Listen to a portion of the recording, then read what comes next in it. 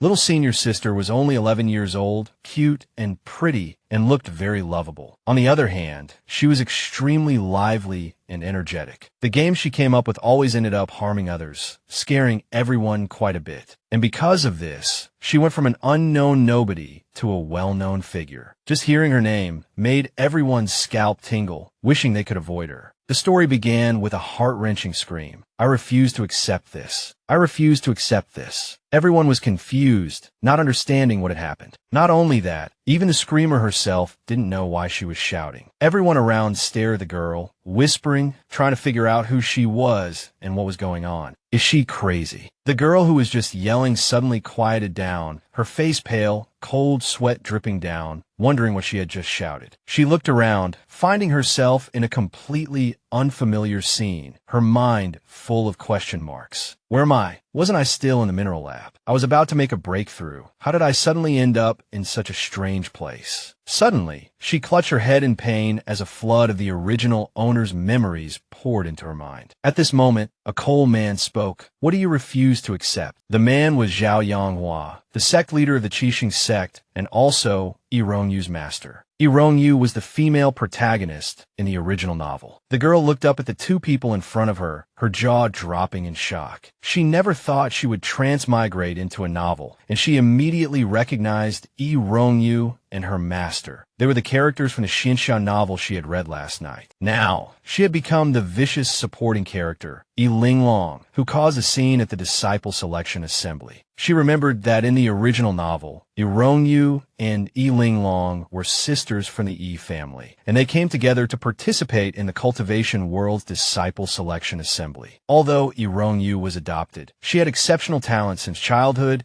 and was deeply loved by the Yi family, while their biological daughter, Linglong, had mediocre talent and an arrogant and domineering personality, becoming the starkest contrast to the female protagonist. At the selection assembly, Ironyu's talent shone brightly, and she was sent to the top sect in the cultivation world, the Qixing sect, while Linglong was assigned to the worst sect. In the original novel, Linglong threw a tantrum like a spoiled child. I refuse to accept this. I want to go to the Qixing sect too. Unreconciled, she publicly used the Yi family's kindness to force Ironyu to take her to the Qixing sect. After entering the sect, Linglong was assigned to be an outer disciple, suffering hardships and learning nothing. She always complained about her situation. Why do I have to suffer while Ironyu lives so comfortably? Meanwhile, Ironyu was accepted as a direct disciple, her cultivation progressing rapidly, becoming a genius girl admired by everyone in the cultivation world. Linglong became jealous, thinking, if I can't have a good life, neither can a female protagonist, so she used tricks to frame Ironyu. In the end, Ironyu crippled her cultivation and expelled her from a sect. Linglong was shot to death by Ironyu's followers, dying a tragic death. The memories of the original novel flashed through her mind like a revolving lantern until Zhao Yanghua's question interrupted her. I'm asking you, what do you refuse to accept? Fortunately, she reacted quickly and shouted loudly. I refuse to accept my parents' favoritism towards my sister, Ironyu. My sister is talented, and this time we both came to participate in the disciple selection assembly to enter the cultivation world. But my parents only prepared a spirit pouch, 10 spirit fruits, and 100 high-grade spirit stones for me, while my sister got nothing. This is so unfair. Even though she's adopted, they shouldn't treat her like this. As she said this, her eyes filled with tears, her acting so realistic that everyone believed her outburst had a reason. She thought to herself, in my past life, I studied so hard every day, and I was about to see the fruits of my labor, but everything turned to ashes. I don't want to work so hard in this life. I'll just go with the flow. No matter how hard I try, I'll still die a tragic death in the end. As long as I can survive, I'll accept even the worst sect. Hearing this, the onlookers began to murmur. The Yi family is too biased. It's a good thing the Yi family's biological daughter, although average in talent, is kind-hearted and willing to speak up about this. A spirit pouch, spirit fruits, spirit stones. Isn't the Yi family a mortal family? How can they be so rich? Zhao Yanghua turned his gaze to the Yi family head and said coldly, absurd. We treat Rongyu like a treasure, yet the Yi family has made her suffer so much. The Yi family head trembled with fear, stammering, how could we mistreat Rongyu? They had originally prepared those things Linglong mentioned for Rongyu, which meant Linglong wouldn't receive anything. The gifts hadn't even been distributed yet, and Linglong dared to expose them in front of so many people. What kind of parents are they? They don't even love their own daughter and even mistreat her. Zhao Yanghua gritted his teeth in anger. You don't need to prepare a spirit pouch for Rongyu. I will prepare a better one for her. However, you must compensate Rongyu with double the spirit fruits and spirit stones. The Yi family head, who truly loved Rongyu, agreed without hesitation. This is our oversight. Of course, we must compensate Rongyu. We will never let her suffer any grievances. Since that's the case, let's put an end to this matter and continue with the disciple recruitment ceremony. Zhao Yanghua said, while pulling Rongyu along, Linglong, you should also go register with your Qingchuan sect. Okay, I understand. After saying that, she suddenly stopped, because she knew that although the Qingchuan sect was known for its rules, it wasn't powerful. All the villains came from this sect. Everyone was rebellious. The entire sect became villains, and in the end, they all died at the hands of Rongyu. Thinking of this, she felt like she had fallen into an ice cellar. Could it be that she still couldn't escape the fate of being killed by Rongyu? At this moment, her mother looked at her with displeasure and said, Linglong, you're really useless. These things were originally prepared for Rongyu. Now you have nothing, and I still have to give Rongyu double. If we agree but can't deliver, the 7-star sect will stand up for Rongyu. Her face darkened. Although she had known for a long time that her parents favored Rongyu, seeing it with her own eyes still felt absurd. So she retorted loudly, according to what you're saying, my sect isn't important. Her father said disdainfully, look at what kind of sect accepted you. Suddenly, someone spoke from behind, and a low, imposing aura washed over them, startling her father. A family head, do you have an opinion about our Qingchuan sect? Being called out by such an oppressive person, her parents immediately broke out in a cold sweat and stammered. We believe the Qingchuan sect is a great sect in the cultivation world, not something ordinary people like us can casually comment on or offend. We hope you can forgive what we just said. The person smiled gently. You're wrong to say that. The Qingchuan sect, including the sect master and disciples, has no more than 15 people. It can't be considered a great sect at all. That person was Hua Tian, the sect master of the Qingchuan sect. Not only the Yi family head, but even Linglong was stunned. She only had one thought. Less than 15 people, what kind of sect is this? Any random sect could wipe out the Qingchuan sect, right? Hua Tian's tone changed. However, you were right about one thing. If you agree but can't deliver, the 7-star sect will stand up for Rongyu. The more Hua Tian spoke, the colder his face and tone became. A ball of flame condensed in his palm, pointing directly at the Yi family head. He also warned Linglong, our Qingchuan sect will also stand up for this. Just this casual display of power was enough to make the Yi family head tremble. The two almost wet their pants on the spot and hurriedly said in terror, our Yi family is a centuries-old family, and we will never go back on our word. Linglong's share will be given to her when she arrives at the Qingchuan sect. Hua Tian continued to point the flame at them, his tone friendly yet threatening. Take it out now. Her father didn't dare to delay and immediately offered the items to Hua Tian ingratiatingly. All right, I'll give it now.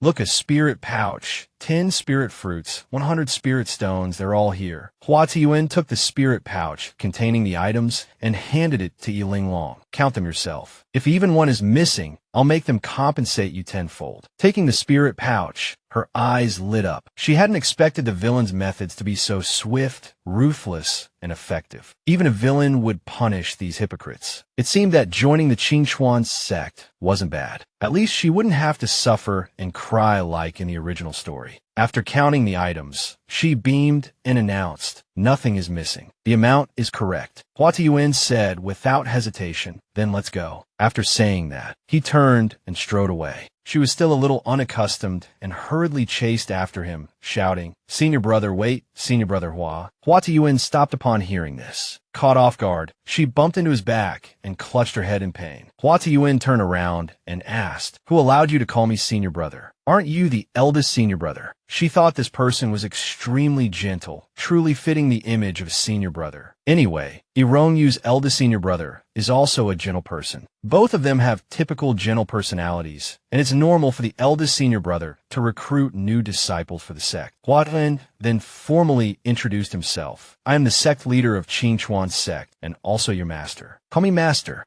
Linglong was stunned, her jaw almost dropping. Countless questions popped into her mind. She hadn't expected that this person was actually the sect leader of Qingchuan's sect, the main villain, Hua Tian. She had never thought that Qingchuan's sect would be so bad that the sect leader himself would come out to recruit disciples. Was there really something wrong with this sect? Looking at his new disciple's expression, Hua Tian asked, "Judging by your expression, are you doubting your master?" This sentence interrupted her train of thought. She immediately switched to flattery mode, putting her eloquent skills to use. "You're the sect leader. How can you be so young? I've never heard of a sect leader in their early 20s. Hua Tian cleared his throat somewhat embarrassedly and said, "You'll understand once you enter Qingchuan's sect." Judging from her master's expression, Linglong felt that her flattery seemed to have worked, and she thought to herself that she would have to practice more in the future. She continued, "Thank you, Master, for not cheat me and accepting me as your disciple, giving me a place to rely on in the cultivation world. Linglong will never forget Master's great kindness." Hearing this, Hua Tian smiled and said to her, "Do you think I accepted you because no one else wanted you? We have standards in Qingchuan's sect." Linglong was curious to know what the standards were. Hua Tian pointed to the surrounding people and said, "We choose people based on their looks. If you're ugly, don't even think about entering my Qingchuan sect." Linglong was speechless at her master's standards. Although her master was indeed good-looking, she couldn't help but sweat, thinking that even so, no one would want to join Qingchuan's sect. Hua Tian didn't waste any more time and took out his sword, preparing to take her back to the sect on it. Seeing the flying sword hovering in front of her for the first time, Linglong was surprised and didn't react for a moment. Her master stood on the sword and extended his hand to her. "Come on up. I've only accepted you today. I'll take you back. Don't worry about anything else. Is it okay to just leave like this?" She hadn't expected her master to skip the process of issuing identity, jade, tokens, and registering new disciples. Regardless of what Linglong thought, Hua Tian picked her up like an object and flew off on his sword, the speed so fast that she couldn't help but scream. The crowd below looked up curiously. Which sect is so arrogant, just flying off with their sword like that? Someone who knew said, "That's Qingchuan's sect. They were lucky today, picked up a precious disciple, and took them straight back." Someone else commented, "So it's Qingchuan's sect. No one wants to go there anyway, so the elders don't have to travel over mountains and rivers with new disciples." In no time, Hua Tian brought Linglong to the gates of Qingchuan's sect. Looking at the scene before her, Linglong exclaimed, "So magnificent." She remembered the description of 7-star sect in the original novel. The characters on the plaque were very proper, and 99 steps behind the gate led directly to the 7-star sect's main hall. In comparison, she felt that Qingchuan's sect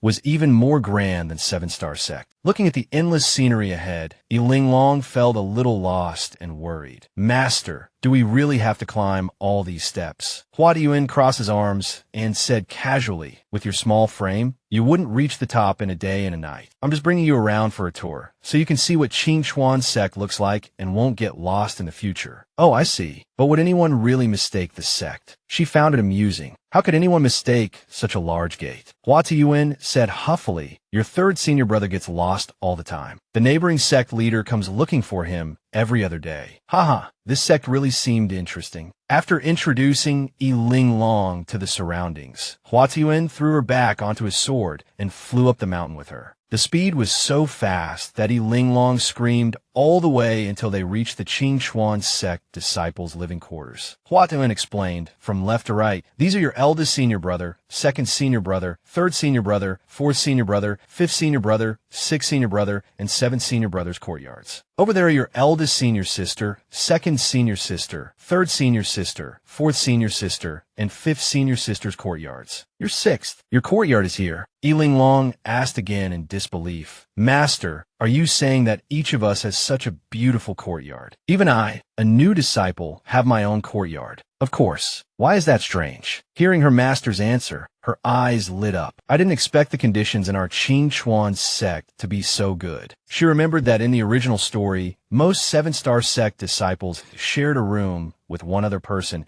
and outer disciples even squeezed 4 to a room. Irongyu had her own room as soon as she arrived at the 7-star sect, which made many disciples jealous. Perhaps her choice to come to the Qingchuan sect wasn't so bad after all. Linglong widened her watery eyes and asked expectantly, "Master, does this mean I'm now an inner disciple of the Qingchuan sect?" Hua Tiyuan chuckled and said, "Including me. Our Qingchuan sect only has 13 disciples. Why would we divide them into inner and outer disciples? We're not like other sects." Linglong pointed to the people coming and going in front of them and said, "But if you count carefully, there are more than 13 disciples, right?" As soon as she finished speaking, Hua Tuan flicked her forehead. "What are you thinking? Those are the servants your 5th senior sister arranged to clean." Linglong covered her forehead, her mouth agape, as if she had heard something absurd. "They even have servants. What kind of heavenly conditions are these?" She sighed inwardly. Whoever said the Qingchuan sect was the worst sect in the world. It was simply fantastic. If it weren't for those rumors, it wouldn't be her turn to enjoy all this. She silently gave 1,000 thumbs up in her heart, thanking those who spread the rumors. Linglong looked around, drooling, unable to believe that she had actually come to such a good place. Hua Tiyuan took her hand and led her to meet her senior brothers and sisters. She was very curious about what her senior brothers and sisters would be like. Hua Tiyuan brought her to a courtyard and enthusiastically introduced, "This is your 7th senior brother's courtyard." She looked left and right, wanting to know what kind of person her 7th senior brother was, but there was no one in the courtyard. Her master then asked the servant beside him, "Where did little 7 go?" The servant respectfully replied, "Sect leader, 7th senior brother, went to the neighboring sect to participate in a martial arts competition." In front of the new disciple, the master felt a little embarrassed and guilty, so he asked, "How long has he been gone?" "Will he be back?" The servant honestly replied, "This disciple doesn't know when he will return, but it has been more than a month." "Don't you know, master?" Hua Tiyuan's eyes widened in surprise. Then he scratched his head and pretended to casually laugh. "Oh, is that so? Of course I know." Linglong was a little suspicious, feeling that this master and sect leader didn't seem very reliable. Hua Tuan pretended to be calm on the surface, but he was gradually losing confidence in front of his little disciple. He continued to lead her to the next courtyard. He introduced, "This is your 6th senior brother's courtyard. You must be here this time." Unexpectedly, the result was the same as before. After taking her to several courtyards, Hua Tuan walked with a ashamed face, and Linglong obediently followed behind. But in her heart, she was roaring, wanting to curse. Is master really the sect leader? How can he not even know where his disciples are? There's definitely a reason why the Qingchuan sect was chosen as the worst sect. At this time, a young man walked over and called out, "Master, why are you here?" The person was by Lu Olai, the eldest senior brother of the Qingchuan sect. He glanced at Linglong and asked, "Who is this?" Seeing the outstanding young man standing in front of her, Linglong's eyes lit up and her cheeks flushed slightly. This was clearly the reaction of a young girl seeing a handsome man. It seemed that master was right. The Qingchuan sect did indeed recruit disciples based on their looks. This eldest senior brother was really handsome. It was a pity that in the end,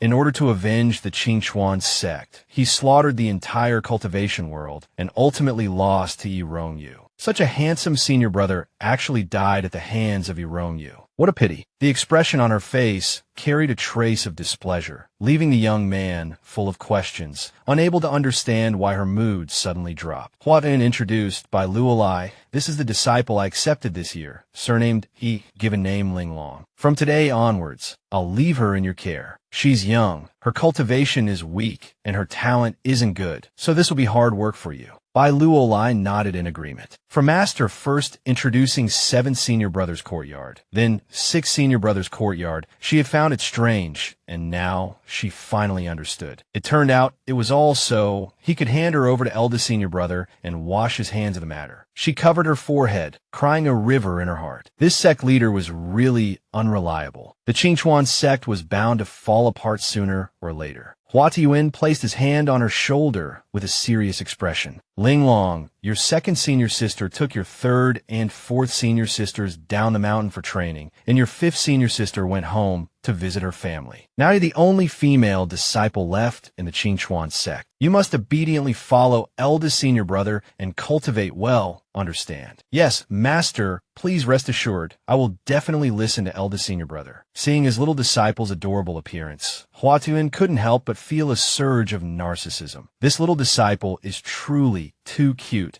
worthy of being the good seedling I chose. Hualien faked a cough and excused himself, claiming he had other matters to attend to, and quickly slipped away. Linglong grumbled inwardly, dissatisfied that her master had so readily handed her off to her eldest senior brother as if completing some sort of task. At this moment, eldest senior brother asked, "Do you know where you are now?" She nodded. "I know. Master just took me on a tour." Eldest senior brother said, "That's good. Go back and rest. There are servants to take care of your food, clothing, and daily needs. If you have any questions in the future, come find me." After saying this, he turned and left. She was stunned. Was this what the first day of entering the sect was like? It felt a little empty, a little too easy, even a little unreal. She remembered that in the original novel, Ironyu's first day at the 7-star sect was hectic. She had to collect her disciples' uniform, get her token, find her room, and memorize the sect rules, keeping her busy all day. But on her first day at the Qingchuan sect, no one seemed to care about her. She was practically bored to death. She began to wonder if the sect had only accepted her to fill their quota. Just as she stood there in a daze, Bai Luolai turned back and asked, "Little junior sister, are you feeling unwell?" Linglong stammered, unable to speak, her mind in a whirl. Was there a problem? Maybe there was, maybe there wasn't. Retiring at the Qingchuan sect wasn't actually a bad idea. At least no one was watching her, and there was no Ironyu around to show off and make her feel awkward. Bai Luolai watched her standing there like a wooden figure, his mind full of question marks. He then guessed, is little junior sister scared? It made sense. She was still so young, and this was her first time leaving home and entering a sect. Being afraid was normal. He had to find a way to comfort her. Suddenly, an idea came to him. He took off his ring and handed it to her, saying, "This is a welcome gift from your senior brother. A Shumi ring.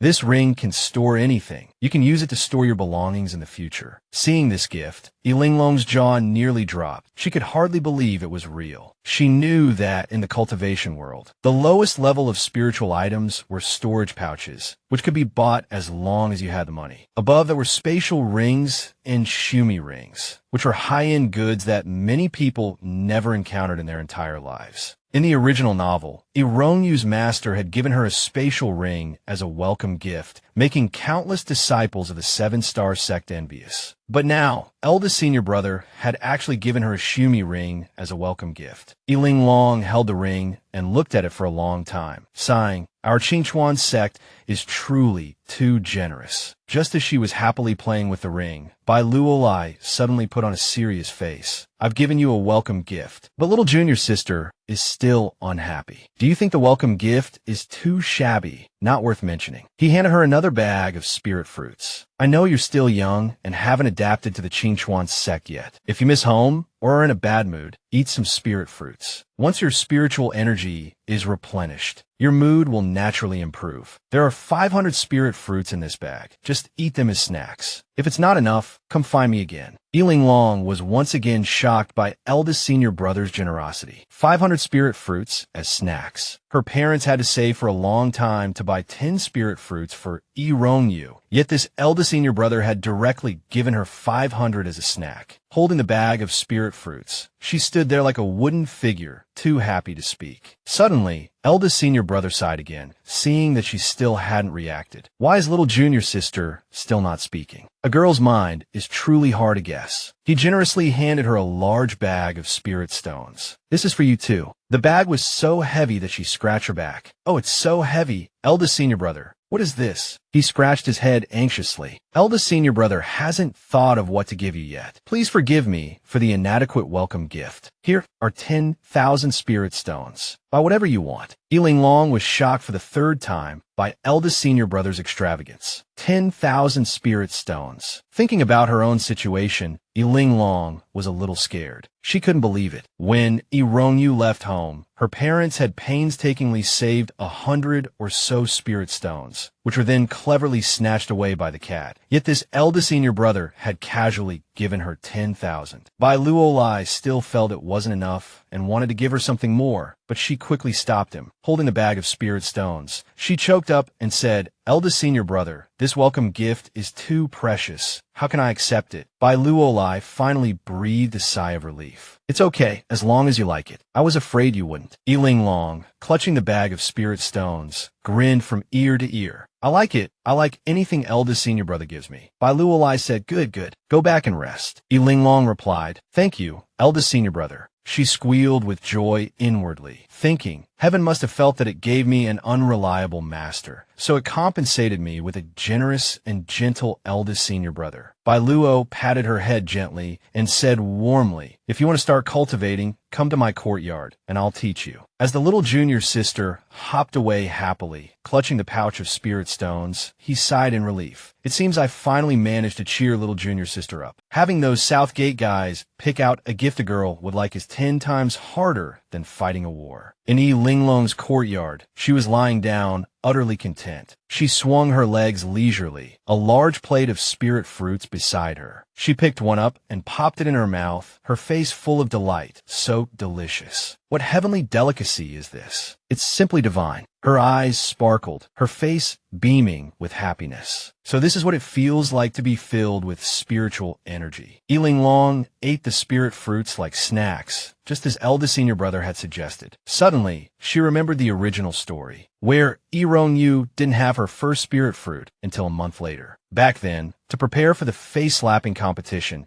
she ate 3 in one go and regretted it for a long time. She imagined if Yu were in front of her now, sister, look at this fruit, I'll eat one, and give one to the dog, it would definitely infuriate her. She ate another spirit fruit, her mind still on Yu. For some reason, the thought of Yu's fuming face made her incredibly happy. Perhaps it was because the original owner had suffered so much injustice in the Yi family, and being able to enter the cultivation world on her own was already a tremendous blessing. But because all the family's resources were given to Yu, the original owner received nothing, which caused many delays. However, if her parents had given her some resources from the beginning, she might have missed out on such a good place like the Qingchuan sect. Suddenly, she was startled, remembering that in the original story, the Qingchuan sect was the villain, and everyone in it was a stepping stone on Yu's path to ascension, especially eldest senior brother. Not only was he stabbed to death by Yu, but his magical artifacts were also taken away, a truly tragic ending. She quickly shook her head to calm herself. No, that's my eldest senior brother. I have to think of something quickly. I can't let them end up like that. She was currently enjoying eldest senior brother's favor. How could she let anyone hurt him and hinder her peaceful retirement at the Qingchuan sect? Linglong got up, wanting to go find eldest senior brother. However, she noticed something was off about the atmosphere in the room. Why was there a breeze? Suddenly, a young man leaned close to her face, startling her. Who are you? The young man said excitedly, I heard Master brought little junior sister back, so I rushed over immediately. I didn't expect it to really be little junior sister. Little junior sister is so small, like a bean sprout. As he spoke, he held up his little finger to gesture at her size. Being called a bean sprout, Linglong angrily retorted, I thought all my senior brothers would be tall and slender like bamboo, like eldest senior brother, but I didn't expect there to be one shaped like a winter melon. Compared to a winter melon, the young man knew he'd met a sharp-tongued opponent and laughed. Little junior sister has quite the mouth. No wonder you can eat spirit fruits. Your fighting power is truly extraordinary. Linglong quickly wiped her mouth, removing the sticky juice, but still refused to back down. You know that, and you still came to provoke me. The young man said with a smile, I just wanted to tease little junior sister. He looked at her carefully, and her face suddenly flushed red from her own cuteness. Little junior sister is small, but really cute. So cute that it's hard not to like you.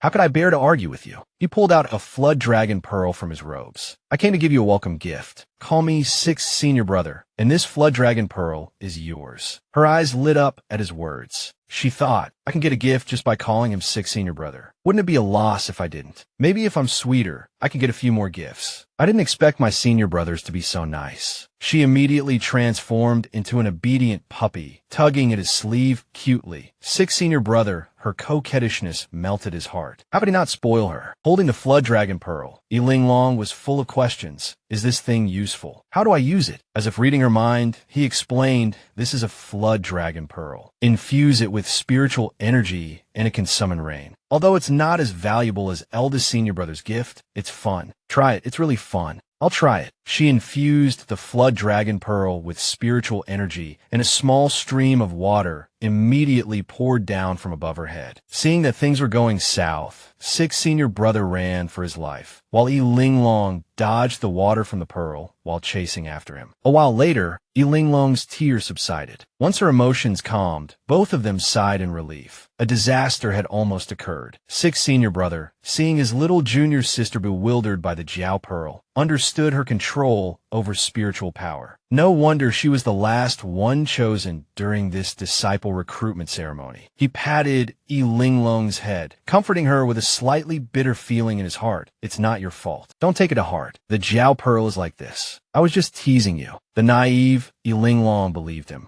She then asked Six's senior brother, will Master really not teach us cultivation? That's right. He never bothers with our affairs. He just stays in his own place, spending his days writing calligraphy and drinking tea, more carefree than an old man in the countryside. Hearing this, she asked with a belly full of doubts, if Master doesn't teach us cultivation, what will we do if we encounter a powerful enemy in the future? Can Master really block all enemies by himself? Six's senior brother couldn't help but burst into laughter, as if he had heard some kind of joke. Relying on him, you might as well rely on eldest senior brother. For a golden core cultivator like Master to make a move. If he doesn't feel embarrassed himself, I'd feel embarrassed for him. Then what is eldest senior brother's cultivation level? Hearing Six's senior brother say that eldest senior brother was a nascent soul cultivator, she opened her mouth in surprise. Eldest senior brother is a nascent soul cultivator. She knew that in the lower cultivation world, the lowest level was chi refining, then foundation establishment, then golden core, and finally nascent soul. Nascent soul was the highest level of cultivation. If a nascent soul cultivator could break through to deity transformation, they could go to the upper cultivation world to cultivate. Therefore, the sect leaders of the lower cultivation world were all nascent soul cultivators. She also remembered that in the original story, when Irongyu defeated Luaba was a nascent soul cultivator, while Irongyu was only a golden core cultivator. This event took place 3 years later. But now, eldest senior brother's cultivation hadn't improved in 3 years. Linglong pondered. Now, eldest senior brother is a nascent soul cultivator. If he cultivates diligently and breaks through to deity transformation within 3 years, while Irongyu is still only a golden core cultivator, how will she fight him 3 years later? The image of eldest senior brother tying up Irongyu, hanging her from a tree, and whipping her until she cried appeared in her mind. The more she thought about it, the more excited she became. A cunning and mischievous smile appeared on her face, clearly indicating she was planning something big. Linglong secretly made up her mind. I absolutely cannot let that little Irongyu bully my eldest senior brother. So what if her talent is higher than mine? It's just a test. If she can't pass it, eldest senior brother will. Her mind was filled with the thought that no one could stand in the way of her happiness. As she planned her strategy,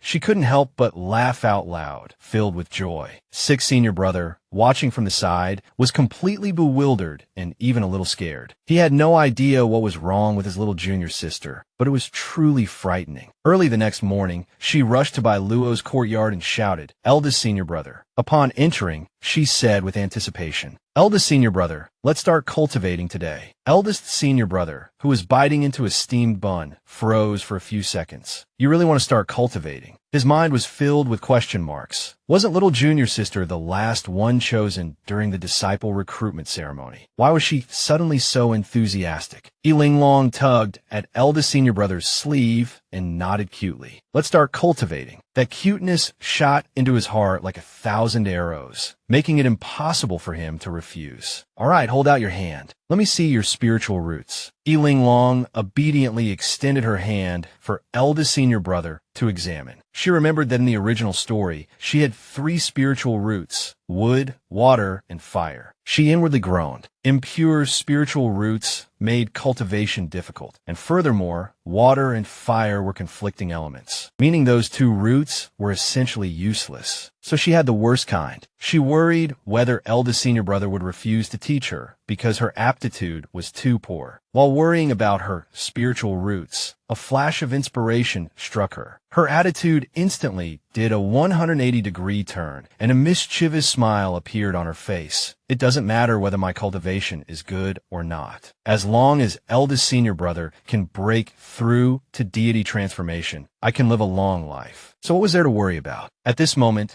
Bailuo finished his examination and said, "You have 3 spiritual roots: wood, water, and fire. Although your spiritual roots are a bit mixed, making cultivation more difficult than others, it also means you have more possibilities than others. As long as you work hard, you definitely won't be worse than others." Linglong thought her senior brother was comforting her because he was afraid she would be sad, and this moved her to tears. She remembered how, back home, her parents always complained about her poor spiritual roots and were unwilling to waste any more effort on her. Later, anything beneficial for cultivation would be given to her older sister first, and everyone treated her like trash. No one was willing to put any extra effort into her, not even her parents. But now, senior brother, whom she had only known for a day, said she had a lot of potential and that as long as she worked hard, she wouldn't be any worse than others. He cared so much about her. How could she let anyone hurt him? It was a pity that her expressions and emotions always seemed to scare him. Senior brother, always misinterpreting her thoughts, gently patted her head and said encouragingly and comfortingly, "Little junior sister, I'll teach you from the most basic cultivation techniques. It might be a little difficult, but if you can't learn it the first time, we'll just practice it a few more times." Linglong nodded obediently and gratefully agreed. She was like an obedient kitten, soft and cute, making senior brother's heart melt. How could he not dote on her? He said gently, "You're still young. Cultivation is inherently complex for you." To encourage her, a brilliant idea struck him. "If you can memorize the introductory cultivation technique today, I'll give you 100 spirit fruits. If you memorize it within 3 days, I'll give you 50 spirit fruits. How about that?" The prospect of learning and receiving spirit fruits made Linglong's eyes light up, her mouth practically watering. Her admiration for senior brother grew even stronger. He was gentle, considerate, and patient, speaking to her as if coaxing a child, and she loved this feeling. Not to mention, the original owner had never received such treatment, and even she hadn't experienced this in the modern world. Linglong remembered that in the modern world, her parents were extremely strict with her and had never coddled her. Under their high-pressure education, she became the youngest research professor in the country, working day and night, and hadn't even finished reading this novel. She had only read half of it before transmigrating. Thinking of this, she felt quite sorry for herself. Now she only knew that more than half of the people in the Qingchuan sect would die at the hands of Irongyu. She didn't know what would happen after that, and she couldn't help but feel a little sad. While Linglong was lost in thought, Bailuo dotingly handed her a spirit fruit. "Here's a spirit fruit as a reward before you even start learning. This will give you the energy to study." After eating it, she was a little surprised, but her heart was filled with happiness. She didn't expect senior brother to spoil her so much, giving her a reward before she had even learned anything. Although the reward warmed her heart, she firmly refused. Does senior brother usually spoil other junior disciples like this? According to the agreement, only those who memorize the technique can receive spirit fruits. Senior brother shouldn't give them to me in advance. Seeing little junior sister's serious attitude, he simply smiled and said earnestly, "Little junior sister is right. I will definitely keep my promises in the future. Now, let's begin our lesson." Linglong followed behind by Luolai, her heart blossoming with joy. Senior brother didn't usually smile, but when he did, it was especially beautiful, as if the whole world lit up. Fortunately, she had transmigrated into the body of a small child. Otherwise, she would have already become a lovesick girl. After entering the room, senior brother earnestly instructed her, "Now, I will start reciting the cultivation mantra for you.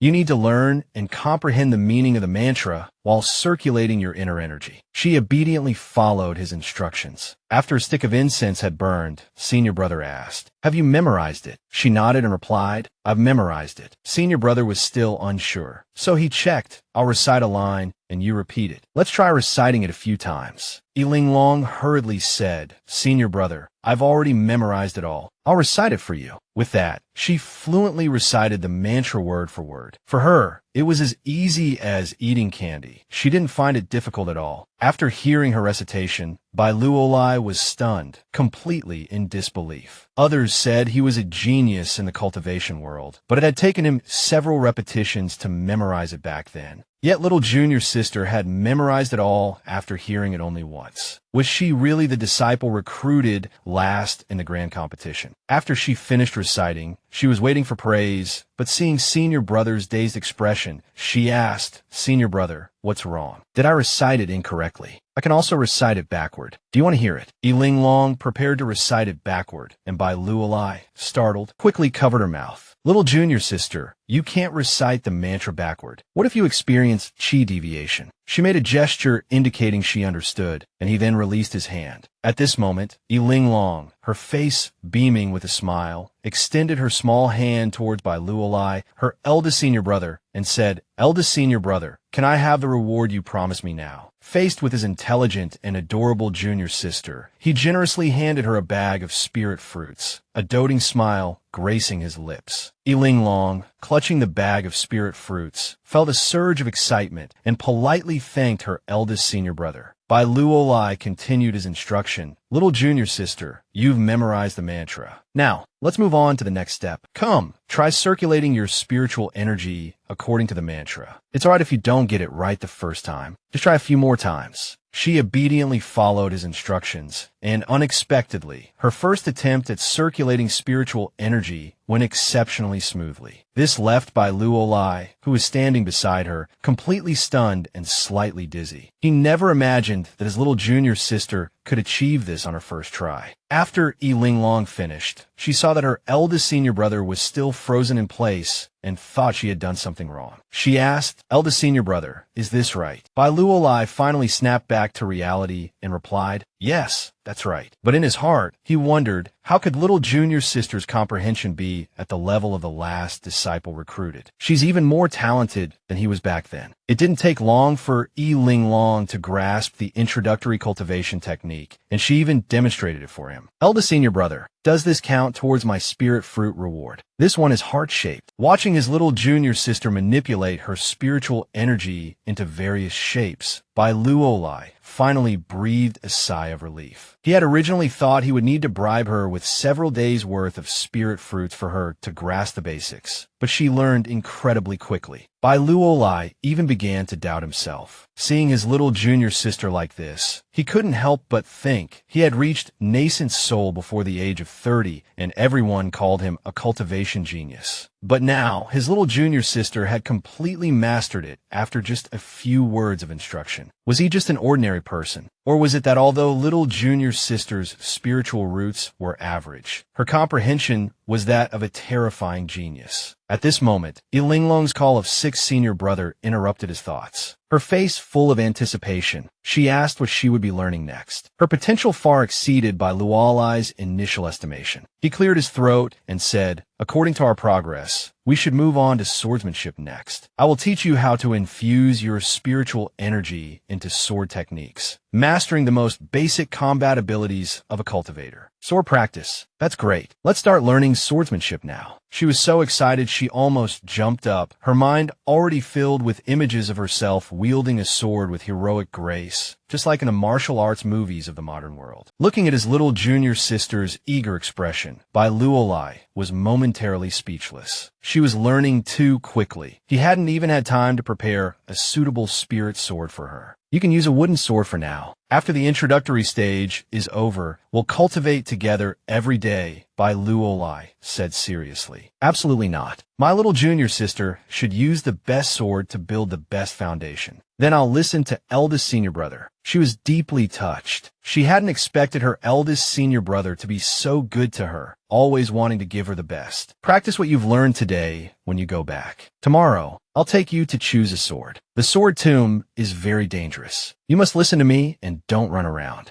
Linglong remembered from the original novel that the 7-star sect sword tomb was in a pagoda, so she guessed that the Qingchuan sect sword tomb should be similar. However, she didn't know where the Qingchuan sect sword tomb was located or how dangerous it would be for her. In Linglong's courtyard, sixth senior brother reacted to the news as if he had been struck by lightning, exclaiming, "What? Eldest senior brother is taking you to the sword tomb tomorrow. His reaction left Linglong bewildered. She didn't understand why her sick senior brother was so shocked about her going to the sword tomb. Sick senior brother realized he had overreacted and awkwardly coughed, avoiding her inquisitive gaze. After composing himself, he calmly said, "Go, go. But you must listen to eldest senior brother and don't run around." His exaggerated reaction piqued her curiosity, so she deliberately put on an extremely cute expression, hoping to coax some information out of him. "Sick senior brother, are you really sure you have nothing to tell me?" Although her cuteness melted his heart, he still refused to say another word. But Linglong wasn't about to give up so easily. If one tactic didn't work, she'd switch to another. When acting cute failed, she resorted to throwing a tantrum. She suddenly burst into tears, causing sick senior brother to panic. "Little junior sister, why are you suddenly crying like this?" Through her tears, she cried, "None of you would tell me the truth. I have to go to the sword tomb tomorrow, and everyone says it's dangerous, but no one will tell me how it's dangerous. What if I accidentally touch something I shouldn't and die there?" He panicked at her ominous words, quickly covering her mouth. "You won't die. Eldest senior brother will watch over you." Finally, he threw up his hands in defeat, deciding to tell her everything. She was staying at Qingquan's sect. She'd find out sooner or later anyway. Getting her wish, her expression immediately changed, and she urged sick senior brother to hurry up and tell her. He obediently explained why Qingquan's sect was considered the most useless sect in the cultivation world. Cultivation sects usually choose locations with abundant spiritual energy to build their mountain gates, as this makes cultivation easier. But Qingquan's sect's mountain had pitifully little spiritual energy, making it essentially unsuitable for cultivation. The real abundance of spiritual energy and countless treasures were in the secret realm beneath Qingquan sect's mountain. All the Qingquan sect disciples cultivated there. When you first arrived, I was in the courtyard because I was there too. Otherwise, how could such a poor place like Qingquan sect afford to let us eat spiritual fruits freely? Now, she finally understood why she couldn't sense any spiritual energy around except when eating the fruits. Her rapid progress was all thanks to eldest senior brother's spiritual fruits. Qingquan sect wasn't suitable for cultivation, yet eldest senior brother was already at the nascent soul stage, and sixth senior brother was at the golden core stage. That's why you're both so young and yet so highly cultivated. In other sects, you would both be considered geniuses. He handed her a spiritual fruit different from the ones they usually ate. "Try this. I just picked this red flame fruit this morning. It has more spiritual energy and tastes better than ordinary spiritual fruits." Holding the red flame fruit, she could hardly believe she had obtained it so easily. The original story mentioned that Ironyu only got one after reaching the foundation establishment stage and exploring the secret realm with the sect. Back then, Ironyu fought to the death, slaying the three-headed flame bird guarding the red flame fruit to obtain it. It was her greatest harvest in the secret realm at the time, causing countless people to be envious, and she even received a reward for it. Looking at the red flame fruit in her hand, she felt a mix of emotions, staring at it in a daze. Sixth senior brother ruffled her hair and asked, "Little junior sister, why aren't you eating it?" She held the red flame fruit, but hesitated, afraid to take a bite. Thinking about how sixth senior brother must have suffered to pick the fruit, although she knew he cared for her, how could she eat it as casually as an ordinary spiritual fruit? Her eyes reddened, and she choked up. "I heard that the red flame fruit is guarded by a three-headed bird." He finally had the chance to show off in front of little junior sister. "Your sixth senior brother is a golden core cultivator. What's a mere three-headed flame bird?" Unexpectedly, Linglong's expression remained unchanged. "So what if you're a golden core cultivator?" When Yu found the red flame fruit, that three-headed flame bird seriously injured a golden core cultivator. He hadn't expected little junior sister to be so worried about him. He leaned in and pinched her adorable cheeks, saying dotingly, "You're such a little fool. But your expression is so strange. Your face is all squished. You look so fierce. It's a good thing I adore you, or you definitely hold a grudge and make me regret it later." He joked, "Don't be like that. Although the red flame fruit is rare, it wasn't difficult for me to pick. See, I came back in one piece. Knowing you care about your sixth senior brother makes giving you the red flame fruit worth it." She struggled as he pinched her.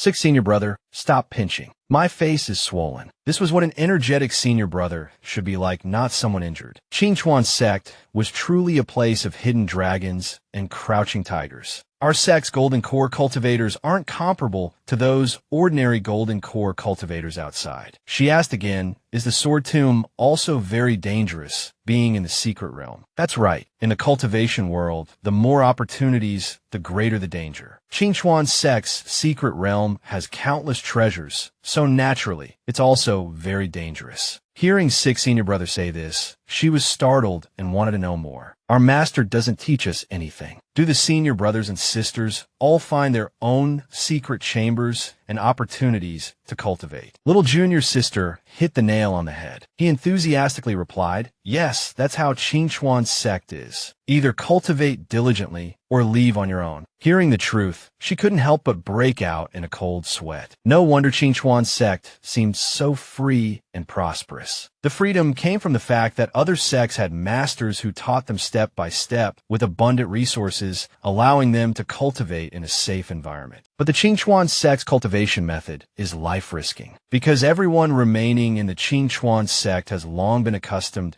to cultivating on the edge of life and death. They're stronger and gain more than others. That day she received so many spirit fruits from eldest senior brother, and today she received a red flame fruit from sixth senior brother. She accepted them without a second thought, but these were all obtained by them through dangerous experiences in the secret realm. Linglong finally understood why every time Rongyu defeated the villains of the Qingchuan sect in the original story, she always gained a lot. The treasures in Rongyu's hands were all desperately earned by her senior brothers and sisters. The more she thought about it, the angrier she became. Rongyu had stolen her parents' love before, and in the future, she would steal all the treasures of her senior brothers and sisters and eventually kill them. Thinking of this, she couldn't help but tremble, tears streaming down her face. He hadn't expected that giving little junior sister a red flame fruit, originally intended to make her happy, would instead make her worry and cry, leaving him worried and scared. Little junior sister, why are you crying? She was a little embarrassed and refused to admit it. Nonsense, I'm not crying. I just got some sand in my eyes. She quickly wiped away her tears and tried to regain her composure. Linglong was already embarrassed by her loss of control, but this slow-witted sixth senior brother had to come closer and blow on her eyes, making it extremely awkward. She dried her tears and asked her senior brother, if you keep cultivating in the Qingchuan sect's secret realm, can you really break through from nascent soul stage to deity transformation stage? Sixth senior brother nodded directly. Our eldest senior sister broke through to deity transformation there. This sect was truly astonishing, full of surprises. First, every new disciple had their own independent courtyard and servants to attend to them. Then spirit fruits were as plentiful as candy and could be eaten casually. And now, there was even a deity transformation stage expert residing in the sect. Sixth senior brother said, eldest senior sister is in seclusion all year round and is very difficult to see, with various benefits and geniuses emerging endlessly. Linglong decided on the spot to go cultivate in the secret realm tomorrow. Eldest senior sister's existence proved that the secret realm was indeed useful. From nascent soul to deity transformation, senior brother could definitely do it too. Once she entered the secret realm, senior brother would definitely follow her to cultivate. You cultivate, I cultivate, everyone cultivates, and after cultivation, we'll deal with Rongyu. It didn't matter. It seemed that this little junior sister was going to be spoiled by her senior brothers and sisters, turning the sect upside down. His peaceful days were over. She was having a sweet dream, thinking about how she would work hard to help her senior brother improve his cultivation and protect the sect from destruction, just like in the original story, but sixth senior brother poured cold water on her. Little junior sister, don't be silly. Come practice your sword with senior brother. It's very dangerous inside. Even if you want to enter the Qingchuan sect's secret realm to cultivate, you have to at least wait until the golden core stage. Linglong panicked immediately. She had just started qi refining, and the Qingchuan sect had no spiritual energy. How could new disciples cultivate? She had to wait until golden core to enter the secret realm. So what should she do? Could she only follow the old path of the original story? Sixth senior brother didn't expect little junior sister to to be so desperate to cultivate and improve. He patted his chest and guaranteed, if little junior sister wants treasures, senior brothers and sisters will find them for you. If you want spiritual energy, senior brothers and sisters will pick spirit fruits for you. If you want experience, senior brothers and sisters will take you out. In short, you can't just enter the Qingchuan sect's secret realm to cultivate before reaching the golden core stage. After saying that, he pouted at the spoiled little junior sister. Linglong rubbed her forehead and complained, "How long will that take?" Sixth senior brother analyzed seriously. That depends on individual effort and talent. For example, second senior sister took third senior sister and fourth senior sister out for training this time, and they will probably break through to golden core when they return. Fifth senior sister has already gone home. She is still in the middle stage of foundation establishment, and it's still early for her to reach golden core. Hearing that everything depended on talent, Linglong felt a little discouraged. Her spiritual roots weren't that good, but she considered herself smart and believed that as long as she worked hard, she could succeed. Even if her aptitude was mediocre, as long as she was willing to work hard. Ironyu took 3 years to go from chi refining to golden core, and she also had hope of catching up. Little junior sister was spacing out again, not listening to him at all, so he had to pull her back to reality. Little junior sister, did you hear me? Tomorrow, when we go to the secret realm, remember to listen to senior brother and don't wander off, okay? Although little junior sister said she was listening and obediently agreed, he was still a little worried. Her emotions were all over the place. Was she really listening? Linglong didn't want to listen to six senior brother's nagging anymore, so she found an excuse to send him away. Thank you, six senior brother, but it's getting late. You should rest too. I still need to review the cultivation techniques senior brother taught me today. Little junior sister kicks me out as soon as she gets what she wants. What an ungrateful little thing. All my concern for you is wasted. Linglong returned to her room contentedly and happily took out a red flame fruit to enjoy. Taking a bite, the juice burst in her mouth, sweet and sour, absolutely delicious. Oh my God! After eating it, her whole body was enveloped in spiritual energy, so warm and comfortable. She sat cross-legged, feeling and transforming this spiritual energy, enhancing her cultivation. In the original story, after Ironyu obtained the red flame fruit, she treasured it for a long time and was reluctant to eat it, only using it when she broke through from foundation establishment to golden core. But now, Linglong, only 2 days after joining the sect, and still in the early stage of chi refining, had already eaten the red flame fruit. What a waste. If outsiders knew she was squandering such a treasure, they would definitely chop her head off. Early the next morning, Linglong ran energetically to senior brother's courtyard. She didn't know that just one night of cultivation had allowed her to break through directly from the early stage of chi refining to the middle stage. She was now at the same cultivation level as Ironyu. The sword tomb was about to open, and she could also choose her own sword. Thinking of this, she couldn't help but feel excited. Bai Luo Lai and six senior brother were talking in low voices in the courtyard. Bai Luo Lai was reprimanding six senior brother for telling little junior sister about the secret realm, especially since she was so young. If she left Qingchuan's sect before reaching golden core, the sect master would definitely kill him. Just then, Linglong walked in, making both of them a little awkward and flustered. Bai Luo Lai turned around, not daring to look directly at her. Six senior brother was also a little flustered, stammering and unable to speak. He approached little junior sister, but couldn't control his nervous fidgeting. Although Linglong was just a little sprout now, she was actually a doctoral student in the modern world. She could tell at a glance that these two were discussing something behind her back that they didn't want her to know. Sigh, why were there so many secrets in Qingchuan sect? Although curious, she didn't dare to ask too much. Senior brother, I'm here. Let's go to the sword tomb. Bai Luo Lai didn't say much, just turned around and said, let's go. Seeing six senior brother was also going to follow, she asked, is six senior brother going too? Yes, we're all going with you.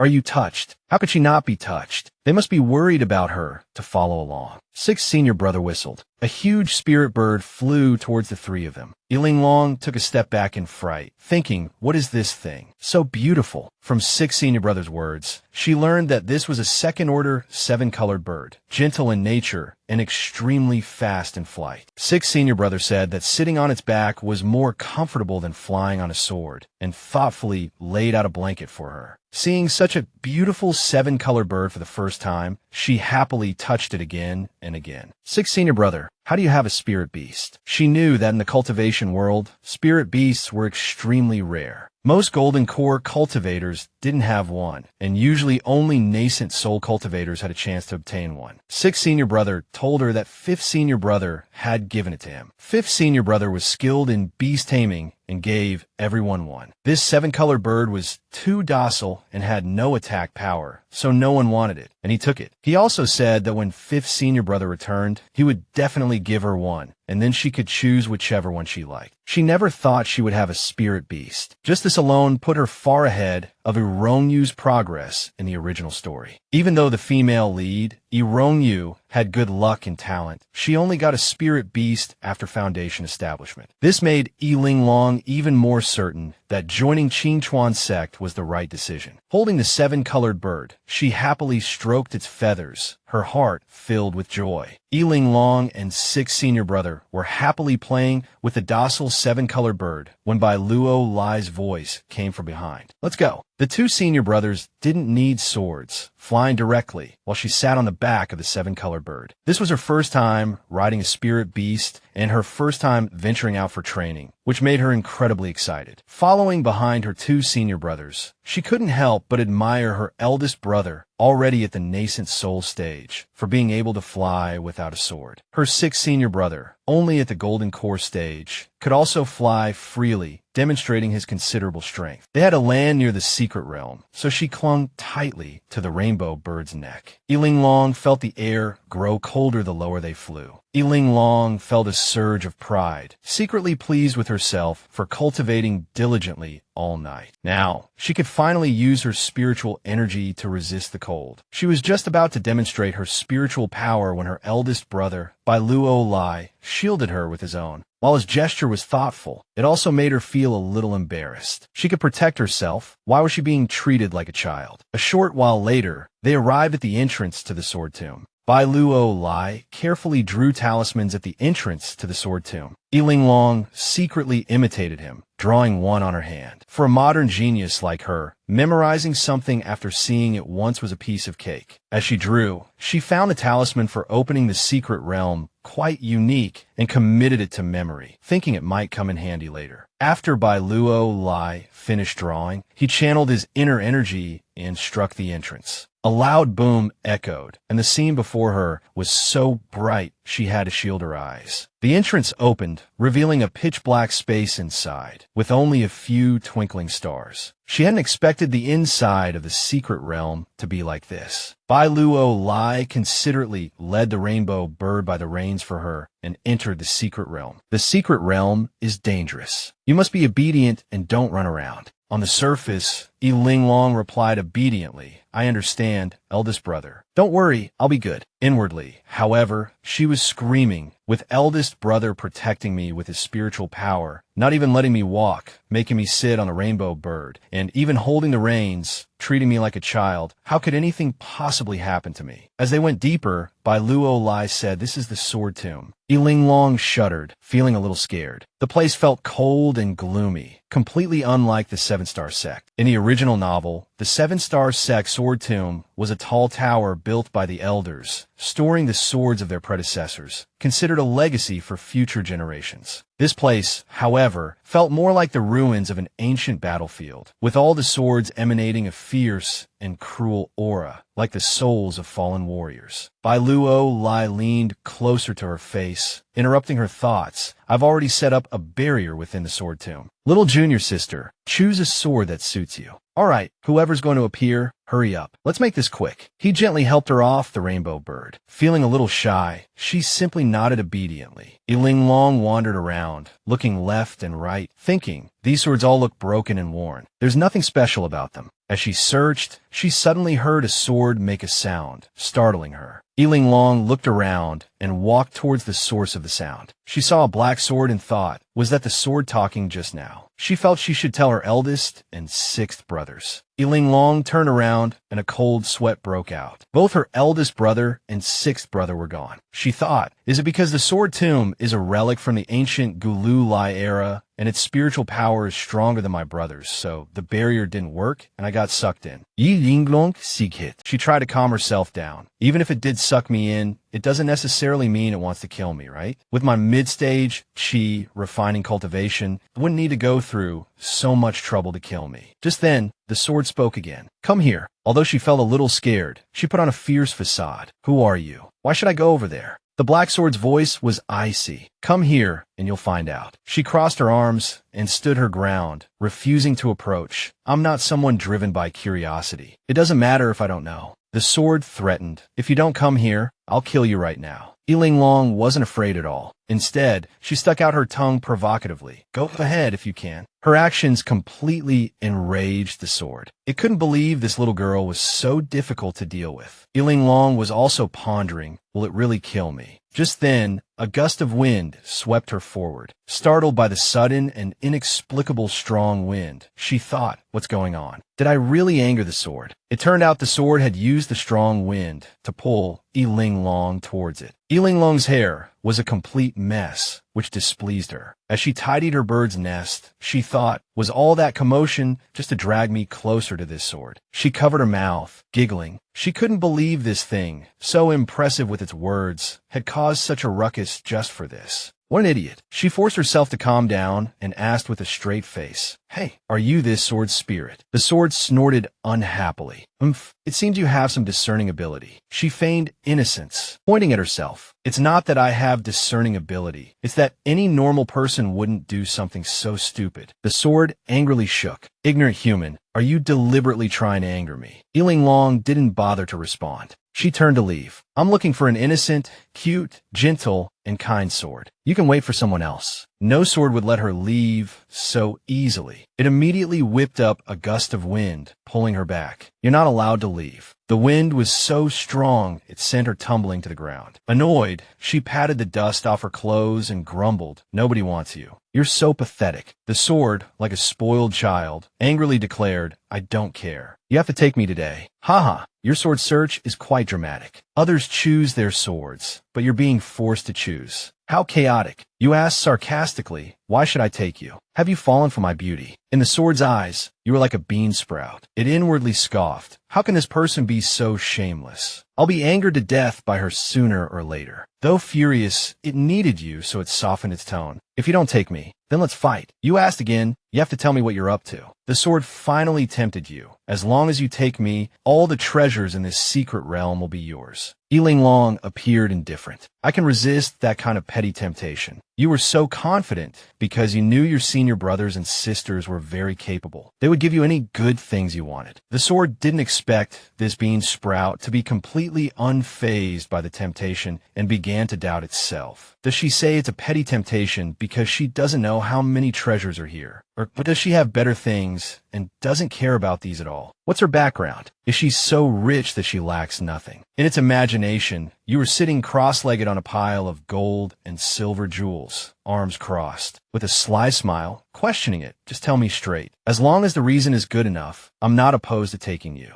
Knowing that treasures couldn't tempt you, it sighed and told the truth, I need your blood. Hearing that it needed your blood, you froze, then closed your eyes, recalling the plot you had read in the original story. In the original story, you were the arrogant and untalented female supporting character who died without ever knowing what was good about her. You remembered that in the original plot, after you were killed by Irongyu's group of simps, Irongyu rushed to your corpse, unable to bear the thought of you being left exposed in the wilderness, and took your heart's blood while collecting your body. Because even though you were dead then, your heart's blood was still warm and vital. It wasn't until you read this part that you realized Irongyu hadn't used your blood yet, so you didn't know what its use was. Judging by the Black Sword's reaction, it seemed this blood must have a significant purpose. Thinking of this, you couldn't help but praise Irongyu. No wonder she's the female lead. She's so lucky. She can pick up treasures from anyone she kills. Seeing you, the bean sprout, standing there silently, the sword trembled with anger and roared. I already told you, agree quickly. Linglong didn't agree, but instead asked, what's so special about my blood? The sword replied furiously, I don't know, but I can sense a powerful life force in your blood, the kind of great vitality that can embrace all things and make them revive and grow. Linglong raised her hands, looked at them, and thought doubtfully, does my blood really have such a great effect? Is it true? But all doubts were answered. You revealed a sly, devilish smile. You said earlier that as long as I take you, all the treasures in this secret realm will be mine. Is that true? This made the sword begin to doubt itself. Why do I feel like I'm being tricked? This bean sprout is too cunning. She just said she could resist the temptation, and now she's looking for an excuse. Seeing it didn't answer, you turned and pretended to leave, scaring it into shouting, it's true. It didn't care about anything anymore, because its master needed your blood, and it was willing to pay any price. With this, you've truly struck it rich. Others enter the sword tomb just to find a single sword for cultivation, but you went in and took all the treasures. What a haul. Your objective is complete. Linglong smiled happily and turned around, saying, since you're so insistent on giving yourself to me, I'll magnanimously accept you. Having said that, she dripped a drop of blood onto the palm of her hand, completing the exchange. The moment the blood landed on the sword's surface, it erupted in a dazzling light. The drop of blood floated in the air, drifting towards another location. She knew her blood had been offered to the black sword. The black sword released its spiritual energy, pulling her along with the blood droplet. Only then did she understand that the black sword wasn't actually going to drain her blood dry. It just said it needed her blood, but it didn't say it was for its own use. She was a little angry. She hadn't expected the black sword to be even more cunning than her. Moreover, where was this sword taking her? The black sword brought Linglong to a lotus pond. She could sense the exceptionally rich spiritual energy here. It was so rich that she couldn't wait to sit down and cultivate immediately. She noticed that the drop of blood had landed on a lotus flower, and a snake was coiled in the center of the flower. It turned out that it was this snake that truly needed her blood. After receiving the blood droplet, the snake opened its eyes, looked around for a few seconds, then closed its eyes and continued to sleep. Looking at the snake, she couldn't help but admire it. It was such a beautiful snake, its eyes resembling pure lapis lazuli. She stood on tiptoe, wanting to get closer for a better look. As Linglong moved closer to observe, the snake cooperatively opened its eyes and extended its head for her touch. Just as her hand was about to touch the snake's head, she suddenly heard her two senior brothers calling her, "Little junior sister. Little junior sister. We found little junior sister. She's here." Hearing this, the snake turned its head and swam away. She stood up and turned around, seeing her two senior brothers running towards her. She had wanted to point the snake out to her senior brothers, but when she turned back, both the snake and the lotus flower had disappeared. She began to doubt everything that had just happened, wondering if it had all been a dream. Lu Baiwei ran to her side, panting, "Little junior sister, where did you go just now? We were so worried. Are you all right?" Hearing this, she froze and began to think. Seeing how worried sick senior brother was, it seemed she really had disappeared just now and had only just been brought back. She thought to herself, the black sword's power is probably even greater than eldest senior brothers. Telling the truth wouldn't help and would only implicate them, so she feigned ignorance. "I was just looking around nearby.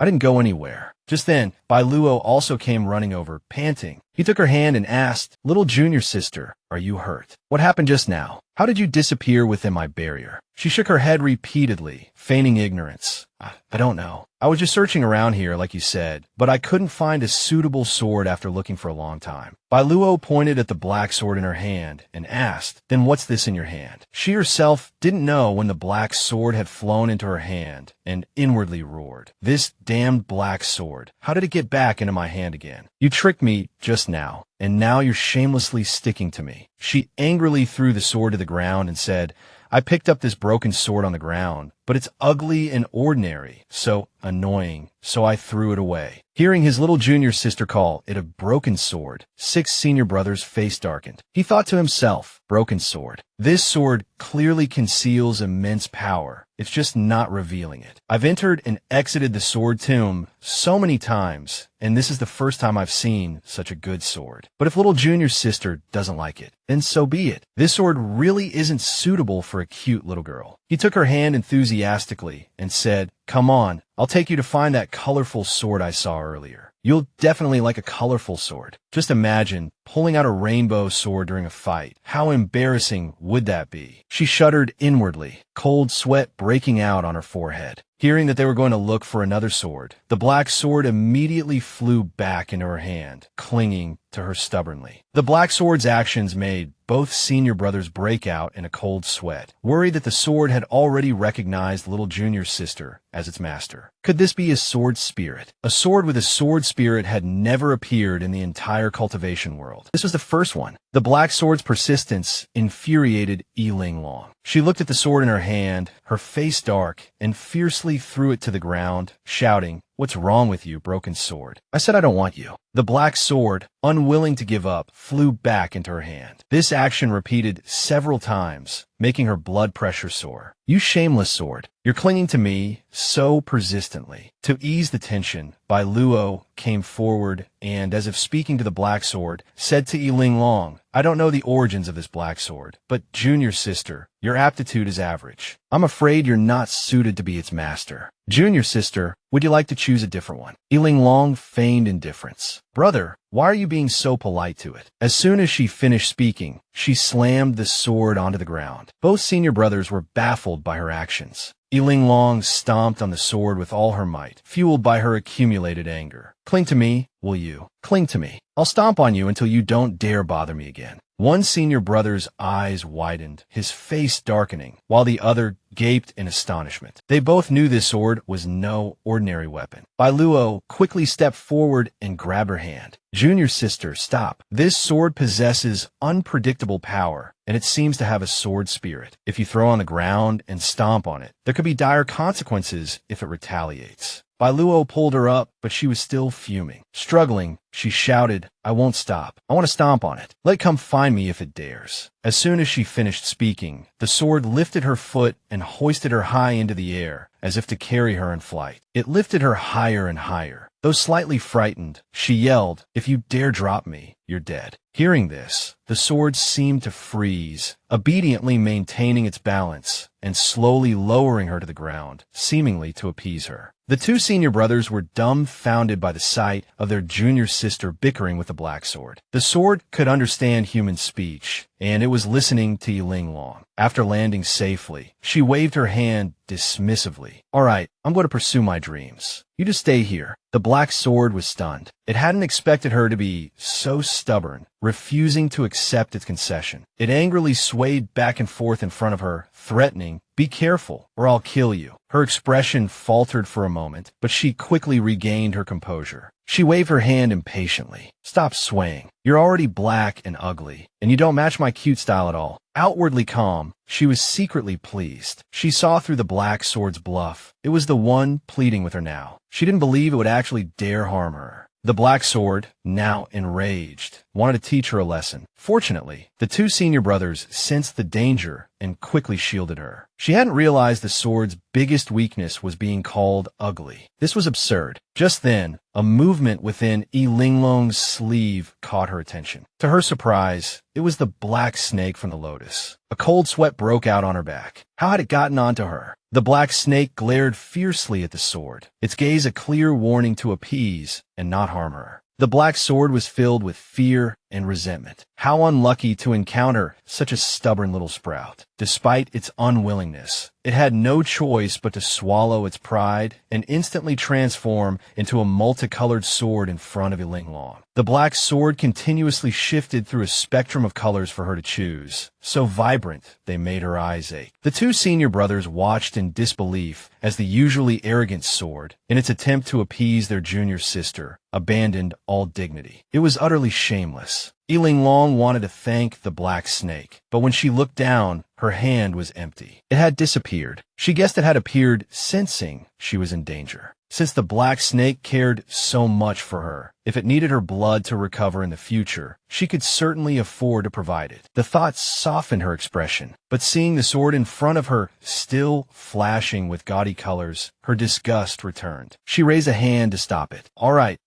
stop changing colors. You're making me dizzy, and I'm losing my memory." The sword, like a lovesick puppy, edged closer, pleading, "Take me. Please take me." She figured the sword, for the sake of protecting the little snake, wouldn't leave her for now. With her current strength, she couldn't protect the snake herself, so she might as well reluctantly accept the sword. As if disgusted, she said, Your aesthetic sense is truly appalling. Each time is worse than the last. It's unbearable. Turn white. Just be normal. I'll reluctantly allow you to follow me. But from now on, this aligned perfectly with the sword's intentions. In an instant, a white sword appeared before her. She seized the opportunity, ready to assert her dominance. All right, I'll reluctantly accept you. I'm only grudgingly letting you follow me, but you can't act out like that again. And you just tried to attack my senior brothers. Apologize to them immediately. The sword promptly flew in front of them. It naturally apologized to the two senior brothers, who reluctantly accepted. You just knew this sword's life wasn't going to be easy, being ordered around like this on its first day. If it dared to disobey her in the future, things would only get worse. Bai Luolai was shocked that such a powerful sword would listen to his junior sister. Although he didn't want such a dangerous thing to stay by her side, since she had decided to keep it, he could only let her. Since you've chosen your sword, let's get out of here quickly. This place is too dangerous. Bai Luolai took his junior sister's hand and led her away. Of course, she didn't forget to put on an obedient and well-behaved act. After returning to the Qingxuan sect, in Linglong's courtyard, Bai Luolai rubbed her head, reminding her to remember not to provoke that damned sword and to call them if there were any problems. Her adorable, puppy-like obedience made 6 senior brothers' heart melt, his cheeks flushing slightly. Linglong playfully pushed her 2 senior brothers out of the room, pretending to be tired and saying that she needed to rest and that her tired senior brothers should also go back and rest. After her senior brothers had left, Linglong closed the door. Her expression turned cold, making the sword feel uneasy. She demanded, "Little sword, tell me clearly, what exactly are you?" The sword told her everything. The sword's explanation was within her expectations, but it didn't mention its master. She waved her hand. "Forget it. If you don't want to talk about your master, then don't. Go to the secret realm and bring back a few red flame fruits." Linglong then thanked the little snake. She knew it had protected her in a moment of crisis, and she would protect it in the future. She thought self-deprecatingly, another one to protect. She had to protect herself, her senior brothers and sisters of the Qingxuan sect, and now this little snake. She was determined to face Irongyu and fight against fate. From now on, she would cultivate with the same desperate effort she had put in for 30 years in her past life. The sword left. Linglong sat upright and focused on cultivating. Soon, the sword returned loudly. "I'm back." It also brought back 2 red flame fruits. The 2 red flame fruits it brought back made Linglong's eyes light up, her mouth watering. She raised a finger and praised the sword. "Good job." She picked up a red flame fruit and was about to put it in her mouth when the sword shouted, "If you want to die, eat it." She broke out in a cold sweat. She quickly asked why. The sword said with an angry and disgusted look, "Didn't you just eat one? The last time you ate a red flame fruit, your spiritual power surged and your meridians almost collapsed. They haven't recovered yet, and you still want to eat a second one. Are you tired of living?" Linglong didn't want to show weakness in front of it and pouted angrily. "Do you have to say it like that?" Yes. It was clear that there must be a glorious history behind the sword's arrogance and unyielding spirit. Linglong wouldn't let it act so Xiaozhong in front of her and reached out as if to summon the little snake it feared. The sword immediately begged for mercy. "Don't wake my master." It bowed at a 90-degree angle and quickly apologized. "I was wrong. The old me is dead. Now that I'm revived, I'm an obedient and polite sword." "Humph, I thought you were so impressive, putting on airs in front of me." "No way. Your master is in my hands, and I can't deal with you." She vented her anger, pointing at the sword threateningly. "Remember, there won't be a next time." Actually, she just wanted to scare the silly sword and didn't intend to wake the little snake over something so trivial. The sword quietly said to Linglong, "Can I ask you something? Please stop calling me that cheap little sword name. This old man is hundreds of years older than your ancestors, and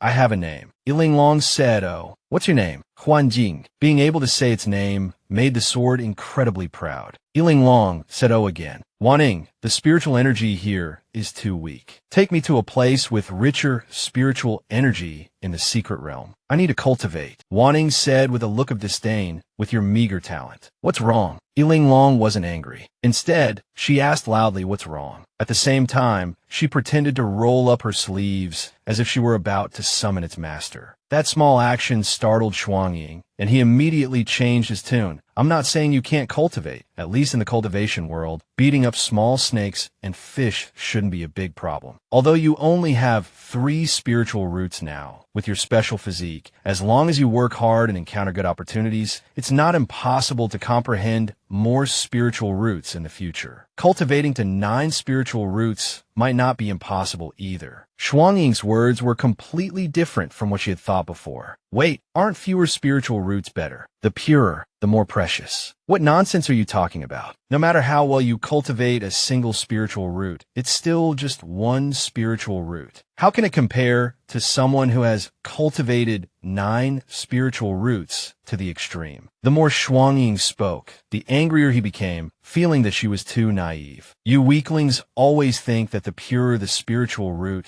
the more precious it is. But that's because you can't even cultivate a single one. You can't cultivate well, so you say having multiple spiritual roots is bad. Isn't that deceiving yourselves? As a result, many people take this nonsense as truth. Linglong fell into deep thought after hearing Shuangying's words. According to Shuangying's theory, wouldn't her spiritual roots be more advantageous than Irongyu's? Irongyu has a single spiritual root which develops quickly, while she has 3. If she's not careful, the speed of cultivating 3 spiritual roots will naturally be slower and more strenuous than Irongyu's. But if she can cultivate all 3 spiritual roots well, defeating Irongyu would be a piece of cake. Thinking of the scene of Irongyu being beaten by her and begging for mercy, she felt excited and couldn't wait to focus on cultivation. Of course, she didn't forget to drag Shuangying along with her. See, no matter how stubborn and arrogant he is, in her hands, Shuangying still has to obediently listen and not dare to resist. It didn't take long for Linglong to make Shuangying completely obedient to her. Time flew by like a dog running in the fields, and 4 months passed in a flash. Linglong focused on cultivating on the spirit lotus, the place where she first encountered the little snake. The spiritual energy here was abundant. It was very suitable for cultivation. For the past 4 months, she went to practice swordsmanship with her senior brother during the day and cultivated here at night. Now, her 3 spiritual roots, wood, water, and fire, had all reached the later stage. Although her cultivation level hadn't improved much, she could clearly feel that her foundation was more solid. She bet that if someone of the same realm stood here, she could send them flying with one sword strike. Even the old fox, Shuangying, couldn't help but praise this little bean sprout. Although Linglong had a childish temperament, often drove people crazy, and was sharp-tongued and stingy, she was exceptionally focused when cultivating. If she could keep this up, she would surely soar to great heights in the future and amaze everyone. Suddenly, Linglong jumped up, her face full of panic, and yelled, "Oh no." Her sudden action startled Shuangying, turning his fear into anger. What's wrong? What's wrong? Why are you making such a fuss? She remembered that in the original story, 4 months later, Irongyu would go to the Western Mountains secret realm with her senior brothers from the 7-star sect to rescue fellow disciples trapped by a small demon. Shuangying's mind was full of question marks. Who is Irongyu? It's not important. What's important is that little demon, Li Zizhao. So he's your 7th senior brother. Shuangying was still short-circuiting. Who is Li Zizhao? There was no time to explain. She grabbed Shuangying, jumped onto her flying sword, and headed straight for her eldest senior brother. In Bai Laolai's courtyard, he only heard his little junior sister shouting eldest senior brother outside, which startled him so much that he almost jumped up and quickly put on his clothes. He thought to himself, why did this little devil come so early today? It was unknown what Linglong had done in these past few months to make Bai Laolai, who had only interacted with her for 4 months, so frightened by her voice. Usually, it was the little junior sister who was afraid of her senior brother, but this time, it was the other way around. Bai Laolai was afraid of his little junior sister because, for the past 4 months, she had come to him every day to learn swordsmanship. And every day, she fed him spirit fruits. After he ate the spirit fruits, she forced him to cultivate using the spirit energy from the fruits, and the cultivation time had to be as long as hers, not a second less. This little junior sister was not only ruthless to herself, but also ruthless to him. If he slacked off a little, she could cry for a whole day. And that wasn't all. She would ask him about his progress every day. If she felt his progress was slow, she would triple the amount of spirit fruits from the previous day and force him to eat them. He was almost sick of spirit fruits. In order to eat less, he could only cultivate desperately, striving to meet his little junior sister's requirements. Because she always told him to cultivate diligently together. Every time he saw her, he would subconsciously report his cultivation progress. That guy would stand there obediently and answer like a child. Linglong had completely left a severe psychological scar on by Luolai.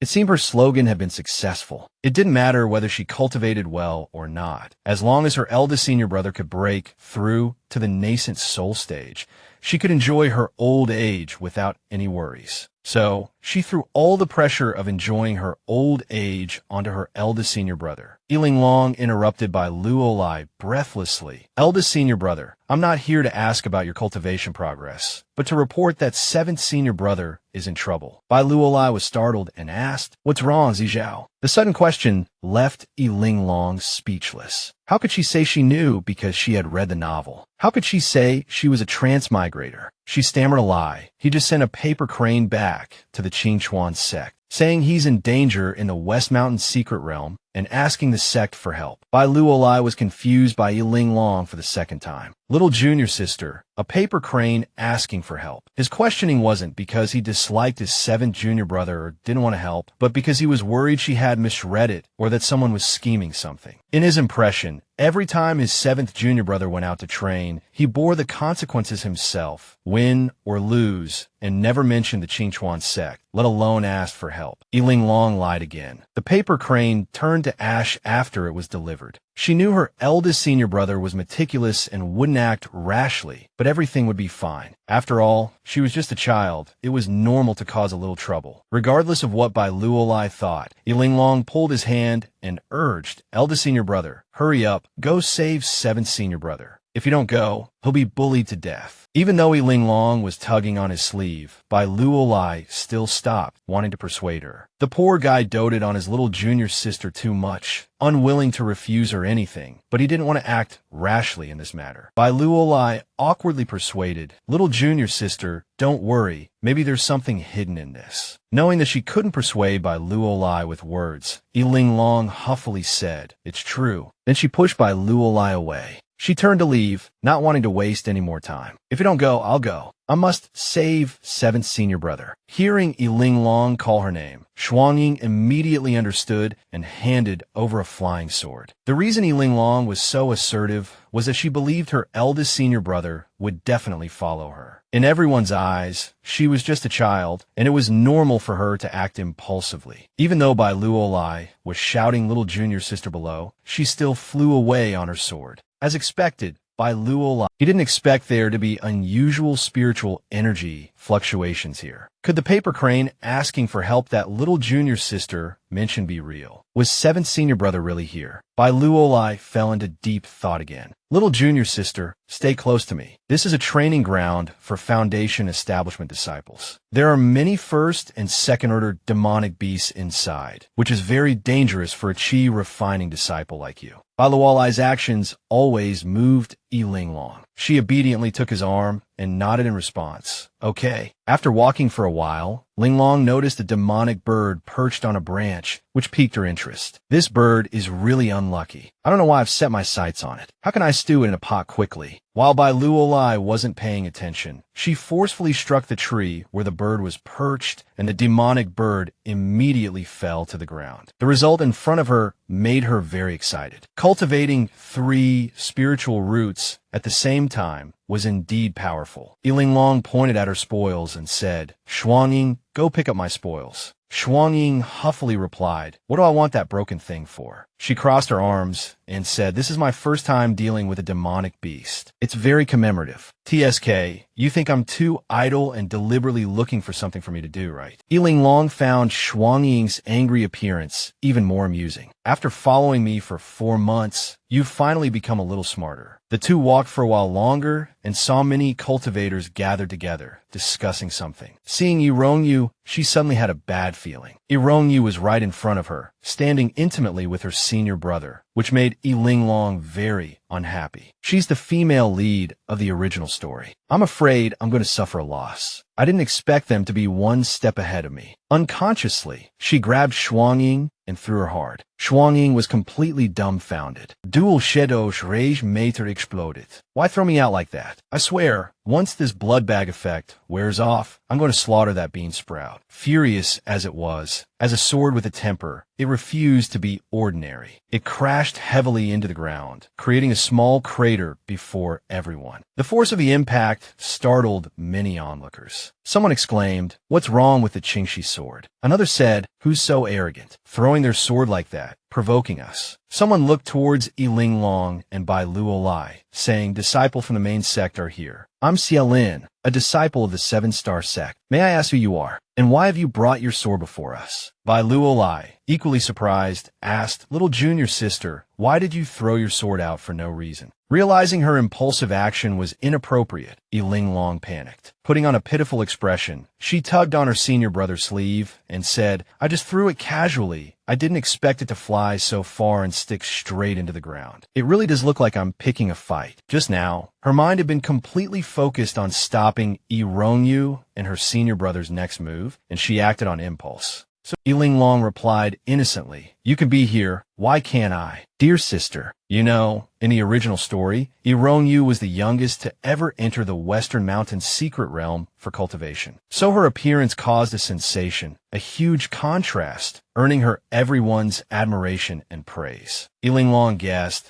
that Irongyu was so surprised now, probably because her presence meant Irongyu was no longer the youngest and lowest cultivated. Hearing Linglong call her sister, the surrounding people began to murmur. Could this be Irongyu's younger sister? The one who exposed her parents' abuse of Irongyu during the disciple acceptance ceremony. Irongyu put on a pitiful appearance, tears welling in her eyes, and said, "I'm sorry, sister. I was just worried about your safety. You're only at the early stage of chi refining. The Western Mountains secret realm is a training ground for Foundation establishment disciples. It's too dangerous for you." Irongyu's fake kindness impressed those around her. Irongyu's senior brother also comforted her. "Little junior sister isn't so petty. You did nothing wrong. Rather, someone is being too aggressive and should reflect on themselves." This display of sisterly affection left Linglong speechless. In the original story, Xiaolin was Irongyu's #1 simp, hopelessly devoted to her, and ultimately getting nothing in return. Back then, she just thought he was stupid, but now that she'd met him, she realized that stupid wasn't a strong enough word. With her fiery personality, she absolutely couldn't stand these people. Linglong retorted, "Sister, aren't you also at the chi refining stage? Why is it dangerous for me to be here, but not for you?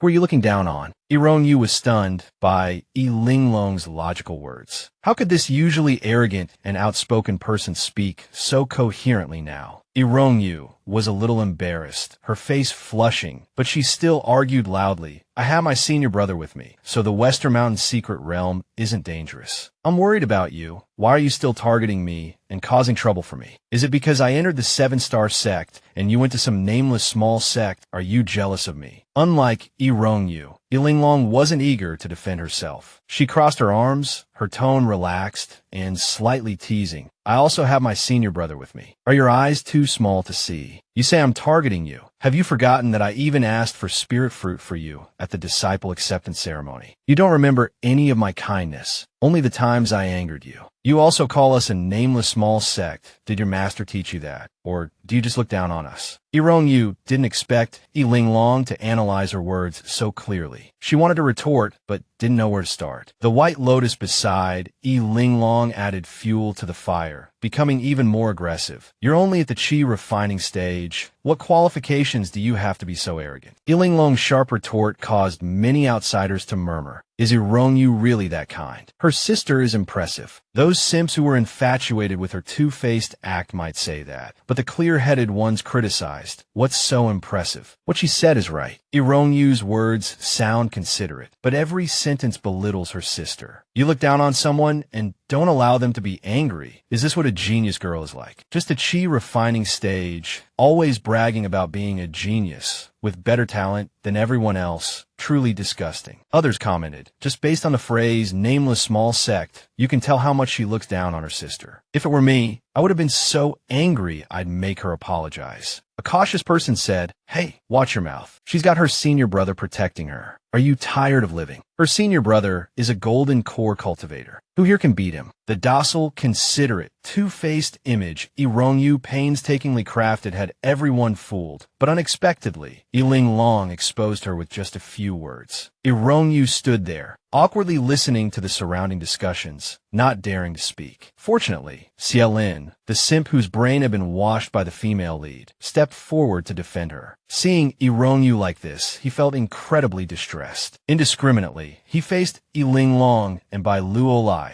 and shouted, little girl, don't bully Irongyu. She was kindly talking to you, but you turned around and bit her. This is clearly jealousy, and you're even slandering her. I've seen many people like you, and none of them have a good ending. Having only read his description in the original novel, Linglong already had a bad impression of him. Now, looking at Xiaolin's indignant expression, she said with disdain, jealous of her. She's in the chi refining stage, and so am I. How is she better than me? Xiaolin was momentarily speechless, not knowing how to retort. Flustered and ashamed, he pointed at Linglong, wanting to threaten her with his strength. As a senior brother of the 7-star sect, I will never allow anyone to bully my junior sister. If you say another disrespectful word, I won't spare you. Before he finished speaking, he raised his hand, gathering spiritual power, intending to attack Linglong. Fortunately, Bai Luolai never took his eyes off her and pulled his little junior sister to his side at the first moment, easily dodging Xiaolin's attack and not forgetting to counterattack. In the blink of an eye, the two confronted each other, blue and red light interweaving and colliding. Xiaolin was struck back, staggering a few steps before spitting out a mouthful of blood. Irongyu hurried over to check on him with concern. Senior brother, are you all right? Irongyu hadn't expected her senior brother to lose. She was filled with confusion. Isn't he Linglong from the worst sect? How could she have such a powerful senior brother? My senior brother is the #1 golden core cultivator in the cultivation world, the pride of all our disciples. Yet he was treated like this. Bai Luolai calmly said, he'll live. I only used 30% of my strength as a warning. I wasn't planning on interfering in your sister's affairs, letting children resolve things themselves. But since you wanted your senior brother to step in, and you're not ashamed of the embarrassment, I can only make you even more embarrassed. Emboldened, Linglong made faces while listening to Bai Luolai scold Xiaolin, her heart blossoming with joy. This is what you call magnanimity. My senior brother is not only stronger than yours, but his character is also a cut above. Xiaolin feigned an aggrieved expression. I was just warning your junior sister, but you directly attacked me. Isn't that going too far? Bai Luolai looked at his little junior sister dotingly, his tone indifferent. Why are you warning my junior sister? Who do you think you are, putting on airs in front of me? Saying this, Bai Luolai ruffled Linglong's hair and said gently, my little junior sister is only 11 years old. She's young and easily frightened. Your warning would scare her. Based on that, it's perfectly reasonable for me to beat you up. Bai Luolai always appeared impartial and selfless, but the more he spoke, the more he revealed his protective nature. If your warning hurt her pure and innocent little heart, I will personally go to the 7-star sect to settle the score with you. Linglong realized that her senior brother's words started out reasonable, but how did they become more and more outrageous? What pure and innocent little heart being hurt, and him personally going to the 7-star sect to seek justice. That's even more absurd than Xiaolin. Everyone turned their gazes to Linglong, scrutinizing her. She was bewildered, not showing any signs of fear. Was she scared silly? Knowing he couldn't win, but still unwilling to admit defeat, Xiaolin remained Bufuchi. Fortunately, Irongyu knew when to yield, sweetly persuading, forget it, senior brother. We 7-star sect disciples are magnanimous and won't bother with them. Besides, they're disciples of other sections. We should all get along harmoniously. Another wave of simp-like appeasement. The junior sister is still the most tolerant and generous. We won't hold it against them this time. Irongyu reminded, don't forget our main objective. We're here to rescue our fellow disciples. We can't be delayed by these matters. Linglong remembered that in the original novel, Yu came to the West Mountain secret realm for training and to rescue her senior brothers and sisters trapped inside. Her senior brothers and sisters discovered a hidden realm within the secret realm, containing an immortal's abode. The dangers and opportunities within were far greater than outside. After they entered, they encountered the little devil Li Zijiao, who had also come to the secret realm, and then the realm was sealed, trapping everyone inside with Li Zijiao. Her senior brothers and sisters discovered a hidden realm within the secret realm, containing an immortal's abode. The dangers and opportunities within were far greater than outside. After they entered, they encountered the little devil Li Zijiao, who had also come to the secret realm, and then the realm was sealed, trapping everyone inside with Li Zijiao. When Yu and Xiaolin broke through the entrance to the secret realm, preparing to rescue their trapped fellow disciples, the seven-star sect disciples instead accused Li Zijiao of sealing the entrance, intending to kill them and steal their treasures. As a result, Yu led the disciples of various sects to jointly injure Li Zijiao and seize his treasures. Afterward, several major sects jointly accused Li Zijiao of his crimes, branding him as a little devil. He was unable to clear his name until his death at the hands of Yu.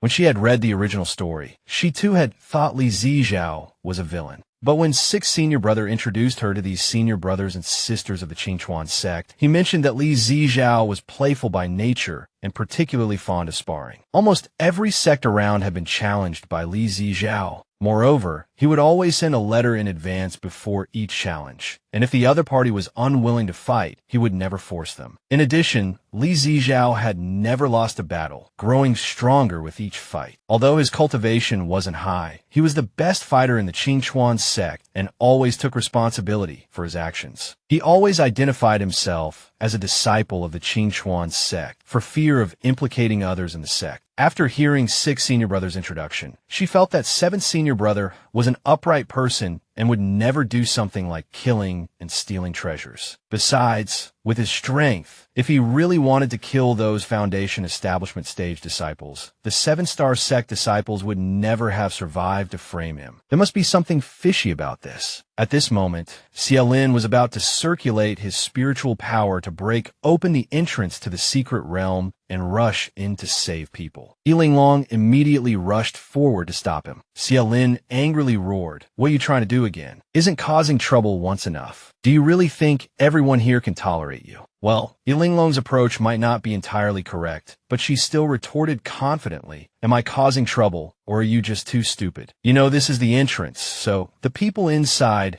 naturally know that someone outside is trying to break in. How could they just stand there and wait to die? Aren't you afraid they're standing right behind the door? You want to smash the door open with brute force? What if you injure the people inside?" The image Linglong described appeared in Xiaolin's mind, and he thought that she actually made sense. He hadn't expected this little girl to be more thoughtful than himself. Xiaolin cleared his throat. "Do I need you to remind me of this?" "Of course, I've thought about this small matter. After breaking the door, I'll restrain my power and won't hurt the people inside." He was about to break the door, but Linglong was still standing there, mocking him. "You think you can break open a sealed door without hurting the people inside? Can you even do it? I don't believe in your abilities. You can't even take one hit from my eldest senior brother. You're all talk." These words pierced Xiaolin's pride like countless sharp arrows. Linglong's nagging angered him so much that he raised his hand to hit her. "How dare you be so disrespectful to me? Do you really think I won't hit you?" Bai Luolai, being the little junior sister's loyal protector, immediately rushed forward to shield her, threatening Xiaolin, "Try touching her." Xiaolin knew he couldn't beat Bai Luolai. The two-faced Yu said, "Linglong, you can hate me, but don't joke about the lives of the seven-star sect disciples. Eldest senior brother is also a seven-star sect disciple and wouldn't harm his fellow disciples. This matter has nothing to do with you, so move aside." Linglong fearlessly retorted loudly, "Who says it has nothing to do with me? My seventh senior brother is also inside. I don't believe your eldest senior brother wouldn't act recklessly. I'm more worried than all of you." The surrounding people started to discuss. So her senior brother is also inside. No wonder she's so anxious. Someone else said, "That eldest senior brother of the seven-star sect is indeed a bit suspicious. I'd be scared too." That person agreed. "If my senior brother were trapped inside and had to rely on an unreliable person like Xiaolin, who could be at ease. Everyone felt that Xie Lin had the highest cultivation, but now that Bai Luolai had arrived, he was at a disadvantage. The two of them could only suppress their anger and endure the humiliation, although in their hearts they wished they could beat Linglong half to death. But Xie Lin could only curse inwardly while maintaining a calm facade, asking, "So what do you want?" Linglong pointed to the corner of the wall and said, "If you want to break it there." Xie Lin's eyes widened immediately. "Are you crazy? You don't want to break the door, but you want to slowly break it from outside the secret realm. You don't break the thin part, but you choose the thickest part to attack." Irongyu began to reveal her inner manipulative nature, coldly saying to Linglong, "I know you hate me, but can you please not cause trouble right now? If you don't trust my senior brother, you can have your senior brother break the gate. Why choose this spot? If we delay rescuing them, can you bear the consequences?" Linglong gritted her teeth at Irongyu's hypocritical performance. Every word implied that Linglong's method was motivated by personal resentment, suggesting she was jealous and therefore causing all this trouble. Bai Luo chose this moment to appear, showcasing his strength and making it clear that no one could bully his junior sister. He patted his junior sister's shoulder and said indifferently to Irongyu, "Move aside. I'm going to break open the secret realm," right where my junior sister pointed. Bai Luo gathered his power, preparing to shatter the secret realm wall. Everyone could hardly believe their ears. They hadn't expected anyone would dare to directly damage the outer wall of the secret realm. Bai Luo's decisiveness made Linglong to give him a thumbs up, repeatedly praising her senior brother's dominance and cheering him on. Bai Luo struck with his sword, and the corner of the secret realm wall instantly crumbled. This terrifying power left everyone dumbfounded. They had actually broken through. Linglong jumped up excitedly, cheering loudly, "My senior brother is amazing." Irongyu hadn't expected Linglong's senior brother to be so powerful. Wanting to get in on the action, she put on an act, her cheeks flushing slightly as she shyly approached him, inwardly wondering what cultivation level this senior brother had reached to be able to break such a thick barrier. Although Bai Luo doted on his junior sister, he paid no attention to others and turned to leave coldly. "What's it to you?" Irongyu was utterly humiliated. She couldn't believe anyone would dare ignore her like that. No one had ever been so disrespectful. Tears streamed down her face, only eliciting Xie Lin's sympathy. He spoke up for her. He's being given an inch and taking a mile. He's naturally ungrateful. "Rongyu, let's not bother with these people." Irongyu softly echoed, "Yes, the safety of our senior brothers and sisters is the most important thing. These things don't matter." Their little act made Linglong sigh. These two are such good actors. I've seen plenty of hypocritical people, but this is the first time I've seen someone try so hard to salvage their pride. Bai Luo asked Linglong, "Junior sister, is this all right?" Linglong gave him a thumbs up, repeatedly praising him. "Fantastic, truly fantastic." Seeing his junior sister's satisfied reaction, Bai Luo nodded, though he was a little jealous that she kept staring at the other pair of disciples. He was stealing the show right here, yet she wasn't looking at him, instead fixated on others. The people inside the secret realm, seeing the hole in the wall, cried out, "Help! The secret realm wall is broken. We're saved." Inside, people murmured, "Why break the wall and not the gate? Isn't the person saving us our own senior brother? He can actually break through the outer wall of the secret realm." These words stabbed at Xie Lin's heart like countless knives. Irongyu called out, "Senior brothers and sisters, are you all right?" Someone inside replied, "We're fine. Although we were attacked and injured by a little devil, we survived. Our senior brother came at noon to catch that little devil, sealed the secret realm, and stole our red cloud bird." Hearing the words "little devil," Linglong immediately rushed into the secret realm. Anxious to see if her seventh senior brother was all right,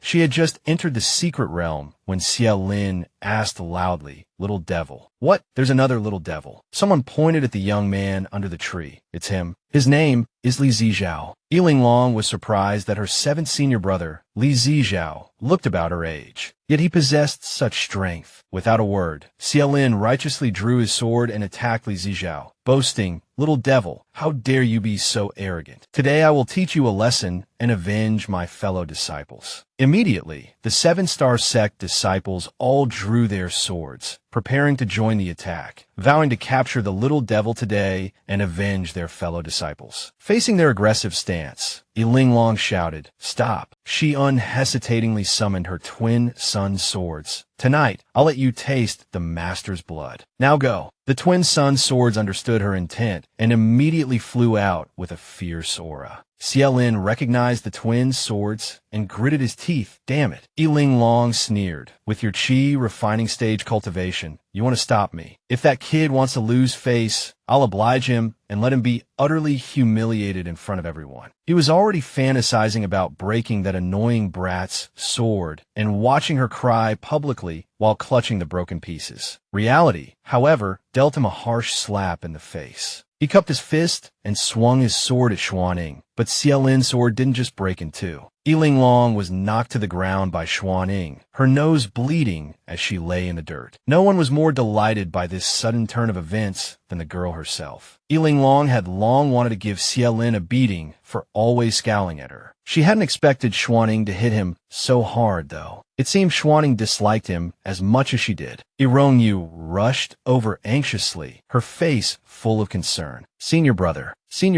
she cried. Xiaolin sat up, his face covered in blood, clutching his head in a daze. Who am I? Where am I? What am I doing? He thought, bewildered. Furious, Yu wanted to shift the blame onto Linglong. Pointing at her, she yelled, "How could you? How dare you sneak attack my senior brother? Linglong, you're truly vicious." Linglong, fine inogenge. Oh my, really? I just casually tossed a sword. How could a lowly chi refinement stage cultivator like me possibly sneak attack a golden core stage senior brother from the 7-star sect? He's injured because of me. Really? Am I that powerful? Haha. You really should learn some acting skills from her. After speaking, Linglong even covered her mouth with her hand. Xiaolin was so enraged by her words that his soul felt wounded. Not only that, but the entire 7-star sect was rendered speechless and at a loss. To say that Linglong had launched a sneak attack on their senior brother would be giving her far too much credit. Coupled with Linglong's smug expression, it was as if she was waiting for them to admit that their senior brother had been injured by her. Xiaolin could only clench his fists, so angry he nearly vomited blood. He must have done something terrible in a past life to encounter such an annoying brat. Completely oblivious to how foolish her words sounded, Yu continued to arrogantly accuse the person who threw the sword. What are you doing? Are you deliberately trying to antagonize the 7-star sect? I know you hate me, but can you please not bring personal grudges into this? You're vicious. Not only did you harm my senior brother, but you also helped that demon escape. Linglong pointed at 7th senior brother, who was standing beside her, and widened her eyes, asking the green tea bitch and the 7-star sect disciples, "Are you talking about him? Did he run away?" Linglong couldn't hold back any longer and roared at Yu. "Can you open your eyes and see clearly before you speak? I can't even communicate with you like this." Yu continued her aggressive stance, determined to pin the blame on Linglong. But that doesn't change the fact that you deliberately provoked. Not the 7-star sect. Linglong picked up Xuanning and smiled faintly. That's because you can't distinguish right from wrong. You are clearly the ones who tried to harm my 7th senior brother first. I was just stopping you. Yu was taken aback, still wanting to ask, was that little demon really Linglong's 7th senior brother? Linglong raised Xuanning, her tone threatening. Watch your words. If you dare insult my senior brother again, my sword might just fly out again. Although it's no match for your 7-star sect treasures, this broken sword is quite uncontrollable, you know. After speaking, Linglong even waved the sword in front of Yu.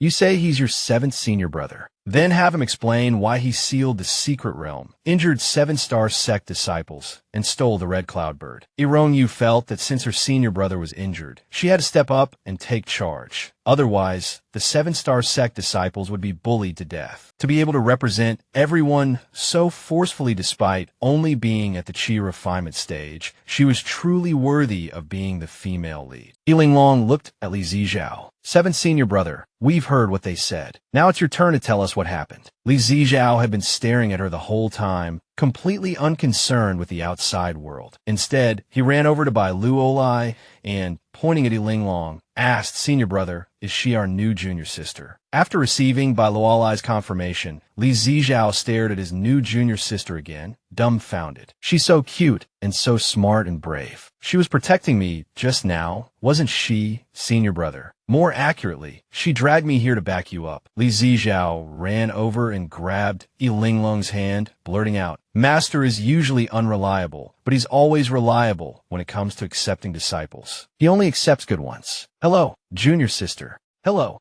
Li Zijiao spoke earnestly, recounting how a month ago his master had told him about the upcoming disciple acceptance ceremony and that he would be bringing back a new disciple. Thinking that a new disciple was coming, he needed to prepare a welcoming gift and had been racking his brains over what to give his future junior brother or sister. Unable to come up with anything, he decided to wander around. Yesterday, in the Western Mountains secret realm, he discovered something strange, a crimson cloudbird. Upon entering the secret realm, he discovered the crimson cloudbird's feathers possessed incredibly strong defensive properties, making them an extremely rare defensive material. He wanted to give them as a welcoming gift to the new disciple. However, just as he subdued the crimson cloudbird, he was ambushed from behind by disciples from the Seven-Star Sect who intended to steal the bird. He saw that they were only Foundation Establishment stage disciples. Although their methods were underhanded, their strength wasn't too bad. Unwilling to exert himself, he simply taught them a small lesson and drove them away. At that moment, the secret realm suddenly began to shake violently as if it were about to collapse. He grabbed the crimson cloudbird and tried to leave, only to find the entrance sealed by the Seven-Star Sect disciples. He guessed they were afraid others would steal their prize, so they sealed the entrance from the inside upon arrival, trapping themselves as well. He could only do his best to prevent the secret realm from collapsing too quickly, expending a great deal of spiritual energy to repair the crumbling realm and saving everyone's lives. Guess what happened next? When they saw their own sect members arrive to rescue them, they immediately turned around and falsely accused him of trying to steal the crimson cloudbird, injuring them and sealing the secret realm. Li Zijiao finished speaking, letting out a cold laugh and turning his gaze towards Irongyu. If senior brother and junior sister hadn't arrived today, I definitely wouldn't have been a match for them, as I was also expending spiritual energy to repair the secret realm, leaving me vulnerable to their false accusations. The surrounding crowd was shocked and began whispering amongst themselves. Li Zijiao's story is different from what the Seven-Star Sect said. If Linglong hadn't desperately intervened, everyone would have killed Li Zijiao already. Someone else said, each side tells a different story. Who is actually telling the truth? Just as Linglong suspected, there was a hidden story behind Li Zijiao's predicament. Just like in the original story, during the disciple acceptance ceremony, the original Linglong hadn't chosen the Qingchuan sect, but stubbornly followed Irongyu to the Seven-Star Sect, resulting in the Qingchuan sect having no new disciples that year. This also meant that the gift Li Zijiao had painstakingly prepared not only went unclaimed, but also led to him being wrongly accused and having his reputation tarnished. Fortunately, she had arrived in time. Linglong was determined not to let her seventh senior brother, who had worked so hard to prepare a gift for her, suffer any further injustice. At this moment, someone from the Seven-Star Sect pointed at her and shouted, "You're slandering us. The disciples of our Seven-Star Sect are upright and honorable. How could we do such a despicable thing? Only third-rate sects like yours would resort to robbery, dragging down your entire sect. For Li Zijiao, having a sect implicated was the biggest taboo. You slander me and dare to insult my sect." Although Linglong held back Li Zijiao's rage, she herself became even angrier and started toying with her double shadow swords. She flung out double shadow, startling everyone. Oh my god, not again. She threw the swords a third time. Hun Hung, Chola, Qi Xingzhong, Lang Ji, Argong, delivering 2 sharp blows to the Seven-Star Sect disciples. Is it going to be the same this time? She was only a Qi refining disciple. Irongyu didn't believe Linglong's sword throws could have any real effect. She's just trash with poor aptitude. Li Zijiao thought, not only is junior sister's cultivation low, but her sword movements are also unsteady. Her sword-throwing posture looks like she's throwing out garbage. It definitely won't hit anything. I need to find her a new sword quickly. Only by Luolai truly understood the power of double shadow. He smiled as if watching a play. Junior sister's charm and personality have reached this level. Although her sword-throwing posture is casual, she fiercely protects others and is truly comforting. The same person from before remained unrepentant. You scoundrel. You dare insult my sect. Take my sword. He was so arrogant because he was smugly thinking of using the same sneak attack he used on my senior brother on me. I was already prepared. Let's see how I deal with this arrogant brat. Linglong, like a professional sword performer, said, "Spin." Double Shadow immediately understood her intent and struck the man down. An unexpected boxed lunch was thus delivered to the arrogant man. Linglong beckoned with her hand, and with a swish, Double Shadow swiftly returned to her palm. Her aura was as powerful as a professional actor's. She softly praised Xuangying for doing a good job, saying they should show off their flying together next time. Xuangying replied arrogantly, "Don't you know who this great one is? You think this small matter could trouble me? 3 casual sword strokes, and it's this powerful. It's no wonder others are scared." She really was skilled at sword flight, something even Foundation establishment disciples might not be able to achieve, yet she, a Chi refinement cultivator, did it so smoothly. Linglong coldly threatened, "Then I'll say it again. Anyone who dares to insult my sect and my senior brother, I won't let them off easily. Even if it's a disciple of the 7-star sect, who pride themselves on being righteous. But they're no exception." Linglong casually struck with her sword, killing my senior brother. Coupled with the jealousy in her heart, Yrongyu's face darkened, and she angrily shouted,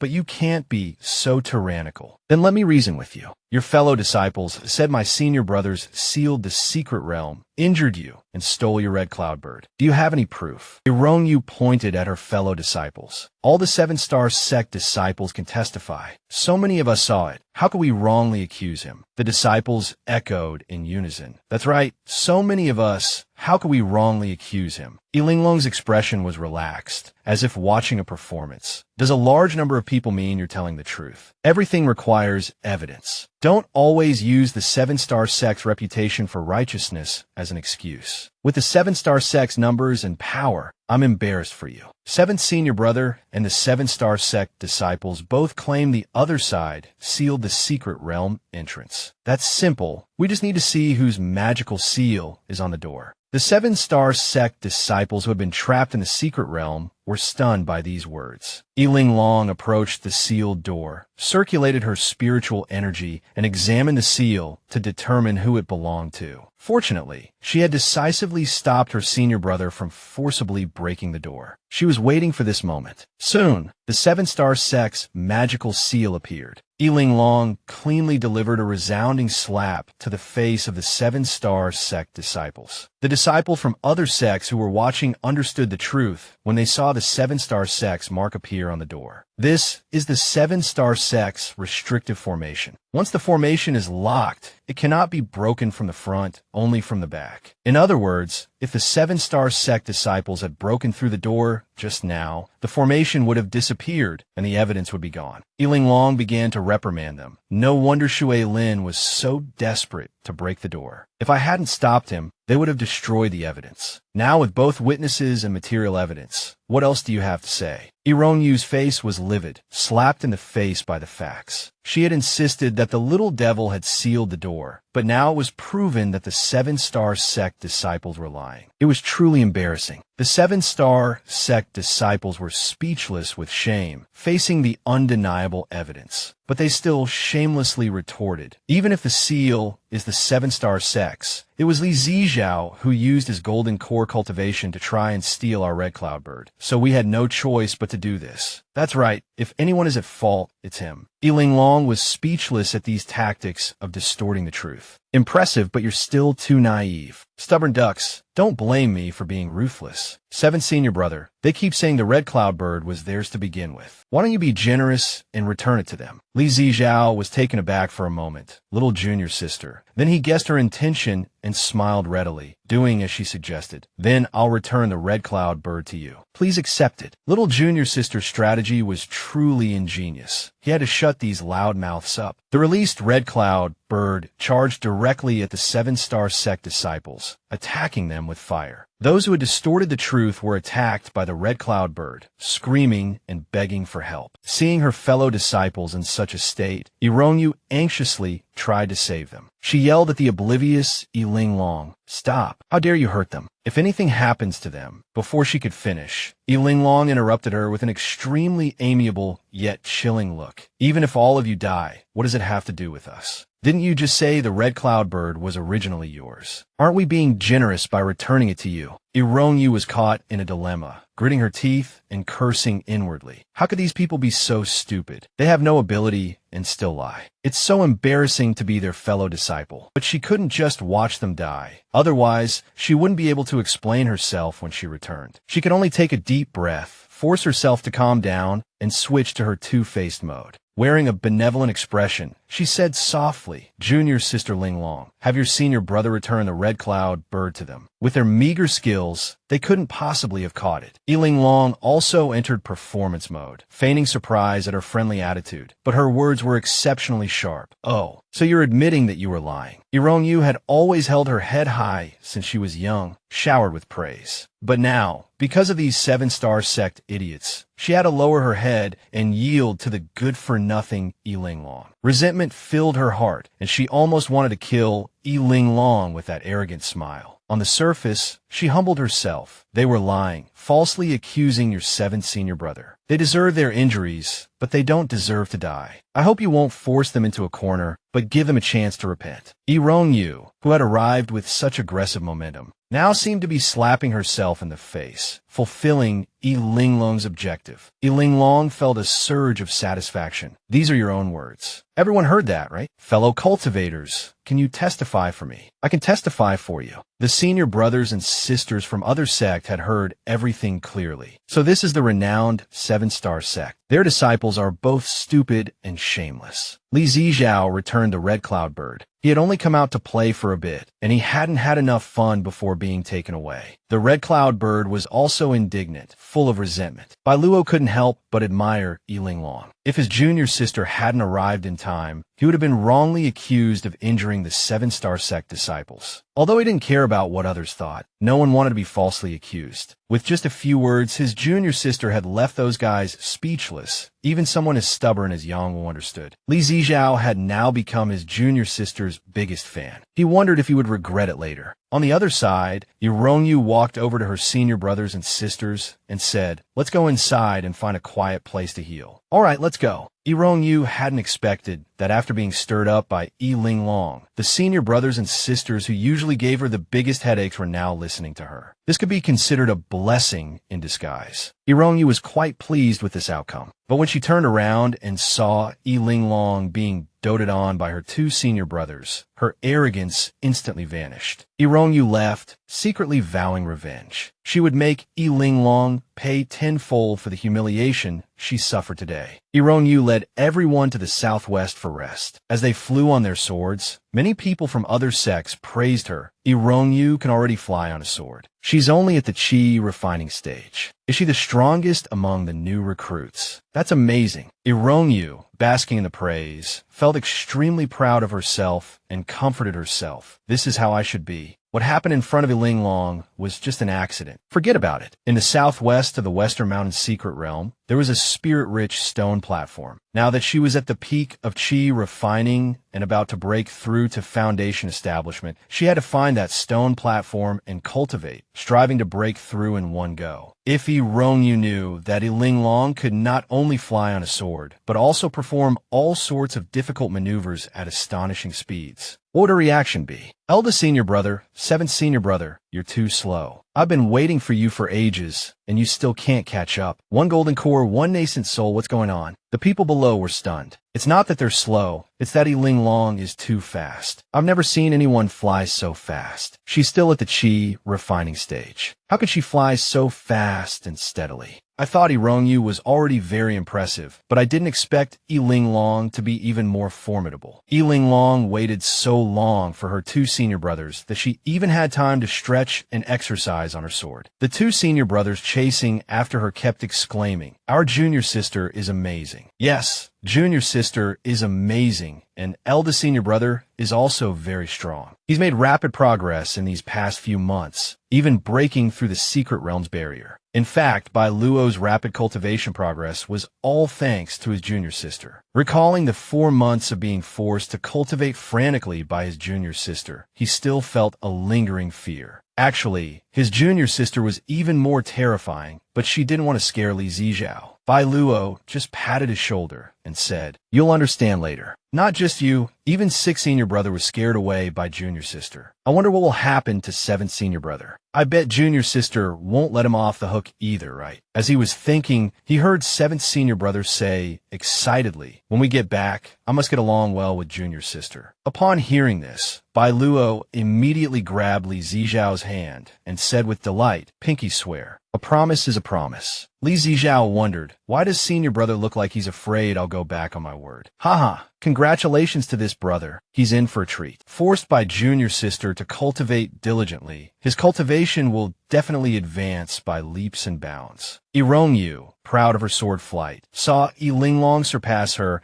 and was instantly consumed with jealousy. How is this possible? How can Linglong fly so fast? She's clearly a waste. How can she always be one step ahead of me? She secretly observed the mysterious figure, thinking the problem must lie with Linglong's sword. Once back, she must ask Chunjing about the sword's origins. Seeing Linglong also heading southwest, she worried that Linglong also knew about the stone platform. She anxiously tried to arrive first and claim it for herself. She absolutely couldn't let Linglong get to the platform first. That was her resolve. But with inferior strength, she was ultimately destined to fail. Linglong arrived first, found the stone platform, and even called her 2 senior brothers over to meditate and cultivate together. Irongyu followed closely behind. Seeing Linglong actually cultivating on the stone platform, her face darkened. She knew clearly that the platform's spiritual energy would be absorbed and would take a long time to recover. She couldn't let Linglong take it. Distracted, she stumbled while flying her sword and fell. Although it hurt, she gritted her teeth and persevered, thinking that the stone platform must be hers. No matter how shameless she had to be, she would climb up and seize a spot to cultivate. This is the first time I've been so shameless, pushing forward to grab a cultivation spot. It's a little embarrassing, but as long as I can successfully break through, everyone will think I'm amazing. Who will remember these small details? Linglong didn't expect her to stubbornly climb onto the platform, even in such a disheveled state. The 7-star sect disciples had no idea what Irongyu was doing. Jeremy was taken aback. He immediately recognized that junior sister was about to attempt a foundation establishment breakthrough, and quickly said, "Don't disturb her. The spiritual energy here is rich. Everyone, adjust your breathing and heal your injuries here. We'll talk after she breaks through." Everyone was surprised. Junior sister had only been initiated for 4 months, and she's about to break through to foundation establishment. What monstrous speed. She's also a year younger than us, but her cultivation is already on par with ours. Could she be the first disciple of this generation to break through to foundation establishment? Someone else said just now it was Linglong and her group on the stone platform. I saw them arrive first. Irongyu squeezed in later. It's truly absurd. But if she really breaks through, everyone will think she's amazing. Who will care about these small matters? Everyone's discussion was within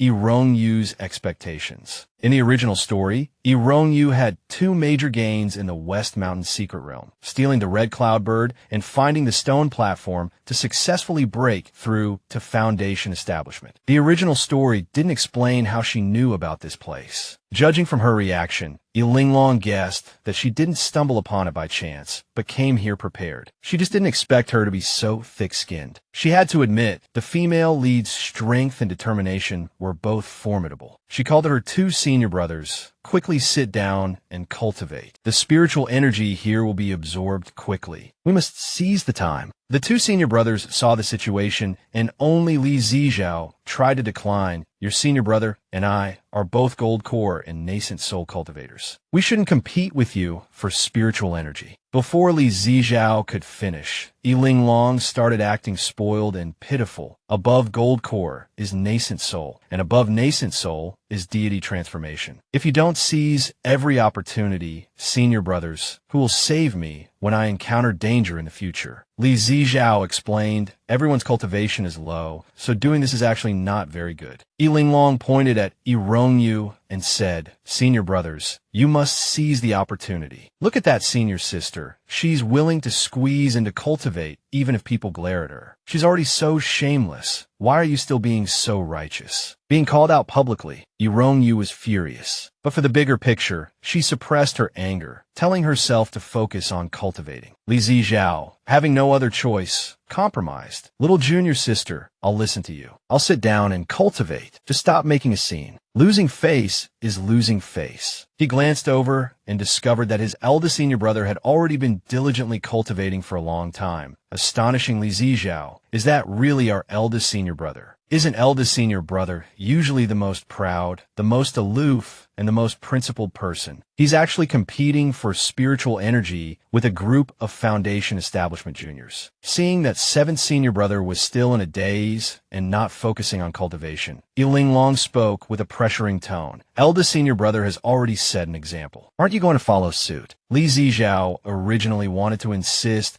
that high-level cultivators shouldn't compete with new disciples for spiritual energy. Oh, I understand. 7th senior brother looks down on me and doesn't want to cultivate with me, right? That's right. You're a high and mighty golden core cultivator, and I'm just a small chi refinement cultivator. Linglong only cried a little pitifully, and Li Zijiao was so frightened that he hurriedly sat down and kept coaxing her. I'll cultivate. I'll cultivate. Linglong was very satisfied with the result. Family should be united. I'll be with you all. Li Zijiao focused on gathering spiritual energy and began to cultivate. He even absorbed Rongyu's spiritual energy. Rongyu's plans were completely disrupted by Linglong. It made her furious. Breaking through to Foundation Establishment was already difficult, and now so many people were competing for spiritual energy. She had originally planned for 1 hour and 2 incense sticks, but now she didn't even know if she could finish today. Jialini was startled. His injuries had already recovered by 50 to 60%. Now seeing Rongyu being bullied below, he couldn't stand idly by and immediately took out a spirit gathering talisman to help Rongyu gather spiritual energy for cultivation. Seeing the talisman, the crowd below immediately began to discuss. The 7-star sect spirit gathering talismans are very precious. You have to save a lot of points to exchange for one. Eldest senior brother really dotes on his junior sister. It's truly enviable. With his help, she will definitely succeed this time. Linglong sighed. As expected of the female lead, she won't be defeated no matter the circumstances. Eldest senior brother and 7th senior brother were unaffected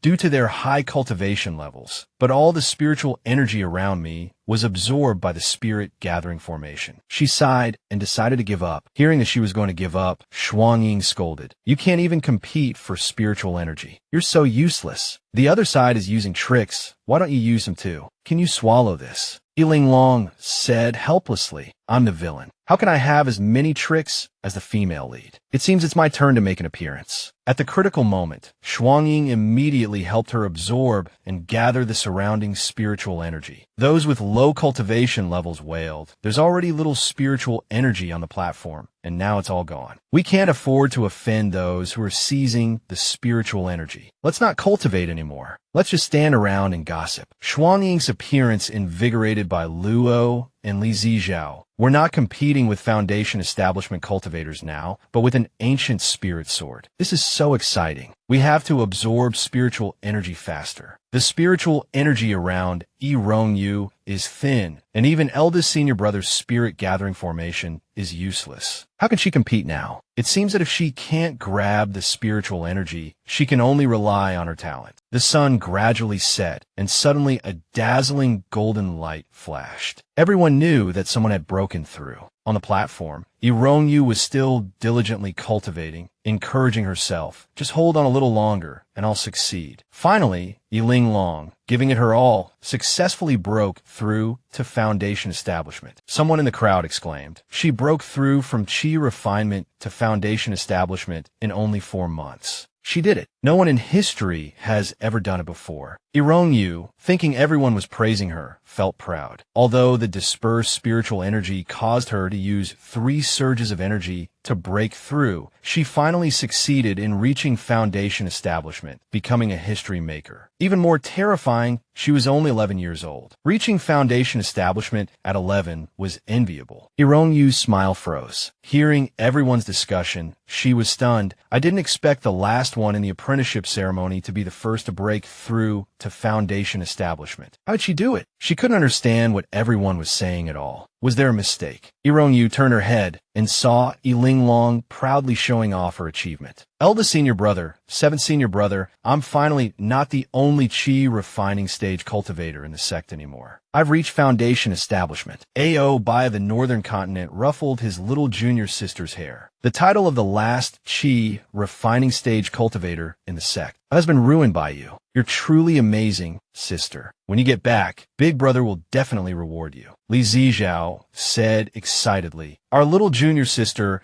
is the first in her generation to reach Foundation establishment. That's not enough. Big Brother will catch a whole bunch of useless cloudbirds for you, and I'll find you an even better gift, something worthy of my adorable little junior sister. You know, everyone else couldn't help but wonder, is Linglong really that unwanted child picked up by the Qingchuan sect? Were the elders of the other sects all blind? Impossible.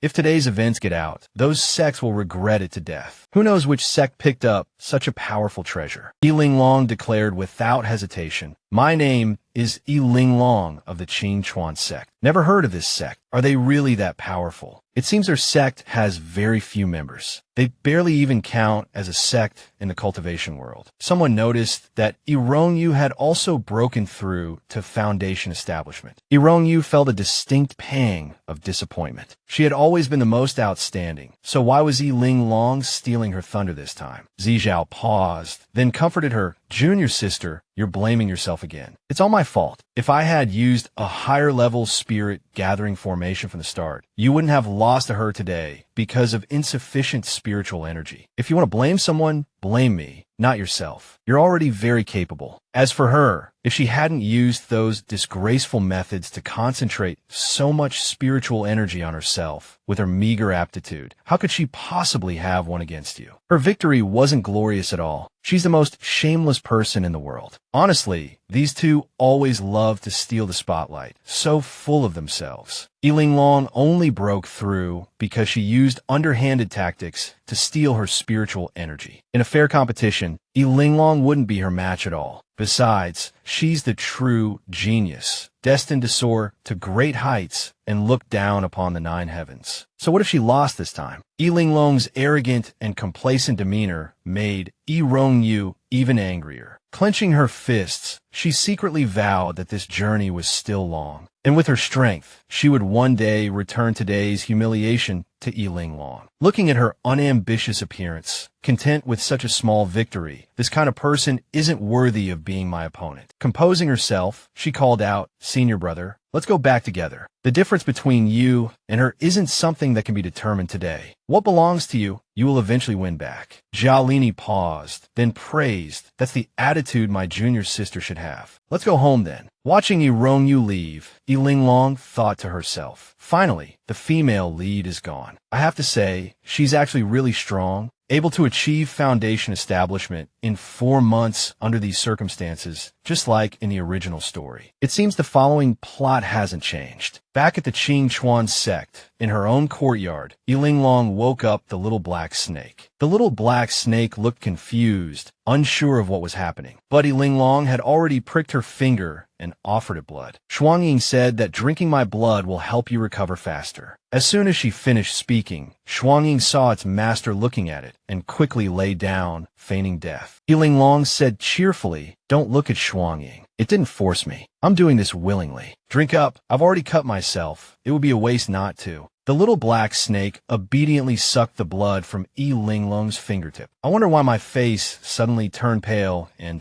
my head feels a little dizzy. It feels like the snake isn't sucking blood, but my vital essence. No wonder Shuangying was so nervous when you said you wanted to feed it blood. Turns out feeding it blood is so draining. Unlike last time when I just scratched the skin and bled a few drops. After drinking the blood, the little black snake gently licked her wound. Seeing how much it cared for her, she proudly boasted, "By the way, little snake, I successfully reached Foundation establishment today. I'm the first disciple of our generation to do so. Everyone praised me for being so amazing." The little snake nodded in agreement, praising her for being great. Linglong added, "I'll be even more powerful in the future." After hearing her words, the little snake burrowed back into her sleeve and closed its eyes to sleep. Seeing her master go back to sleep, Xuangying started chattering again. Linglong scolded it irritably, "You're certainly skilled at playing dead. How many times have you done this before?" Double Shadow retorted, "I call this knowing when to advance and retreat. Explain why I felt dizzy when I fed you my blood just now." Double Shadow put on a superior air again. "Do I need to explain such things to a little sprout like you?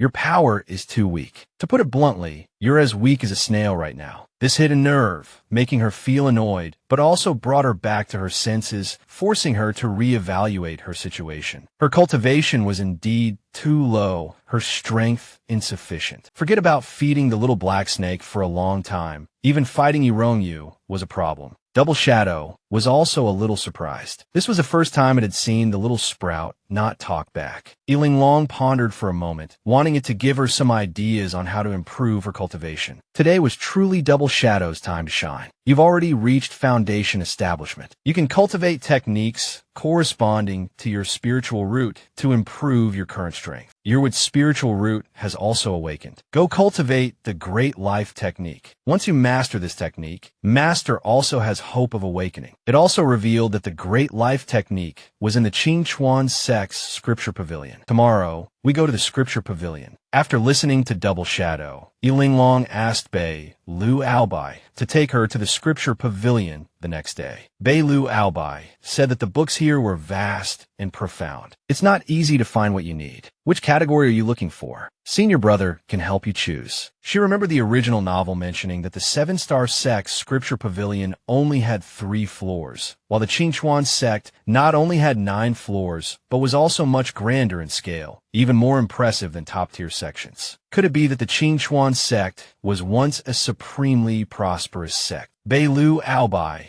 handed her a few books, interrupting her thoughts. These for her wood, water, fire, and basic cultivation techniques, respectively. They're the most suitable for you. Linglong took the books and flipped through them, secretly praising them in her heart. These books were written in such detail, they were simply perfect for a neglected child like her. Bei Lu Albai continued to explain, the first floor contains all the basic cultivation techniques, and the second floor has the introductory techniques. After you finish these 4, I'll take you to the second floor to find more. Gold core stage cultivators can go to the 3rd floor, nascent soul stage to the 4th, and deity transformation stage to the 5th. She then asked, what about above the 5th floor? Bei Lu Albai paused and shook his head, saying, you can't go up there. This made Linglong even more curious. Doesn't the scripture pavilion have 9 floors? It looks like 9 floors from the outside, but you can't go up inside. I've tried, and senior sister has tried too. No one can reach the 6th floor or above. This strange phenomenon only intensified her curiosity. Bei Lu Albai told her that besides cultivation techniques, there were also many books on swordsmanship, alchemy, refining, flower arrangement, and formations. Anything she wanted to learn, she could find here. This made her feel that this was the largest scripture pavilion she had ever seen, at least unrivaled in the lower realm cultivation world, even surpassing the 7-star sect. Choosing the Qingchuan sect was indeed the right decision. Linglong then began to worry. If outsiders knew there were no guards here, wouldn't they flock here to steal books? Bei Lu Albai rubbed her head.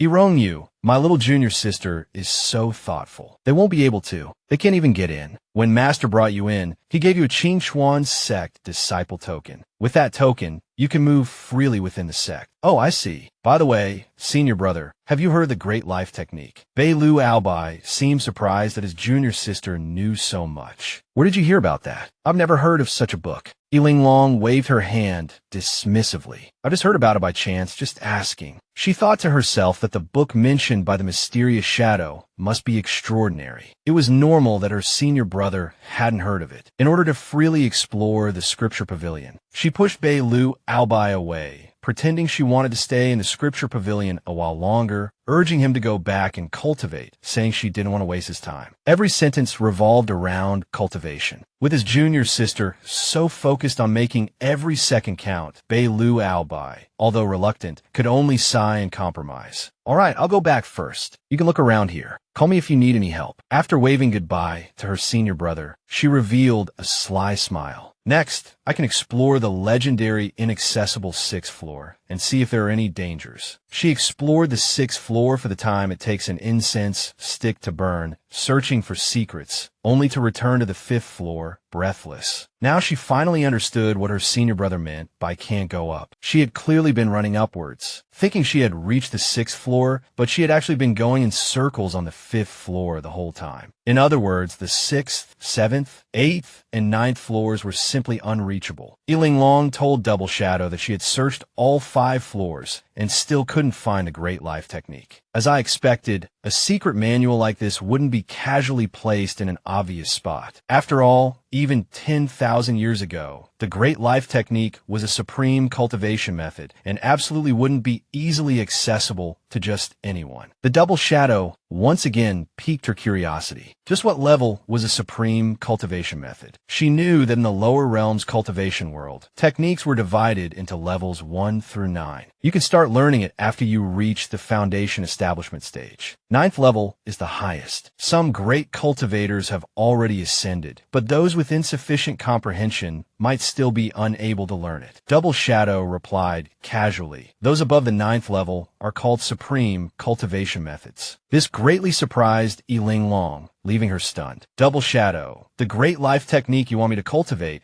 is actually the Qingchuan sect supreme cultivation method. Do you value me that much? She hadn't expected Double Shadow to think so highly of her, especially since she was only at the early stage of foundation establishment. Double Shadow finally snapped back to reality and immediately shattered her fantasy. Oh, I was just thinking that if my master had the great life technique, he could recover quickly. I forgot to consider your poor aptitude. Rendered speechless, she angrily stomped downstairs. Forget it, I'm going to bed. Seeing her anger, Double Shadow hurriedly coaxed her to stay. Don't go. Supreme cultivation methods are different from ordinary ones. There's no cultivation restriction to learning them. You want to learn a technique anyway, so why not choose the best one? There's no cultivation restriction for supreme techniques. A sharp glint appeared in her eyes, making Double Shadow break out in a cold sweat. That's true, but it depends on your comprehension. If your comprehension is high, you can learn it even at the foundation establishment stage. If it's poor, even a tribulation transcendence expert might not be able to learn it. As a modern medical doctor, comprehension was precisely her forte. Relying on her intelligence, she wasn't worried about not being able to learn it all. Double Shadow continued. The biggest problem now is that there are restrictions on these stairs, and these restrictions seem to have been upgraded. It's a pity. It looks like we can't get the great life technique. All the good things are sealed by restrictions. Linglong used her spiritual power to sense the stairs leading to the upper floor. Because her cultivation was too low, she could only barely sense a short distance. If only I could see more clearly. Suddenly, an idea struck her. She looked at the sword spirit slyly, a mischievous smile playing on her lips. My cultivation is low, right? It doesn't matter. We have the sword. It can help me see more clearly. Having spent so much time together, the sword spirit knew it was in trouble the moment it saw her expression and couldn't help but shiver. They bickered so much that they had long since become telepathic. Linglong said with a smile, Sword Spirit, with your abilities, you can definitely see the restrictions on the upper floor, right? I can, but what do you want to do? Let me tell you first, I won't break these restrictions. Brute force is absolutely out of the question. What if the entire scripture pavilion is destroyed when the restrictions are broken? Regardless of what the sword spirit said, she continued to approach, her mischievous smile widening, scaring the sword spirit into retreating. Don't have any bad intentions towards me. Your smile is terrifying, really. No matter how it struggled, how could Linglong let it escape this ordeal? Quickly circulate your spiritual power and activate the restrictions so I can see them. The sword spirit was still trying its best to stop her. Why do you have to see? These restrictions are so complicated, you little girl wouldn't understand them at all. It suddenly realized she was trying to break the restrictions and immediately scoffed. You haven't even drawn a single talisman. You probably don't even recognize some of the characters, and you still want to break the restrictions. Being looked down upon like this, how could she, a doctor, tolerate it? Linglong said coldly, "Less nonsense, just do it." Her aura immediately silenced the sword spirit, making it obediently cooperate. As the patterns of the restrictions emerged, she excitedly copied them onto paper, stroke by stroke, working until late at night until she was exhausted. The sword spirit kept complaining beside her, "You're not going to keep making me glow until you break the restriction, are you? I am a dignified ancient sword god, and you're actually using me as a lamp. Have you considered my feelings? Even if you don't consider my feelings, have you thought about what would happen if my spiritual power is exhausted and my soul is scattered?" Although the sword spirit cried pitifully, it didn't dare to stop. In Linglong's hands, the ancient sword god was nothing more than a sword. Finally finished copying, Linglong's excitement contrasted sharply with the sword spirit's dejection. The sword spirit's spiritual power was almost exhausted, and it was so weak that it felt like it was about to fall apart. She had copied from day to night, finally managing to copy down the basic parts of the restriction. Next, she flipped through talisman books, verifying whether her guesses while copying were correct. This was precisely her specialty, and she hadn't expected that doing what she was good at in another world would actually make her even more motivated. In the end, her deductions about the talismans were almost all correct, further confirming that her memory and reasoning abilities hadn't declined at all. Suddenly, a drop of blood fell onto the paper. The sword spirit was also startled by her current appearance. Linglong put on a pitiful look and said, "I think I'm bleeding." The sword spirit screamed internally, "Bleeding my foot. This is more than just bleeding. This little girl doesn't realize the seriousness of the problem at all." It was so horrified it couldn't speak and could only move closer, letting her see her current state clearly. Linglong saw a bleeding eye, which looked terrifying, and asked, "Is your true form the 7-aperture bleeding demoness?" Sword spirit, "This is too scary, but why is your voice male?" Shuangying was speechless and directly transformed into a large mirror to let her see herself clearly. Linglong asked the reflection in the mirror, "Why does the person inside look exactly like me?" When she rationally realized her terrifying situation, she immediately let out a scream and fainted on the spot. The next second, the terrified Shuangying rushed over and called out to her repeatedly, Hey, little sprout, wake up, don't scare me." Not long after, Linglong woke up and found that her injuries had disappeared, and there was even a surge of spiritual energy within her body. As she was puzzled, the ghostly weak Shuangying said, "Little sprout, stop drawing talismans. I can't hold on anymore. Please spare me. My soul is about to dissipate." Linglong innocently asked, "Is it because the talismans I drew were too powerful and seriously injured you? Am I that powerful? This little sprout will make me explode sooner or later. Does she have any self-awareness at all?" It angrily vented at her. "Do you know how much spiritual and mental energy it takes to draw talismans? Do you know that with your drawing method, even a D. Luo Golden Immortal couldn't save a Foundation establishment cultivator like you? Then you saved me. Doesn't that make you even more powerful than a D. Luo Golden Immortal?" Her fearless attitude made it even angrier. "Can you focus on the important matter at hand? If you want to die, find a deserted place to die. Don't die in front of me and make me save you, and incidentally kill me too." Simple, you mean spiritual energy, right? Shuangying wondered what this little sprout was up to now. A moment later, she stuck a few talismans onto Shuangying. Shuangying felt the rich spiritual energy around it and couldn't help but want to squeal like a pig. "Little sprout, I take back what I just said. As long as you draw talismans, I'll save you. Even if my soul scatters, I'll accept it." After a month of tireless work and countless deductions, she finally thoroughly analyzed the complex restrictions leading to the 6th floor. For someone who loves to delve into things, there is nothing more joyful than this. She placed talisman snakes at every key point on the stairs. Although her cultivation was weak,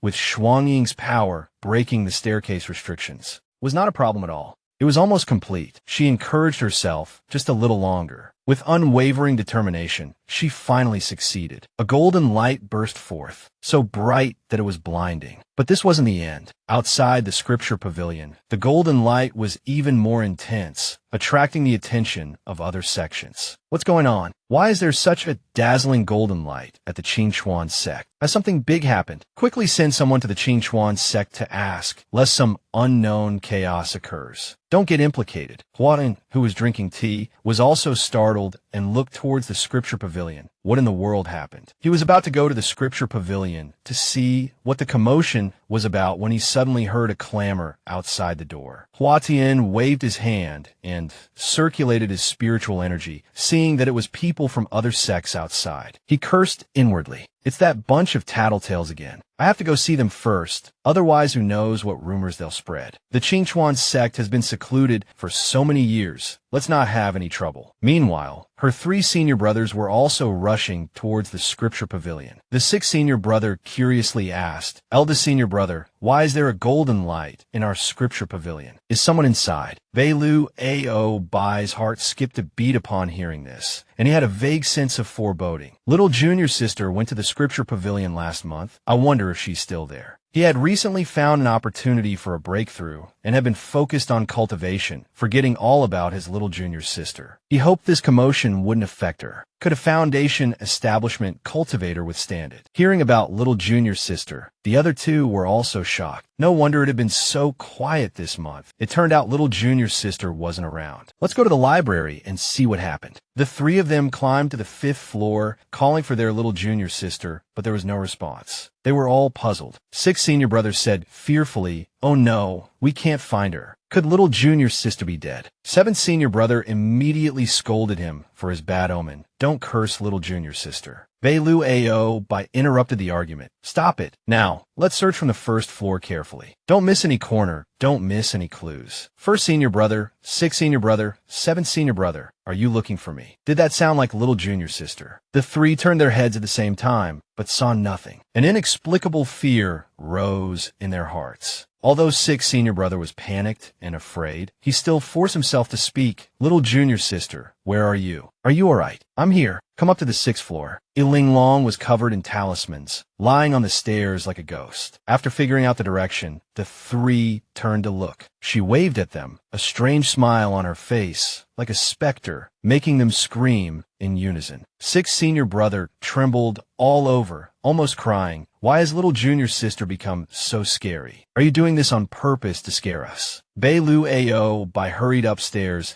and asked with concern, "Little junior sister, are you all right? Weren't we told not to go to the 6th floor? Why are you lying like this and covered in so many scary talismans? Are you trying to scare us?" Linglong smiled and said, "Senior brothers, I'm fine. I'm just tired, taking a rest, and having a spiritual chi SBA." She used modern terms, which they didn't understand. 6th senior brother asked as he went upstairs, "Little junior sister, what are you talking about? I've never heard of that term. What did you do to the library?" Suddenly, the scene before him shocked him. This is the 6th floor. Are we on the 6th floor of the library right now? No one has ever set foot on the 6th floor. I don't know how long it's been sealed. The restriction from the 5th to the 6th floor is gone. How could we come up so easily? Little junior sister, tell us what happened to the restriction on the 6th floor. Don't tell me you broke the restriction and are now enjoying some comfortable talisman SBA. She stood up and answered with a smile. She knew that her senior brothers would definitely be even more frightened today. Everyone stared wide-eyed at little junior sister. The genius little junior sister had just entered the sect. Her cultivation was only at the foundation establishment stage, yet she could break the restriction that even a soul formation stage senior sister couldn't break. What monstrous talent was this? If word got out, it would definitely cause a huge uproar. Linglong sighed, holding her chin. "I've been using my brain too much this month. I've lost so much hair. I'm so tired." Beilu Ao Bai became even more worried after hearing this. "Little junior sister, how are you feeling now?" In his opinion, researching formations and talismans consumed a lot of spiritual chi, and it was easy to bleed from the 7 orifices or even die from overexertion.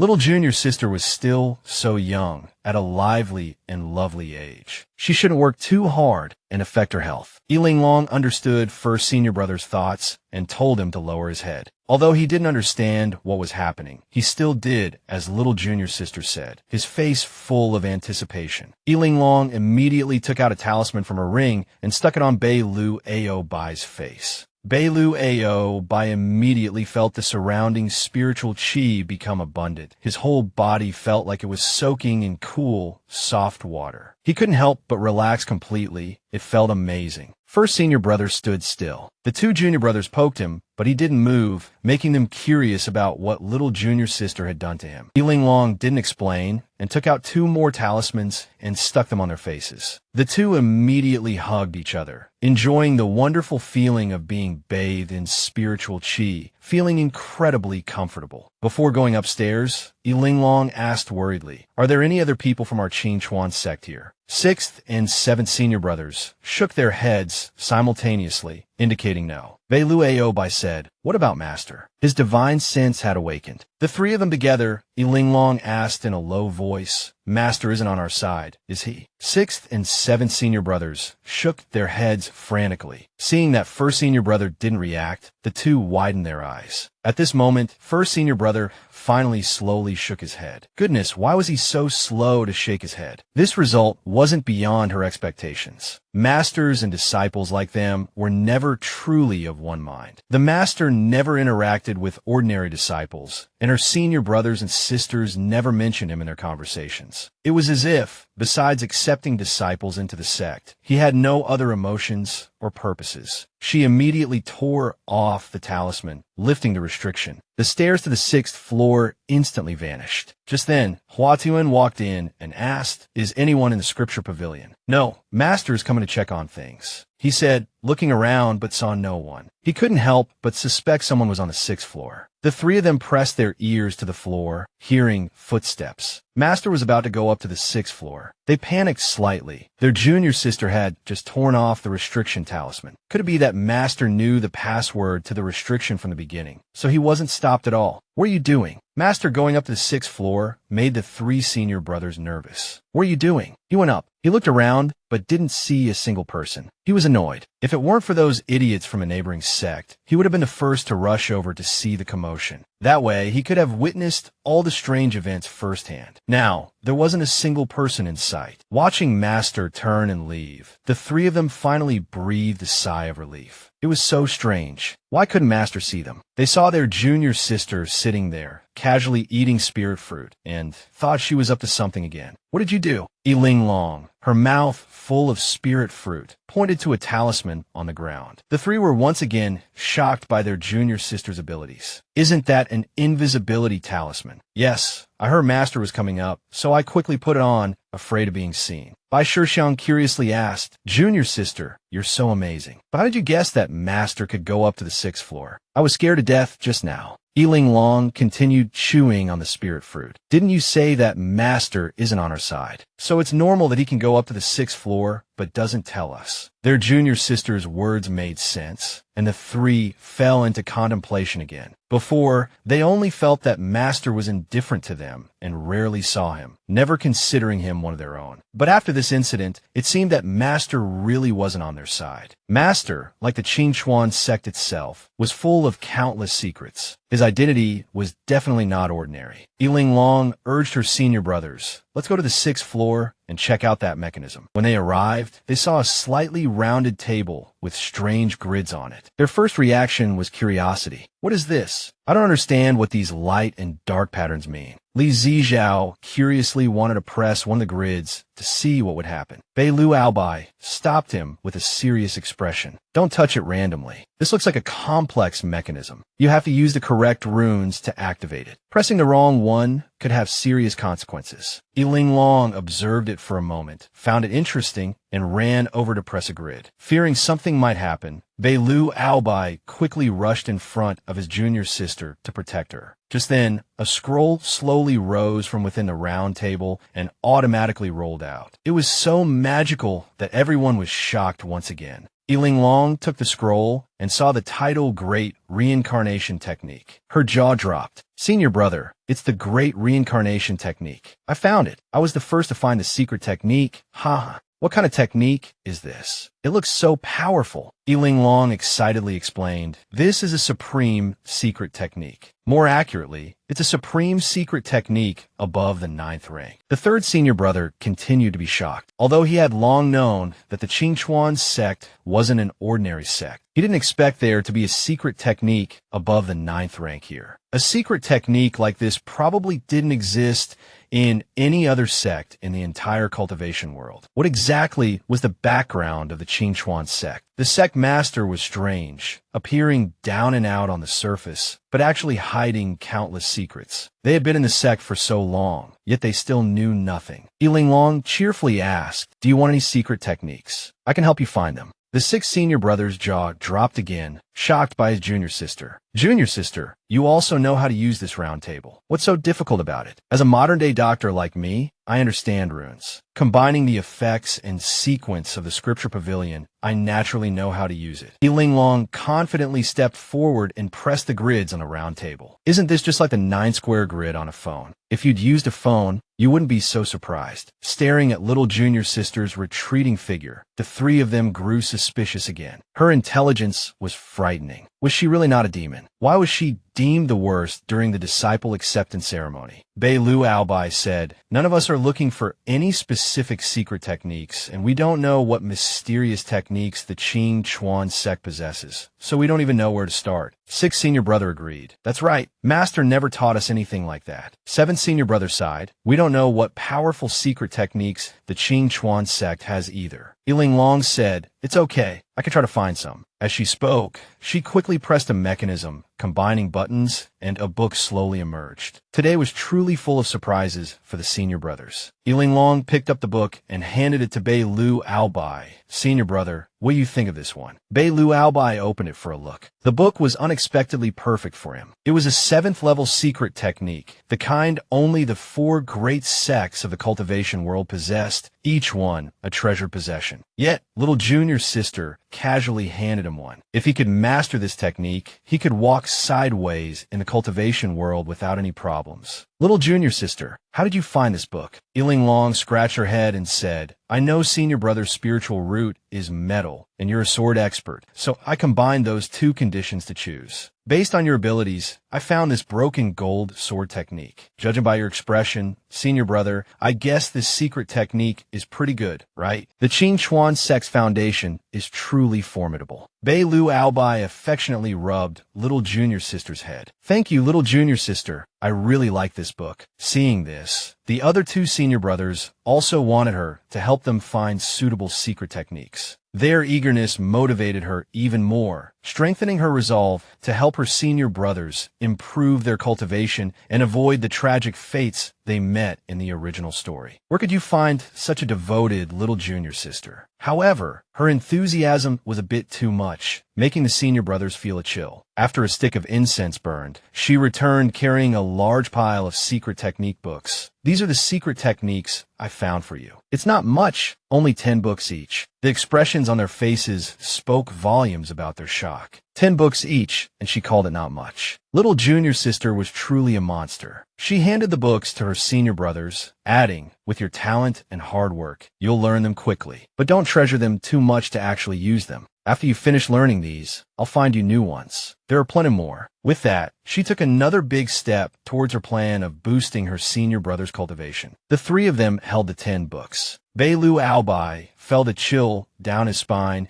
at little junior sister's thinking. These secret manuals were all extremely rare. Some people might not even master one in their entire lifetime, yet little junior sister handed them out like toys. Did she think learning these things was as simple as eating? Was she serious? She continued to plan. The sect competition is in half a year. You'll definitely have no problem learning these secret techniques. The reputation of our Qing Chuan sect rests on your shoulders. Bei Lu Albai interjected. Although the Qing Chuan sect is one of the alliance sects, we've actually never participated in the competition. Only now did she understand why outsiders knew nothing about the Qing Chuan sect. So for so many years, no one has participated, and we don't even have a ranking. Doesn't Master care about this? Master said that fame is unimportant. Do you really believe what Master says? Master still sneaks up to the 6th floor behind our backs. Actually, we never told Master about going to the 6th floor either. The Qing Chuan sect's reputation is actually very important. Li Zijiao wanted to know how important reputation really was. Linglong seriously analyzed, look, if you had registered under the name of the Qing Chuan sect in the West Mountain Secret Realm last time, would anyone have dared to call you Little Devil? If the Qing Chuan sect were a famous righteous sect, they definitely wouldn't have, right? Li Zijiao thought about it and realized little junior sister had a point. Those guys from the 7-star sect only framed me as the Little Devil and stole my red cloudbird in public because I didn't declare my sect. Li Zijiao hesitated again. If I usually challenge others and say I'm from the Qing Chuan sect, will I disgrace the sect? Linglong was dissatisfied with Li Zijiao's thinking. 7th senior brother, that's not right. If you win, it would bring honor to the Qing Chuan sect. How could it be disgraceful? What if I lose? If you're afraid of losing, then work harder to improve your cultivation. Duh. Little junior sister suddenly resolved 3rd senior brother's inner conflict. That's right. Why should we be afraid of others knowing about the Qing Chuan sect? As long as we're strong enough, who cares what others say? Linglong declared boldly. Therefore, in the sect competition half a year from now, we will not only participate, but we will also strive for a high ranking. This will let everyone know that the reason our Qing Chuan sect has so few members isn't because no one wants to join, but because the threshold is too high. Not everyone is worthy of entering. Li Zijiao was also stirred by Linglong's passionate words. His little junior sister was absolutely right. Last time, when Rongyu and Xielian barged into the secret realm to save our fellow disciples, the 7-star sect disciples falsely accused me of murder and theft, and even sealed off the secret realm. That day in the West Mountain secret realm, if it weren't for little junior sister arriving in time, they would have already slandered me. Those snobbish bastards. We need to teach them a good lesson. Linglong continued to incite her 6 senior brothers' fighting spirit. You've already formed your gold core with a single fire spiritual root.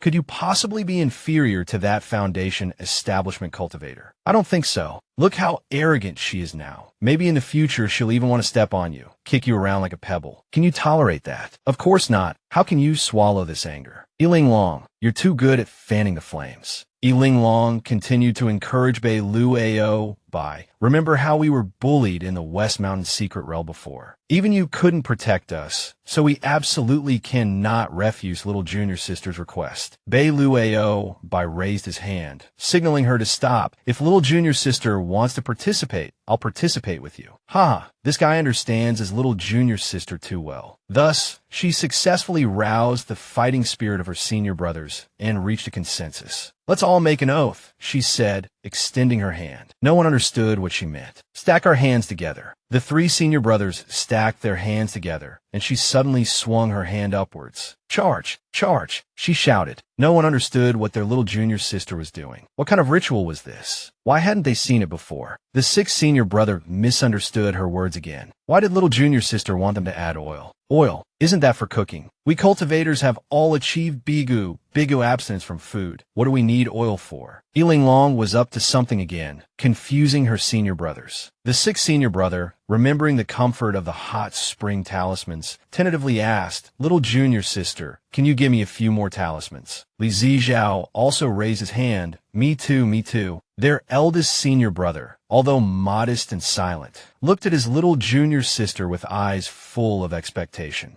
Just these.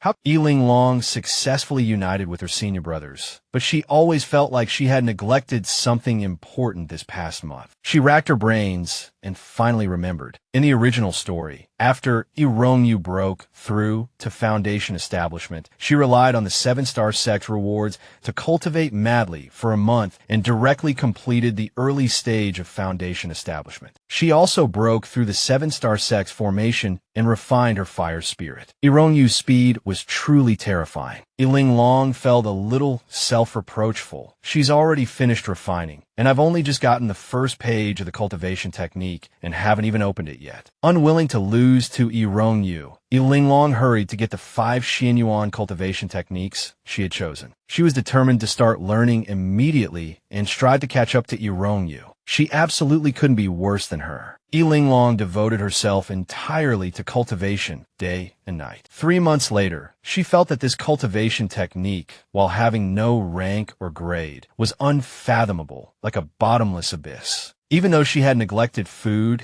and sleep for the past 3 months, she had only just learned the first level of the 5 cultivation techniques. After several months of arduous cultivation, her cultivation base had improved considerably. She had now reached the initial stage of late-stage foundation establishment and was only a little bit away from breaking through to mid-stage foundation establishment. Although she was a little proud, she also knew that it wasn't time to be complacent, because according to her memory, during this time, Yu had already obtained her first spirit beast, a swan sparrow with extremely strong attack power. In addition to the basic introductory fire attribute cultivation technique, Yu was also proficient in 2 second-rank techniques, flowing fire technique and fire cloud sword technique. Her continuous cultivation, coupled with the abundant resources she obtained from the secret realm, made her the recognized number 1 genius girl of this generation. The entire cultivation world knew Yu's name. Compared to Yu, Linglong felt a little depressed and speechless. One was just at the early stage of foundation establishment, while the other was already at the late stage. One had learned 5 cultivation techniques, but only scratched the surface. Some people have mastered 3 cultivation techniques already, while others are still struggling with their spirit swords. Some even have their own spirit swords, spirit beasts, and spirit flames. Realizing the growing gap, Linglong couldn't help but cry. She was simply too tired and didn't want to work hard anymore. She thought that perhaps her meager strength would be better spent supervising her senior brothers. After all, if they cultivated diligently and won, she could completely coast to victory. If those senior brothers knew what she was thinking, they would probably wail in despair.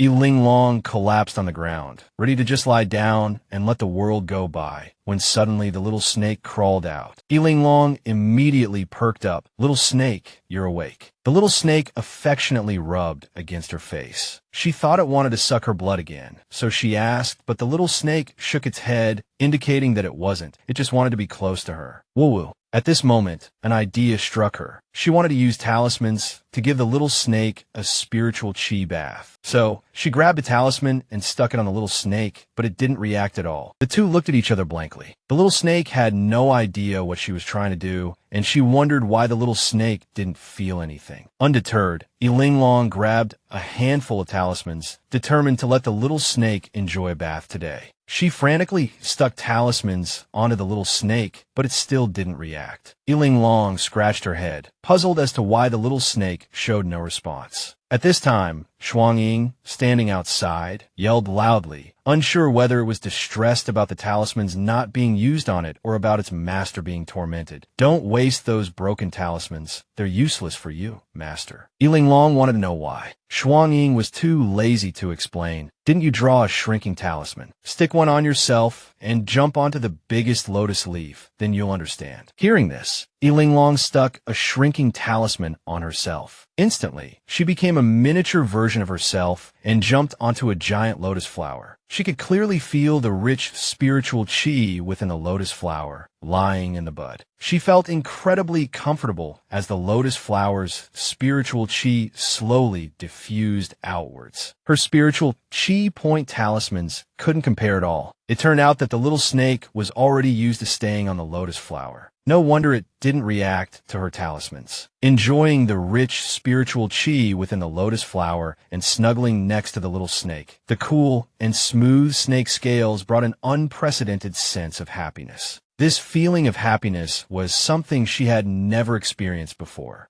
Linglong curiously asked Shuangying. Will the little snake feel uncomfortable leaving the lotus flower? Is it because there isn't enough spiritual qi? Of course, Shuangying replied. Then should I not have taken it away? Shuangying impatiently retorted, His Highness chose to come with you. What do you think? She then realized that the little snake was willing to give up such a comfortable place to come with her. If she left it while it was sleeping, it would definitely be very sad when it woke up. Shuangying took the opportunity to nudge her. If you feel bad for His Highness, then cultivate the great life technique properly. Cultivate desperately. Cultivate until you die. His Highness was able to wake up today because you've become stronger and your great life technique is helping His Highness heal. Linglong's jaw almost dropped in surprise. She didn't expect it to be so powerful. Seeing her reaction, Shuangying added, Don't underestimate the supreme level techniques you're cultivating. Even if you've only mastered the first level now, it's still the first level of a supreme level technique. Those ordinary techniques outside can't compare at all. Shuangying's words successfully ignited the fighting spirit in her heart. Whether for the little snake or herself, she couldn't give up. Thoughts of not wanting to work hard and relying on her senior brothers were all thrown to the back of her mind. But just hearing Shuangying say how powerful the technique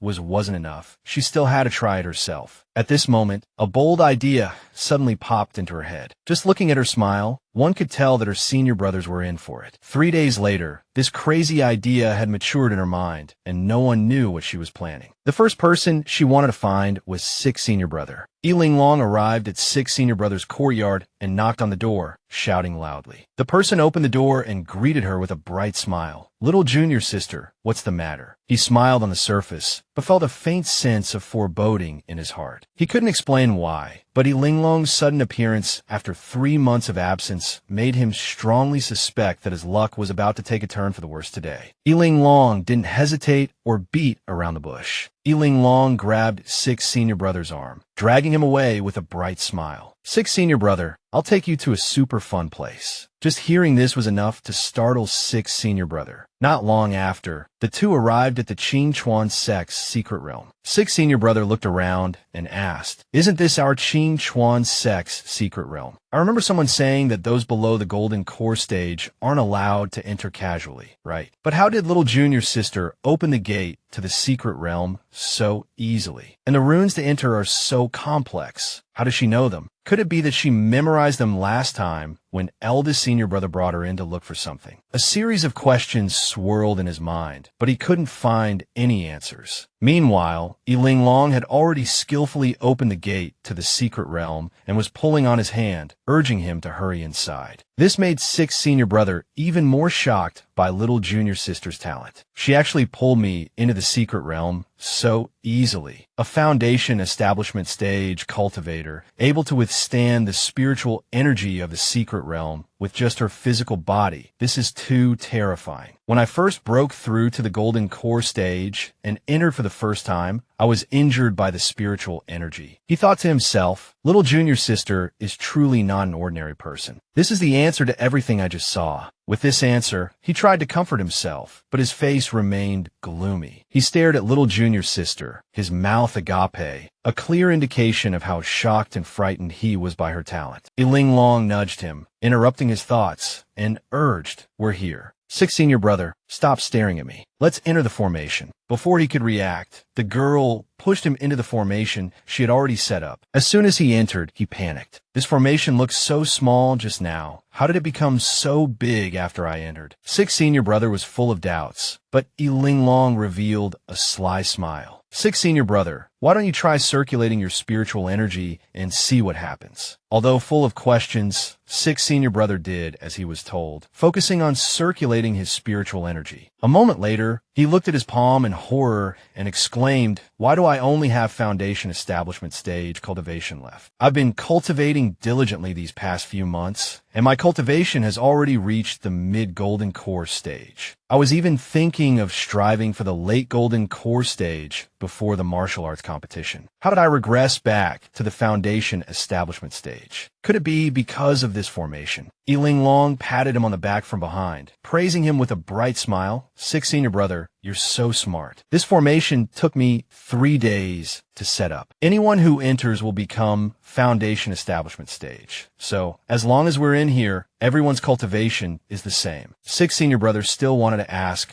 why it was specifically the foundation establishment stage and not something else. Linglong patted her chest, proudly saying, because I'm at the foundation establishment stage. I want to spar with you guys, but I can't suddenly increase my cultivation, so I can only bring you down to my level. Sixth senior brother was drenched in sweat from her malicious idea, but he was speechless. Little junior sister had a point. This idea of dragging others down to her level for a spar was simply irrefutable. Linglong didn't want to waste any time and started stretching, ready to fight. Hey, sixth senior brother, don't just stand there. Come and try my new formation. I'm super excited because I can finally spar with you. I don't have to cultivate alone anymore. Sixth senior brother, take this. As soon as she finished speaking, the girl charged forward with her sword, her eyes sharp. An hour later, sixth senior brother was panting, little junior sister, can we take a break? Linglong was also covered in sweat, but incredibly excited. I'm a little tired, but I can still hold on for a while longer. As expected of sixth senior brother, you've already advanced to the golden core stage. Even with your cultivation suppressed, your strength is still very strong. Not wanting to wait any longer, Linglong brandished her sword like fire, taking turns using the heavenly god sword technique, the phoenix divine fire technique, and the heavenly weak water technique, relentlessly attacking sixth senior brother. Sixth senior brother didn't want to lose face in front of little junior sister. Linglong realized that when she sparred with sixth senior brother earlier, she had only used the heavenly god sword technique and the phoenix divine fire technique. Now, she was going to use the heavenly weak water technique and the great life technique to fight. Sure enough, sparring with someone made her improve much faster than cultivating alone. She could feel herself progressing with each round. The more she fought, the more excited she became, while sixth senior brother became increasingly exhausted, panting, and no longer having the strength to fight. Linglong was still circling him, chattering nonstop, sixth senior brother, you can't be exhausted already, can you? You can't be weaker than me, can you? Sixth senior brother nearly cried, his face falling instantly upon discovering he was weaker than his junior sister. He couldn't understand how he, a golden core cultivator of many years, could have less stamina than his junior sister, who had just recently established her foundation. Linglong pondered this. Sixth senior brother was right. Why would a golden core cultivator have less stamina than a foundation establishment cultivator? It didn't make sense. Perhaps it's because of the formation I set up. This formation not only suppresses your cultivation, but also lowers your overall abilities. Sixth senior brother realized this, his jaw dropping in shock. His face darkened as he asked, this formation only affects me. You're fine. That's right, Linglong replied, a sly smile spreading across her face. Sixth senior brother plopped down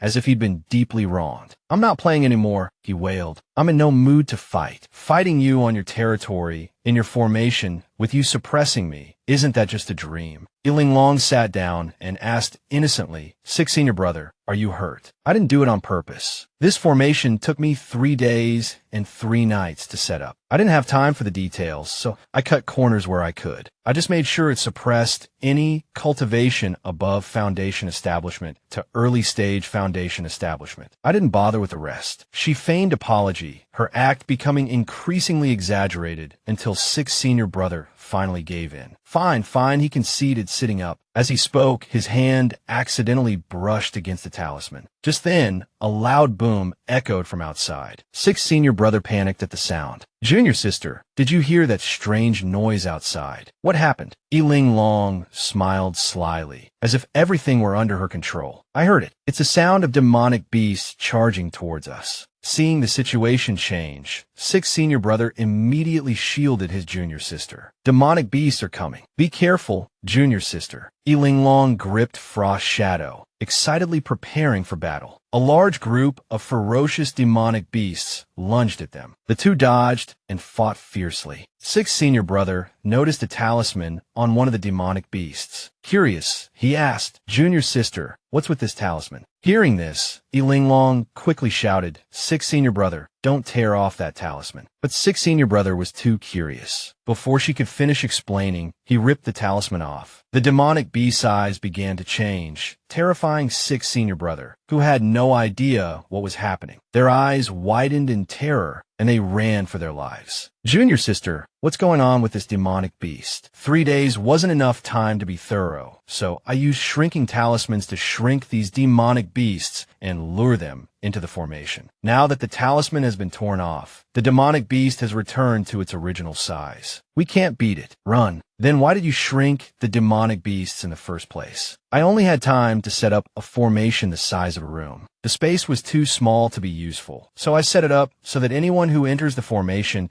is automatically shrunk by 1,000,000 trillion times. Sixth Senior Brother finally understood why the formation looked small from the outside, but felt incredibly spacious inside. They had been shrunk. Tearing the talisman off the demonic beast returned it to its original size. This was too exciting. What kind of monster was his junior sister? Was she really the weakest person at the recruitment ceremony? While frantically dodging the demonic beast attacks, they finally neared their destination. Linglong pointed ahead. Sixth Senior Brother, the edge of the formation is just ahead. Let's charge through and open the formation to fly out. They narrowly avoided the demonic beast's claws, barely escaping with their lives. Junior Sister, you're really something. This is so thrilling. Sixth Senior Brother had just sat down to catch his breath and regained some composure when he heard his junior sister say, "I'm going to improve this formation later." He immediately jumped in fright. Linglong had new ideas brewing. Sixth Senior Brother, I'm going to release this demonic beast later. Can you help me stick a talisman on it? It's a tier 3 demonic beast. I can't beat it outside. Sixth Senior Brother immediately agreed. He couldn't let his junior sister get hurt, but something felt wrong. If he continued to play along with his junior sister, he would definitely end up looking disheveled and pathetic. He desperately wanted to escape her games. Junior Sister, why don't you find someone stronger to spar with? I can't win inside the formation, and it won't be much help for you to improve your strength. Really? Linglong seemed to have achieved her goal, nodding vigorously. Yes, I think Seventh Senior Brother would be good. Sixth Senior Brother expertly passed the buck. He leaned closer and whispered to her, "Didn't you say the 7th level of our 7 methods martial arts is incredibly powerful? This could be a way to test Eldest Senior Brother's progress over the past few months." Exactly. Improving Eldest Senior Brother's strength is the most important thing. He has to break through from nascent soul stage to deity transformation stage to deal with Yue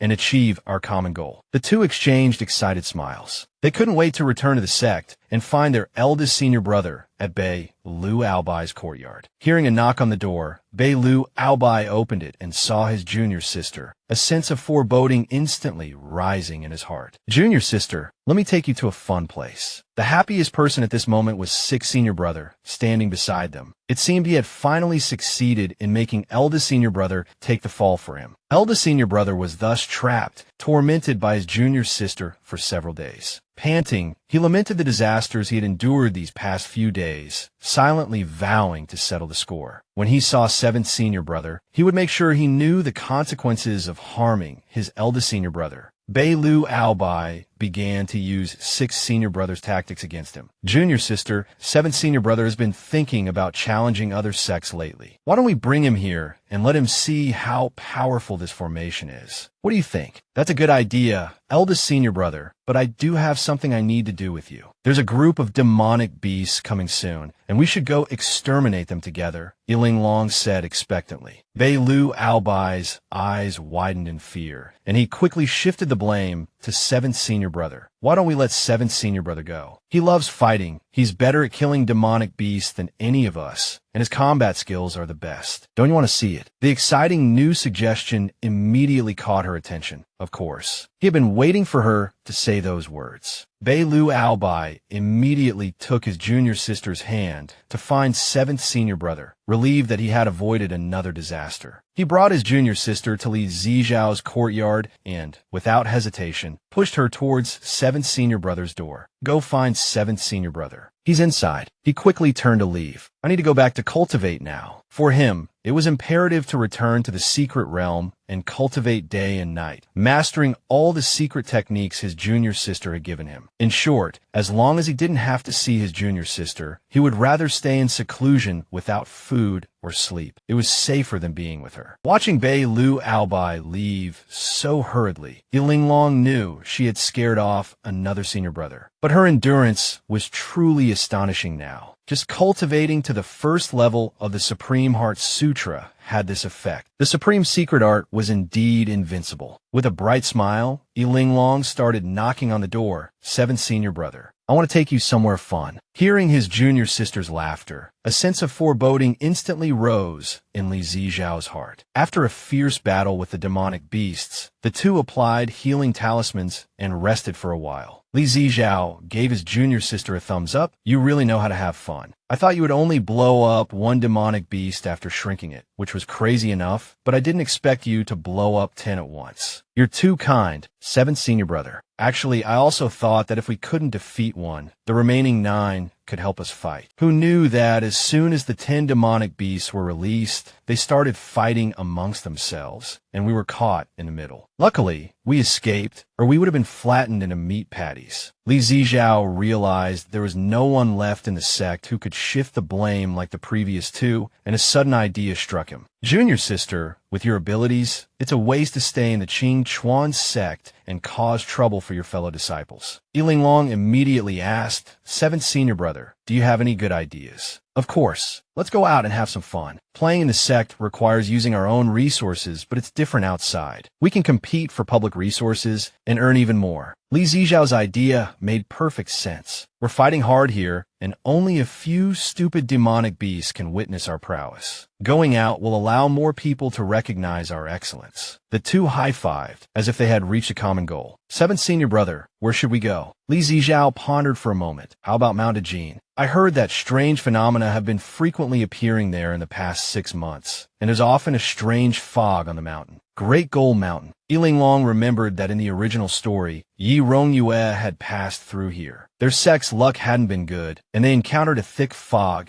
causing the entire group to get lost. In fact, this fog was the entrance to a random secret realm. Once swept inside, they would be trapped in the Great Gold Mountain's secret realm. The demonic beasts and spiritual herbs within this secret realm were even more abundant than those on the Great Gold Mountain itself, but the danger level was also significantly higher. It was said that no one who entered ever came out alive. Yi Rongyue not only became the first person to lead her sect's disciples out alive, but she also met the male lead, Xiao Yun, there, and the two fell in love at first sight. This trip to Great Gold Mountain transformed Yi Rongyue from the 7-star sect's genius girl into the beacon of the righteous path in the cultivation world, earning her the gratitude and admiration of many, and she quickly embarked on the path of a powerhouse. This was a climax of the plot, especially the male lead's rivals in love and those who were infatuated with her. Just thinking about it made Linglong's heart race with excitement. Linglong was lost in thought, and Li Zijiao found it strange. He waved his hand in front of her and called out, "Little junior sister, are you even listening to me?" Linglong snapped back to reality and grabbed Li Zijiao's sleeve, urging, let's go.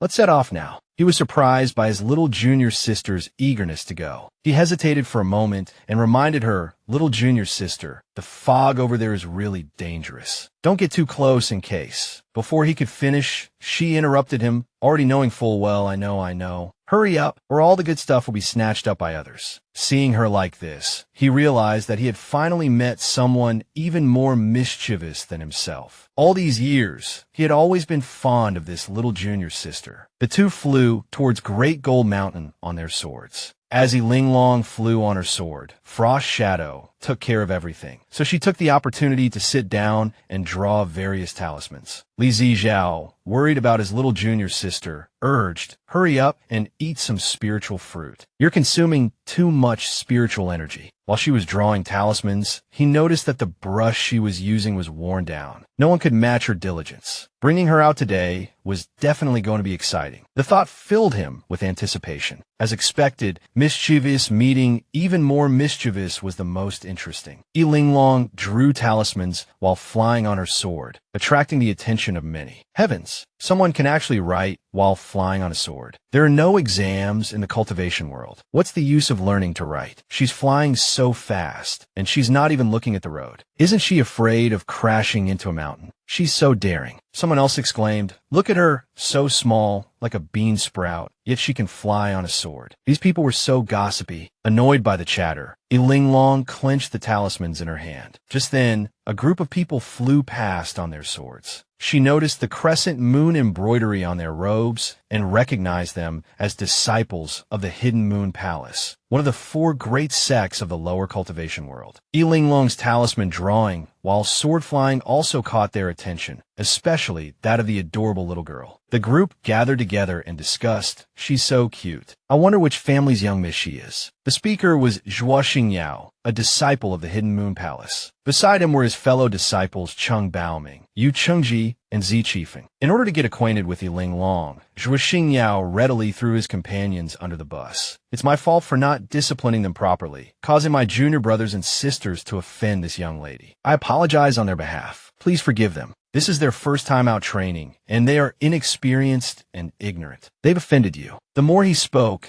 the more embarrassed he became, his face flushing. Little did he know, Linglong naively believed everything he said. It's really nothing. There are indeed no exams in the cultivation world, but I'm still young and don't know many characters, so I'm working hard to study and practice writing. I don't want to be a cultivator who's illiterate. Her words surprised them, and they looked at her with a hint of admiration. She actually admitted to strangers that she was illiterate without any hesitation. She was truly straightforward. Linglong continued, I never look at the road when I'm flying on my sword. If I crash into someone, it's their bad luck. If I crash into a mountain, it's my own bad luck. Once again, those few people were dumbfounded and amused by her. That works too. Well, when you think about it, it makes sense. Zhuo Xingyao was suddenly startled. He looked back and found that she was no longer on her sword. He hurriedly shouted, Bean Sprout, where did you go? It turned out Linglong had cast a shrinking spell on herself. Linglong couldn't help but burst into laughter. You're right, I'm smaller than a bean sprout right now. With that, she ripped off the shrinking talisman, instantly returning to her normal size, leaving everyone stunned. This little girl is really something. Linglong giggled and continued, who was it just now that said I was cute? The person looked embarrassed, waving their hands and stammering, unable to speak. Linglong immediately put on her cutest expression, interrupting him. You have a good eye. This made him even more flustered, his face turning red. Cheng Baoming said excitedly, Senior brother, she's really interesting. I like her a lot. Yu Chengji, probably thinking they were alone, suggested, why don't we travel together? Zi Qifeng also nodded in agreement. Yes, she can change size, and she's so capable at such a young age. Li Zijiao, seeing someone showing interest in his junior sister, felt displeased. We just left the sect and haven't even reached the Gold Mountain yet, and already someone wants to steal my junior sister. This absolutely cannot happen. Zhuo Xingyao, always one to seize an opportunity, immediately stepped forward and offered Linglong a brush, trying to build rapport. Little girl, I saw your brush is broken. I have a good one here. I'll give it to you. Thank you. After thanking him, Linglong didn't forget to return the gesture. Then I'll give you a gift too. She knew that it had given her a high-grade spiritual brush, which, regardless of its specific rank, was better than hers, especially since hers was almost broken. She took out a stack of talismans and handed them to him. These are talismans I drew myself. They're very effective. You can't buy these outside. Stick one on and you'll feel refreshed. Stick on 2 and you'll be full of energy. Stick on 3 and your soul will fly to the heavens. The man happily accepted them and hurriedly introduced himself, striking up a conversation. My name is Zhuo Xingyao. May I ask the little girl your surname? My name is Linglong. Miss E, it's a pleasure to meet you. So, we're friends now, right? Li Zijiao, unwilling to let anyone steal his junior sister, immediately stepped in front of Zhuo Xingyao, his face cold as he threatened, Zhuo Xingyao, I'm her senior brother. My name is Li Zijiao. Senior brother Li, it's a pleasure to meet you. Li Zijiao didn't bother with pleasantries and said directly, you've given your introductory gift. You can leave now. Zhuo Xingyao was bewildered, not understanding Li Zijiao's hostility. Dejected, he turned to leave, and at that moment, his senior brother, Zi Qifeng, hurried over. Zi Qifeng initiated conversation. I am Zi Qifeng, a disciple of Hidden Moon Palace. Are you two also going to Gold Mountain? Li Zijiao, still with a cold expression, replied, yes. Ziqifeng suggested, I heard that the Gold Mountain has been experiencing frequent, unusual phenomena recently, more dangerous than usual. Why don't we travel together and look out for each other? What do you think? Li Zijiao coldly refused. No need. Linglong nudged him gently with her elbow and whispered, Seventh senior brother, there's strength in numbers. Having a few hidden Moon Palace disciples with us would be a deterrent. Otherwise, if some random people cause trouble, it'll only delay us. Lizizo Sigal Blesly. My junior sister and I aren't wearing our sect clothes, so we could easily be mistaken for rogue cultivators. Rogue cultivators are easy targets. While we're not afraid of trouble, it's always better to avoid it. He looked at them with a hopeful and kind expression. He finally agreed to travel together. Having achieved their goal, all four of them were. He applied the talisman to himself and immediately felt surrounded by spiritual energy, his whole body relaxing. But he relaxed so much that he forgot he was still flying on his sword. As a result, he plummeted from the sky, scaring his fellow disciples half to death. Fortunately, Ziqifeng reacted quickly and caught him. Cheng Baoming shouted, Linglong, what's wrong with my junior brother? What kind of talisman did you give him? Linglong calmly replied, ask him. Luckily, Zhuo Xingyao quickly recovered. Senior brother, don't misunderstand. There's nothing wrong with Miss Yi's talisman. I just didn't expect it to be so powerful, and I wasn't prepared. Hearing this, Cheng Baoming immediately reached out to his junior brother. Then give me one too. I want to try it. How can you enjoy it all by yourself? Inwardly, he was reluctant, knowing that he would probably fall too if he used one. The other two disciples also couldn't help but stare in amazement. I'm not kidding. This talisman is really something. Missy, I want one too. I'll trade you something for it later. The remaining two disciples exchanged glances, understanding each other without words, and also reached out to Zhuo Xingyao for a talisman. Junior brother, give us one to try too. The good stuff was almost all gone in the blink of an eye. The six of them, each with a soaring talisman affixed to their bodies, presented a peculiar sight as they flew on their swords, attracting the curious gazes of many passers-by. Look over there. Those six people are so strange. Li Zijiao couldn't help but praise his junior sister. No one can meet junior sister without being captivated by her. This influence, if I'm not careful, someone will snatch her away sooner or later. The six of them quickly arrived at Great Gold Mountain. As soon as they landed, Xu Zifang stepped forward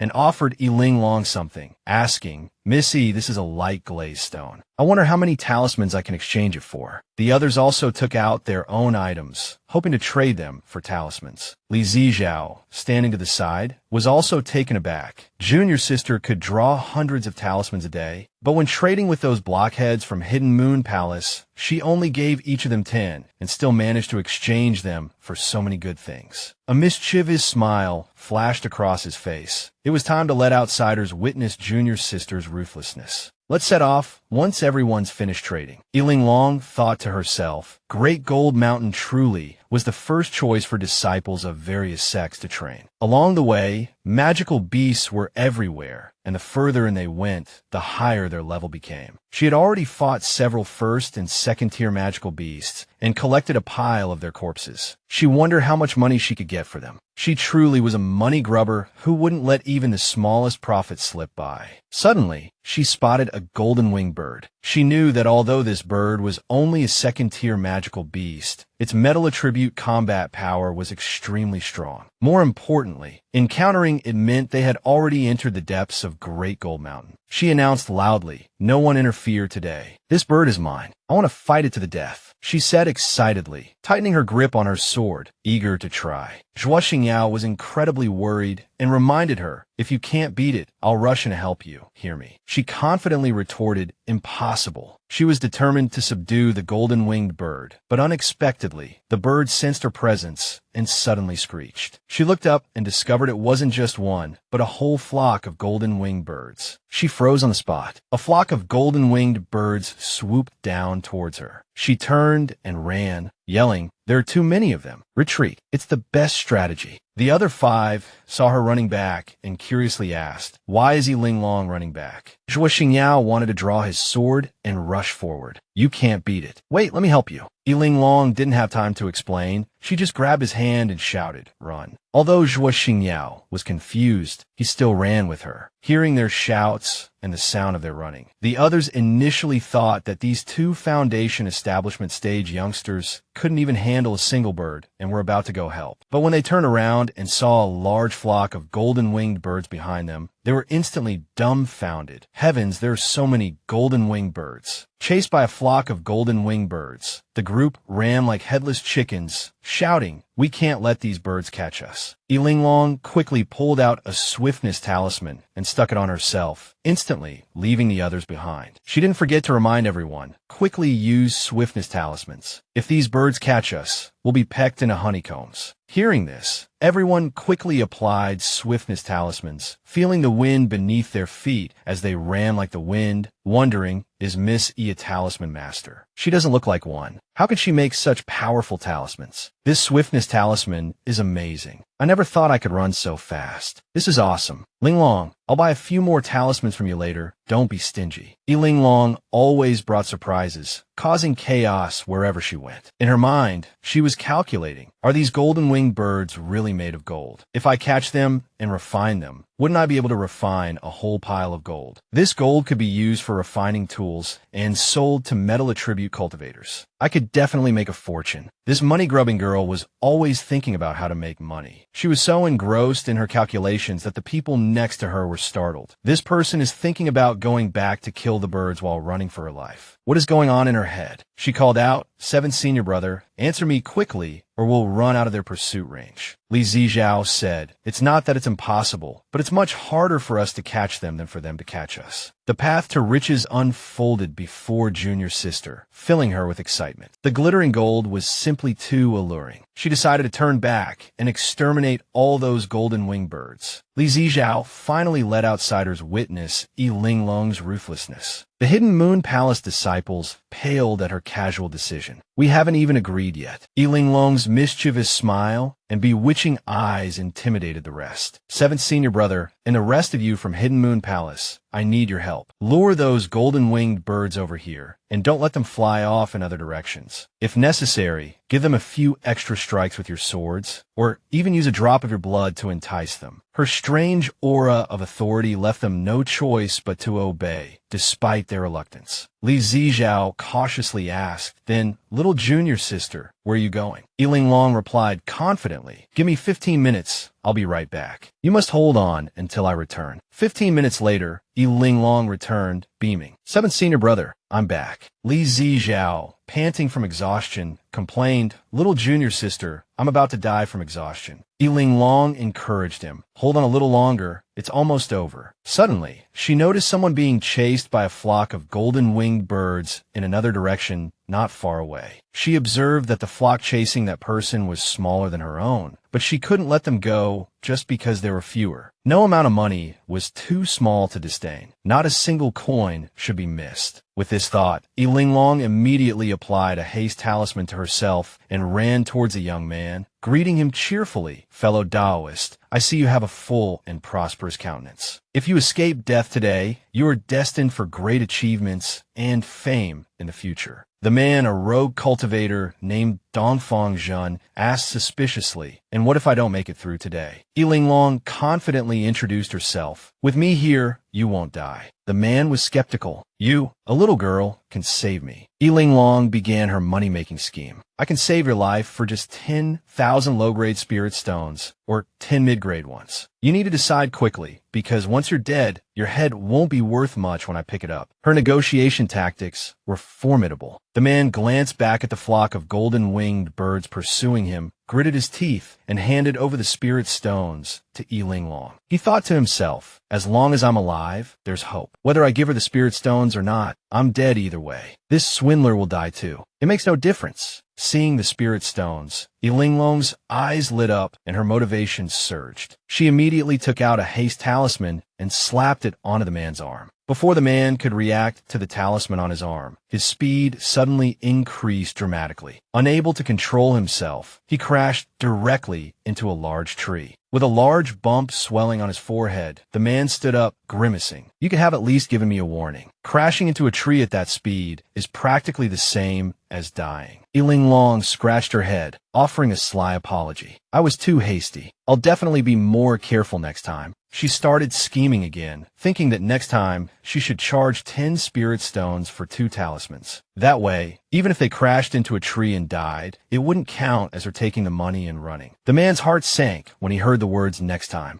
Having successfully fleeced her customer, Linglong turned to the task at hand, drawing her sword and charging towards the flock of golden winged birds. As she drew all the bird's aggression onto herself, Dongfang Zhen was speechless, almost wanting to knock himself unconscious. What is this? Wasn't she supposed to stick a talisman on me and run? This little girl's cultivation isn't that high, yet she's darting around in the middle of a flock of golden-winged birds. Is she really not afraid of death? He hadn't wanted to get too involved with strangers, but 10 spirit stones for his life was a worthwhile deal. Suddenly, he heard Linglong shout, "Seventh senior brother, I've lured the golden-winged birds. Let's charge into that forest ahead." He finally understood. I've been played. Dongfang Zhen gritted his teeth. After all these years roaming the cultivation world, he had been tricked by a little girl. She had planned to lure the birds away all along. Selling the talisman was just a way to make some extra money on the side. Linglong was now giving directions. I'm going to charge into that forest at full speed. Everything went according to plan. She led the golden-winged birds into a prearranged trap, and everyone was stunned by her methods. She actually trapped the golden-winged birds. The trap lit up, and Linglong's eyes shone along with it. These birds look so beautiful when they glow. They'll definitely fetch a good price. Li Zijiao, standing beside her, was speechless. I never knew little junior sister had such skills. Zhuo Xingyao, equally shocked, cautiously asked, Linglong, how were you able to draw so many talismans so quickly? Li Zijiao rolled his eyes, annoyed by his naivety. What are you thinking? Our little junior sister drew the talismans long ago and kept them in her ring. She's just taking them out now. Did you think she was drawing them while flying on her sword? Did you really think she was practicing calligraphy? Oh, so she was just teasing me.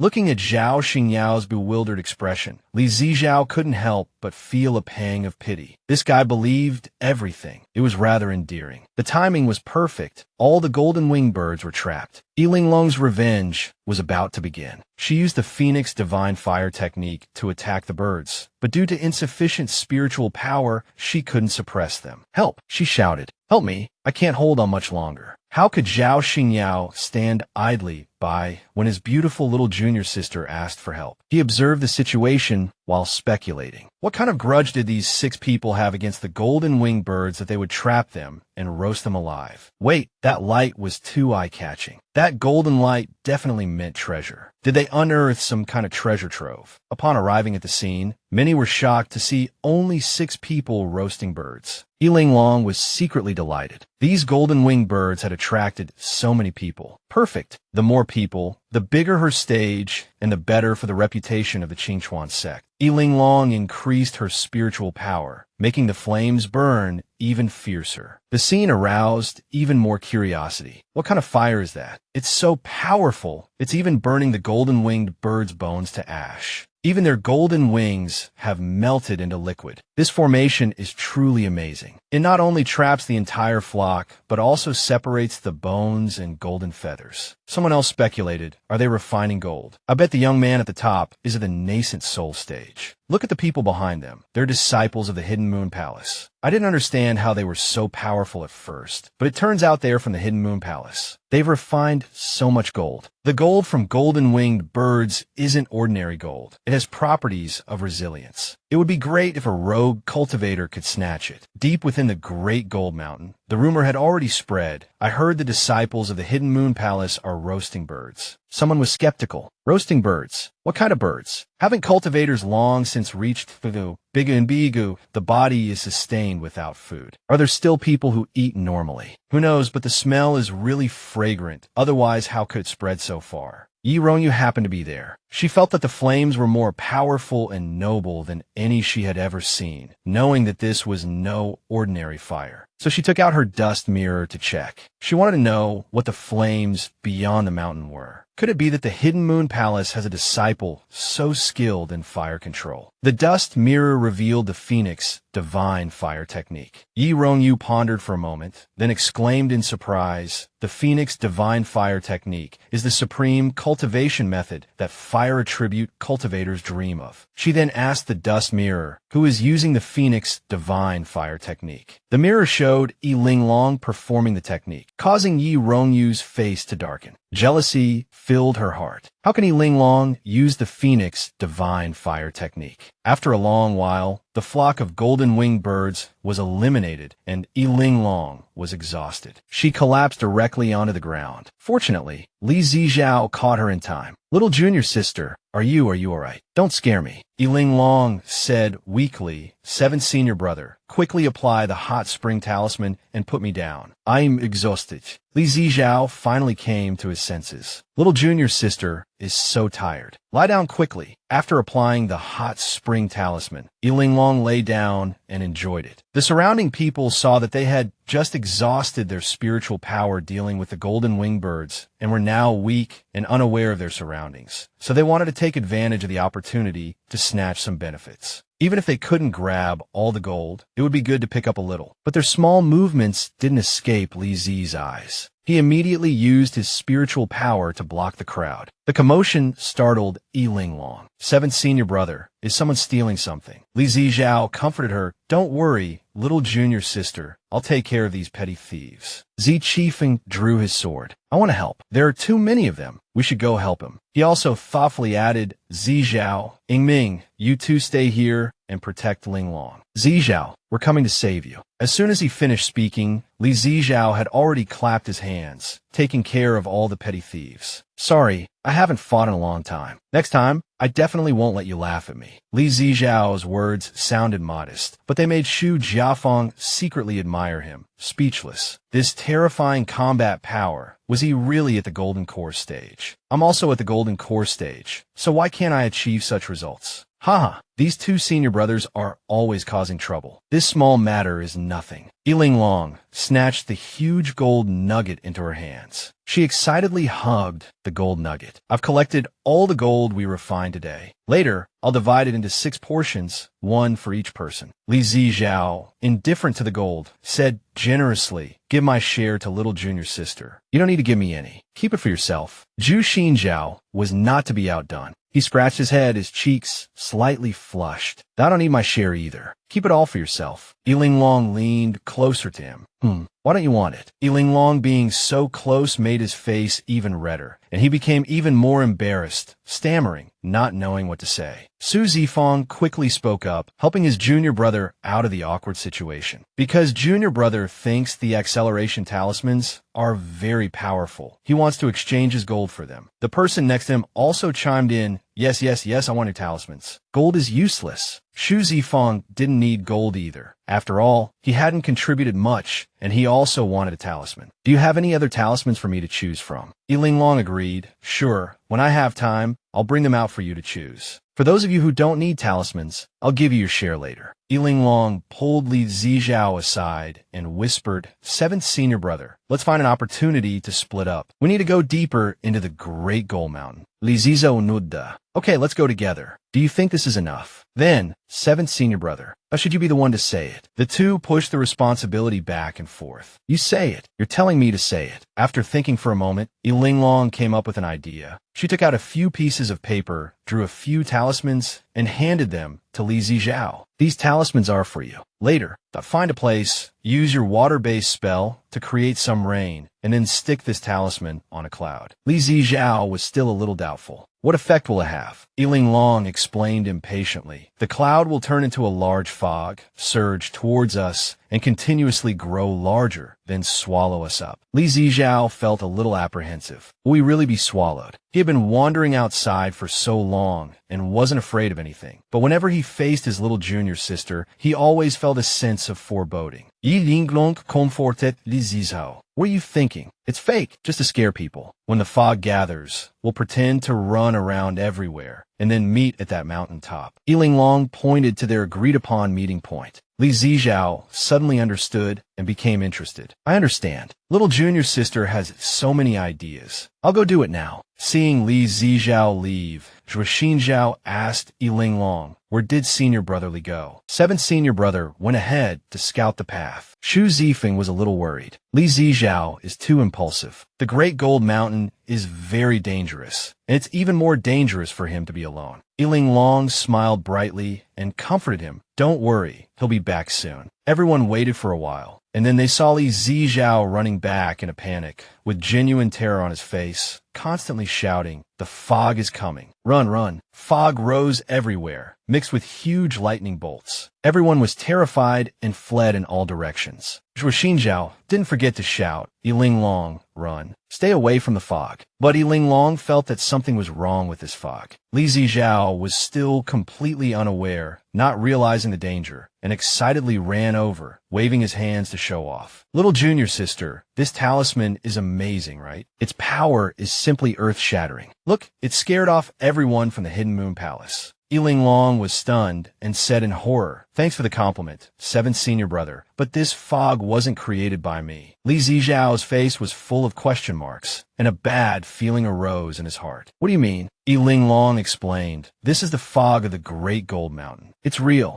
Li Zijiao jumped in fright. "Then why are you still standing there? Run." He wanted to run, but Linglong tied him up with a rope, making him even more panicked. "Little junior sister, what are you doing?" In contrast to him, Linglong stood firmly in place, facing the fog, and said, "Seventh senior brother, after being swept into the fog, you'll be transported to a random location in the secret realm. Even if several people are swept in together, they'll be separated. My cultivation is too low. If I can't withstand it alone, I don't want to be a burden to you." As she spoke, she tied the two of them together with a rope. Li Zijiao finally understood his little junior sister's plan, and was so scared he couldn't even cry. At that moment, the two were enveloped in thick fog. "Seventh senior brother, don't be afraid. Do you have anything else prepared?" Linglong calmly took out a black cloth. "Here, cover your eyes with this." Out of sight, out of mind. Li Zijiao was speechless. "Why did I come in here with you?" Moments later, both collapsed on the ground. Just then, a drop of nectar fell from a flower petal into Linglong's mouth. The sweetness revived her. She felt refreshed, the previous discomfort caused by the fog completely gone. Linglong sat up and looked around carefully. Recognizing the flower as an icebone flower, she recalled the original story mentioning its soothing effects. The nectar could only be collected after the flower matured. But this flower was extremely rare, and its nectar was difficult to collect because demon beasts always lurked near its habitat, and the bee demon beasts were usually third rank. The queen bee could even reach fourth rank. Thinking of this, Linglong couldn't help but shiver, as the buzzing of bee demon beasts was already audible. She quickly shook Li Zijiao, trying to wake him up. Li Zijiao finally opened his eyes, his face filled with lingering fear and resentment. "Junior sister, stop shaking me. Let me rest for a bit. My insides feel like they've been scattered by the fog." Hearing this, Linglong panicked and immediately stuffed the nectar into his mouth. Tasting the sweet nectar, Li Zijiao instantly perked up, feeling revitalized. "Junior sister, what did you give me? It's so delicious. I want more." Li Zijiao jumped up excitedly. Linglong untied the rope binding them. "Don't just focus on eating. I hear the buzzing of third-rank bees. Prepare to fight." Li Zijiao stood up confidently. "Third-rank bee demon beasts. What's there to be afraid of? I'll take them on, one by one, or two by two." Linglong pointed at the swarm. "Seventh senior brother, what if a whole swarm attacks together?" Before she finished speaking, Li Zijiao grabbed her hand and started running. "Fight my foot. Run. I've never seen such a large swarm in my life. I'm not afraid of them individually, but they insist on coming in groups. Run." He slapped a speed talisman on himself and bolted. Linglong suggested, "Seventh senior brother, I have an idea." Li Zijiao knew her tricks too well and was immediately apprehensive. "No, no, no." Linglong tempted him further. "But seventh senior brother, the icebone flower nectar is really delicious. Don't you want more?" Li Zijiao firmly refused. "No." Linglong persisted. "Seventh senior brother, isn't there a saying, fortune favors the bold? We came to this secret realm to seize treasures, improve ourselves, and increase our wealth." Li Zijiao vehemently refused. Seeing persuasion was useless, Linglong resorted to trickery, pointing at the lake. "You know bee demon beasts are afraid of water, right? If we we hide underwater, they won't chase us. Li Zijiao, as if he had found a treasure, completely unaware he had fallen into a trap, exclaimed, "Then let's quickly go down and hide." Linglong smiled slyly. "Not we, but you. We'll split up. I'll leave this important task to you. We'll split the spoils 60-40. As soon as she finished speaking,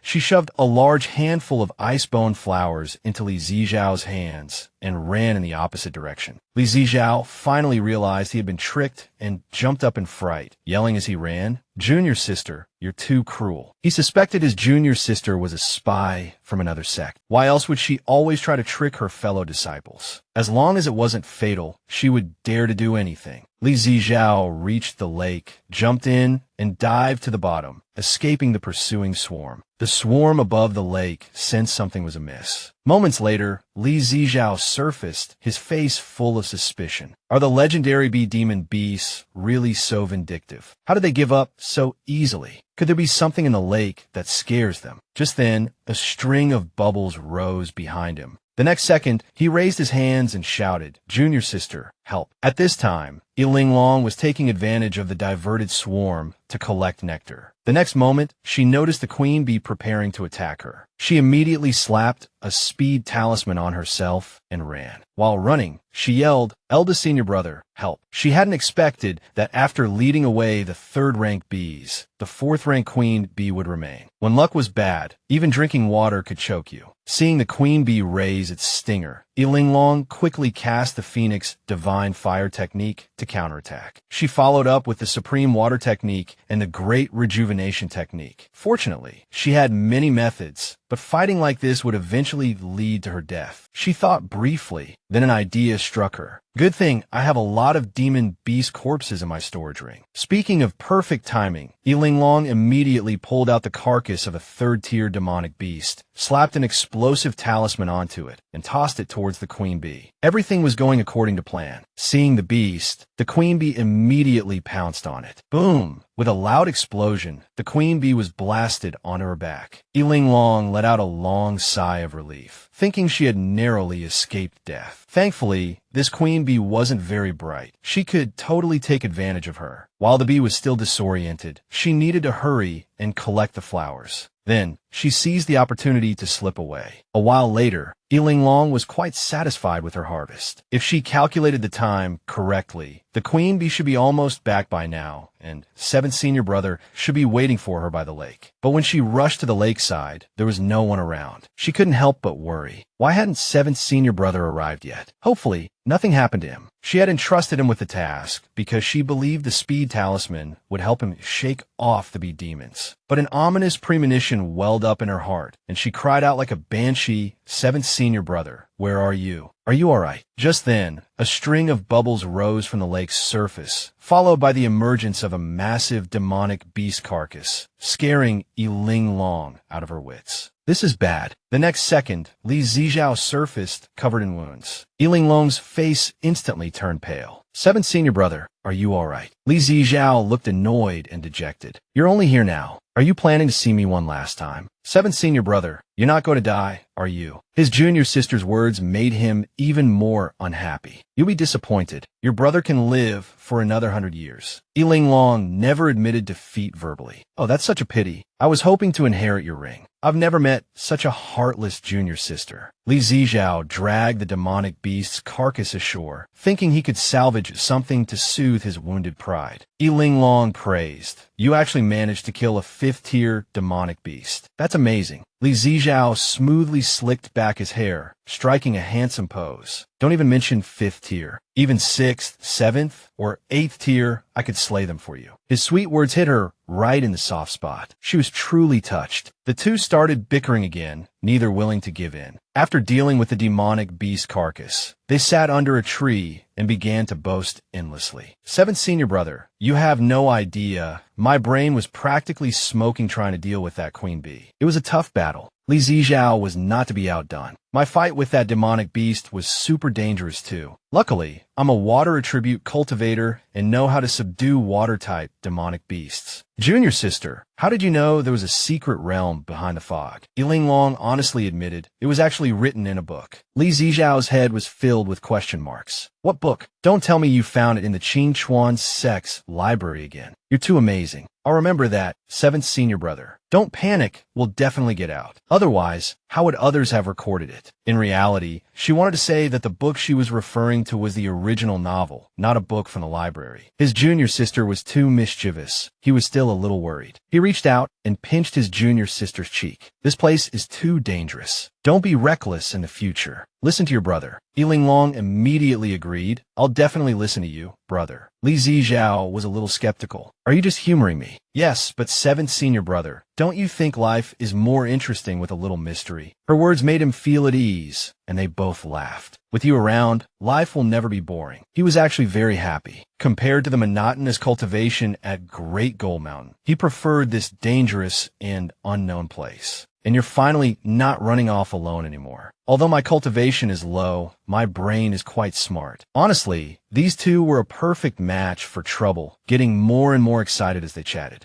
He thought, I just said I would protect her, and she's already grasped the second level of the Great Life technique. This is the second level of a top-tier cultivation technique. How can a foundation establishment cultivator comprehend it so quickly? Linglong wanted to focus on cultivating, so she said, 7th senior brother, please protect me. I need to enter meditative cultivation. Li Zijiao was speechless at his junior sister's cultivation speed. What kind of monster are you? Linglong calmed her mind and began to cultivate. She felt that the first level of the Great Life technique was healing. Although it had no offensive power, it could instantly heal many small wounds, and then it could heal even larger wounds. The second level was growth. Under the influence of the Great Life technique, plants would grow rapidly. Vines could spread endlessly to entangle enemies. Thorny bushes could instantly grow to attack opponents, and the continuous growth of flowers and grass could become a medium for spiritual energy, allowing her spiritual power to constantly grow stronger. Now, she could clearly feel the vigorous life force of Great Gold Mountain. Within the vibrant Great Gold Mountain, as Linglong cultivated, vines quietly grew, encircling Li Zijiao. Captivated by the beautiful growth of the vines, Li Zijiao unconsciously circulated his spiritual energy, sensing his own body. He seemed to be on the verge of comprehending the third level of water-based spells. As Linglong finished cultivating, Li Zijiao said, please protect me. His little junior sister always looked for ways to pressure her senior brothers into improving their cultivation. So how could she refuse? Moreover, Linglong once again enveloped Li Zijiao with vines, aiding Li Zijiao in his cultivation. Little junior sister made this place so beautiful, full of life, truly an excellent place for enlightenment and cultivation. The next day, Linglong was sleeping soundly in the small hut surrounded by vines. Li Zijiao excitedly pushed the door open and shouted, little junior sister, I've comprehended the third level of water-based spells. The hut you made is great. Now we have a place to stay when we come out to cultivate. Don't sleep anymore, get up. Linglong lazily covered her head with a blanket, unwilling to get up. Knowing his little junior sister's thoughts, he said in a tempting tone, don't sleep anymore. Let's go hunt demonic beasts and earn big money. How could a money grubber hear about making money and not wake up? Her eyes immediately lit up, and she excitedly threw off the blanket. Within the Great Gold Mountain secret realm, the two diligently hunted demonic beasts to earn spirit stones, while also constantly honing their combat prowess. From innocent third-rank demonic beasts to ferocious fifth-rank demonic beasts, the two didn't let a single one escape. After a while, the two had a plentiful harvest and wanted a rest. A canyon ahead caught Linglong's attention,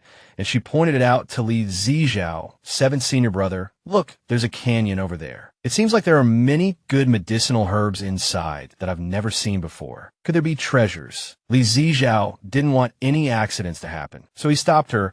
It looks dangerous inside, little junior sister. Buddy Linglong was exceptionally excited, thinking that the more dangerous it was, the more treasures there would be. So she rushed straight in, ready to collect treasures. Li Zijiao couldn't stop her. She was too fast. Not long after, the two cautiously proceeded slowly through the canyon. Suddenly, they heard a loud noise, and both were startled. Why was it so noisy in this canyon? Yet nothing could be heard outside. Linglong walked over and used her spiritual power to investigate, discovering a barrier. The barrier isolated everything within the canyon, making everything appear normal from the outside. Although somewhat alarmed, the two were still curious. Let's go take a look. Who's so blind as to consider us prey? While the two were still hesitating, with a bang, a ferocious demonic snake charged out, its enormous body instantly stunning the two. In a corner not far away, someone recognized Linglong and excitedly shouted, "It's her. She's here. We're saved." Following the voice, Linglong saw a group of people hiding in the corner of a stone cave, trying to avoid the giant snake's attacks. The ferocious, demonic snake roared, trying to drive them out as snacks. While Linglong was still stunned, the demonic snake suddenly noticed her, its target instantly shifting. Linglong,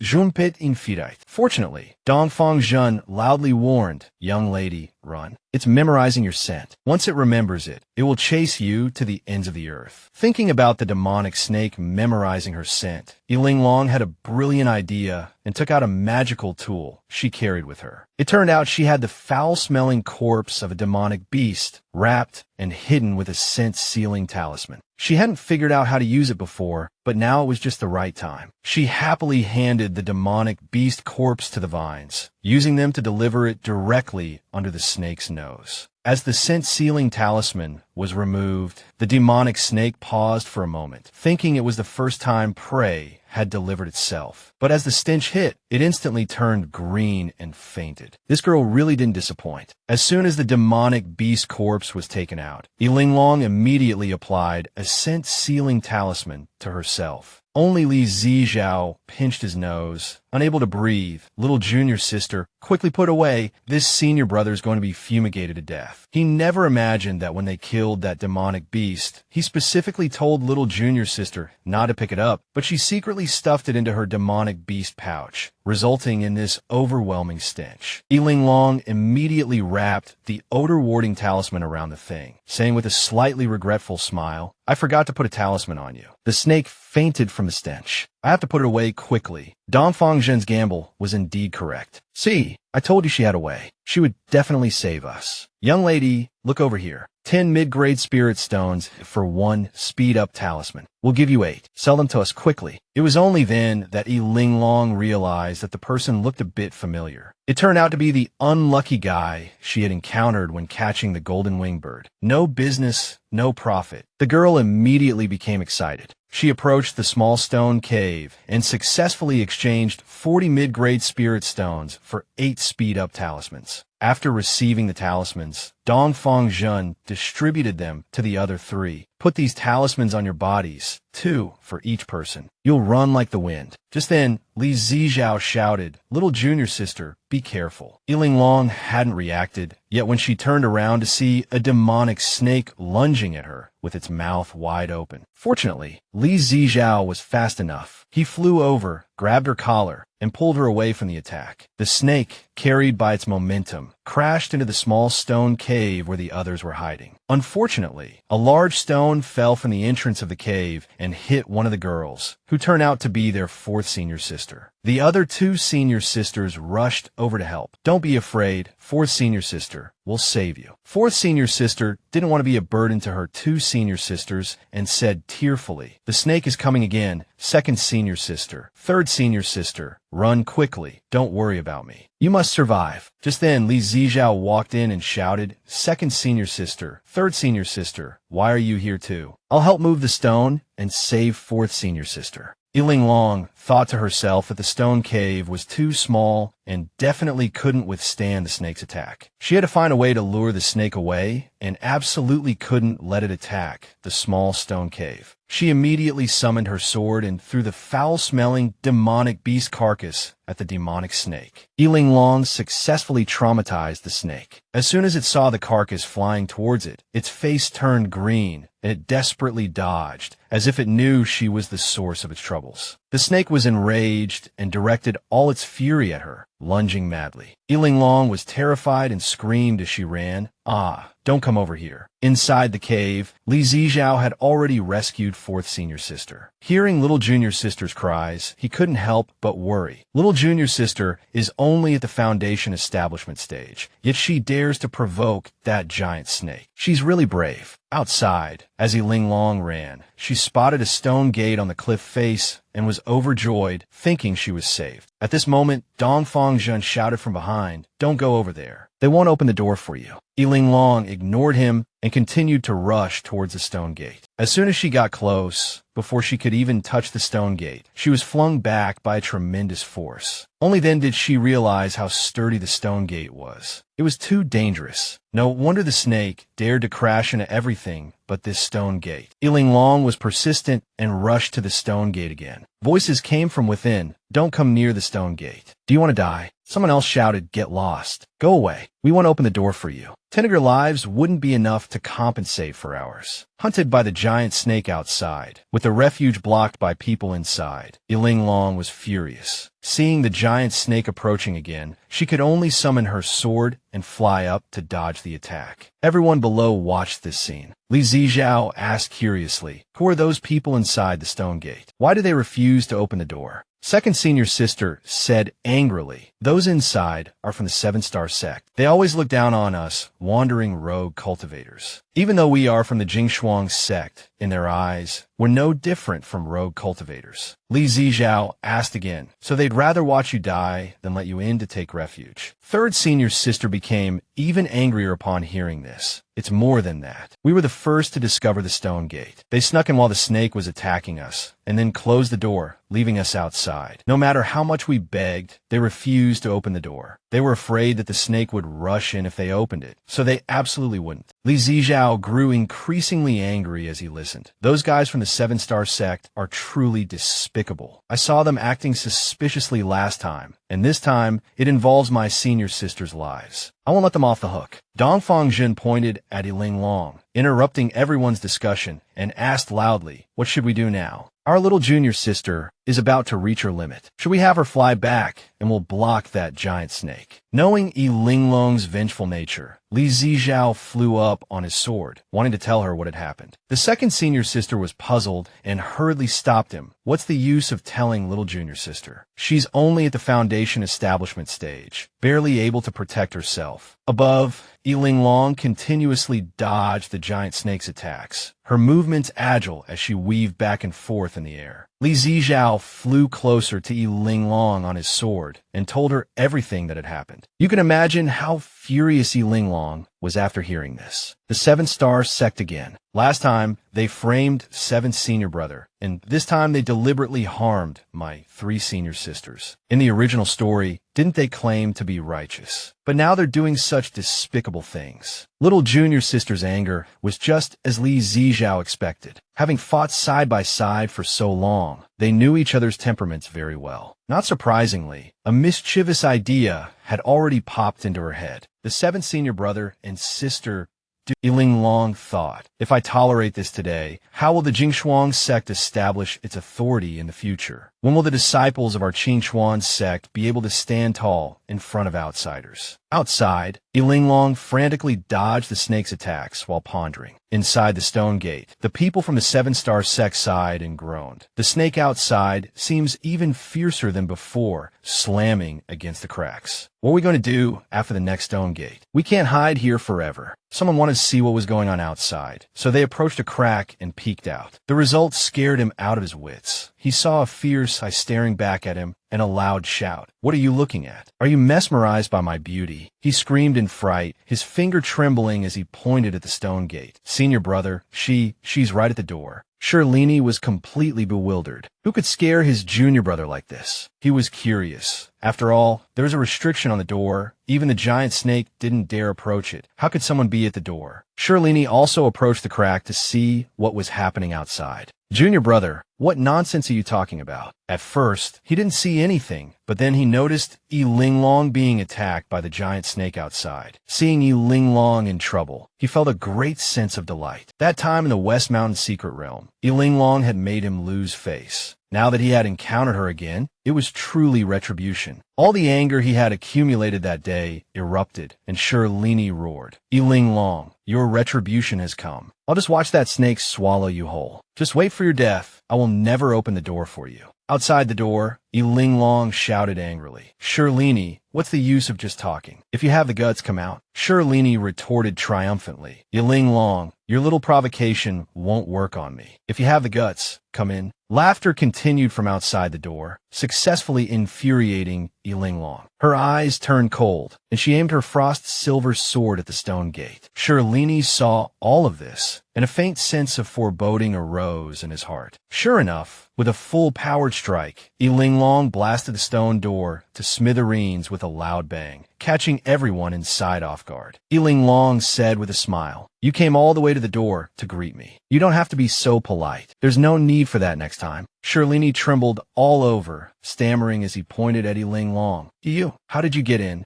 Linglong boasted and taunted simultaneously. Are you blind? Didn't you see me smash the door open? Was this door of yours made with substandard materials? How could it shatter so easily? Just like the swords of your 7-star sect, thin as paper, truly poor quality. At this moment, everyone from the 7-star sect was furious, and they all drew their swords, pointing them at Linglong. However, Linglong remained calm and collected, not caring that they were all Foundation establishment cultivators. Why are you all looking at me like I'm your archenemy? Am I really that strong? Linglong continued to provoke them with a smile. Shirlini was so angry that he couldn't speak, his rage growing. It's her again. This woman always humiliates me. I can't stand it anymore. Shirlini drew his sword and charged towards Linglong. Since you're courting death, I'll grant your wish. Fine, I'll grant your wish. Cialini swung his sword, luckily conjuring an ice wall in front of Linglong, blocking the attack from behind. Li Zijiao rushed forward to protect his junior sister, a golden core cultivator bullying a Foundation establishment cultivator. How preposterous. If you want to fight, fight me. We're both at the golden core stage. Don't say I'm bullying you. Quickly, Li Zijiao shielded Linglong, wielding his ice powers against Cialini. Li Zijiao swiftly defeated Cialini. Cialini was sent flying, crashing heavily in the distance, painfully coughing up blood. Cialini's miserable state frightened his junior brothers, making them tremble. Last time in the West Mountain secret realm, they had witnessed their eldest senior brother lose to senior sister Linglong. Now, even their eldest senior brother was no match for her 7th senior brother. What was going on? Their 2nd senior sister started taunting them. Weren't you just closing the door on me, refusing to let me in? Now look, you've even lost the door. Did you rob too many caves in the past, so even the heavens couldn't stand it anymore? Why are you all so panicked? There are only 6 of us, and your 7-star sect has more than 10. What are you afraid of? Come on, try and drive us away again. Their aggressive posture and sharp words made the group shrink back, guilty and afraid. Linglong leisurely munched on a spirit fruit, replenishing her spiritual energy and enjoying the show. She couldn't help but praise her 7th senior brother in her heart for fighting so well, and her 2nd senior sister for her sharp tongue, able to scare off the enemy with just her aura. Outside, the giant serpent slammed against the cave, and small stones continuously fell inside. The 7-star sect disciples panicked. We're doomed. The stone door is gone. The forbidden technique is gone. This place is going to collapse sooner or later. Xiaolin's hands and feet trembled, blood still staining the corner of his mouth. His eyes filled with malice and resentment. It's all your fault. If you hadn't destroyed the stone door, we would still have a place to survive. The 2nd senior sister laughed mockingly. It's your fault for not opening the door and letting us live. So let's all die together. Since we're all going to die anyway, it's worth it to take you down with us. How interesting. Xiaolinia gripped his sword, his whole body trembling, unable to speak, only able to stand there dumbfounded. At this moment, Linglong took out a brush and drew a boundary line in the air. Since we're not fighting, let's make a pact. This line is the boundary. Anyone who dares to cross it, my 7th senior brother will take action. Kill one for every one who crosses, and then throw the body to the serpent. Cialini was quite satisfied with this proposal. Then we'll each mind our own business. Don't even think about crossing the line. Before Xiaolini could finish speaking, Linglong had already stepped across the line. She was provoking him. Xiaolini certainly understood her provocation. No one from the 7-star sect dared to utter a word because they knew they were no match for her 7th senior brother. Xiaolini was so angry that he coughed up another mouthful of blood. He never imagined that there could be such a shameless person in the world, someone who would trample on another's dignity like this. Why did he always run into this girl? Seeing her junior sister's face change, the 2nd senior sister asked worriedly, "Junior sister, that was too dangerous just now. Are you all right?" Linglong held her forehead, indicating that she was fine. "I just drew the dun fu too quickly and got a little dizzy." The 4th senior sister immediately took out a bottle of pills and handed it to her. "This is the Wangan pill I refined myself. Take it and you'll be fine." Linglong put the pill in her mouth and found the taste familiar. "Isn't this the same frost flower flavor I tasted before?" She took out the frost flower honey she had collected earlier and handed it to her 4th senior sister. "I don't know how to refine pills. It's a pity to just eat it. I heard that 4th senior sister is skilled in alchemy, so consider this a meeting gift." The 4th senior sister was surprised to find that it was a whole bottle of pure frost flower honey. "How did you get this?" "In such a big bottle." Linglong hadn't realized it was considered a large bottle. She had only managed to grab this much and even thought it was too little. The 4th senior sister smiled happily. "This much honey is enough for me to refine over 1,000 clarity pills. I love this gift." The surrounding rogue cultivators were all stunned. This girl could refine over 1,000 clarity pills, and a single clarity pill wasn't cheap. Wasn't this a fortune? Linglong then gave the gold she had refined to her 3rd senior sister. "I heard from 7th senior brother that 3rd senior sister is skilled in refining tools. This is the gold I obtained from the golden winged bird. Consider it a meeting gift." Little junior sister's welcoming gift is truly wonderful. Senior sister heard from brother Dongfang that a very capable young girl caught a flock of golden winged birds. So it was little junior sister. "I was so impressed when I heard about it, and I never thought they'd end up in my hands." Seeing that senior sister liked her welcoming gift, little junior sister generously offered them to her. There were so many gifts, 3rd senior sister was a bit overwhelmed. "Little junior sister, this is too much. It's enough for me to refine defensive talismans for all our fellow disciples." Linglong even boldly suggested to her senior sisters, "After you've refined them, we can pick the best ones and sell the rest." Honestly, this girl is a bit money-minded, but she's certainly quick-witted. All right, senior sister will refine them quickly, so everyone can have new talismans." Their lively interaction made the rogue cultivators even more envious. "Are all humans like this? We work so hard on missions to earn points, just to exchange for one talisman, and they can casually pick a few and even sell the ones they don't like." Linglong didn't forget to give 2nd senior sister a gift either. "This is the cultivation technique I picked for you. See if it's suitable." 2nd senior sister opened it and exclaimed in surprise, "These are all treasures. There are both S-rank and B-rank cultivation techniques." "Little junior sister, you're amazing." Linglong, warmed by the praise, added, "These are just for our Qing Shuang sect members. Nothing special. I didn't prepare anything particularly special this time, but next time I find something good, I'll definitely save some for everyone." Seeing the gifts Linglong gave her senior sisters, the rogue cultivators were practically drooling with envy. Noticing this, Dongfang Jun stood beside them and said sarcastically, "Qing Shuang sect is truly generous, surpassing even Hidden Moon Palace and 7-star sect." Dongfang Jun's words were like a knife twisting in their hearts, incredibly painful. Linglong looked up at him and asked, "Who are you? I haven't heard of you." From the Jing Shuang sect side, the person introduced himself. "I'm a rogue cultivator named Dongfang Jun." However, she didn't forget to add a sarcastic remark. Unlike some who claim to be righteous, yet their actions are completely unconscionable. Then, she said formally, "Come, let senior sister formally introduce myself. I'm He Zealand, your 2nd senior sister. This is Mu Rulin, 3rd senior sister, and the other one is Hua Shiqing, 4th senior sister. What's your name?" "Little junior sister." "Hello, senior sisters. My name is Linglong." This warm greeting scene made Jiao Lin grind his teeth in anger. He couldn't help but sneer. "You don't want just one sect to hog all the limelight, do you?"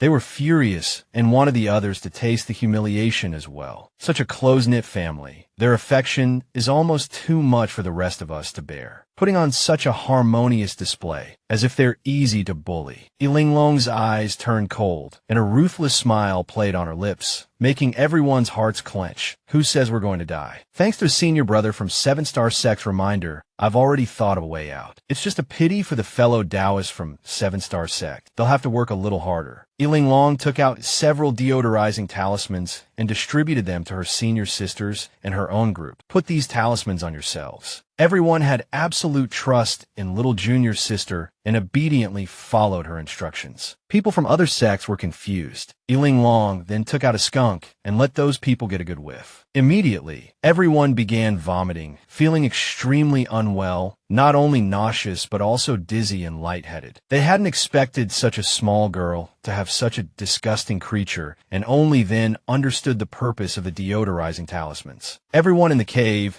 was terrified by the stench. The smell even drifted outside, making the giant snake even more agitated after smelling it. Linglong took out another stack of talismans and announced, "Put these speed talismans on yourselves. In a moment, everyone needs to run past that snake at the fastest speed and escape from the cave entrance. However, the cliff face is sealed by a restriction, so I need you to buy me some time." Li Zijiao patted his chest eagerly. "No problem. Just tell us how long you need us to stall for." Linglong smiled slyly. "Oh, I wouldn't use us." A cunning glint flashed in Linglong's eyes, a cruel smile playing on her lips as she surveyed the other sect disciples. As members of the 7-star sect, a renowned righteous sect in the cultivation world, they were expected to sacrifice themselves in times of crisis. The others, frightened by her actions, had a growing sense of foreboding. Linglong grabbed the snow ferret and tossed it casually into the air. Then, she chopped the ferret into small pieces and pulled out a jar of her specially made super adhesive dogskin plaster. She used the plaster to stick the foul-smelling raw meat onto the clothes of the remaining disciples. Overwhelmed by the stench, they scattered, desperately trying to get away from each other. "Stay away from me. Who are you? Why do you have so many strange things on you?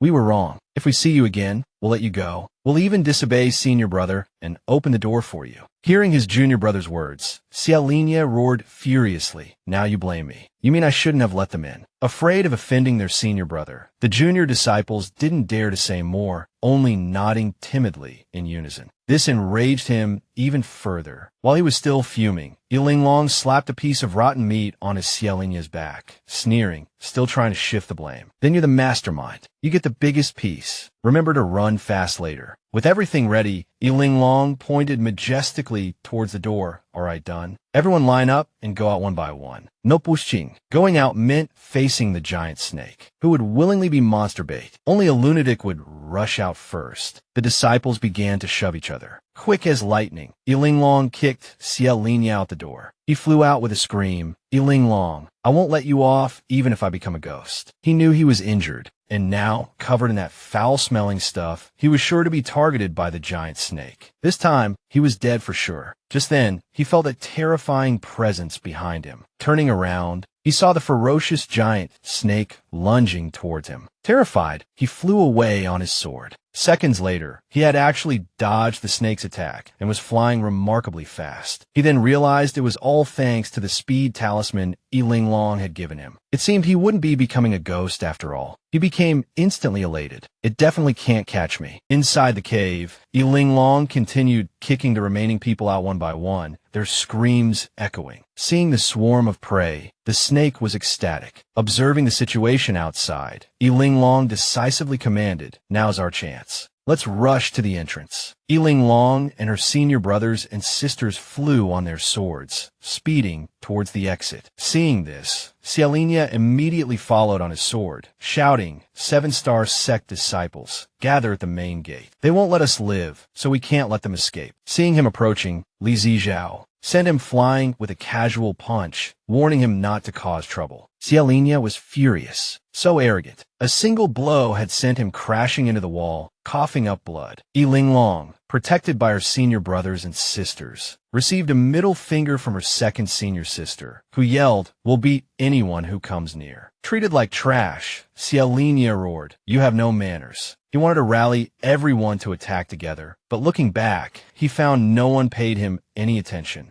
This was a public humiliation, making him lose all face. Fortunately, the giant snake attacked again, and he took the opportunity to slip away. He didn't forget to threaten them. "I won't let this go." At the entrance, Linglong applied multiple talismans and drew a magical seal on the door with her brush. Seeing that her junior sister's spiritual energy was depleted, fourth senior sister immediately stood beside her, offering her a pill to replenish it. In the air, a junior brother flew on his sword to Xiaolinia's side and whispered, "Do you think that little sprout is reliable? Are her talismans just for show? Even our genius junior sister doesn't understand these things. So how can she think she can do it?" Xiaolinia proudly praised his junior sister. "Everyone has their strengths in cultivation. Our junior sister is a fire spiritual root genius. She follows the righteous path of cultivation. Her mentality has broken through, and her combat power has greatly increased." The disciple beside him scoffed. "That little sprout is only a 3 spiritual root. Her aptitude is terrible. Since she can't cultivate properly, she plays these tricks." Fortunately, this junior brother, unlike Jialin, wasn't completely clueless. He understood that in any sect, a genius at formation breaking was 1,000 times more valuable than a mere combat genius. He was simply too intimidated by his senior brother's imposing presence to voice his thoughts. Seeing Xiaolinia bad-mouthing his junior sister behind her back, Li Zijiao glared coldly from below, his eyes filled with murderous intent. Xiaolinia shuddered but still stubbornly retorted, "What are you looking at? Am I wrong?" Li Zijiao pointed at him and scoffed. "You're not wrong. I hope your groundbreaking theory shines brightly within the 7-star sect." Knowing he was no match for Li Zijiao, Xiaolinia gritted his teeth in frustration, cursing inwardly. "That's some sarcasm. Might as well just call me an idiot." Regardless of what others said, Linglong focused solely on breaking the barrier. As expected, she successfully opened the barrier, leading everyone to safety and avoiding the giant serpent's attack. After everyone emerged, Linglong applied several more talismans, using her spiritual power to reseal the barrier. Closing the stone door, the young woman finally breathed a sigh of relief, ensuring that no one else would be attacked by the dangerous serpent. She took out a brush and wrote certain death within on the cliff face, hoping that anyone passing by would see it and avoid falling into the same trap. Xiaolinia, watching her write, sneered, "Are you sure you wrote that to warn people away or to lure them in? There's never a place with that kind of warning that doesn't have treasure. Anyone passing by is definitely going to try and get in." He had a point, but she was still annoyed, disliking his tone. Linglong promptly slapped a silencing talisman on him. Now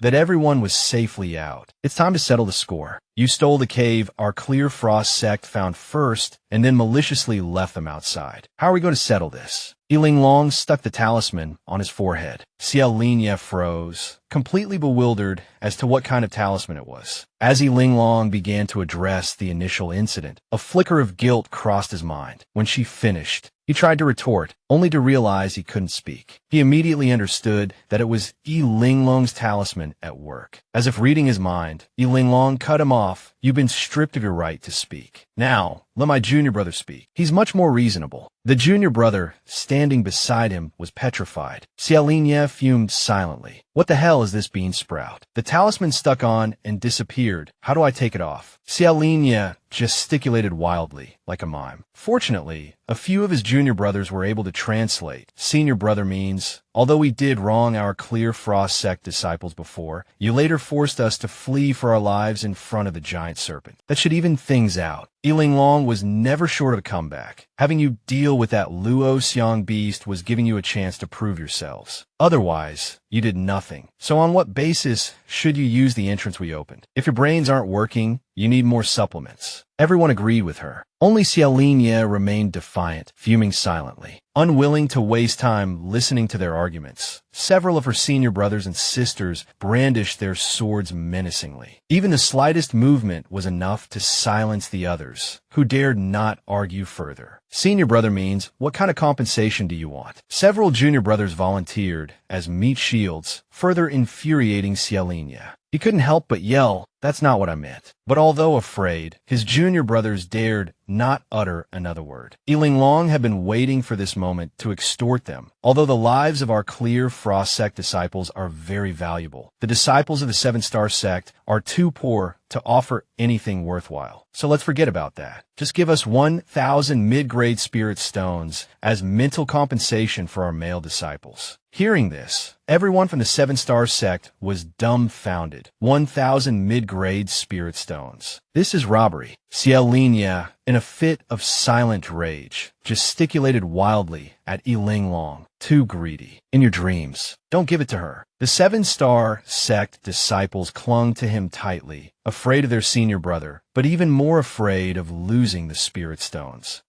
But they were more afraid of the Qing Shuang sect disciples. So they gritted their teeth and lied. Our senior brother's meaning is, could it be a little cheaper? Linglong covered her mouth and chuckled, teasing, do you think 1,000 mid-grade spirit stones is a lot? The gifts I casually give to my 3 senior sisters far exceed this amount. Forget it. I won't make things difficult for you. You're so poor, you don't have to compensate with spirit stones. Linglong took out paper and a pen and handed them over. Apologize to us. Write a letter of repentance, clearly stating your mistakes and your determination to correct them. Everyone has to sign and fingerprint it. Li Zijiao secretly praised in his heart. Our little junior sister still has her ways. A letter of repentance is even more painful than 1,000 mid-grade spirit stones. He knew little junior sister would carry the letter of repentance with her. If the 7-star sect disciples dared to offend her again, she would take it out and read it aloud, even letting disciples from other sects see it. Write a letter of repentance. The 7-star sect disciples were instantly terrified. We'd rather give you 1,000 mid-grade spirit stones than write a letter of repentance. Linglong's face darkened, and she said angrily, you just said you didn't have any spirit stones, and now you say you won't write a letter of repentance. What right do you have to be picky about apologizing? Don't want to write. Then compensate me with 10,000 mid-grade spirit stones. If you can't take them out, then write an IOU. She was such a swindler. With just a few words, the amount went from 1,000 spirit stones to 10,000. Just then, Linglong's silencing talisman wore off, and he shouted, 7-star sect disciples, listen to my command. Form a formation and retreat. The 7-star sect disciples immediately drew their swords and formed formation, instantly arranging themselves into the Lin character sword formation. In the blink of an eye, the 7-star sect disciples fled. Second senior sister, I didn't expect the 7-star sect people to be so shameless as to run away directly. Linglong sighed and shook her head. Who would have thought that the sword formation painstakingly researched by the 7-star sect's ancestor would now become a means for his disciples to escape? Isn't this the villain's escape method? Yet the protagonist uses it so righteously. Li Zijiao tentatively asked, little junior sister, what should we do next? He knew that since little junior sister was so calm, she must have already thought of follow-up plan. Linglong clenched her fists angrily. They've bullied us more than once. Last time it was 7th senior brother. This time it's the 3 senior sisters. We absolutely can't let this go. This time, we absolutely cannot let them off. Linglong took out a compass and said, when I was sticking to Linglong, I secretly attached a tracking talisman. Now it's just the right time to use it. After hearing this, everyone gave a thumbs up, their eyes full of admiration as they said in unison, little junior sister is so meticulous. At the time, you were just preparing for a villain, but you didn't expect there really would be one. This compass is effective within 1,000 miles. Let's hurry and chase them before they fly too far. On the 7-star sect side, after escaping for a certain distance, they finally couldn't stand the stench behind them. Xiao and I felt that they had detoured so much. They must have shaken off the Qing Shuang sect people. Everyone, take off the stinky things on your backs. Everyone took turns removing the rotten beast meat, sighing constantly. What kind of mentality does that bean sprout have? Actually picking up the carcass of a rotten demonic beast. The glue she used to stick us, we can't pull it off, burn it off, or even cut it off. What kind of strange glue is this? The junior disciples complained to Linglong in unison, senior brother. That person is too evil. We were bullied badly today. Linglong gritted his teeth, furious. I will never forget this humiliation. Next time we meet, I will definitely make them pay the price. Linglong swore that he would definitely take revenge. Just as he finished speaking, Linglong suddenly poked her head out from behind the bushes, smiling amiably. I just heard you say you wanted revenge, and I was afraid you'd wait too long, so I came over specially. You didn't wait too long, did you? Linglong was so frightened that he backed away repeatedly, yelling, don't come over. Linglong walked out from behind the bushes, her smile even gentler. Didn't you say you wanted revenge? Xiaolinia was so scared he almost sat on the ground, unable to even cry. Linglong asked again, are you planning to save this revenge for the new year? Xiaolinia said while shedding tears, what's it to you? Can you please not appear in front of me? Linglong continued to press. So, are you going to take revenge or not? Xiaolinia gripped his sword, his eyes full of malice. Linglong, don't push people too far. Before he finished speaking, he noticed movement in the bushes. Xiaolinia turned to look. Who else could it be but Li Zijiao? He brought people to help Linglong, and she was overjoyed. Xiaolinia, however, couldn't understand how they had caught up so quickly. He and his junior brothers immediately drew their swords, formed a single-file serpent formation, released a cloud of smoke, and escaped again. Linglong and the others were surprised that they had run off yet again. Second senior sister wanted to chase after them immediately, not wanting to let them get too far and lose their trail. But Linglong sat down leisurely to rest and said, no need to chase. It's getting dark. We've been rushing from the cliff until now, and we should rest. Li Zijiao also sat down to rest, finding her words reasonable. Second senior sister crossed her arms and agreed, let them run a little longer. We'll eat, drink, and rest well, and then catch them tomorrow. It's laughable. They're hiding in the forest, making it even easier for us to track them. With Xiaolinia's personality, he'll definitely travel through the night and only find a place to rest at dawn. When we go find them then, they'll be very surprised. Dongfang Zhen was secretly shocked by the methods of the Qingxuang sect. The 7-star sect was truly unlucky to offend the Qingxuang sect, but what they did wasn't worthy of sympathy either. Linglong happily took out a demonic beast from her ring. I heard that tier 3 diamond rabbit meat is delicious. I just killed one. Let's try it tonight. The two senior sisters mouth-watered. I've also heard it's delicious, but I've never had the chance to try it. Soon, everyone worked together, making a fire, roasting the meat, and drinking. Linglong also took out various other demonic beast parts for everyone to choose from.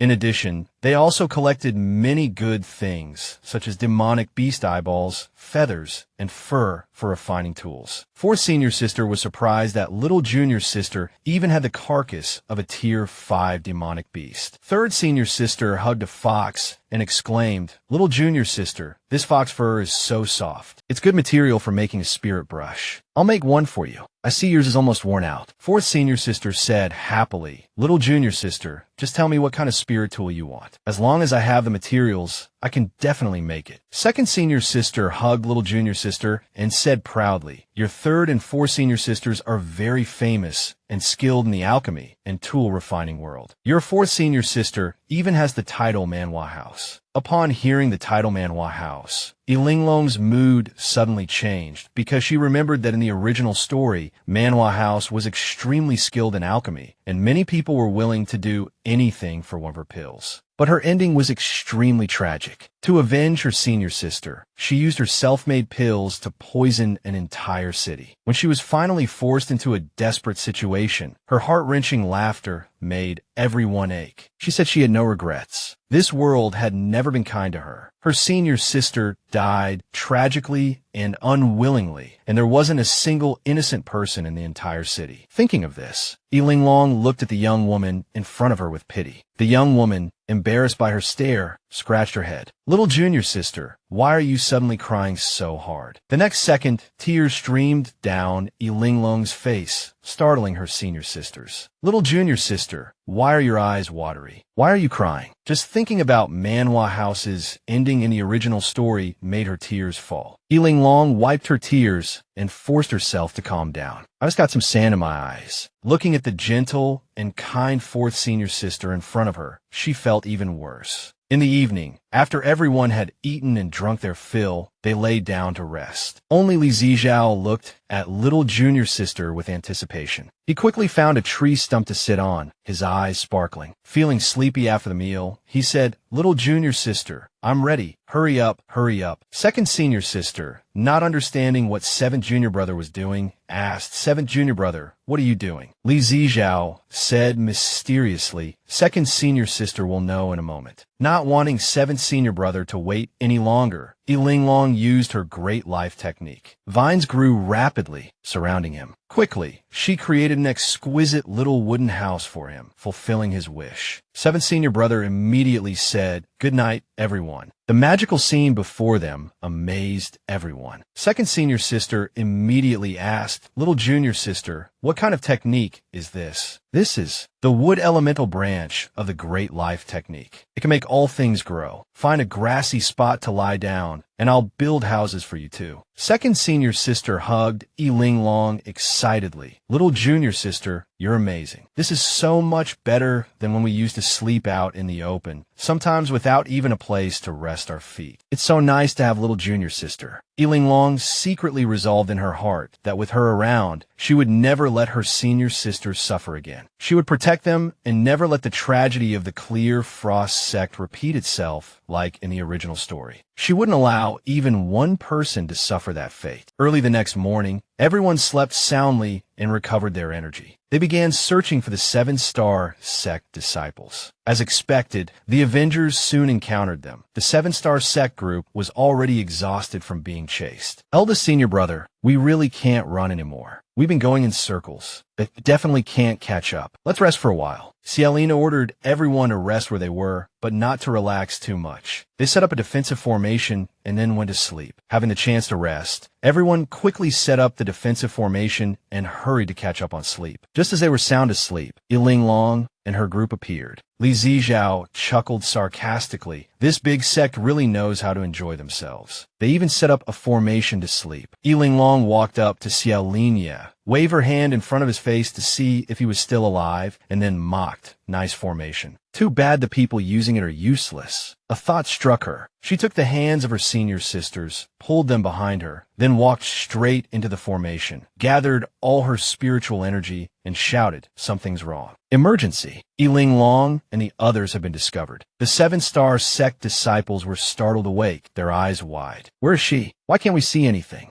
A mischievous smile played on Linglong's lips, her eyes gleaming with cunning. Casually, she said, "I'm right behind you." Everyone turned around, their jaws dropping in shock as they cried out. Cialina broke out in a cold sweat. His hand trembled as he gripped his long sword, but his words remained defiant. "You're going too far. A cultivator would rather die than submit. This absurd chase ends here. Just because I've tolerated you doesn't mean I'm afraid of you."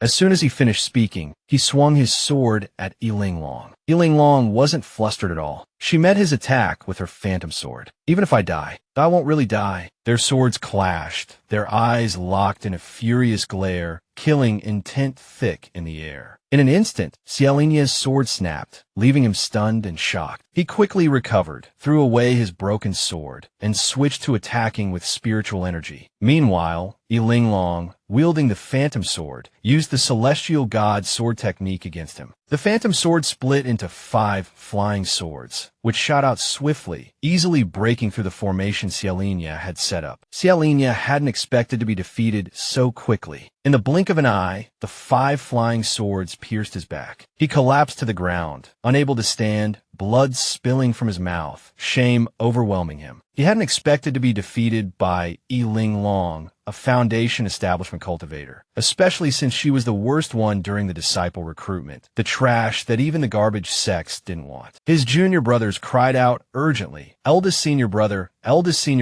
quickly use your life-saving talisman." As long as you use the life-saving talisman, eldest senior brother, you can immediately be transported to a safe place. Cialina felt utterly humiliated being trampled underfoot and stubbornly refused. She's just a Foundation establishment cultivator, out from the most useless Clear Frost sect in the cultivation world. As the eldest senior brother of the 7-star sect, he would never bow his head to them. He deluded himself into thinking that he had only lost to Linglong because he was injured and had been fleeing all night. "She only won because I was injured." His junior brothers didn't want to listen to his self-deception any longer. They secretly took out a life-saving talisman and stuck it on him. Cialina vanished instantly. The junior brothers finally breathed a sigh of relief. The remaining 7-star sect disciples set up another formation and prepared to flee. Linglong felt a bit tired. These people were using the same old tricks again. Third senior sister rushed over and hugged Linglong. "Little junior sister, Your orange shadow sword just now was amazing, absolutely stunning. You, a low-level cultivator, actually defeated Xiaolinia, a golden core cultivator of the 7-star sect and elder Zhao Yanghua's personal disciple. Li Zizhao also ruffled her hair, praising her with a bright smile. Little junior sister has improved again, always surprising us. Little junior sister was on the other side. Yi Linglong sighed in disappointment. 7th senior brother, my cultivation is too low. If I had already reached the middle stage of foundation establishment, Xiaolinia wouldn't have been able to escape. Little junior sister's dejection also affected 3rd senior sister's mood. Little junior sister, I thought you only acted like this with our senior brothers. Hearing this, Linglong looked up at Li Zizhao. Senior brother, speaking of which, how many years have you been stuck on the 3rd level of the 7-fold water technique? 7th senior brother, from tonight onwards, don't even think about sleeping. Linglong's smile grew brighter.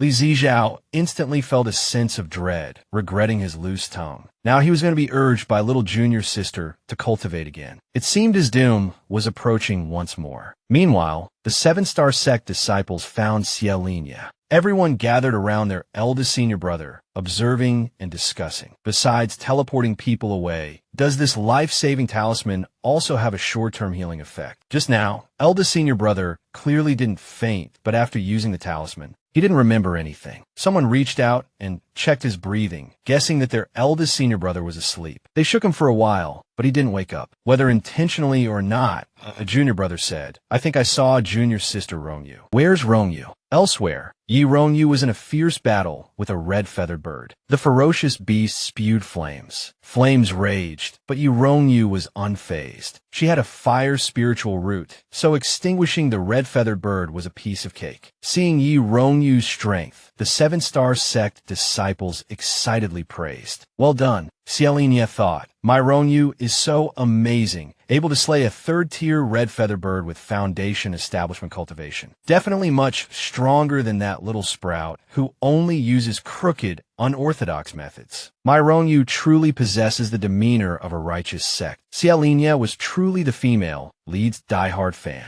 Look how outstanding our Rongyu is. As soon as Xiaolinia finished speaking, his junior brothers echoed, yes, yes, yes. Xiaolinia continued proudly, Linglong is no match for her. She only won because I was seriously injured. How shameless and despicable. She has no sense of decency. Behind him, Linglong and her group also arrived and echoed, yes, yes, yes. The 7-star sect disciples were not happy at all. Xiaolinia became more and more agitated, his fists clenching. If you hadn't run so fast, I would have dragged her over here and let her see what a true expert looks like. What does she think she is? The junior brothers behind him enthusiastically chimed in, yes, yes, yes. This time, Linglong and her group also enthusiastically joined the chorus. A scream rang out, accompanied by a terrified, distorted face with wide eyes and an open mouth. Their senior brother's strange reaction piqued the curiosity of the other disciples. They all turned around, their expressions mirroring Xiaolinia's. In their eyes, Linglong and her group looked like a group of ferocious demons. They couldn't understand why Linglong and the others had reappeared. Xiaolinia turned and waved, rushing over full of hope. Rongyu, Rongyu,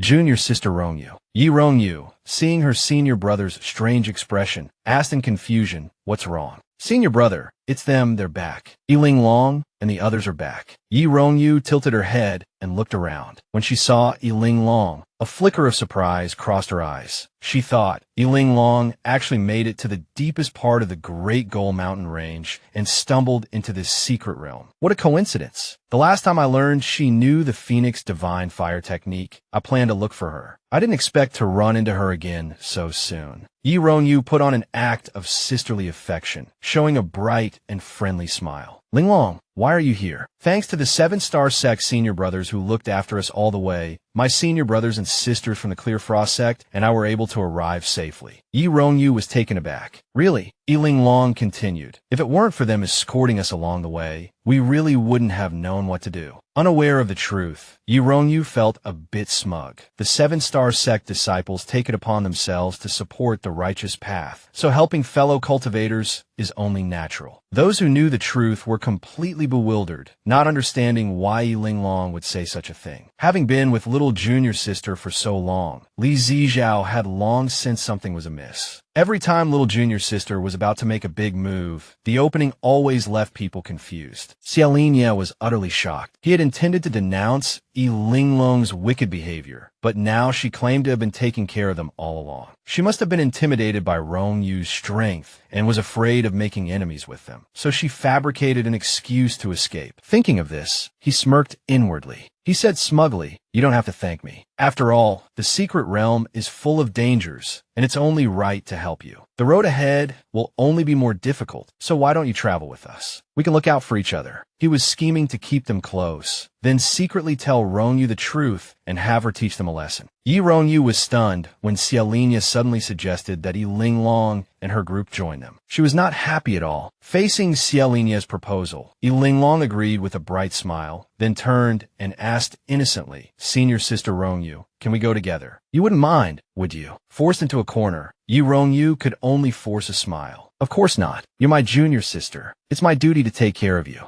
Linglong then pointed to the blazing fruit on the branch and asked innocently, "Senior sister, weren't you just about to pick the blazing fruit?" Ronyu was speechless and almost wanted to draw her sword. She had intended to pick it secretly, but Linglong had revealed her intentions in public. She could only manage a strained smile. Yes, yes. The surrounding people were full of admiration. "Is that the blazing fruit? It really is the blazing fruit." Xiaolinia couldn't help but show off. "Linglong, did you see that? Ronyu just defeated a third-tier crimson feathered bird. She would soon be able to pick the coveted blazing fruit." Ronyu kept rubbing her temples to calm herself down. It truly was as the saying went. The most terrifying thing wasn't a strong enemy, but a stupid teammate. Linglong, fine amazement. Wow, so that's the blazing fruit. How enviable. But since Senior's sister has obtained such a good item, she'll surely share it with her fellow disciples, right? Ronyu's face darkened instantly. She rolled her eyes and muttered under her breath, "So nosy." Hearing this, all the fellow disciples looked at her expectantly. "Junior sister Ronyu will share with us, right?" Linglong had always been generous to her senior sisters before. Ronyu cursed inwardly, "Damn it, it's Linglong again." Linglong, fine envy. Sigh, why am I not a 7-star sect disciple? Then I could also get a share. I'm so envious of you. The second senior sister stepped forward to speak up for her junior sister. "You're right. You're not a 7-star sect disciple, but you're her sister. Your parents raised her for so many years. How can she only share with the 7-star sect disciples and not with you? Don't worry, you'll also have a share." Understanding Linglong's meaning, she added, "Senior sister is right." She turned to Ronyu. "Senior sister definitely won't mistreat me." Ronyu felt as if she had been shot by countless arrows, almost vomiting blood from anger. Every time Linglong appeared, nothing good ever happened. The blazing fruit was so precious. How could she share it with others? But after they had said so much, it would appear petty of her to refuse. She could only hope that her fellow disciples would politely decline, so she could save face. Ronyu was just about to say with a smile, "Fellow senior brothers and sisters," but her face fell as everyone was looking at her expectantly. She thought, "Senior brother always protects me. He definitely won't snatch my treasure." She turned to call her senior brother, only to find him also looking at her expectantly. She couldn't understand what was wrong with these people. Had they all gone mad in the past few days? They weren't like this before. Just as she was at a loss for how to refuse, a voice came from behind her, saving her from the predicament. "The blazing fruit was obtained through Ronyu's hard work. Why should she share it with you? You did nothing when she was risking her life. Now you have no right to demand that she share the blazing fruit." Hearing this familiar voice, Ronyu looked up and saw that it was Yu Chunshan. Yu Chunshan, the male lead in the original story. Finally, she had met the male lead. Yu Chunshan, just as the original story described, was cold as ice. Xiaolinia angrily pointed at Yu Chunshan and scolded, "Who are you? Why are you interfering in our 7-star sex affairs?" Linglong watched the drama unfold from the side, secretly amused. Is this the natural opposition between a simp and the official partner? Here it comes, here it comes. The love-hate entanglement between the simp and the official partner had finally arrived. At this moment, Ronyu stepped forward to stop him. "Senior brother, don't be like this. He's my friend, and he's been taking care of me along the way." Xiaolinia's heart shattered into pieces. Linglong immediately seized the opportunity to add fuel to the fire. See, eldest senior sister has always had someone looking after her. Senior brother Xia, weren't you worried for nothing? You were so concerned she wouldn't find any of our sect members and whether she'd suffered any hardships. On the way, Lan had a sudden idea. That's right, I've been worried about you the whole time, afraid you were suffering. Now that I see you safe and sound, I'm relieved. He reached out, wanted to hold Yi Rongyu's hand. Caught off guard, Yi Rongyu quickly pulled her hand back, leaving Lan looking rather aggrieved. Linglong, never one to miss a good show, continued to stir the pot from the sidelines. I told senior brother Xia not to worry. After all the 7-star sect disciples have gathered. Only eldest senior sister was missing. Perhaps it was fate. Xia thought it over and decided it was true. The 7-star sect disciples all had ways to find their lost sect members, but Rongyu hadn't joined them. Someone must be coercing her, deceiving her. Otherwise, why wouldn't she rejoin them? Naively believing Yi Rongyu had been harmed, he drew his sword and threatened Yu Chunshin. What did you do to my junior sister? Why hasn't she rejoined us? In truth, Yi Rongyu had secretly used the dust-reading mirror to discover the location of the red flame fruit. Believing she could move faster alone, she abandoned the group's signal and rushed ahead, coincidentally running into Yu Chunshin. Not wanting the situation to escalate, Yi Rongyu jumped in front of the sword. Eldest senior brother, calm down. Yu Chunshin has nothing to do with this. When I was swept away by the fog,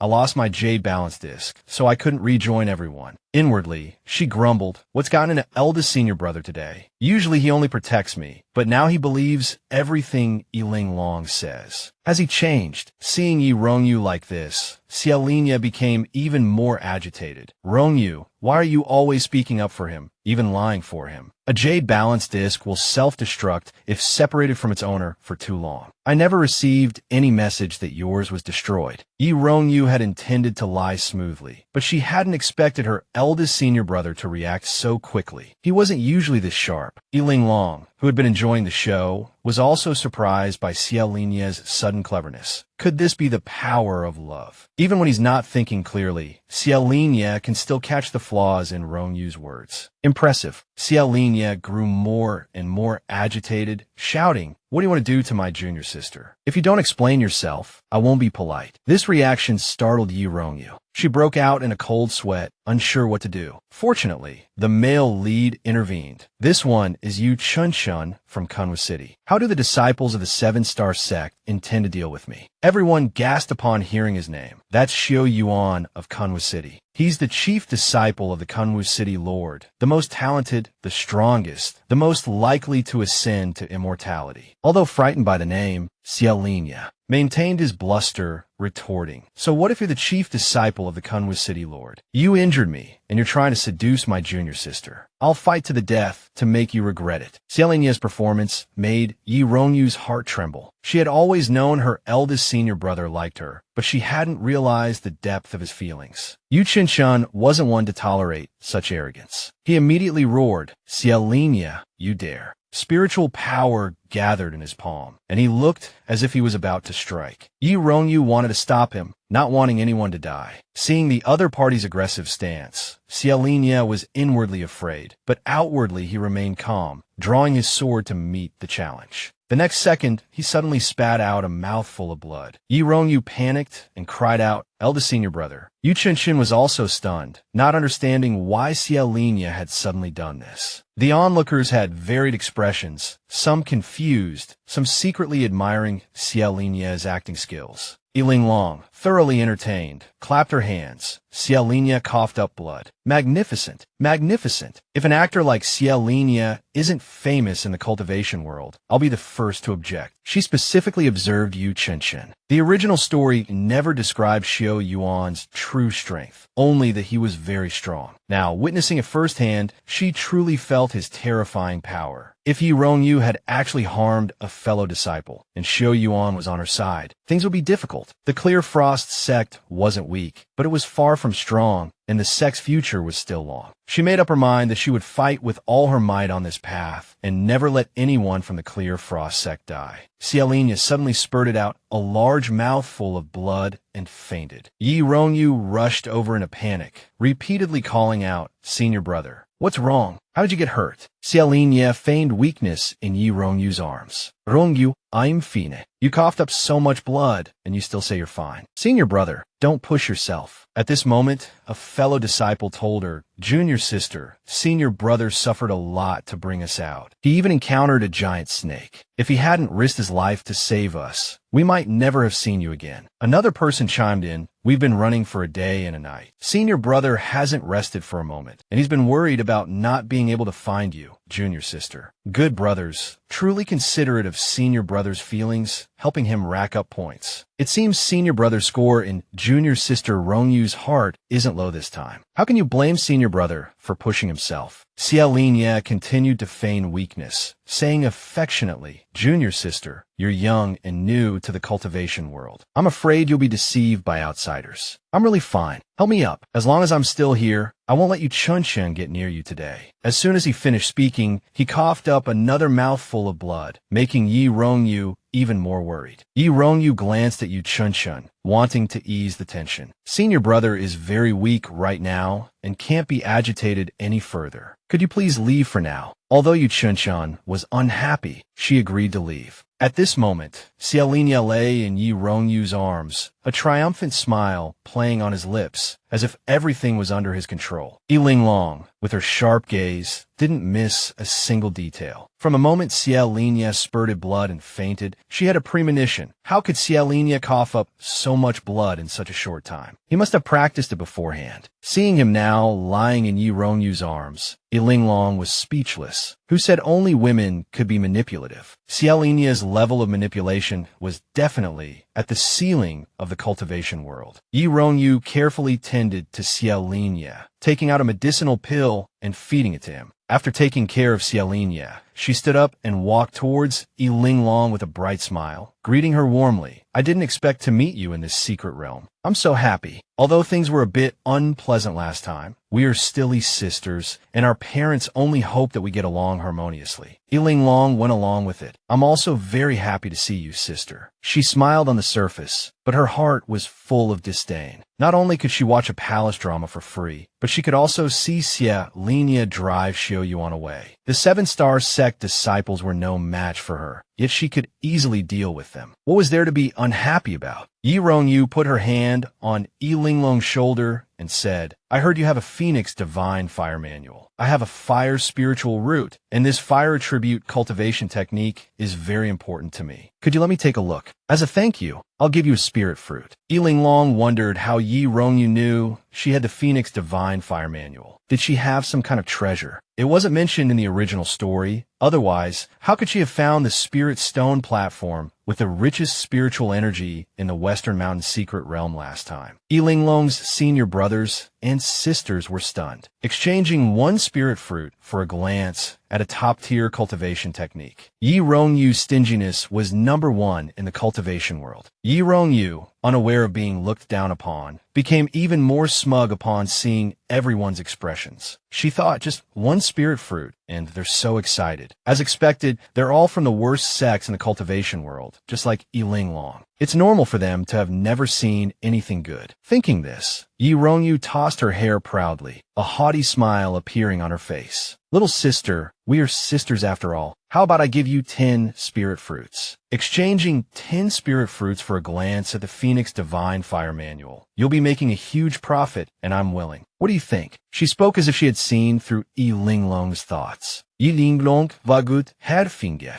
No, sister. I won't exchange. Yi Rongyu didn't expect to be refused and panicked slightly. Do you think it's not enough? She was still thinking, could it be that Linglong is so greedy at such a young age? Linglong casually took out a blazing flame fruit from her ring and said excitedly, it's not that I think it's not enough. It's just that I can't eat spirit fruits. Ordinary spirit fruits don't have much flavor. I prefer to eat this kind. Linglong effortlessly delivered a resounding slap to Yi Rongyu's face with her dismissive attitude. That blazing flame fruit just now was it yours. I also have a blazing flame fruit. Linglong casually mentioned picking it up by the roadside, holding a small knife in her hand, and without hesitation, cut the blazing flame fruit into 6 pieces. Linglong distributed the red flame fruit to each of her senior brothers and sisters, then turned and slapped Yi Rongyu again, even harder than before. Yi Rongyu's face was full of disbelief. She wondered if Linglong had gone mad. Such a precious red flame fruit, and she was actually willing to share it with others. She watched her fellow disciples look at her with expectant gazes. Even though she knew she had lost this time, she stubbornly refused to share the red flame fruit with anyone. She thought Linglong was crazy, but she wasn't crazy. She would never share the red flame fruit. Such a precious item, something she had worked so hard to obtain. Why should she give it away? Seeing Yi Rongyu's expression, Xiaolinya knew the outcome. He stepped forward to mediate, feigning a cough. You can't force Rongyu. The red flame fruit wasn't easy to come by.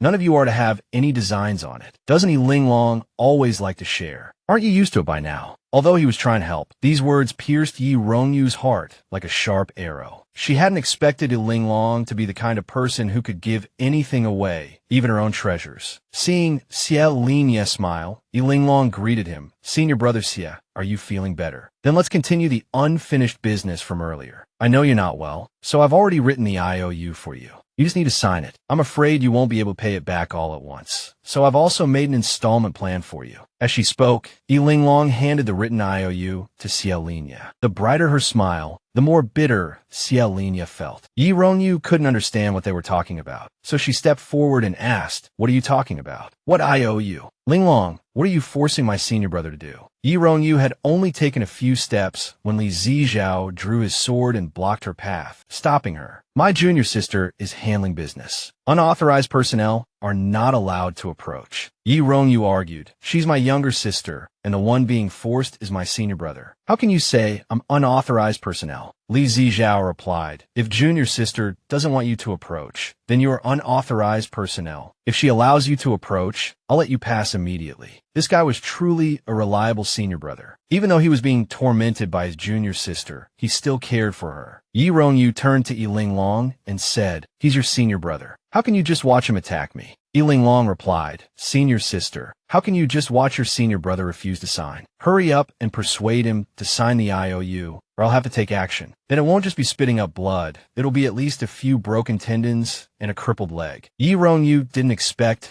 Linglong to say such ruthless words with a smile. It seemed she didn't understand her at all, and she wasn't the waste she thought she was. What kind of IOU did you sign? I need to know before I can persuade him. Oh, it's just that your 7-star sect disciples nearly beat our Clear Frost sect disciples to death. We're being kind by only asking you to compensate us with 10,000 mid-grade spirit stones. If you can't afford it, I won't force you. You can write an IOU and pay it back slowly. As she spoke, she handed over the prepared IOU. 10,000 mid-grade spirit stones is too much. Listen to your senior sister. Just compensate 100 mid-grade spirit stones. After all, you didn't die. Linglong lost her patience, and her expression changed. If we only earned 100 mid-grade spirit stones, our Clear Frost sect disciples could earn that by begging on the streets. Our Clear Frost sect has money, and our lives are valuable. I didn't make your 7-star sect disciples pay with their lives, and that's already giving you face. Isn't that right, senior brother Xia?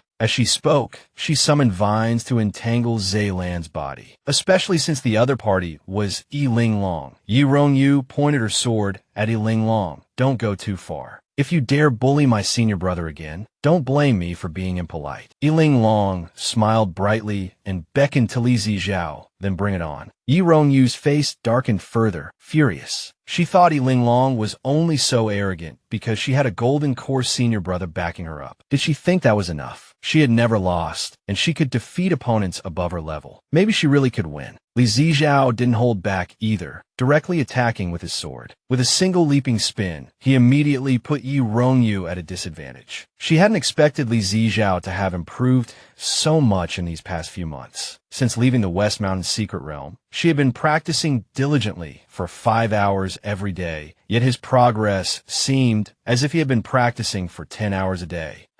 With junior sister constantly pushing him, how could he not cultivate diligently? Meanwhile, Xiaolinya, who was being bound tighter and tighter by the vines, finally couldn't bear it any longer, but he was still worried about his junior sister. Rongyu, are you all right? Stop fighting. Linglong, this is all my own will. I'll bear the responsibility alone. I can't let Rongyu suffer for me. Today is truly Xie Linye's day to shine. Try to win Yi Rongyu's favor. I didn't expect senior brother Xie to forget himself and think of her everywhere. As expected, those targeted by Yi Linglong never end well. She always has a way of pushing people to the brink, leaving them no way out. Senior brother Xie, are you serious? But then she turned to the junior disciples and said, did you hear that? He said he wants to run. Once your senior brother pays these 10,000 mid-grade spirit stones, you won't have to. Shouldn't you thank him? The junior disciples immediately expressed their gratitude. Thank you, senior brother. You're too good to us. We're so touched. Xiaolinia was thrown into the pit by her. Speechless, screaming internally, I just said I didn't want Rongyu to suffer, but I didn't say I'd pay for everything. Is this Bean Sprout trying to scam me? Linglong handed over the IOU and said, stamp it. Don't hesitate. The sooner you stamp it, the sooner you can pay it off. Yi Rongyu still wanted to stop her. Senior brother, don't be impulsive. I haven't given it my all yet. Maybe I can still win against him. Rongyu, I know you feel bad for me. Having your concern makes everything worthwhile. But I don't want you to sacrifice so much for me. The two of them went back and forth, tearfully calling each other's names. Linglong couldn't stand it anymore and held the IOU between them, proposing a new solution. If you're both so reluctant, then split it in half. That way, neither of you has to feel bad for the other. She's truly someone you don't want to be targeted by. She always has a way of catching her opponents off guard and putting them in a difficult position. Hearing this proposal, Xiaolinia looked at Yi Rongyu, his eyes flickering with anticipation. It was unclear whether it was the look of someone who had found a debt partner or the look of a lover hoping to weather the storm together. But faced with that expectant gaze, Yi Rongyu looked away, her attitude more than obvious. Xiaolinia could only comfort himself. This has nothing to do with Rongyu.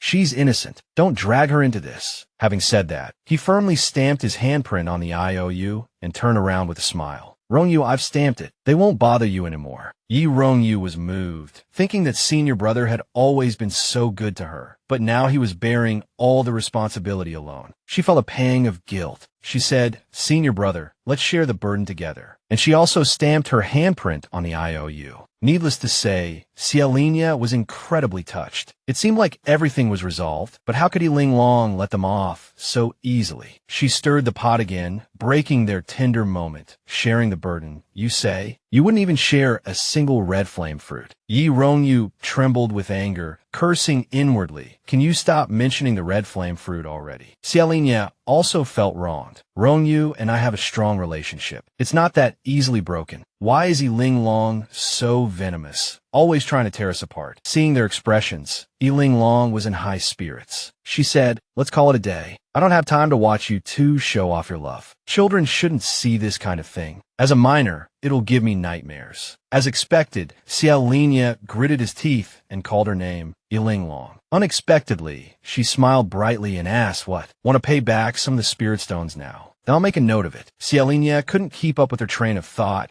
and could only grit his teeth in anger, unable to utter a word. Linglong gave a mischievous smile and taunted, hand it over. You're so poor, and you still want to be in a relationship. Spend more time earning some spirit stones. Xiaolinia suppressed his rage, threw the spirit stones at her feet, and said, take it and get lost. Some might feel insulted, but her retaliation was sweeter. She picked up the spirit stones and quipped, he's a real actor, all right, throwing down 500 spirit stones like it's 50,000. Linglong then turned to Yi Rongyu. What about you? How much do you want to pay? Although angered, Yi Rongyu didn't dare to lash out. She reluctantly handed over 1,000 spirit stones. Linglong recorded the number of spirit stones they paid on the IOU and handed it over, saying, all right, do you want to double check? Yi Rongyu knew that Linglong was deliberately humiliating her, so she turned her head and said, no need. This girl always enjoyed watching others' misfortune. She rolled up the IOU and said with a bright smile, collecting money puts me in a good mood. I'll give you a piece of advice for free. They both said in unison, no need. Their faces were filled with anger. Linglong, completely disregarding their feelings, continued as she pleased. Even if you don't want to hear it, I'll still say it. Senior Sister Zealand isn't actually stronger than you two. He didn't even pay as many spirit stones as you. I really don't understand what you see in him. As expected, she wasn't afraid of causing chaos. Yi Rongyu strongly retorted, I don't like him at all. Xiaolinya felt like a bucket of cold water had been dumped over him. He hadn't expected his long-held fantasy to be shattered. Heartbroken, he was practically in tears. Her two-faced pretense towards him almost completely crumbled. Now she could only apologize. Senior brother, I didn't mean to be so blunt. It's all because of Linglong. Don't be angry. Linglong tugged on Yi Rongyu's sleeve and said, Senior sister, don't appease him. If he hadn't angrily driven Xiao Yun away, you wouldn't be upset with me. He already owes you so much. This girl really knew how to seize an opportunity to manipulate people. Yi Rongyu fell in a deep thought. She felt that Linglong was right. If Xiao Yun hadn't left, she wouldn't have been bullied like this. Moreover, senior brother hadn't mentioned owing money. It was all because of Linglong making things difficult for her that she found out. Xiaolinya panicked because Yi Rongyu's expression was too obvious. Rongyu, let me explain. Her goal achieved, Linglong happily walked towards her fellow disciples. Senior brothers and sisters, let's continue inward. Junior sister's ability to solve problems and tease people has never disappointed. On the way, Linglong thought that if Sichin knew she had separated Yi Rongyu and Xiaolinya, he would definitely thank her. It was because of her contribution that the protagonist relationship could progress. Now, everyone was deep in the dense forest. She remembered that in the original story, about 10 days later, Yi Rongyu and Xiao Yunchang would find the exit to the secret realm together and lead the trapped people out. So, she had to quickly explore this place and frantically loot treasures. In a few days, she would leave with Yi Rongyu. She thought that she would loot when Yi Rongyu and Xiao Yunchang separated. Loot again when Yi Rongyu's fanatic fans caused trouble, and continue looting when Yi Rongyu encountered trouble. Men would only slow down her looting progress. After walking a bit further, Li Zijiao pointed at a tree and said, Everyone, look, there are so many spiritual fruits over there, even better than the ones outside. Everyone rushed over excitedly to pick them.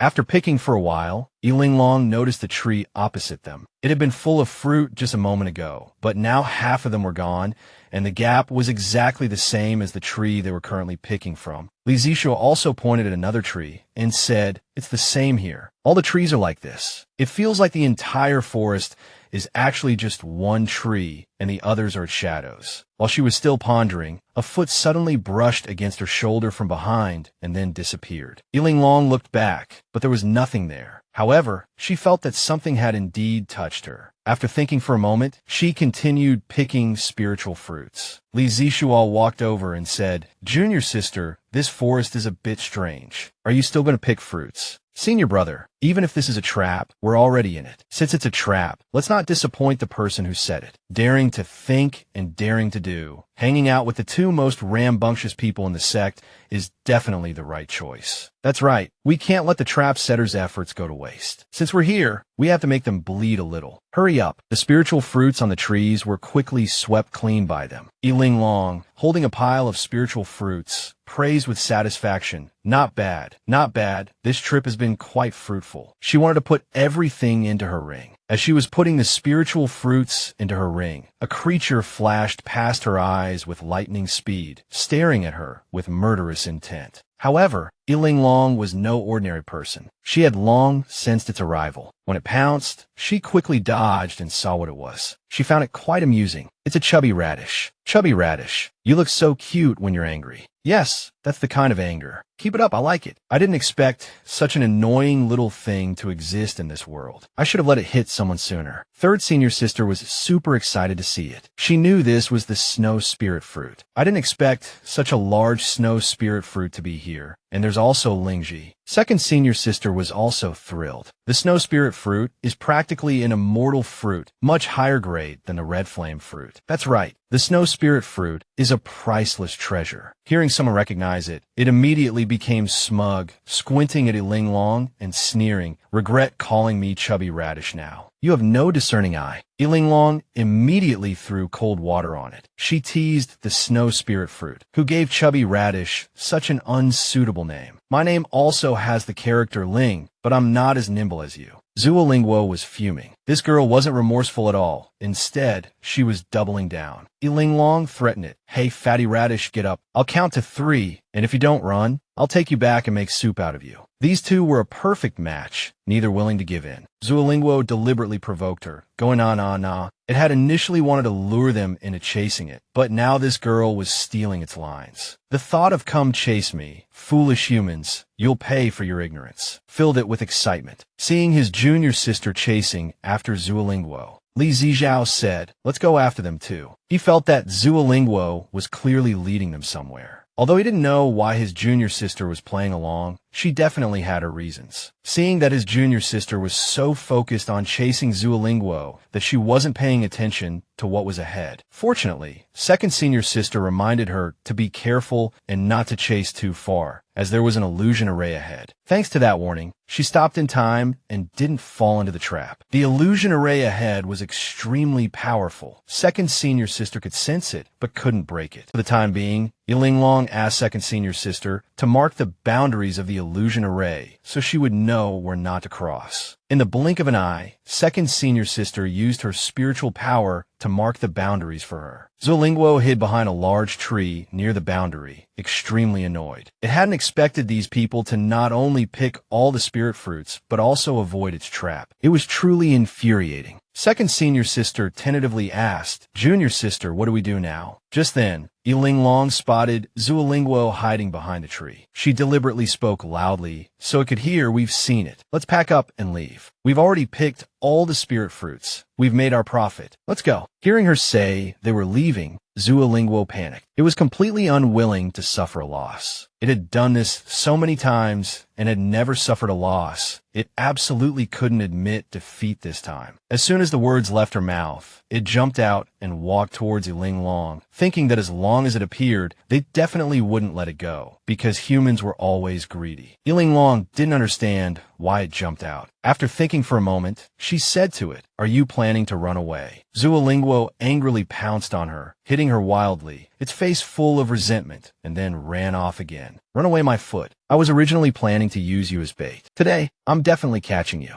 This Zuolingwo was truly audacious. Its actions had completely enraged her. She had originally intended to let it go, but it had come back to cause trouble. It was time to teach it a lesson. "Hey, fatty radish, I'll give you 3 seconds. After that, I'm coming after you." After saying that, she started counting down. Zuolingwo was still secretly pleased with itself, thinking that this girl was definitely vengeful and greedy. And sure enough, she couldn't resist the temptation and was about to be hooked. Unfortunately, it didn't know that doom was already upon it. The countdown ended, and Linglong pulled a gun out of her ring. This type of gun was something she had specially customized before, having third senior sister, Xiaolinia, draw the blueprints. They made 10 of them in one go, and she only kept the best one. Zuolingwo was about to witness its power, poor little thing. She aimed and started firing wildly, pulling the trigger without mercy. The terrifying firepower finally rained down on Zuolingwo. Although it dodged the bullets, it was terrified. What was this thing? It was too powerful, and its speed was ridiculously fast. Fortunately, it was fast enough, otherwise it would have been riddled with holes. After this trial run, Linglong was very satisfied with her spirit machine gun. Zuolingwo was now completely terrified of her, crying and fleeing in a sorry state. "This damn girl still wants to chase me. At this rate, she was bound to be hit sooner or later. Forget it. You got lucky this time. I'll let you off the hook for now. We'll see about next time, when the game truly begins. It won't be so easy for you to run." Linglong was determined not to let it escape. Originally, she just wanted to use it for target practice, but now she had to go all out. She cast a rebirth spell on Zuolingwo. Zuolingwo suddenly fell to the ground, completely bewildered. As it tried to stand up, it fell again, completely unaware of what had happened. Looking down, it saw that it had grown 3 extra legs and immediately screamed, "Ah, how did I get 3 extra legs?" Before it could react, Linglong raised her gun and fired at it again. It tried to hobble away, but it couldn't run. Then, Linglong used a lightning talisman, electrocuting it until it sizzled, and dragged it back to her side. Zuolingwo was truly afraid of her now. It shrieked in panic, How can someone as vicious as you exist in this world? What have you done to me? Why do I have so many legs? Oh, so you can talk. I just didn't want to chat with an idiot like you. Get ready to be dinner for that stupid human. Hearing this, Lingua actually started to cry. You're not really going to eat me, are you? Linglong teased. You still have 6 legs, right? Give me 3 to nourish my body. I'll help you eat 3 to slim you down. Lingua burst into tears. No, what if you accidentally eat a real leg? Then you'll just have to get used to using a fake leg as a real one. Turn the fake into reality. Terrified, Lingua spun, rolled, struggled, and screamed, fake legs are fake legs. It's not the same. You're so evil. You're the worst person I've ever met. Linglong sat down, preparing to grab it and tease it properly. Who was the one provoking me just now? I spared you once, and you didn't learn your lesson. Now, look at the consequences. Before she could finish, she noticed an arrow flying towards them from afar. Li Zijiao, who was outside, also noticed and shouted, Junior sister, be careful. Not only an arrow, but a sword followed closely behind, whistling through the air and embedding itself in the ground in front of her. Lingua trembled, pointing at a scratch on its face, shivering with fear. Wah, don't kill me. My face is scratched. It was clearly terrified. Linglong immediately comforted it. It's okay. I'll put a healing talisman on you, and it'll be fine soon. You came here with bad intentions, so stay in my ring for now. At this moment, a group of people walked over aggressively, led by Lu Yuanxiu. He was a high-ranking disciple of the Hidden Moon sect. Walking up to Linglong, he threatened in an icy tone, hand over the Lingua. Linglong was not intimidated. Hands on her hips, she retorted, Why should I? She looked around, noticing the purple moon emblem on their sleeves. They were all Hidden Moon sect disciples, and the one leading them was definitely a big shot. Higher ranking than Zhihongzhou. From the same Hidden Moon sect, Zhihongzhou and his group seemed decent enough, but these people looked like some kind of evil cult. As she was thinking, the man withdrew his sword and coldly threatened, If you don't want to live, I won't waste my breath. I'll just kill you, and the Lingua will be mine. Annoyed, Linglong immediately countered, I thought the Hidden Moon sect was some righteous sect, but the first thing you do is try to rob me. The man remained arrogant. The Hidden Moon sect is a righteous sect. As long as you're dead, no one can blame the Hidden Moon sect for killing and stealing. Those outside wouldn't let them bully their junior sister. Don't even think about touching a hair on our fellow disciple. Linglong tugged on Li Zijiao's sleeve, reminding him, since we're going to fight anyway, we might as well introduce ourselves first. Chi-Chi, hearing that she wanted to give their names, sneered, You rogue cultivators aren't worthy of knowing our names. Linglong's qi shi丝毫不减，我就是怕你们死了都不知道是谁杀的. Momentum didn't diminish in the slightest. I'm just afraid you'll die without knowing who killed you. You think you're so great. That's right, we are great. After the verbal sparring, the man finally gave his name. Liu Yuanxu, Hidden Moon sect. Everyone was stunned upon hearing his name. This was the chief disciple of the Hidden Moon sect, one of the most promising genius disciples in the cultivation world with the highest chance of ascending. After he stated his sect, Linglong politely replied, Qingyun sect, Linglong and company. They had initially wanted to stop their junior sister from revealing their sect, but they figured it was pointless since no one knew their sect anyway. Sure enough, Lu Yuanxiu scoffed. Qingyun sect. Never heard of it. The troublemaker didn't care about his attitude. Well, now you have. Things are going to be different from today onwards. Jiugu's son, hearing her words, knew she was about to stir up trouble again. Lu Yuanxiu, too lazy to waste any more words, simply drew his sword and said coldly, Enough nonsense. Linglong, holding Frost Shadow, shouted imposingly, Senior brothers and sisters, don't panic. I'll fight. Everyone step back. Although everyone knew their junior sister always had some tricks up her sleeve, no one understood where her confidence came from. Lu Yuanxiu was already at the nascent soul stage, with explosive battle power. She was only at the foundation establishment stage. What could she possibly use to fight him? In our Clear Frost sect, only our eldest senior brother could withstand a single blow from Lu Yuanxiu. To truly defeat him, it would take our eldest senior sister, who is at the deity transformation stage. Second senior sister grew increasingly panicked. 3 golden core cultivators, 3 foundation establishment cultivators. He'll cut through us. Fortunately, Li Zijiao noticed what she was doing. He saw the haste talisman stuck to little junior sister's back and guessed she was planning to slip away. Seeing through her plan, he said, "Since little junior sister wants to duel Lu Yuanxiu alone, let's step back and not get in her way." He then pretended to cough, quietly telling the other senior sisters his plan. Little junior sister used a haste talisman. "We need to be ready to run too." Second senior sister looked at little junior sister, speechless. She almost fell for it. "In that case, we should also prepare our haste talismans." Meanwhile, Linglong gripped her long sword, brimming with heroic spirit. She flung out Frost Shadow, shouting divine sword art. "Frost Shadow, go!" The spirit sword suddenly had a bad feeling. It thought, Sprout didn't just shout a divine sword art move. What is she up to again? Before it could think further, Linglong had already taken off running, waving goodbye as she went. "Frost Shadow, you're a big sword now. You have to learn to fight for your master. Be brave and fearless. Fight to the end." Frost Shadow wanted nothing more than to fly over and smack her with its flat side. "This Sprout, too scared to go herself, throws me out here." It charged towards Lu Yuanxiu. Lu Yuanxiu casually blocked with his sword, and Frost Shadow immediately realized it was still too weak. "Can't let him hit me." It flew high into the air, thinking Sprout was the most annoying person ever. "When Master wakes up, I'm going to chop her into 1,000 pieces." At this moment, a junior brother told Lu Yuanxiu that Linglong and the others had run away. He thought, that little girl was so arrogant just now. Since she wants to die, how can I let her escape? He looked up and saw that Linglong had already run quite far away. Without hesitation, he immediately gave chase. Frost Shadow sensed his intention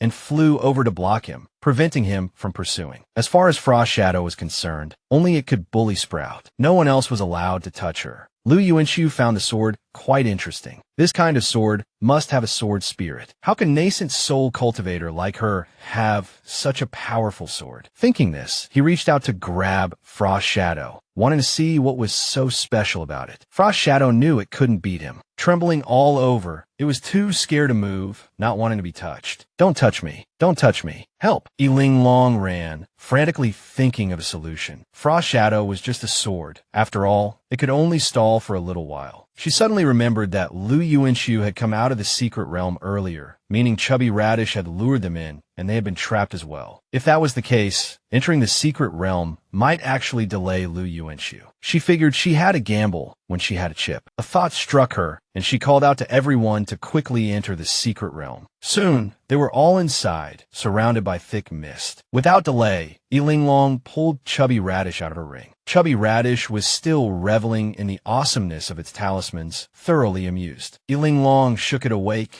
yelling, "Chubby Radish, wake up. If you don't wake up, I'll stew you into soup." Chubby Radish woke up with a start, shrieking, "If you dare stew me, I'll poison you." Linglong turned to second senior sister and asked, "Senior sister, is Chubby Radish poisonous?" "Yes, but we can just cut off the poisonous parts. It won't affect the taste. Do you want to stew it now?" "Little junior sister, I'll help you." With little junior sister around, everyone joined in the fun. Chubby Radish trembled with fear, begging, "Don't stew me. Don't stew me." Linglong got straight to the point. "Chubby Radish, did you see that scary person just now? Did you trick it before too?" "Yeah, he's even stupider than you. But how did he get out? Wasn't he trapped?" Linglong started scolding Chubby Radish. "He may be stupid, but he's strong. Your broken secret realm can't hold him, and now he's chasing us. So what do we do now? Isn't this your territory? Is there any place that can trap him? Take me there." "Oh, all right." Chubby Radish agreed, but then immediately changed its mind. "Wait, why should I save you?" Before it could finish, Linglong threatened, "Senior sister, get the knife. Light the fire." Faced with her sinister expression and crazed smile, Chubby Radish flailed its limbs in terror. Crying its eyes out, it could only give in, not daring to talk back. "I know a place. I'll take you there. Just don't stew me." At this moment, Frost Shadow flew over and said gruffly, "Why are you still going out there? Hurry up and run. He's catching up." Frost Shadow's tone made her furious. She no longer wanted to ask Hua Shiqing how to make soup. Only what cruelest sword-forging method Morone Lin had that could torment Frost Shadow. No matter how angry she was, her legs still obediently followed the direction Fatty Radish pointed. Not long after, Fatty Radish climbed onto her shoulder and pointed the way behind them. Yuanxiu was catching up, constantly threatening them to surrender. You can't escape. Seeing his speed, Linglong was almost caught. It had to be said, he was indeed the strongest disciple of the Hidden Moon sect, his cultivation level unfathomable. Even with a speed talisman, she couldn't shake him off. Can't shake him. We're almost there. Fatty Radish directed. Right here, jump forward. You have to jump. Everyone listened to it and jumped together, landing in a place with incredibly beautiful scenery. Fragrant flowers, birdsong, tranquil and serene. Everyone exclaimed, "Wow, this place is beautiful." But Fatty Radish panicked, yelling, "Run! Don't stop here." Linglong asked doubtfully, "Isn't it safe here?" Fatty Radish honestly replied, "This isn't my territory." Everyone proceeded cautiously. Linglong noticed a string of cocoons hanging from the branches. Some of the cocoons were still wriggling. She curiously asked Fatty Radish, "Why are those cocoons moving? Are butterflies about to emerge?" Fatty Radish said with a gloomy face, "Not butterflies, those are people still struggling to get out." Suddenly, a sword chief flew towards her. Luckily, Li Zijiao noticed in time and yelled for her dodge. Thanks to Li Zijiao, she dodged the fatal blow. The large tree beside her was split in two by the sword chi, its power evident. Lu Yuanxiu shouted, "See where else you can run." A familiar voice came from the cocoons in the trees, crying for help. "Senior brother, help. Save us. We're trapped inside." Linglong guessed that these were probably disciples of the Hidden Moon sect, some tricked and trapped by Fatty Radish, while the stronger ones escaped. Fatty Radish didn't want to delay and firmly pointed to the flower bushes ahead of Linglong. "Jump in." As they moved, Lu Yuanxiu pursued relentlessly. He completely ignored the cries of his fellow disciples. Lu Yuanxiu's actions proved he had no intention of saving his own sect members. Truly cold and selfish. Following Fatty Radish's instructions, Linglong leaped into the flower bushes, her body instantly shrinking. As she fell through the air, Linglong asked Fatty Radish where to next. "We're here. No need to run anymore." Linglong didn't understand. What's special about this place? Why don't we need to move anymore? Is it your territory? Fatty Radish said with a hint of disdain. Feel it. Have you noticed any changes in yourself? Linglong circulated her spiritual energy, but found no change. Fatty Radish frowned and asked seriously, "Could I have misjudged you? Are you still only at the foundation establishment stage?" Linglong was unhappy with its words. "Take that back. Who says the foundation establishment stage is weak?" "Oh, you think the foundation establishment stage is strong?" Where did she get the confidence to be so arrogant? It had been a long time since it had met someone who could argue, and now it had encountered someone with a similar temper. Li Zijiao sensed his own spiritual power and discovered that his golden core cultivation had been suppressed, leaving him only at the foundation establishment stage. Second senior sister and Dongfang Jin also said in unison, "Us two, we're only at the foundation establishment stage now." This feeling was familiar, leaving many confused and afraid. Only Li Zijiao remained calm because he knew this sort of thing was his little junior sister's specialty. She had once spent 3 days drawing an array that reduced everyone to the foundation establishment stage. Once inside, everyone's cultivation was the same. If you couldn't win, everyone was brought down to the same level, and then she would win. With years of experience, his eldest senior brother and 6th senior brother had all been tormented like this. Thinking of this, he felt a bit excited and expectant. Great, this trick could finally be used on an enemy. He began to anticipate Lu Yuanxiu's expression. The purpose of bringing little junior sister out this time had been achieved. He must be very happy. Since this was her home turf, Linglong gripped Frost Shadow, her aura exploding. "Everyone, step back. No need to intervene. Leave Lu Yuanxiu to me."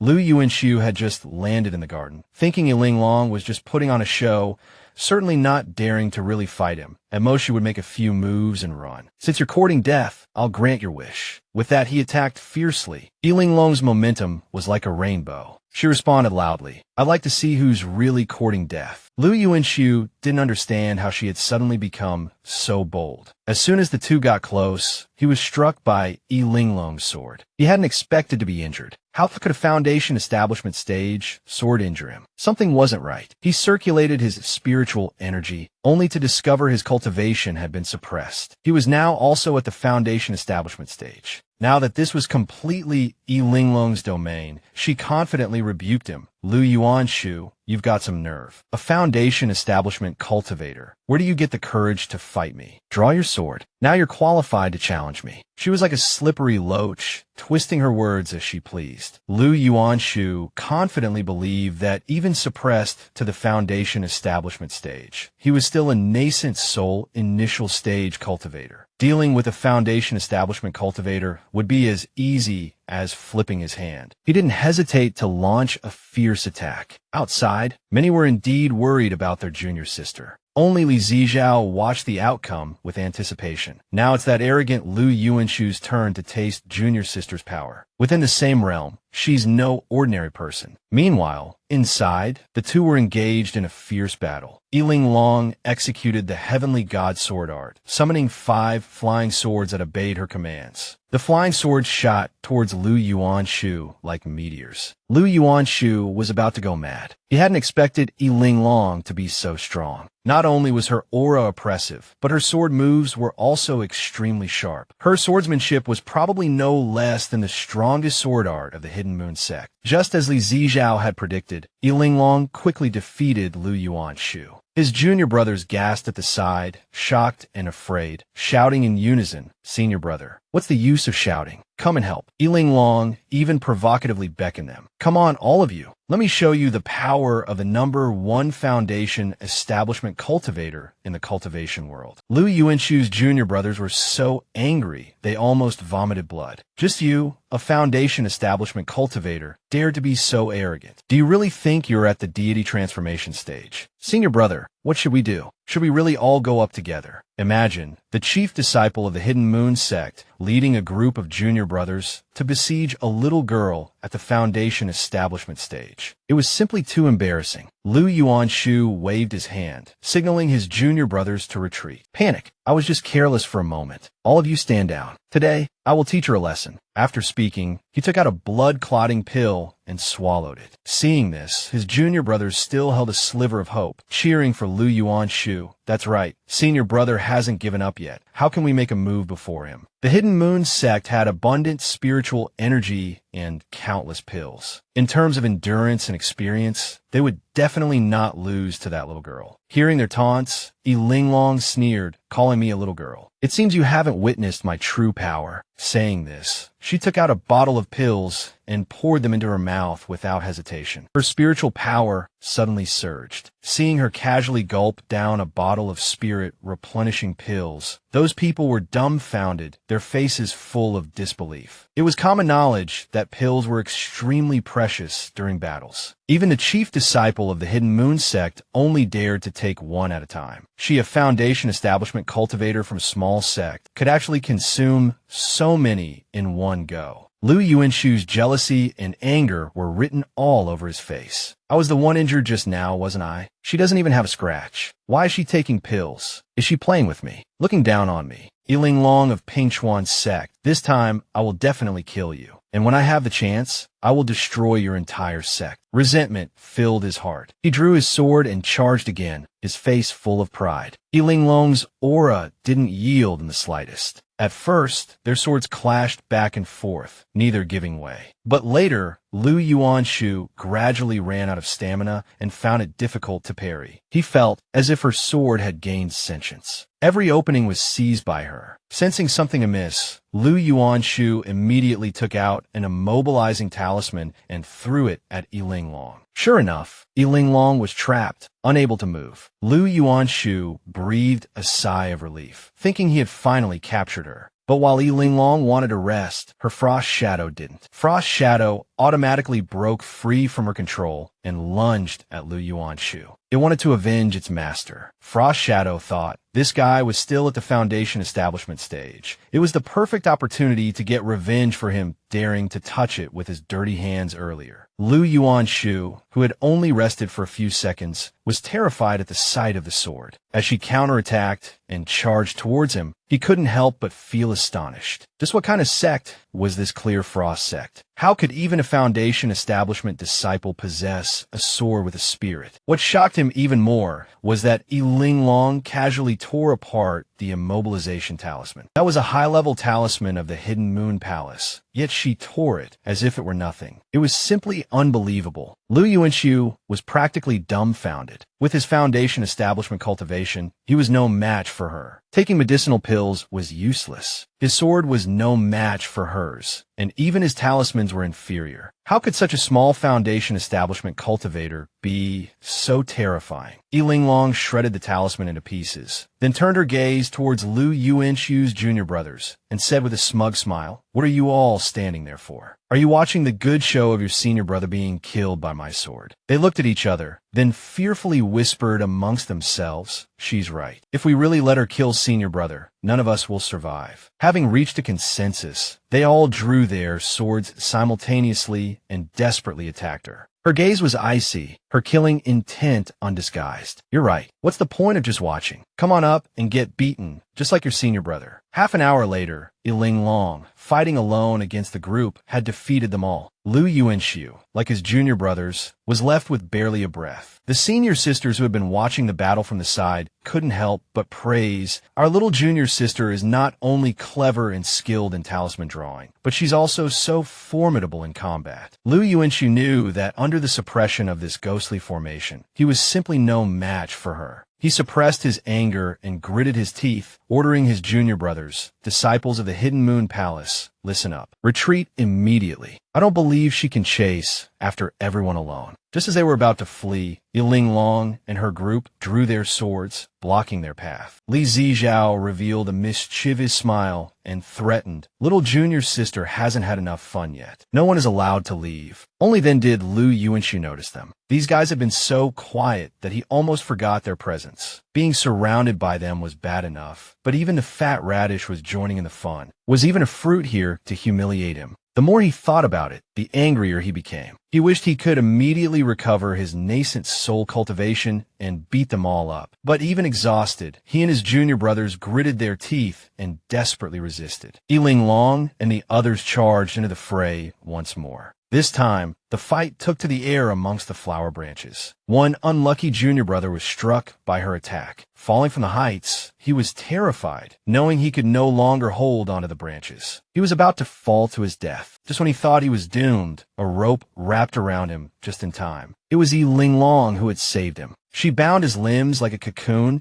and casually tossed him to second senior sister. "Senior sister, help me tie him to that red flower." With years of tacit understanding, second senior sister immediately saw that little junior sister was up to something new. "Little junior sister, why tie him to the red flower?" Linglong laughed, "Because I can't remember the faces of you Hidden Moon Palace disciples. I'll just distinguish you by color. Red, orange, yellow, green, blue, indigo, violet. The weakest gets tied to red, so I can recognize them at a glance later." Her mischievous smile was unconcealed. This was a complete humiliation for them. Not only did they lose to a Foundation establishment newcomer, but they were also being ranked by color. Even if they wanted to surrender, Linglong wouldn't give them the chance. This girl really knew how to thoroughly humiliate people. The newcomer, hanging from the red branch, completely broke down. Is there really a color-coded ranking system for strength? Isn't this nailing people to a pillar of shame? I should have held on a little longer. Soon, all four of Lu Yuanxiu's junior brothers were hanging from the flower branches, each assigned a color, their faces streaked with tears of humiliation. Linglong finally smiled with satisfaction. "Now only you are left, Lu Yuanxiu. What color flower do you like? I'll grant your wish." Lu Yuanxiu was already exhausted, his face covered in blood, gasping for breath. He was in a sorry state. Just then, the flower petals beneath her feet suddenly shook violently, as if some strange change was occurring. Linglong couldn't help but look around, wondering what was happening. She then discovered a giant green caterpillar lunging towards her. Linglong's expression changed drastically, and she cried out, "Why is this caterpillar so big?" "Senior brothers, senior sister, run. Fat radish, isn't this your territory? What's going on with this caterpillar?" Fat radish said self-righteously, "I eat eels, and I also eat caterpillars. This is its territory. All those people you saw trapped before were trapped by it. While being chased by the giant caterpillar, Linglong questioned Fatty Radish. You brought people here, didn't you? Aren't you two in cahoots? Fatty Radish looked a little guilty, but still stubbornly retorted, we're not in cahoots, but can't we cooperate, even if we're not? Even if they weren't in cahoots, they could still cooperate. But wasn't the premise of cooperation equality? Had she ever seen any equality or respect from this Fatty Radish? Linglong's gaze was too sharp, making Fatty Radish uncomfortable, so it waved its hand and urged her, don't look at me like that, run. Do you want to be wrapped into a cocoon?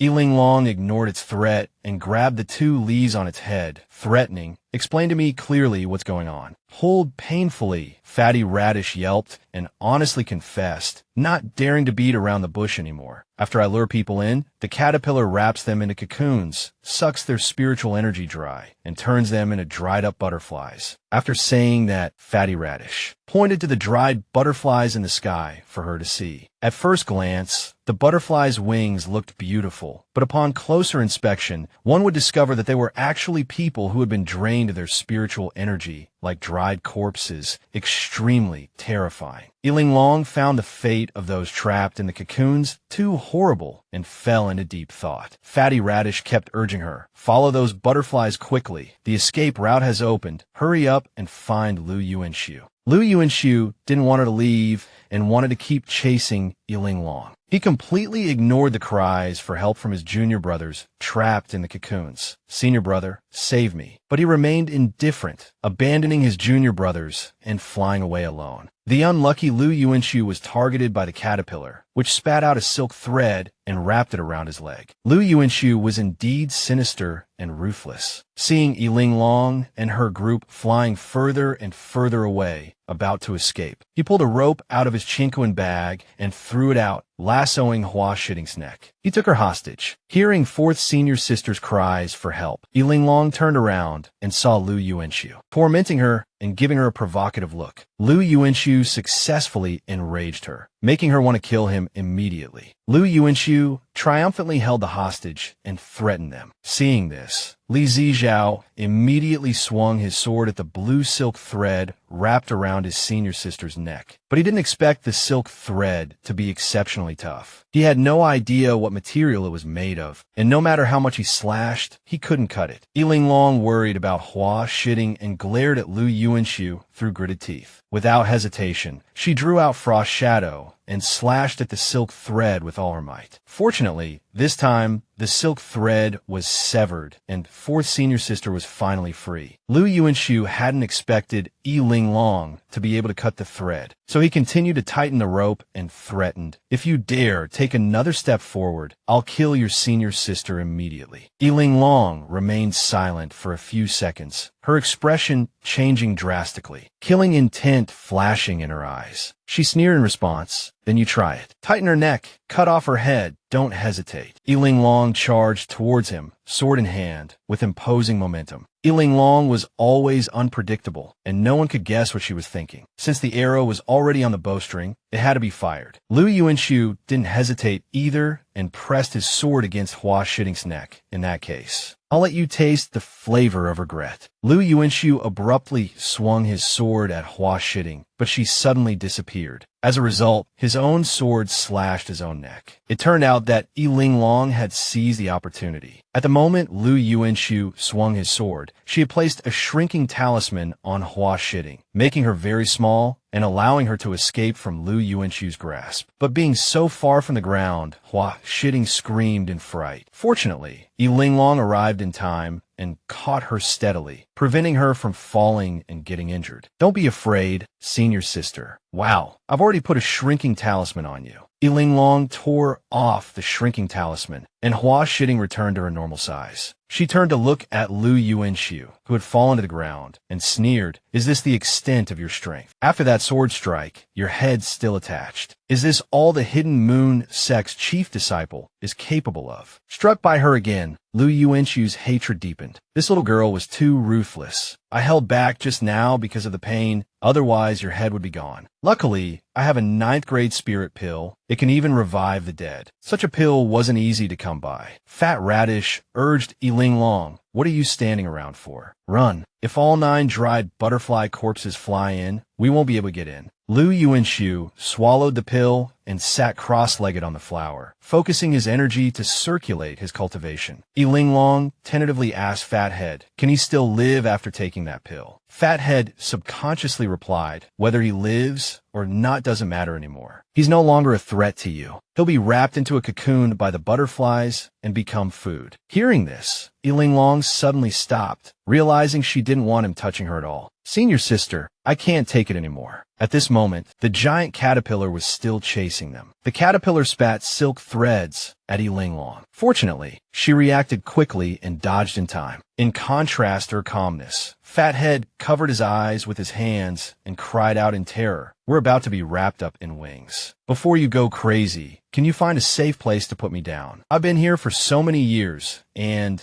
I've never heard of any fruit being wrapped into a cocoon, the fruit breaking out of the cocoon and turning into a butterfly to return to the nest, the friends in the nest. Fathead's words became increasingly absurd. Linglong didn't bother listening to his nonsense and directly stuck a silencing talisman on his mouth. She flew on her sword to the flower where Lu Yuanshu was meditating. Just then, the giant caterpillar behind her spat out silk threads and wrapped Lu Yuanshu up. Linglong seized this golden opportunity, charged forward with her sword, and stabbed fiercely at his heart, aiming to take Lu Yuanshu's life. Fortunately, Lu Yuanshu had a heart-protecting mirror, which lessened the fatal blow. He hadn't expected Linglong's sword chi to penetrate the heart-protecting mirror and pierce his heart directly. With all her strength, she pierced Lu Yuanshu's heart with her sword and then pulled it out. At this moment, Lu Yuanshu was almost completely wrapped in silk, the killing intent towards Linglong in his eyes undisguised. Seeing that Lu Yuanshu had been tightly wrapped into a cocoon, Fathead started singing again. He's like this now. Can we run?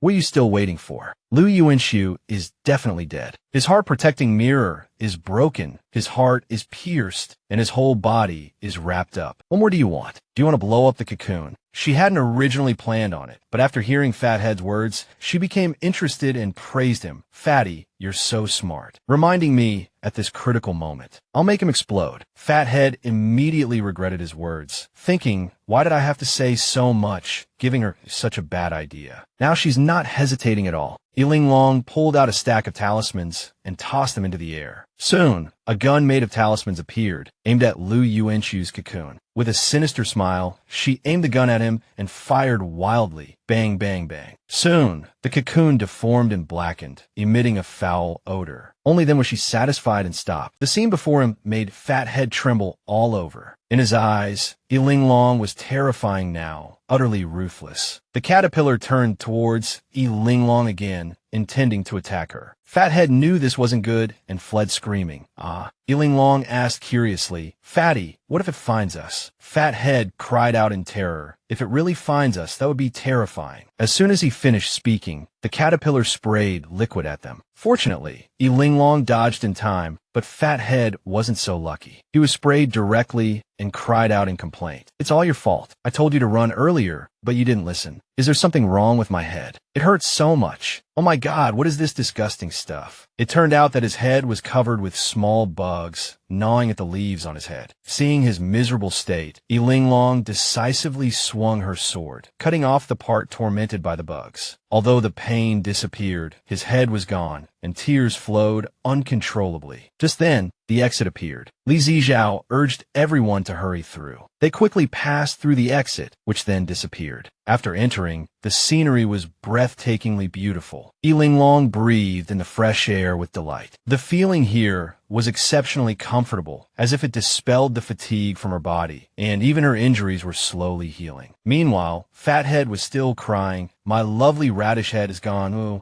Linglong walked over to everyone and said, everyone, treat your wounds first. Let me see what happened to Fathead's head. Fathead covered his face and cried incessantly. Look at it. It's all your fault. If it weren't for you, I wouldn't have lost half my head. Linglong retorted unhappily, if I hadn't cut it off, those green bugs would have eaten your entire radish head. Without me, you'd be dead. Even though he knew this, Fathead continued to wail, "It's all your fault. I told you to run, but you had— I'll fix your head." Hearing this, Fathead immediately wiped his tears and asked with surprise, "Can it really be fixed?" Linglong patted her chest, confidently saying, "Of course. Maybe it'll even grow flowers. I can make you grow 4 legs, so naturally I can give you a new head." Fathead's eyes lit up immediately, and he urged, "Then hurry up and do it." Fathead was both expectant and apprehensive. After Linglong had simply repaired his head, he pointed at it with a tearful face and said in a crying voice, "Did you do this on purpose? I asked you to give me a new head, not a butt. What kind of radish has a butt for a head?" Linglong's skills were being questioned, and she was very dissatisfied. "What butt? It's just that my hand slipped, and I didn't smooth it out, so there's some extra flesh." Fathead cried even harder, pointing at his newly grown head, and then at his own, but accusing, "What is this if not a butt? 2 lumps of flesh, that's a butt." Everyone else couldn't help but laugh. Only Linglong was unhappy about her skills being disliked. Hua Shitting suppressed her laughter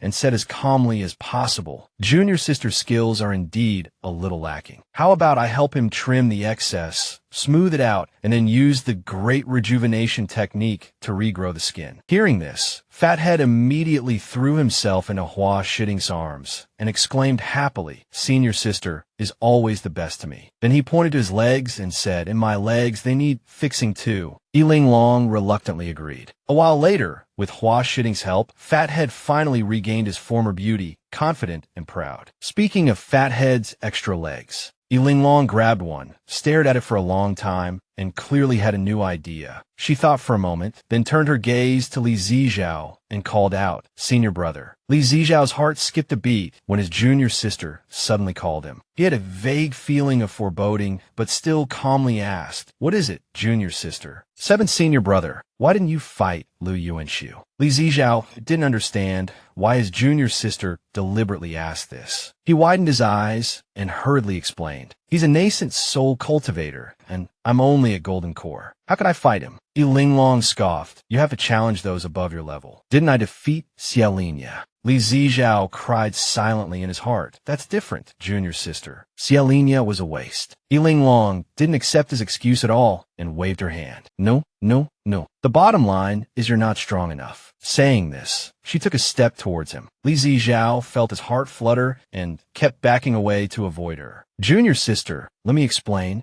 "No need to explain." As soon as she finished speaking, she pinched him hard. Li Zijiao cried out in pain, and she took the opportunity to stuff one of Fathead's legs into his mouth. Before Li Zijiao could react, he subconsciously swallowed it. "Senior brother, you swallowed it," she said with satisfaction. Li Zijiao coughed, gasping for air, and asked her, "Junior sister, what did you just put in my mouth?" She ignored him and only asked, "Were you a good boy?" Li Zijiao savored the taste and said, "It's a little salty." "Yeah, why do I feel like I'm about to ascend to immortality?" He finally realized and exclaimed in surprise, "Junior sister, it really works." So she urged, "Then hurry up and cultivate. See if you can break through a level." Once again forced by his junior sister to improve his cultivation. Li Zijiao wasn't happy at all, but he obediently sat down and concentrated on cultivating. This junior sister was a little devil. While her senior brother was concentrating on cultivating, she just had to cause trouble. It turned out what he just swallowed was Fathead's unwashed old radish leg. Li Zijiao jumped up and vomited violently. He cried his heart out,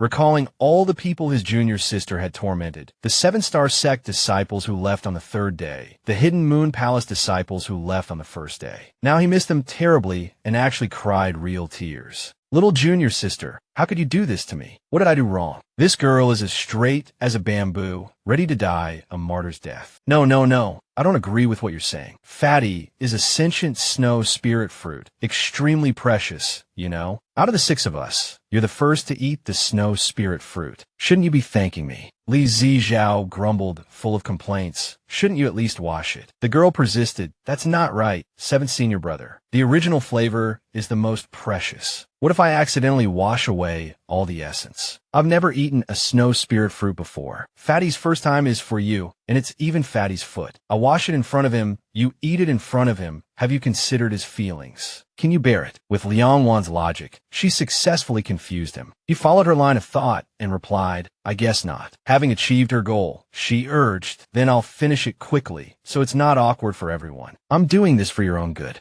You've already eaten it. Hurry up and cultivate. With your current cultivation, what if I encounter bad guys who bully me? I'm still young, weak, and my cultivation is low. Are you really so heartless? Her melodramatic act always worked on her senior brothers and sisters, and Li Zijiao was no exception. He didn't want to listen anymore and immediately told her to stop. So he focused on cultivating, and Linglong didn't waste any time either, taking out all her magical tools and starting to check them. Taking advantage of the free time, she also tidied up her talismans. She had used quite a few along the way, so she replenished what needed replenishing and improved what needed improving, so as not to be caught off guard in case of danger. The others followed little junior sister's lead. Hua Shitting took out her alchemy furnace and the medicinal herbs she had recently obtained to refine pills. Even little junior sister was working so hard during their break, so she couldn't slack off. Murulin was also studying the blueprints for the new spiritual artifacts that little junior sister wanted. He Zhonglan was also cultivating the techniques provided by little junior sister, and Dongfang Jin took out some wine to drink. Unconsciously, he looked towards Linglong and the others, seeing everyone diligently cultivating, and wondered, what kind of magical sect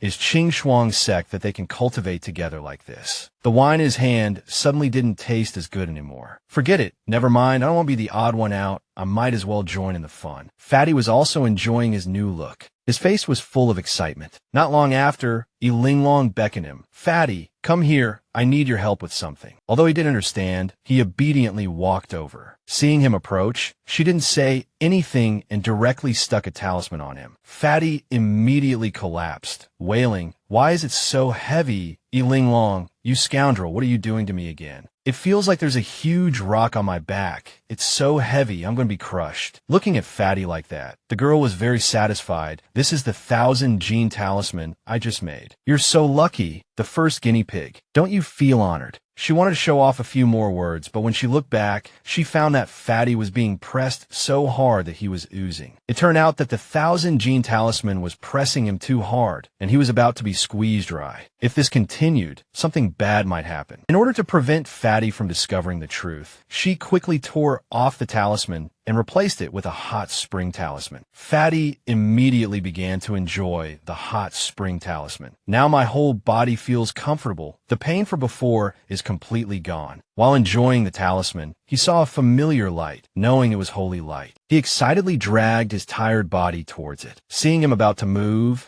Linglong stuck another slowing talisman on him. "Fatty, did I say you could go?" Fatty only realized after moving that he was slower than a snail. He wailed, "I don't even have to think to know it's you, Linglong, causing trouble. You scoundrel, quickly take the talisman off. The holy light is shining. Those 9 butterflies are about to start their ritual. Hurry up and bathe in the holy light. Maybe you can even get the Phoenix God's blessing. How wonderful." She walked over and carried him on her shoulder. Then, using the Great Restoration technique, she wrapped Li Zijiao up like a dumpling, and everyone set off together for the garden of the Yuanqi sect. Arriving there, everyone felt the abundant spiritual energy and the power of growth. It was perfect for cultivation. Everyone said so, and Dongfang Jin later joined them, sitting down to cultivate. At this moment, the spiritual energy around them was extremely rich, and the dried butterflies in the sky suddenly disappeared. There was a loud bang, and the sound attracted the attention of everyone below. Linglong sensed the spiritual energy had vanished, the vitality gone, as if everything that just happened had been a dream. But thinking back, this experience had been a complete victory. Her senior sisters were brimming with spiritual energy, their cultivation at the brink of a breakthrough. Given the right environment, they would surely be able to attempt it. Senior brother Bai was even more impressive, successfully breaking through to the middle stage of Golden Core. Even Fathead was overjoyed. Although she had absorbed a considerable amount of spiritual energy and holy light, she remained at the foundation establishment stage. However, she had 3 spiritual roots to cultivate, each incredibly precious, so naturally, her progress was much slower. She wasn't anxious, though. She believed she could cultivate into an immortal through diligent practice and would eventually break through. Besides, not breaking through didn't hinder her combat abilities in the slightest. Thinking about how she had just defeated 2 experts, she felt a little smug. Shirlenia was already at the Golden Core stage, and Lu Yuanshu was even at the nascent Soul stage. Yet in the end, hadn't they both been dealt with by her, a mere foundation establishment cultivator? She looked around. She noticed an old man meditating. There was an old fellow over there. Since she was in his territory, why not greet him? Hearing this, Fathead hurriedly and incessantly tried to stop her. He won't pay attention to you. Linglong wondered why, and Fathead began to boast. Fathead explained, showing off. He's been sitting there for a very, very long time. He's been there ever since I can remember. I've asked other living beings, and they all say he never moves. They don't even know if he's still alive. Hearing this, she understood everything. She suddenly grabbed a few leaves from his head, and Fathead immediately cried out for mercy. You mean, so you hang the fruits on the outer trees to lure people in, then set up illusions to trap them, and let the bugs turn them into dried butterflies, all to activate the ritual and gain the power of the holy light. Fathead, his head gripped tightly, kicked his legs in pain, and admitted without hesitation, exactly. To lure more people in, we hung all the fruits from the forest on the outer trees. After being bathed in holy light, the fruits here have gained sentience. Do you know how hard it is to find fruits without sentience now? I worked so hard to lure in the sentient fruits, and now you've picked them all. I'm so angry. Hearing this, Linglong felt a pang of panic. Just imagining 5 or 6 fatheads running around together meant her future would be filled with chaos. All the fruits here are sentient like you. Wouldn't that mean a bunch of dumb fatheads getting together and doing stupid things? Fathead struggled desperately, while she declared triumphantly, they only have rudimentary sentience. They only know how to absorb spiritual energy and evolve very, very slowly to become as powerful as me. I'm the only one in the entire sect. I'm unique. Fathead boasted confidently to Linglong. Impossible. Only I can talk, so only I can be responsible for luring people in. Linglong asked again, then don't you find it strange? You have animals and plants here, but no humans. So how can you speak the human language? Even if you gain sentience, it's impossible to be born speaking human language, right? Fathead froze. What you said seems to make sense. He began to wonder, why can I speak human language? Who am I? Is there something wrong with my background? Am I really a fruit? Linglong didn't bother arguing with him. She simply grabbed his head and turned it towards Li Zijua, asking, are you a snow spirit fruit? My 7th senior brother has the most say. After all, he's eaten you before. Fathead looked at Li Zijua expectantly, as if trying to please him. However, he was only met with Li Zijua's indifferent expression. Fathead couldn't stand his attitude, kicking his arms and legs, even landing a few kicks on Li Zijua's face, fuming with anger. Li Zijua came back to his senses and said seriously, you must be a snow spirit fruit. After all, you're really nutritious. And if you weren't a plant, how could my junior sister have used the great life technique of the wood element to grow your legs and head? Hearing this, Fathead finally breathed a sigh of relief. He had just relaxed when he heard Li Zijua mutter something indistinctly, and his heart started to panic again, filled with a vague sense of foreboding. Could there be some other unfortunate turn of events here? Li Zijua said seriously, could you be a clean snow spirit fruit demon? Fathead was stunned, completely bewildered. By the time he reacted, he roared furiously, even if you kneel and beg me later, I won't let you eat another leg or head. Remembering the taste of that fatty leg and head, Li Zijua was also fuming. Even if you chop off your leg, wash it clean, and marinate it with honey and sugar, that smell will never go away. Both were seething with rage, and thankfully someone intervened. Linglong suggested, all right, you two stop arguing. Let's go check on that old gentleman. What do you think? Everyone then went over to the elderly man, and Jinlong reached out to check his breathing to see if he was still alive. To her surprise, the girl discovered that he was still alive. Upon hearing this, Linglong immediately became solemn and bowed respectfully, saying, Senior, we apologize for intruding upon your cultivation. We truly beg your forgiveness. But the old man remained motionless. Fatty was already used to this and jumped directly into the old man's arms, acting as if he had discovered him first. I told you, he won't pay attention to you. He doesn't care about anyone. Don't waste your breath. At this moment, Hua Shitting interjected, this senior is no longer alive. He's already passed away. Look at the hairpin in his hand. I've seen it before in a book. It's called a greenwood hairpin, made from 10,000-year-old green Wudong divine wood. There's only this one piece of green Wudong divine wood left in the world. When it was discovered, the divine wood had already withered, with only a small branch at the very top retaining its vitality. The discoverer then crafted it into the green wood hairpin. This hairpin became the only spiritual artifact with divine power in the lower cultivation world, and its owner was the renowned wood element cultivator of the cultivation world. His name was Bei Xinbai. Linglong was also surprised. Are you saying this senior is Bei Xinbai?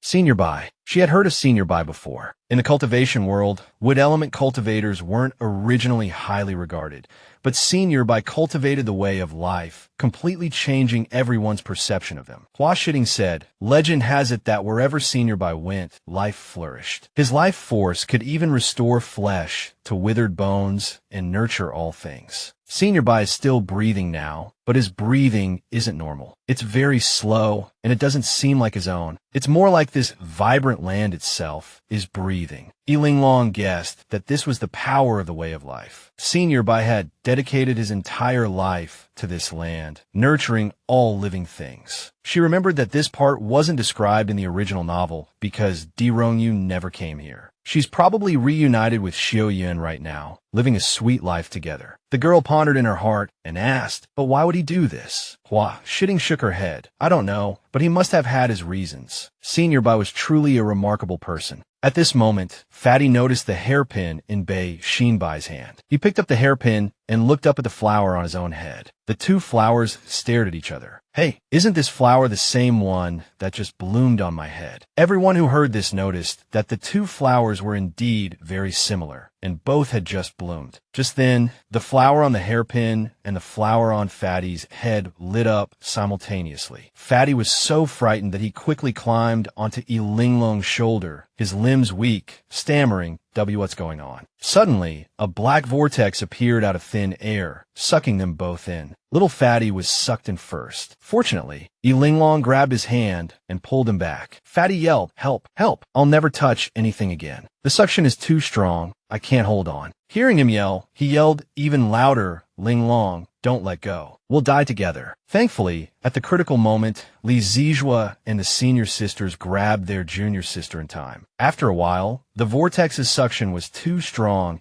and everyone couldn't resist being sucked in together. Everyone panicked, not knowing when they would land. Finally, they fell into a pitch black place. Linglong sat up, wanted to know if everyone was still there. So she came up with an idea. Let's do a head count. 1. Then everyone counted off in turn. 2, 3, 4, 5, 6. Linglong breathed a sigh of relief, her heart calming down. Good, all 6 of us are here. At this time, Fatty also shouted, 7, and me, and me. Tears streamed down his face as he clung tightly. I'm one of you too. You can't leave me behind. Linglong wasn't about to give in. Since when were you one of us? I haven't agreed to let you join yet. Fatty retorted righteously. How am I not part of the group? Your senior brother ate my foot. We're already one. Anyway, you can't leave me. The thought of those pure spirits enraged Li Zijua. What nonsense are you talking about? Believe it or not, I'll chop you up and share you with everyone, ensuring you go everywhere with us, and no one ever leaves you behind. He roared internally, wanting to dig the little creature out right then and there, causing trouble all the time. When would it ever settle down? Pang Tu,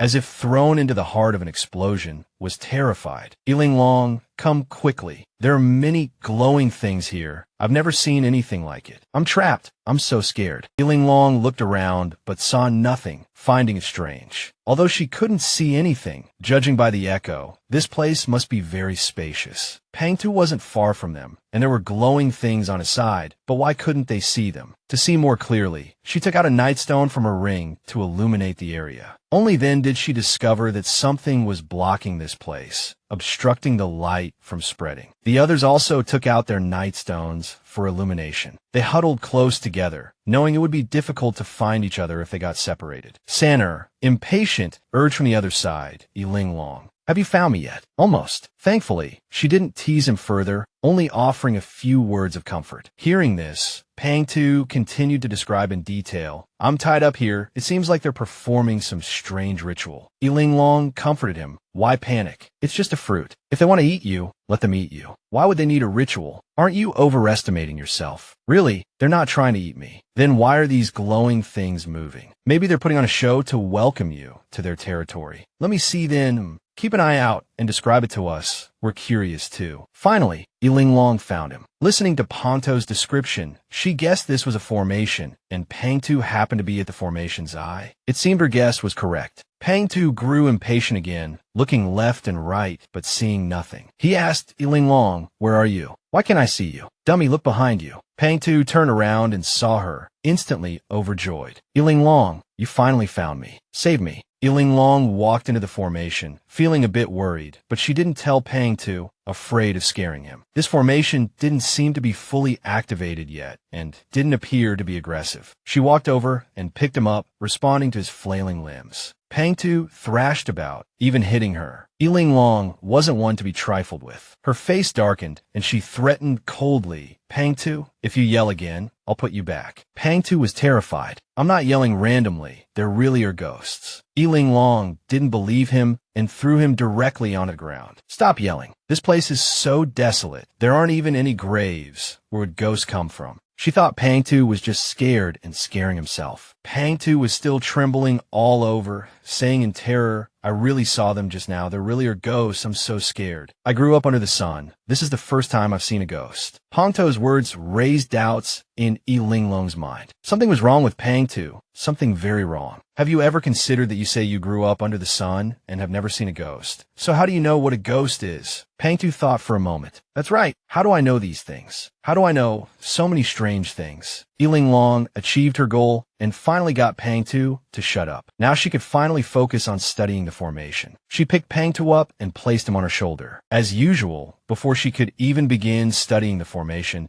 she heard her senior sisters yelling outside. There are ghosts. Sure enough, there was a large group of ghosts outside the formation. She looked outside and indeed saw many ghosts wandering around. Even she was startled. There really were ghosts. Pang-tu seized the opportunity to complain. "I told you there were ghosts, and you didn't believe me. You even wanted to put me back there. Linglong, you bad person, apologize to me and swear you'll never put me back there again." Saying this, she nonchalantly placed him back on the formation's eye, leaving Pang-tu completely dumbfounded. Linglong glanced outside and noticed that the ghosts, as she expected, had disappeared. Everyone else looked at him with bewildered expressions. Pang-tu cautiously probed, "Why are you all looking at me like that? I didn't summon these ghosts, did I?" Linglong didn't answer, only placing her hands on her hips and looking at him teasingly. "What do you think?" Pang-tu was genuinely terrified, crying pitifully. "Even so, you can't leave me behind." Linglong sternly questioned Pang-tu. "At this point, you still won't admit it. You're different from the other creatures here. There's really something wrong with you." Fatty cried and insisted, "I don't know anything. I'm really scared. Please save me. Are you going to leave me here?" His unintentional words gave Linglong the correct answer. If he knew the consequences of his loose tongue, he would definitely regret it. All signs clearly indicated that Fatty had to stay. At this moment,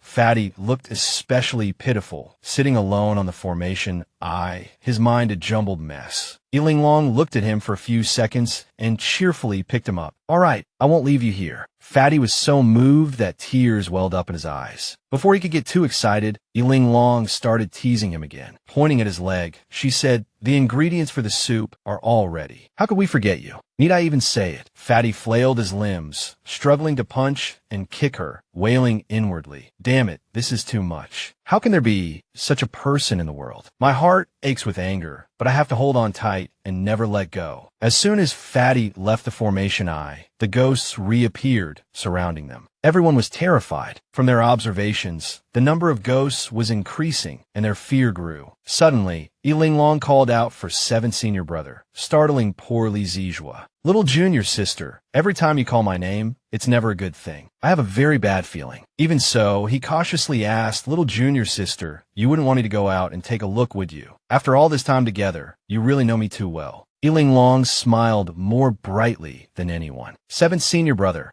I can't believe you thought of this method. Then you go. I'll pray for you. Hearing this, Li Zijua just wanted to play dead. Fortunately, Dongfang Jun patted his shoulder and comforted him. Let's go, brother. I'll go with you. Hearing someone volunteer, Li Zijua couldn't believe it. Brother Dongfang, aren't you afraid of ghosts? Dongfang Jun said helplessly, how could I not be afraid? But I'm more afraid of you making sashimi out of me. Li Zijua empathized, patting his shoulder in return, comforting both him and himself. You truly are my brother. You understand everything after all we've been through. The two of them pulled themselves together, ready to fight the ghosts with their lives, while the girls watched from the side, as if they were watching a play. The two men summoned their courage and thrust their swords at the ghosts, only to find that the ghosts slowly dissipated, their swords unable to touch them. Dongfang Jun exclaimed in surprise, the swords can't touch them. Li Zijua simply swung his sword, cleaving through a ghost. The ghost didn't die, however, and instead made Dongfang Jun even more afraid. The ghost that was struck didn't disappear, but split in two, doubling their numbers. Li Zijua then attacked the ghosts with spiritual energy. The two tried various methods, but they couldn't eliminate a single ghost. Li Zijua hadn't expected that after fighting so hard for so long, not only had they not caused any substantial damage, but they had actually increased the number of ghosts. The two could only discuss retreating and observing the situation. As soon as they returned,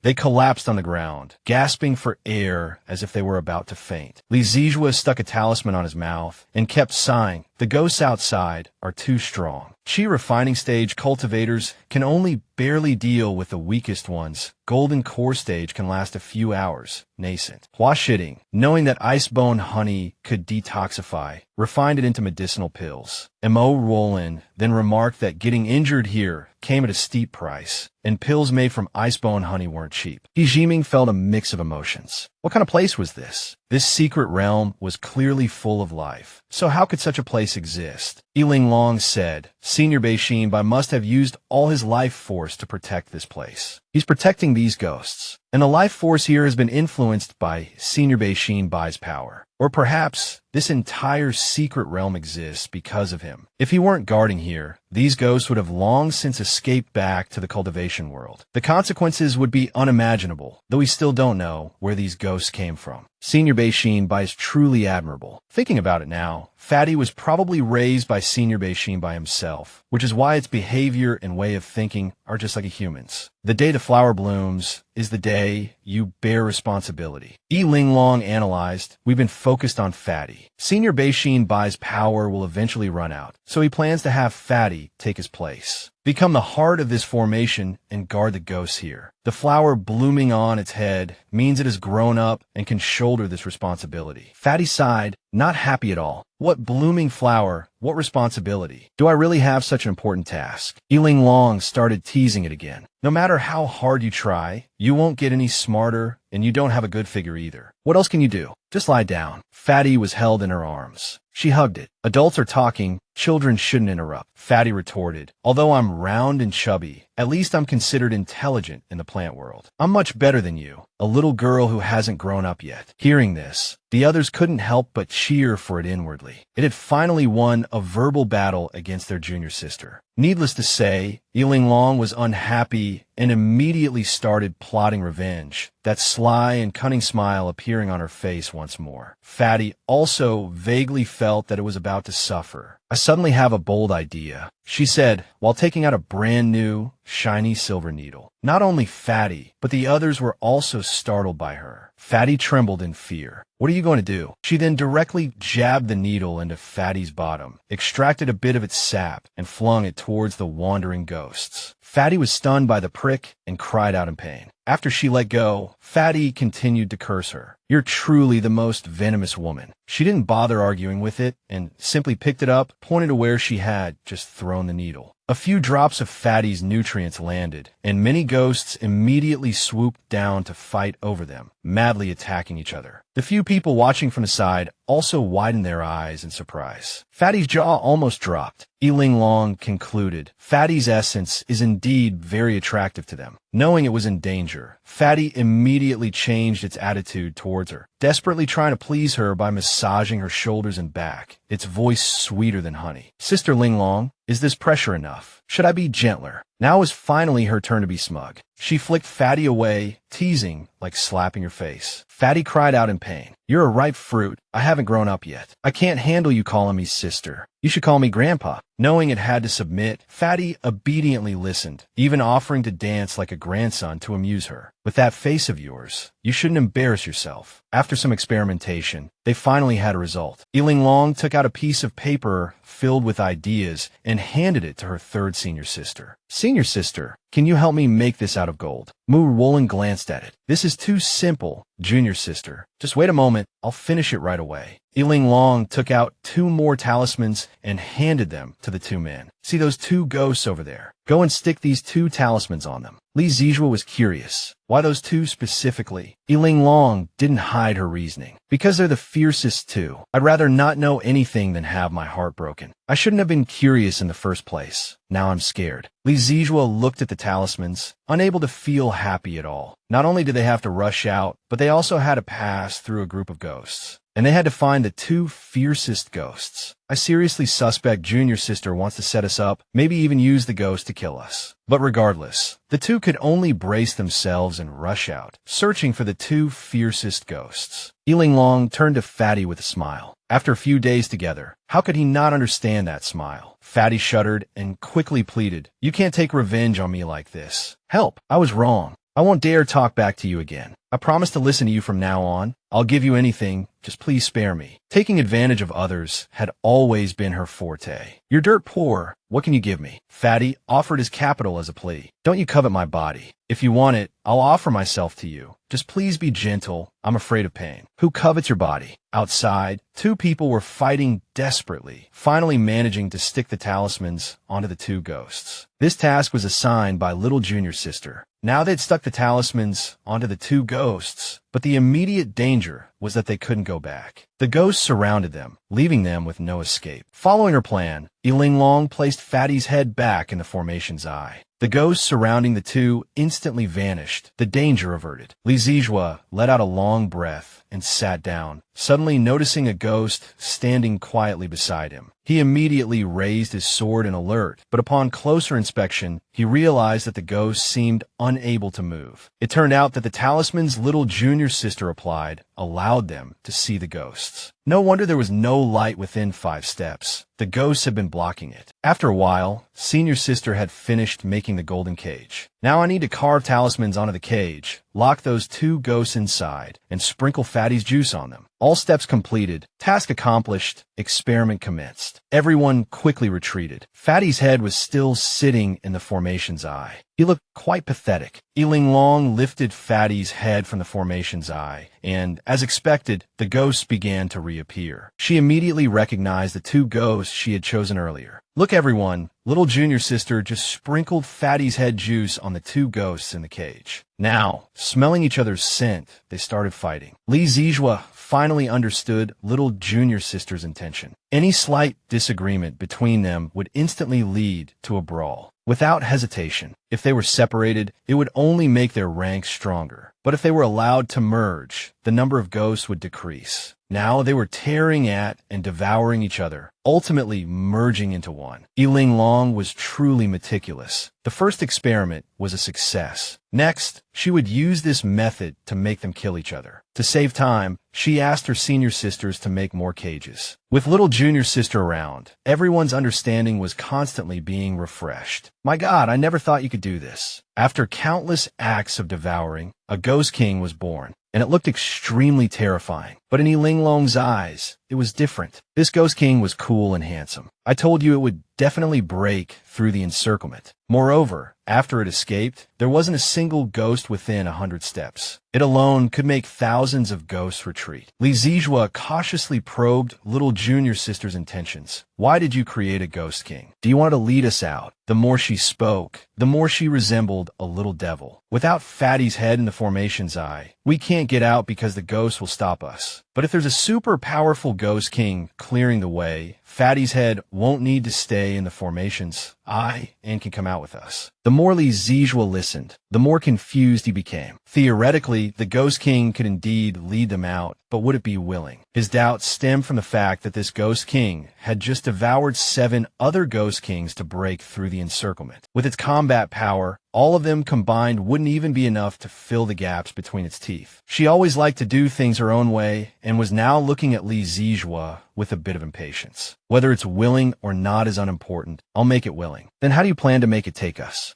Linglong said seriously, I don't know yet. If they weren't shocked by this, it would be abnormal. She still looked full of confidence. After thinking for a moment, Linglong pulled out a book. I haven't learned any spells to deal with ghosts, but I brought a book. I'll start learning now, and we'll talk after I've learned something. Although there was no plan, everyone, like the Ghost King, showed expressions of fear. The Ghost King had already been created, but the method to deal with it was just beginning to be learned from the first page. It was truly speechless. Fatty's head was still in the formation's eye, looking a little uneasy, and he began to mutter again, Linglong, I'm risking my life to buy you time. You have to think of something. Little junior sister buried her head in her studies, and the senior sisters were even more motivated to study on their own. I've never seriously studied this demonic poison's baleful aura. This is a good opportunity to learn. This golden cage can even trap the demon lord. Perhaps it can also weaken its power. Let me check the information. Just then, the demon lord, bound by chains, began to roar and struggle frantically. Li Zizhua knew Fatty was at the formation's eye, but he didn't expect the demon lord could still move. It seems the demon lord is indeed more powerful than ordinary ghosts, and is already showing signs of breaking free. Fortunately, the formation can still suppress most of its power. At this critical moment, he decided to step forward and stop the demon lord, and also take the opportunity to hone his practical combat skills. Dealing with ghosts is just a matter of a bite, isn't it?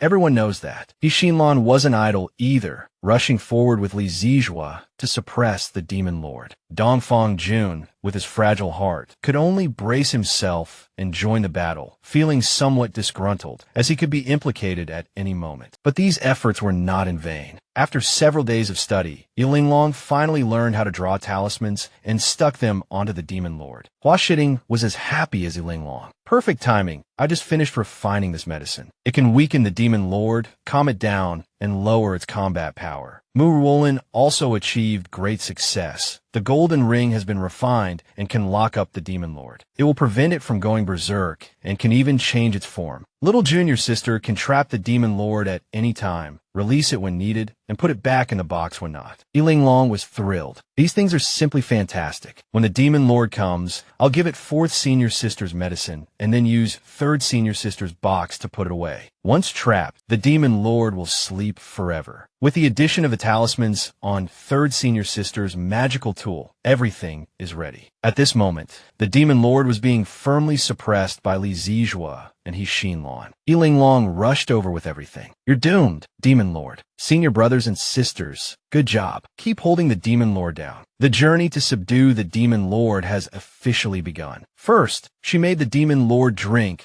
Hua Shiding's potion. The demon lord's ferocity immediately subsided, and it fell into a deep sleep. Next, she put Mu Ruolin's refined golden ring on the demon lord. As soon as the ring was on, the demon lord looked as if it was suffocating. Mu Ruolin reminded her, Little junior sister, this golden ring can adjust according to the demon lord's size. Don't actually strangle it to death. You just love messing with it. Actually, she just wanted to play with the golden ring around its neck. Her little tricks always made everyone anxious, but they were also used to it. After all, this was the demon lord, who had devoured countless ghosts and possessed unparalleled combat power. Wouldn't it be cool to walk it like a dog? Then she stuck 49 talismans onto the demon lord. After the decorative project of taming the demon lord was completed, she revealed a bright smile, pulling the rope and walking the demon lord like a dog. Everyone was drenched in sweat, watching little junior sister Linglong lead the demon lord away. Li Zizhua couldn't help but shout, Little junior sister, why aren't you coming back? Linglong puffed out her chest, full of confidence. I'm afraid you'll get hurt. Leave this dangerous task to me. I'm all prepared. Time to squeeze some fatty juice. Not long after, she and the demon lord arrived outside, where the wandering souls were gathered. Everyone inside nervously watched, their hearts in their throats. Standing in front of a group of new wandering souls, the demon lord unleashed a monstrous killing intent, scaring the nearby souls into wails. The people inside were initially worried, but seeing such a good effect, they all cheered. The potion, the collar, the talismans, they all worked. We succeeded. The demon lord struggled and flailed, wanting to pounce on the wandering souls for a feast. Even with so many suppressive measures, the demon lord's power was still too strong, and Linglong could barely hold on. The wandering souls, unsure whether they were more afraid of the demon lord or Linglong, vanished in the blink of an eye. At first, everyone was worried about Linglong, but the next second,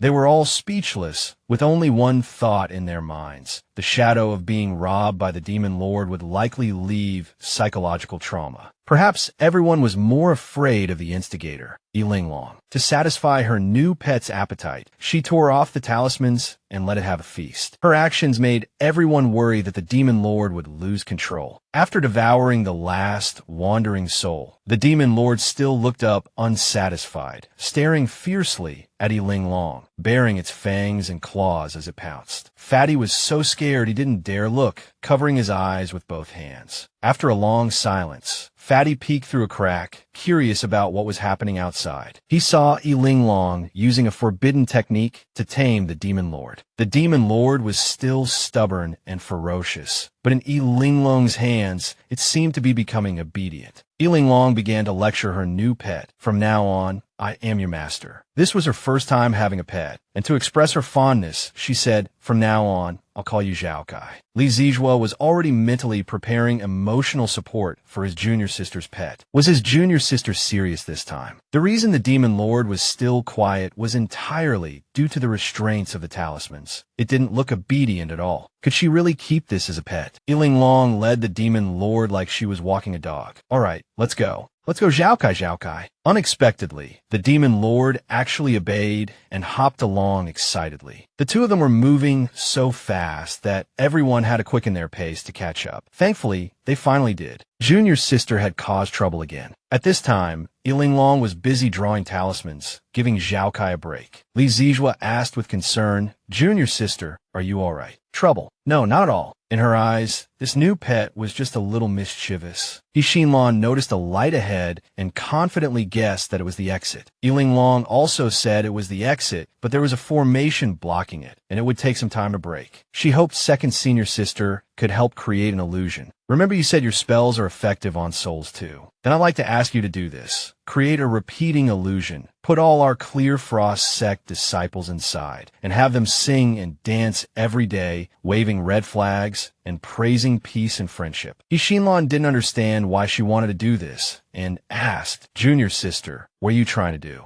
Linglong said cheerfully, Zhao Kai is too impetuous, so I want to arrange a compassion class for him, specifically using our sect as the subject matter. This way, when he sees us in the future, he'll be like seeing family and won't hurt us. Aren't I thoughtful? Everyone broke out in a cold sweat, terrified, thinking to themselves, thank you, junior sister, but we really don't need this kind of family. The demon lord and Fatty weren't too happy either, a little jealous of the demon lord, feeling she was paying too much attention to her new pet. After a while, Xinlan finally created the illusion as junior sister requested. Just then, Linglong finished drawing the formation-breaking array. She threw the talisman at the formation, which then unfolded, opening the exit for everyone. Linglong confidently muttered to herself, her tone threatening, as everyone shivered outside. Linglong is back. Everyone finally came out safely, and Linglong was happy, thinking about how to properly reform Zhao Kai. She locked Zhao Kai in a small box transformed from a golden ring and put in a pile of picture books to teach him about love to keep him entertained. She hoped Zhao Kai would understand her good intentions soon. She glanced at Senior B and noticed he was actually smiling. Look everyone, Senior B is smiling. Everyone found it strange and started discussing amongst themselves, is he still alive? Were we wrong before? Martial Master Kong thought it was impossible, guessing he must be dead already. Perhaps his wish was fulfilled and there was no need to worry anymore. Jinlan asked, then what was his wish? Linglong pointed at Fatty and guessed probably this. Fatty was raised by the old senior. How could the old senior bear to let him be the formation's core? That's why he taught him things related to humans. He hoped that before becoming the formation's core, he would meet someone mischievous, willing to take him in and help him clean up his messes. Now he has finally met someone easily tempted, so even in death, he can close his eyes with a smile. If I were the one easily tempted, I might laugh out loud for everyone to hear. The more she spoke, the more she lamented her unfortunate fate. Linglong walked over and took the hairpin from Senior B's hand, saying, "Wait for me here. I want to go down." Senior B's power is almost exhausted, and without Fatty down there as the formation's core, those wandering souls can't be suppressed. I think this greenwood hairpin is a bit like Fatty, so I'll try using it as the formation's core. Unexpectedly, Fatty tugged on Linglong's clothes, insisting on going with her. "Don't say I'm not loyal. I'll go with you." Fatty wanted to follow out of loyalty, but Linglong retorted, "Following when you're useful is called loyalty. Following when you're useless is called being a burden. You're even less useful than my fortune bringer." Pang, too, sulking from the retort, flailed his limbs like a spoiled child. "Even if I'm dead weight, I'm going down there with you." Linglong's lips curled into a sly smile, as if she had already prepared a trick. "Go ahead, don't regret it." Li Zijua, as always, seized the opportunity to speak. Little Junior's sister has everything arranged. "Everyone, take this time to rest." Before he could finish, Dongfang Jun sat down obediently, interrupting him. "I know, stop nagging. I need to cultivate now." Little Junior's sister is truly skilled at creating psychological trauma, and it even improves everyone's cultivation. Li Zijua understood Dongfang Jun's current feelings and mourned for him. A while later, as everyone was focused on cultivating, they suddenly heard Pang Tu yell, "Help! I want to go back. I don't want to be with her anymore. Someone save me." On the other side, Linglong grabbed Pangto's head, shaking him to shut him up. "Wake up, you're already on the ground." Li Zijua, wanting to know the situation below, had directly thrown Pang Tu down. Linglong explained, "The greenwood hairpin and that senior's abilities are connected. That senior's power is almost exhausted,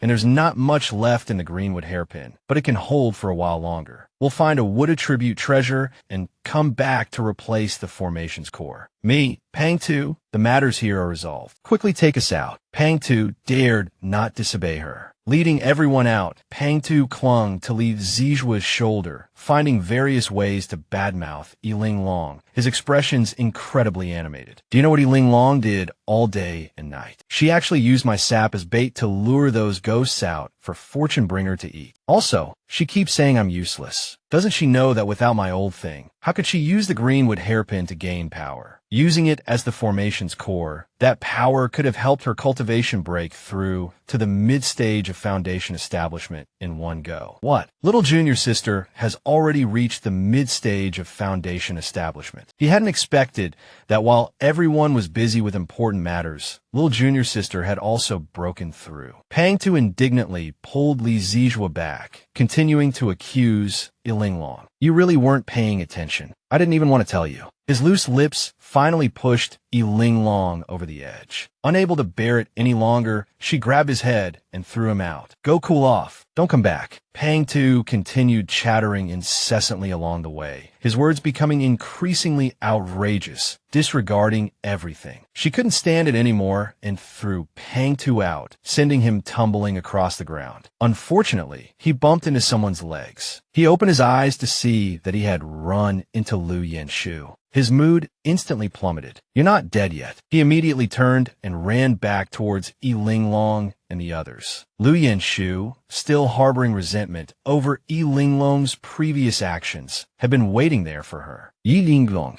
you finally decided to show your face. Didn't expect this, did you? Those cocoons couldn't trap me at all, and your explosive talismans couldn't kill me either. This is the strength of the Hidden Moon Palace's chief disciple." Lu Yanshu's face darkened, his tone sharp and threatening. He probably didn't expect Linglong to greet him so enthusiastically. "Great. I was just wondering where I could find such a golden opportunity. This guy delivered himself right to my door. Perfect for settling old and new scores." Lu Yanshu immediately drew his sword, ready to attack. back, his arrogance flaring. "You think I'm afraid of you?" Liu Yinshu thought, how could a mere foundation establishment cultivator provoke a nascent soul cultivator? Even if she's seriously injured, she's no match for me. Just as he charged over, murderous aura radiating from him, Linglong responded with equal enthusiasm. "Fresh meat delivered to my door. Fortune bringer, go eat him." She threw out the small box containing the demon lord to assist. Their eyes met, and Fortune bringer stared intently at Liu Yinshu. Realizing this person wasn't on the edible list, it immediately lunged at Liu Yinshu, intending to swallow him whole. Terrified out of his wits, Liu Yinshu came to his senses and ran for his life, wondering what kind of monster Linglong had picked up. He knew that survival was paramount, so he quickly tore a life-saving talisman and escaped. The sudden disappearance of the fresh meat made Fortune bringer frown at its own reflection. Linglong immediately understood and quickly comforted it. "Don't worry, next time we catch one, we definitely won't let it escape." Zhao Kai turned its head and saw Dongfang Zhen, thinking that this guy wasn't on the not edible list, meaning he was food. Seeing the demonic beast staring at him, Dongfang Zhen was also startled, with a faint feeling of impending doom. How could Zhao Kai let go of the fresh meat in front of it? It roared, scaring the guy almost to the point of wetting himself. Although Linglong desperately pulled it back, constantly explaining, "This is one of our own." Zhao Cai's head was like a block of wood, unable to understand anything. To prevent it from causing trouble, she quickly took out the box and put it back inside. Dongfang Zhen, having narrowly escaped death, sat down with a thud to catch his breath, still shaken. How could anyone keep a demonic beast as a pet? And it's such a cute little girl. Linglong stared at the box containing Zhao Kai, already able to guess what it was like inside. Perhaps the nature of a demonic beast was difficult to tame. Unless absolutely necessary, she absolutely couldn't let out. If the righteous sects discovered it, they would definitely join forces to eliminate it. Thinking of those guys' ability to escape, she asked everyone, "Why do you think the righteous sects love to use escape techniques so much? Like life-saving talismans, soul-protecting mirrors, 9th grade pills. No matter how much you hit them, they don't die, like they're glued to the ground." Xinlan felt it was quite normal. They have the skills and resources. They're major righteous sects after all. Hearing this, Linglong became determined to improve the status of the Qingshuang sect. "Our Qingshuang sect can't fall behind. When we get back, I'm going to make life-saving talismans for all my senior brothers and sisters. Everyone has to have a stack." Her fighting spirit also motivated her senior sisters. "Yes, when I get back, I'll also try refining some 9th grade spiritual pills, so everyone in the Qingshuang sect can have a bottle. I'll research heart-protecting mirrors when I get back, so everyone can have a few, and they can be replaced if they break." At this moment,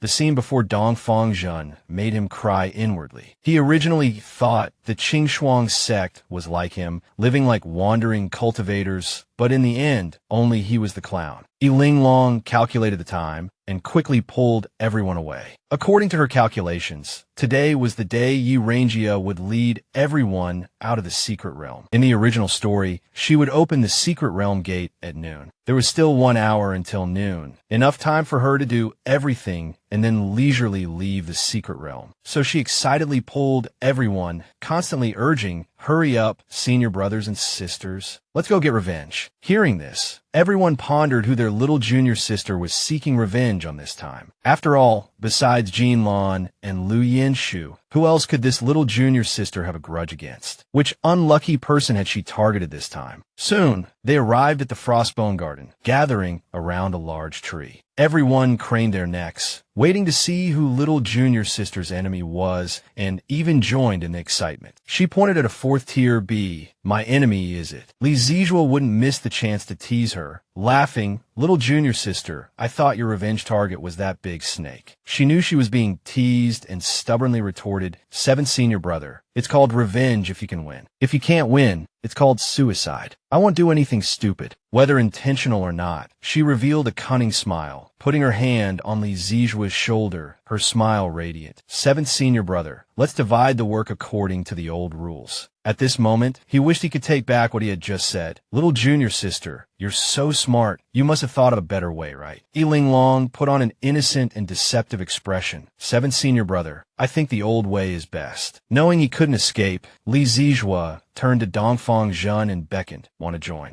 Dongfang Zhen wasn't stupid. He knew that the task Linglong gave him would definitely be the most difficult. His survival instinct made him wave his hands repeatedly. No, brother. If you're following the old rules, shouldn't we divide our forces? I bet little junior sister has already arranged another task for me. Li Zijua resigned himself to his unlucky fate, tears welling up. Fine, I'll go alone. He cursed inwardly. Some people are usually quiet, but at critical moments, they're more cunning than anyone. Li Zijua flew up on his sword. Afraid the bees wouldn't chase him, he even made a face at them. Come on, chase me. Several enraged spirit bees chased after him with their swarm, while the bee king was still confused. Linglong took the opportunity to point it out to her companions. That's the one. Last time, this 4th level demonic beast chased me, a Foundation establishment cultivator, relentlessly, making me feel like a pinned butterfly. Such bullying. No shame at all. Recognizing the honey thief, the bee buzzed with fury. This human dared to return.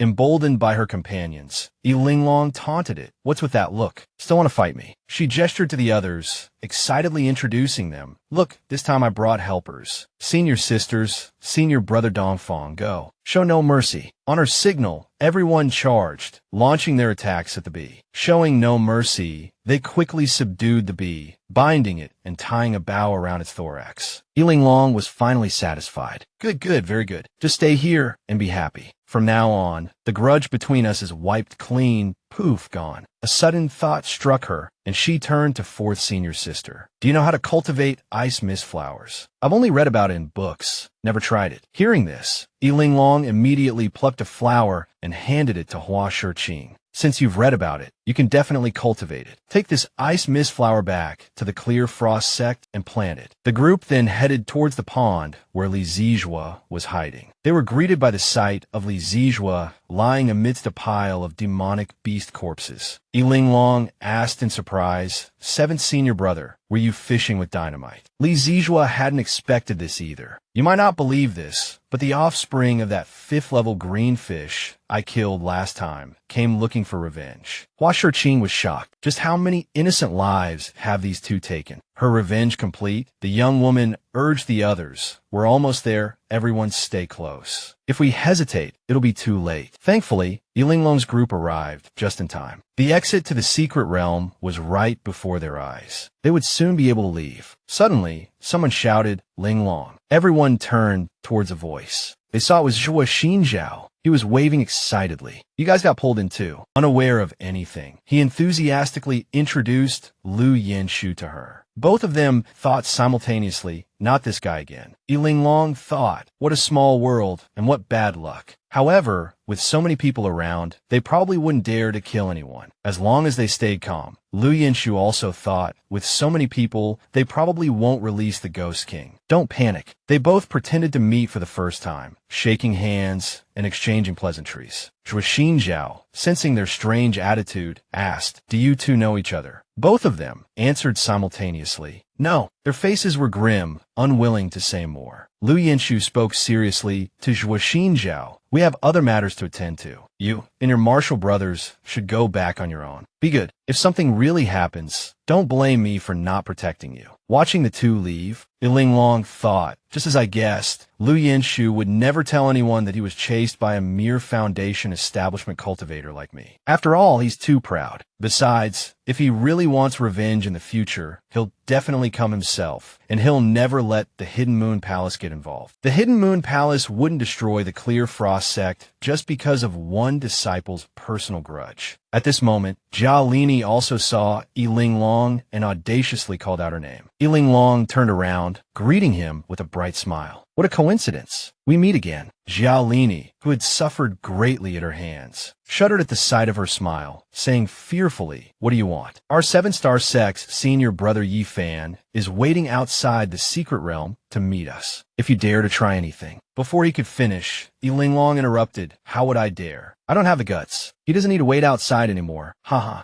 You have seen your brother Chun Kunwu watching over you here. I'm not stupid. Hearing her mention him, Si Yushin acknowledged her, as if in greeting. Linglong waved back, without hesitation. Over here, future brother-in-law. With just that one sentence, everyone's expression changed. Si Yushin was a little embarrassed, and Yi Rongyu was even more mortified, scolding Linglong. What nonsense are you talking about? Don't be ridiculous. Yi Rongyu's outburst fueled Jia Lini's anger. Exactly. Watch your words. My junior sister isn't married yet. If you dare slander her reputation, I won't spare you. Linglong responded to his fiery temper with a bright smile. I know you're anxious, but don't worry. Even if I don't slander her, the debt between us hasn't been settled. Where's the money you owe me? Why don't you pay me back a little first? She always managed to ambush her opponents unexpectedly, catching them off guard. Jialini was so angry he almost spat blood. I've been in the secret realm these past few days. Where would I have time to make money? I'll pay you back. Stop hounding me. I'm about to become a public figure. She was still smiling brightly, clearly enjoying teasing him. If you don't want to lose face, be polite to Qing Shuang's sect disciples from now on. You hear. Although reluctant, Jialini was forced to nod in agreement under Linglong's pressure. Linglong thought, Yi Rongyu will take a while to open the secret realm. I'm so bored right now. Might as well develop my small business. No sooner said than done. She set up her talismans in a corner and opened for business. Haste talismans, slow talismans, immobilization talismans, limited quantity, get them while they last. Many people who didn't recognize her began to murmur, why is someone setting up a stall here? Isn't she waiting for Yi Rongyu to open the secret realm? Is she crazy? Who would buy her talismans? Just then, a person wearing a black cloak and a mask, looking rather suspicious, walked over and asked, how much for a haste talisman? Linglong held up 3 fingers, 3 mid-grade spirit stones. The onlookers were stunned. So expensive. Is she insane? Who would buy them? But the cloaked person didn't say a word and simply put down a bag of spirit stones. Here are 90 mid-grade spirit stones. Give me 3 haste talismans. What good customer. Yi Linglong Beamit. The onlookers were once again dumbfounded. Someone actually bought them. A sharp-eyed person said, that person just now seems to be a disciple of the Hidden Moon Palace. Although they were wearing a mask, I saw the crescent moon symbol on their sleeve. Someone else added, the 7-star sect disciple also bought some. Why are they all so secretive? The Hidden Moon Palace and the 7-star sect are 2 of the 4 great sects. Their disciples all know this girl and are willing to pay such a high price. You guys don't know anything, do you? I just heard that this girl is called Linglong from the Qing Shuang sect. The chief disciple of the Hidden Moon Palace is Liu Yanshu. Chen Kunwa's eldest disciple is Xiao Yun, and Elder Zhao's eldest disciple from the 7-star sect is Jialini. They all called her by name as soon as they saw her. Others speculated about her background. She's amazing. People from all the major sects know her. Linglong, Qing Shuang sect. I've learned something new today. Newcomers thought to themselves, people from the major sects are buying talismans. I should buy a few too. They must be useful. But when they went to buy some, they found she had already sold out. What's the use of buying them now? She didn't have many to begin with. They were all bought up by the disciples from those 2 sections. Someone said in confusion, but I don't understand. Why are they being so secretive, even covering their sect clothing with cloaks? Linglong was also a little surprised. It turns out that the one supporting my small business is the person I've wronged the most. She felt a little touched. Meanwhile, the people who bought the talismans were all crying inwardly, although I don't want to give money to that annoying Linglong. Her talismans are really useful. After a while, someone shouted, Yi Rongyu of the 7-star sect has opened the gate to the secret realm. We can finally go in. Perhaps the most reluctant to leave was Zhui Xinjiao. Linglong, I have to return to the Hidden Moon Palace. See you at Feng Yu Peak in 3 months. Yi Linglong,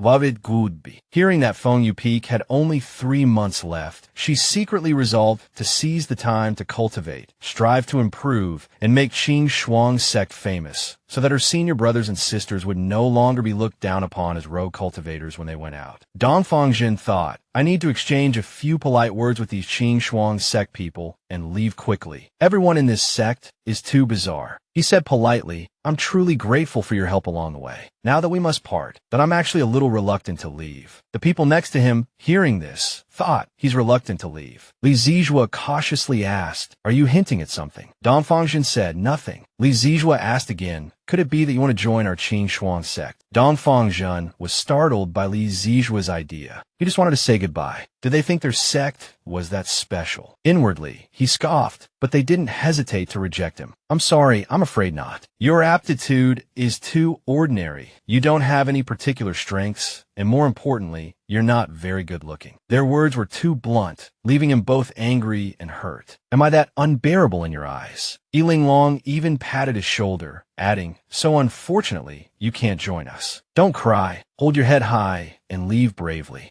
Dongfang Jun said nothing, turning decisively with the thought, if I speak out of turn again, I'm a dog. Linglong summarized the gains and losses of this trip to the great Golden Mountain secret realm. As expected, some were happy, some were worried, some were proud, and some were disappointed. Yi Rongyu obtained the red flame fruit. Si Yushin harvested love, and Xie Lini received a promissory note. These three had truly profited. Liu Yanshu, on the other hand, lost a 9th grade spirit pill, a heart-protecting mirror, a life-saving talisman, and all his face. He was the one who suffered the most. As for me, I was unfortunately entangled by that chubby boy, but picking up Zhao Kai could be considered a draw. Not long after, they returned to the Clear Frost sect. As soon as Li Zijua returned to the sect, he shouted excitedly, Eldest senior brother, 6th senior brother, I brought your beloved junior sister back safely. After shouting for a long time without a response, he felt strange. That's not right. Aren't eldest senior brother and 6th senior brother always in the sect? Why isn't anyone here now? I finally brought junior sister back, and no one's here to celebrate with me. Seeing this, senior brother Hua said, I sent a message to eldest senior brother when I returned. He's probably not here right now. Hearing this, Li Zijua suddenly felt uneasy. 2nd senior sister told eldest senior brother in advance. Now it's all over. No one came to pick up junior sister. What should I do? Senior brother Hua seized the key point and threatened him. 7 junior brother, I seem to have heard that you dislike junior sister. Just you wait. I'm going to tell on you.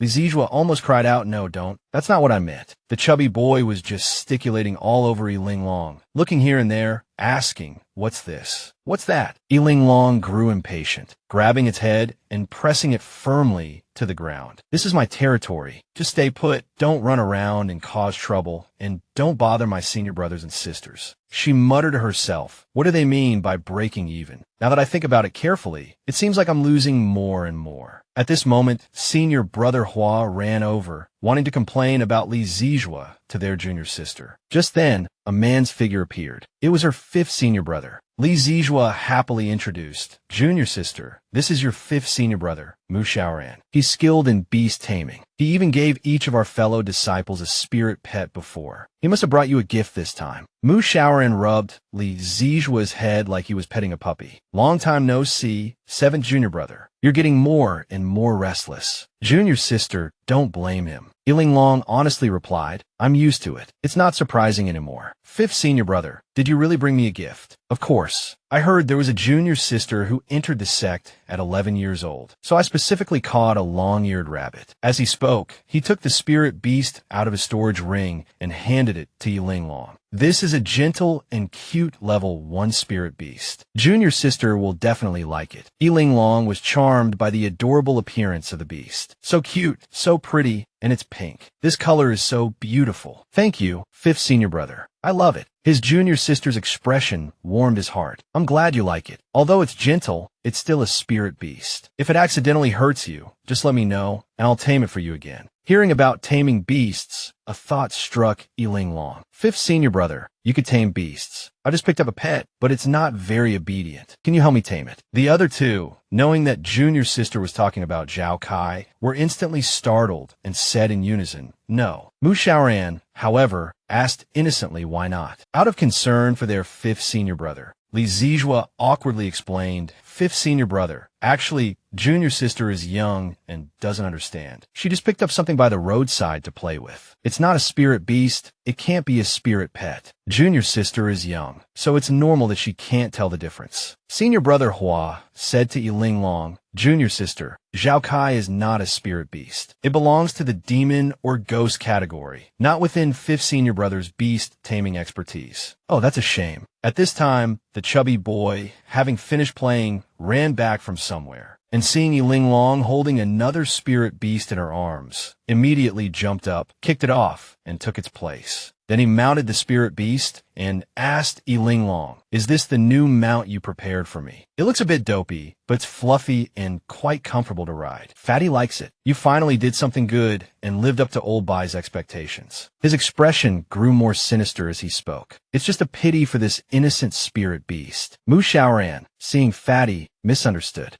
"With that temperament, if it continues like this, it will bully its master. Why don't you let me tame it for you? It'll become obedient soon." He truly was a kind-hearted and clueless person. It was just unknown whether he would regret these words after learning the truth. Fatty's arrogant behavior successfully enraged her. She grabbed its head and spoke sarcastically. "Fifth senior brother, this isn't a spirit pet I caught. It's here to collect a debt. But it's okay. It'll be stewed in a few days anyway." Hearing this, Fatty struggled desperately. She threw it to the ground and threatened, "If you go out and embarrass me again, I'll let Zhao Kai play with you, understand?" Mu Shaoran asked her with a gentle and worried look, "Xiao Xiaomei, is this really okay? That spirit beast looks quite fierce." Linglong knew he hadn't understood her meaning at all. She covered his mouth and interrupted, "Fifth senior brother, you misunderstood. It's not fierce, it's just not quite right in the head." She smoothly changed the subject. "Are you the only one on Qinglong Mountain right now?" He honestly explained the situation.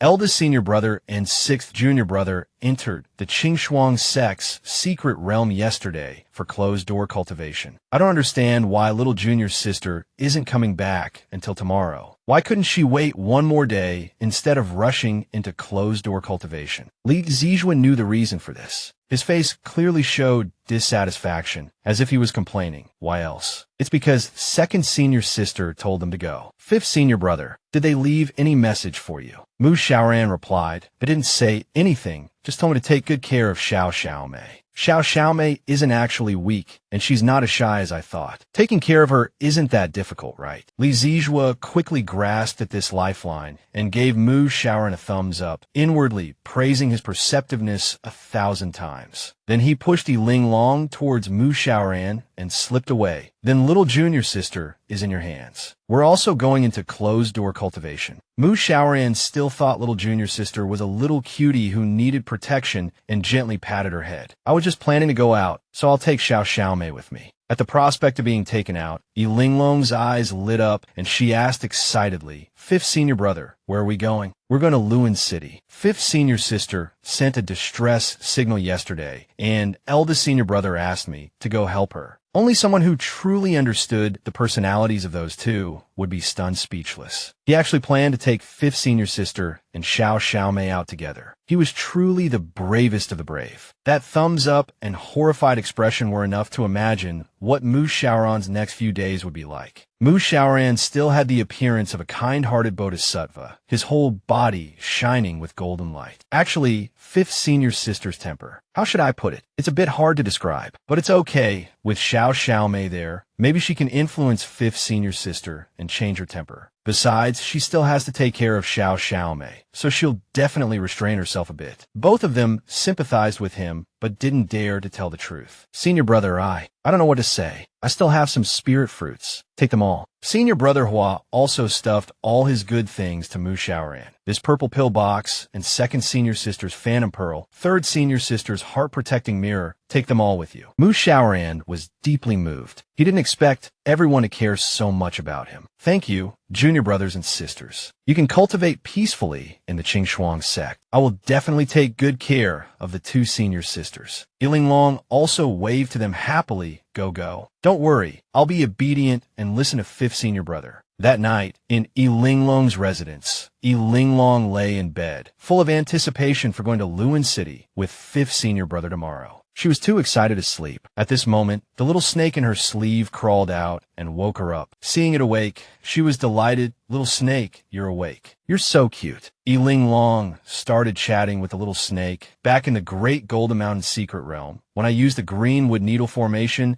I absorbed a lot of wood attribute power. I noticed you reacted then, but I was busy breaking through, so I didn't pay attention to you. After I finished breaking through, you fell asleep again. Is it because my wood attribute power increased that you recovered faster?" The little snake nodded, as if responding to her. She asked again, Then when will you fully recover? The little snake sadly shook its head. You don't even know when you'll recover. Just then, the little snake crawled from the bed to the table. It dipped its tail in water and wrote on the paper, communicating with her, and even drew a sword. Linglong guessed its meaning. You mean it doesn't matter whether your injury recovers or not? Frost Shadow will protect me. Is that it? The little snake nodded in agreement, then kept slapping the paper with its tail. Linglong guessed again that it meant if Frost Shadow didn't obey, she could beat it up. The little snake nodded again, as if agreeing, making her laugh. Luckily, I've already sent Frost Shadow with a few senior sisters to cultivate at the Lotus Pond in the Clear Frost sect's secret realm. If it heard this, it would be heartbroken. Now that you're awake, do you want me to feed you some blood? It seems like it's been a long time since I last fed you.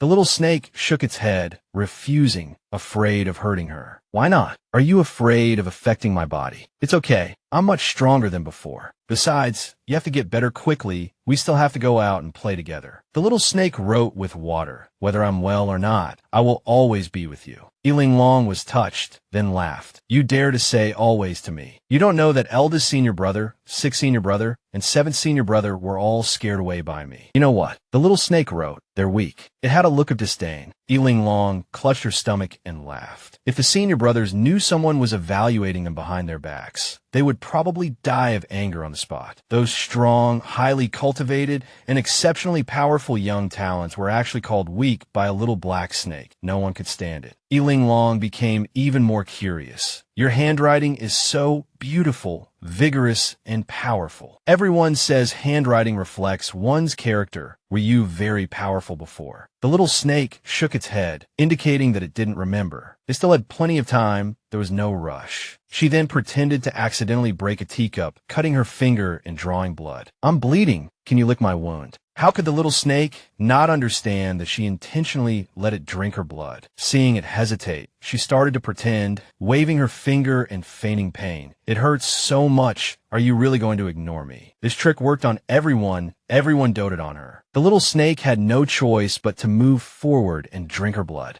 Linglong felt the power within her body being sucked away. The little black snake did absorb power from her blood, but she didn't mind, willingly giving it to him. The next morning, she was still sound asleep when she was woken up by the noise outside. It turned out Fathead was riding on the rabbit, trying to bully it. You rabbit, keep your balance while running. Don't shake, you'll throw me off. Seeing such a fat radish, Linglong couldn't help but speak. Long ears, you're a rabbit, yet you don't bite such a big radish. Wake up, no matter how much you pretend to be a radish. Fathead grumbled discontentedly. Do you have a brain? I'm a snow spirit fruit, not a radish. The rabbit had been holding back its anger from being bullied since yesterday, and now, being pushed, it immediately retaliated against Fathead. The rabbit suddenly stopped and then abruptly sat up. Fathead was caught off guard and fell flat on his face. The rabbit in front of him was staring at him, drooling as if looking at a delicious prey. This time, it was actually scared by the rabbit. Linglong was still adding fuel to the fire. Long ears. If you look like a radish, you are a radish. Let's see if you can see the sun this afternoon. This time, it was Fathead's turn to be chased by Long Ears. She was about to go out with fifth senior brother, so she first released Zhao Kai to eat 2 little ghosts to replenish his energy. Fortunately, she still had a lot of little ghosts stored in her spatial ring, enough for him to have a full meal. Just then, Mu Shaoran came to Linglong's courtyard. He didn't understand why Fathead was being chased so miserably by Long Ears. He glanced into Linglong's courtyard and felt a strong killing intent. Worried that something might happen to his junior sister, he kicked the door open and rushed in. Junior sister, be careful. Fortunately, Zhao Kai had already returned to his box after eating and wasn't seen by Mu Shaoran. Seeing Mu Shaoran rush in so nervously, Linglong asked blankly, fifth senior brother, what's wrong? Mu Shaoran felt that something was not right. He couldn't see anything, but the killing intent still lingered in the room. What was even stranger was that Long Ears, the rabbit he had tamed many times, suddenly went crazy today. There must be something causing trouble. Looking at his junior sister's innocent and confused look, she probably didn't know anything. Forget it. She's still young and timid. It's better not to tell her about these things. Thinking this, Mu Shaoran said, it's nothing. I probably saw wrong. Linglong asked excitedly, so are we leaving now? Are we going to see fifth senior brother? Yes. He thought to himself that he would have seventh junior brother check junior sister's room later. And so, her new adventure began, sitting on the back of the spirit bird. Mu Shaoran handed her some spirit fruit. Junior sister, these spirit stones and spirit fruit are from eldest senior brother and sixth senior brother. They asked me to give them to you. Although they don't have time to see you, they miss you very much. How could she not know that those two were deliberately avoiding her? However, she was still very happy to receive the spirit fruit. Thank you, senior brothers. By the way, how is eldest senior brother and sixth senior brother's cultivation going? They are both cultivating diligently, and their cultivation base is improving rapidly. Even I'm envious. Haha. He thought that it wouldn't be long before his cultivation would also be spurred by junior sister's progress. Just then, Fathead suddenly burst into tears, attracting the attention of the two. Wah, my butt. Linglong, this stupid rabbit bit my butt. Mu Shaoran picked up the rabbit and looked at it in confusion. Why is it acting so strange? What's wrong with it? Could it be possessed? I'm sorry, junior sister. How about I take this rabbit back and exchange it for a more obedient one for you another day? Linglong immediately hugged the rabbit back into her arms. It's okay, fifth senior brother. It didn't bite me, and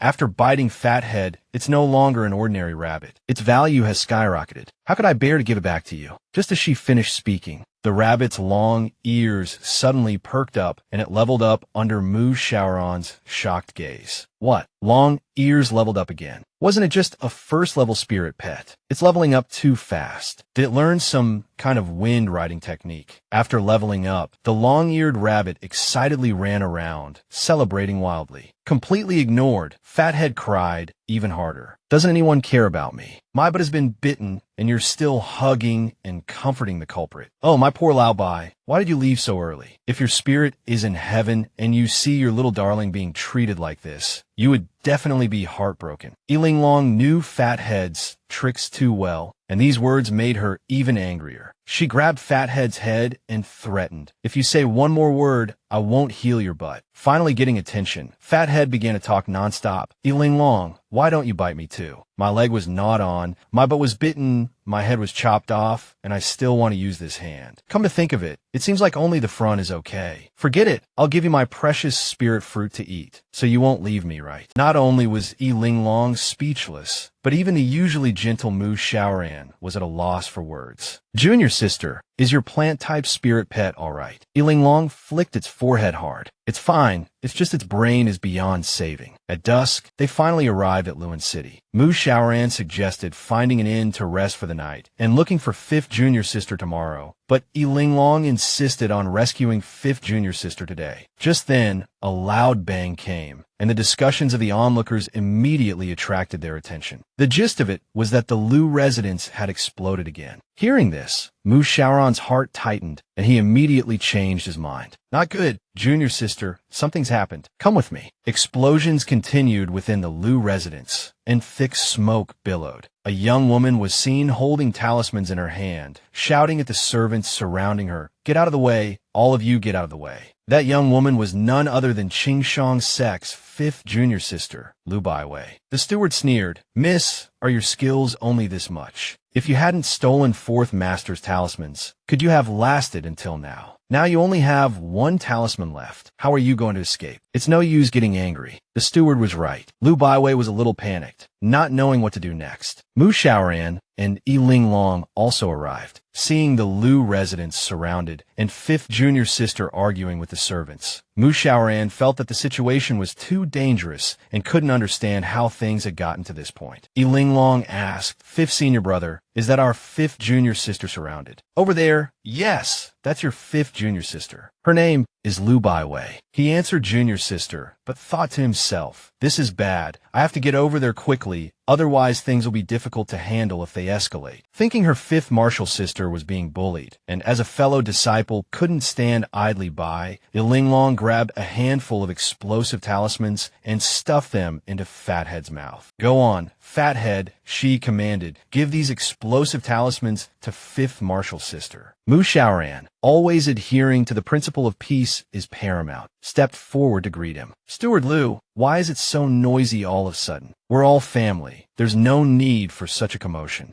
Exasperated by the young Mrs. recent tantrums, Steward Liu vented his frustration on Mu Shaoran. You dare show your face in the Liu estate again. Our patriarch has already said that he won't let the young miss return to the Clear Frost sect. Give up that idea. If it weren't for you lot, the young miss wouldn't be constantly at odds with the Liu family, getting beaten up for nothing. Reprimanded like this, Mu Shaoran, though surprised, still maintained a good-natured smile as he explained, Steward Liu, let's talk things over calmly. I know Fifth Marshal's sister has always been impulsive. I'm here to persuade her. Can't we all sit down and have a proper discussion? Seeing his earnestness, Steward Liu relented. All right, considering your usual upright character, I'll trust you this once. If you can persuade the young miss to stop causing trouble for the Liu family. Before he could finish, he suddenly noticed several talismans flying towards him from behind. Looking closely, they were explosive talismans. He yelled, everyone, scatter. Just as his voice fell, a tremendous explosion roared, filling the air with smoke. As the smoke gradually cleared, Liu Baiwei shouted again, full of vigor, who said I only had one talisman left. Open your dog eyes and see clearly. I still have a whole stack. Come on, keep fighting. Looking closely, the young miss held a stack of talismans in one hand and the mutated pink rabbit, Fathead, in the other. Steward Liu recognized the rabbit. It was the spiritual pet that Mu Shaoran had brought previously. He turned and angrily accused Mu Shaoran. Mu Shaoran, you pretended to want reconciliation, but behind our backs, you had that rabbit, Fathead, deliver explosive talismans to the young miss. Someone seize him. Mu Shaoran was completely bewildered, not knowing how to explain himself. He had been wrongly accused, but how could he say it was his little martial sister's doing? He tried his best to remain amicable, calmly saying, it wasn't me, really, it wasn't me. Don't misunderstand, I really didn't come here to fight. While everyone surrounded Mu Shaoran, Liu Baiwei seized the opportunity to slip away, silently apologizing to Mu Shaoran in her heart. As soon as she was outside, Fathead jumped down from her arms and ran towards Linglong. Seeing Linglong holding Fathead, Liu Baiwei tentatively asked, are you our new little martial sister? Linglong gave a brilliant smile. Yes, Fifth Martial sister. I was the one who gave you the talismans just now. Liu Baiwei thought to herself, Fifth Martial brother always wants to resolve everything peacefully. How could he have given me the talismans? So is her. Liu Baiwei gave Linglong a finger heart and praised, beautifully done. The two exchanged smiles, understanding each other perfectly. Mu Shaoran was in deep trouble now, all thanks to these two.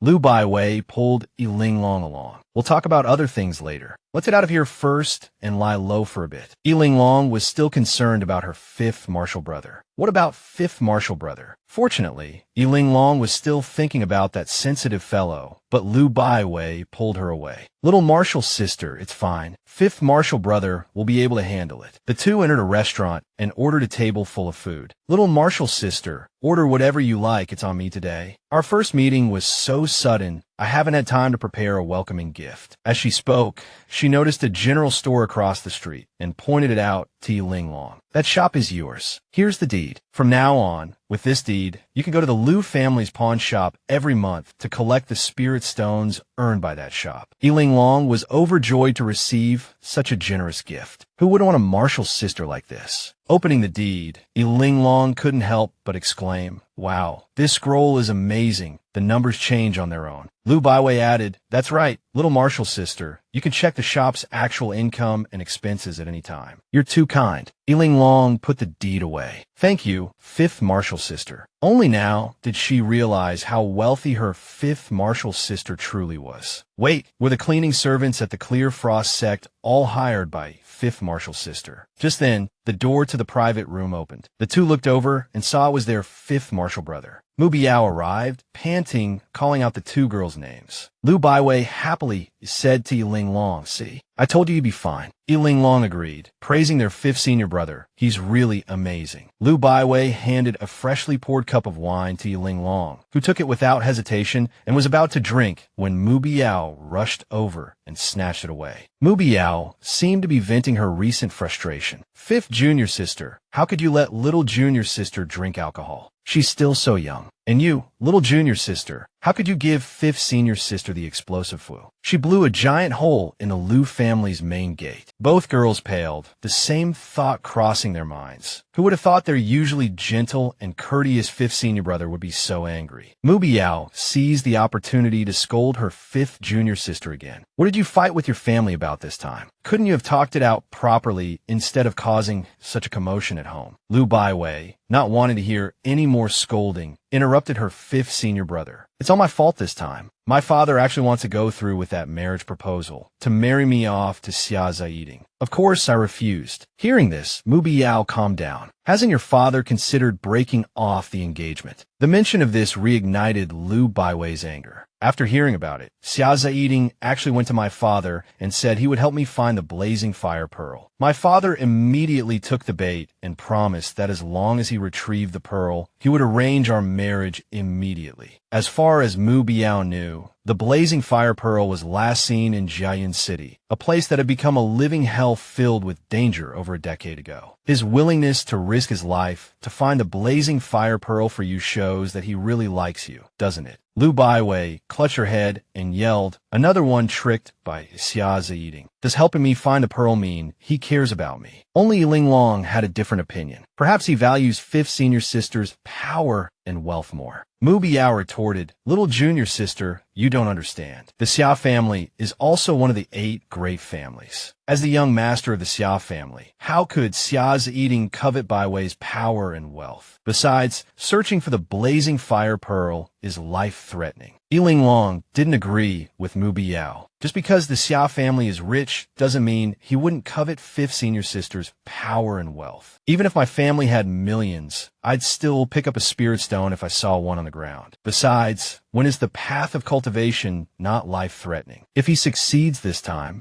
he'll not only get the blazing fire pearl, but also marry fifth senior sister. It's killing 2 birds with 1 stone. Liu Baiwei felt like she had found a kindred spirit and hugged Linglong tightly. "You really understand me. But the most important thing is, my father was so moved that he even lent him our family's bewitching heart mirror." Hearing this, Linglong's impression of Xia Ziying worsened. He even borrowed the bewitching heart mirror. He's really struck gold. "You're absolutely right, little junior sister." The 2 girls grew more and more excited. "Fifth senior sister, I think we should go to Jiayin City together, beat up Xia Ziying, snatch back the bewitching heart mirror, and make sure we get the blazing fire pearl." Liu Baiwei excitedly agreed. "The bewitching heart mirror is too important. We must get it back, and the blazing fire pearl too." Linglong decided, "Let's get a good rest tonight and set off tomorrow." The wealthy Liu Baiwei immediately called for the waiter and booked 3 of the best rooms for her little junior sister. Only Mu Shaoran was still bewildered, being led by the 2 girls. "Is that settled?" "I don't think I agreed. Jiayin City is so dangerous. How can we just go there?" Lying in bed that night, Linglong began to ponder. She remembered that in the original story, after Yi Rongya opened the Great Golden Mountain Secret Realm, her next stop was Jiayin City. But the original story didn't mention the blazing fire pearl, because what Yi Rongya obtained in Jiayin City was the divine flame sword, the peerless divine sword left behind by the false city lord, Tansheng. After obtaining the sword, she also began to condense sword chi. If we also go to Jiayin City, she'll definitely lead the way, stepping on all the traps. Thinking of this, a mischievous smile spread across her face. Just like last time, she could blend into their group and enter the secret realm without having to find the exit herself, saving a lot of time. To blatantly rob them, she had to seize the opportunity to get rich. Although fifth senior sister was, the original work doesn't mention whether Xia Ziying liked her. It only briefly mentions the Liu family, one of the 8 great cultivation families, succumbing to demonic influence, resulting in their entire family being slaughtered. The head of the family died by Yi Rongya's sword. From him, Yi Rongya obtained dozens of rare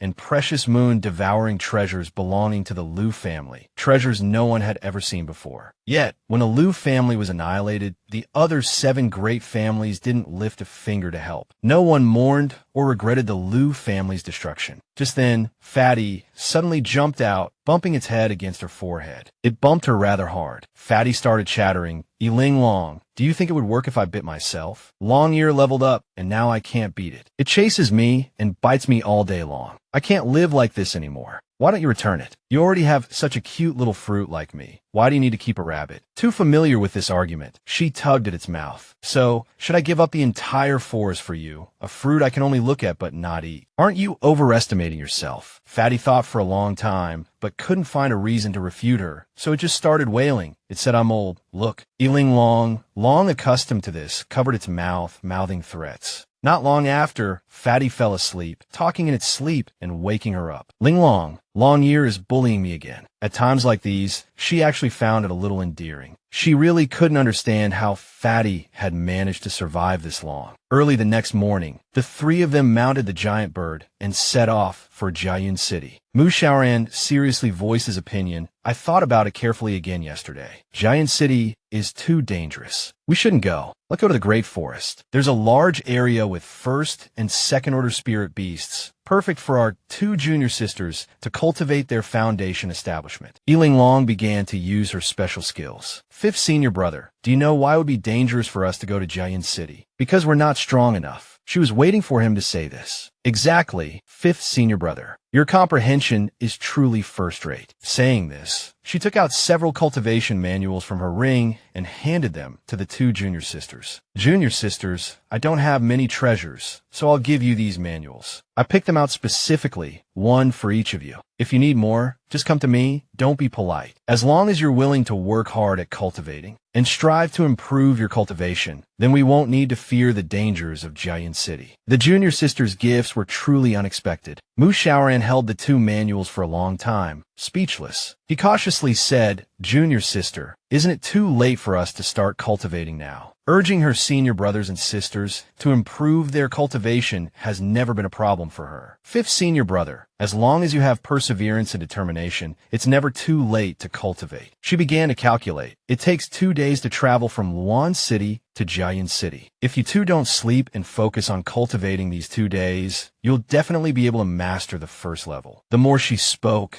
the colder her gaze became, the more menacingly she looked at Mu Xiaoran. Mu Xiaoran said fearfully, Junior sister, really not sleep at all. What else can junior sister do? You don't have to fly yourselves anyway. You'll just be idle otherwise. She started her routine again, but this time her target was Mu Xiaoran. Fifth senior brother, before we left, you promised our senior brothers that you would protect us. Now you don't even want to cultivate. What are we going to do if we encounter danger? The old routine was still effective. Mu Xiaoran said helplessly, it's not that, junior sister. It's not that I don't want to cultivate. It's just that we're in the air now. The spiritual energy is too thin. I'm afraid the cultivation effect won't be very good. This was a difficult problem for him, but for her, it was simple. Don't worry, senior brother. I have a solution. Linglong set up a cultivation formation for them. I discovered on our last trip that there's always enough time, but not enough spiritual energy. But cultivation can't be delayed. So I developed a formation that can convert the spiritual energy from spirit stones into usable spiritual energy for cultivation. See, is this enough spiritual energy? This surge of spiritual energy was new to both of them, leaving them in a daze. Seeing this, Linglong patted their shoulders and urged, fifth senior brother, what are you still standing around for? Hurry up and cultivate. If you miss this opportunity, not only will you disappoint fifth senior sister and me, but if eldest senior brother finds out, he won't let you off easily either. Her gaze suddenly sharpened, startling Mu Xiaoran into alertness. He obediently sat down. I understand. I'll start cultivating now. Linglong then looked up at Lu Baiwei. Fifth senior sister, let's begin too. Lu Baiwei looked like she wanted to find an excuse to decline. Before she could speak,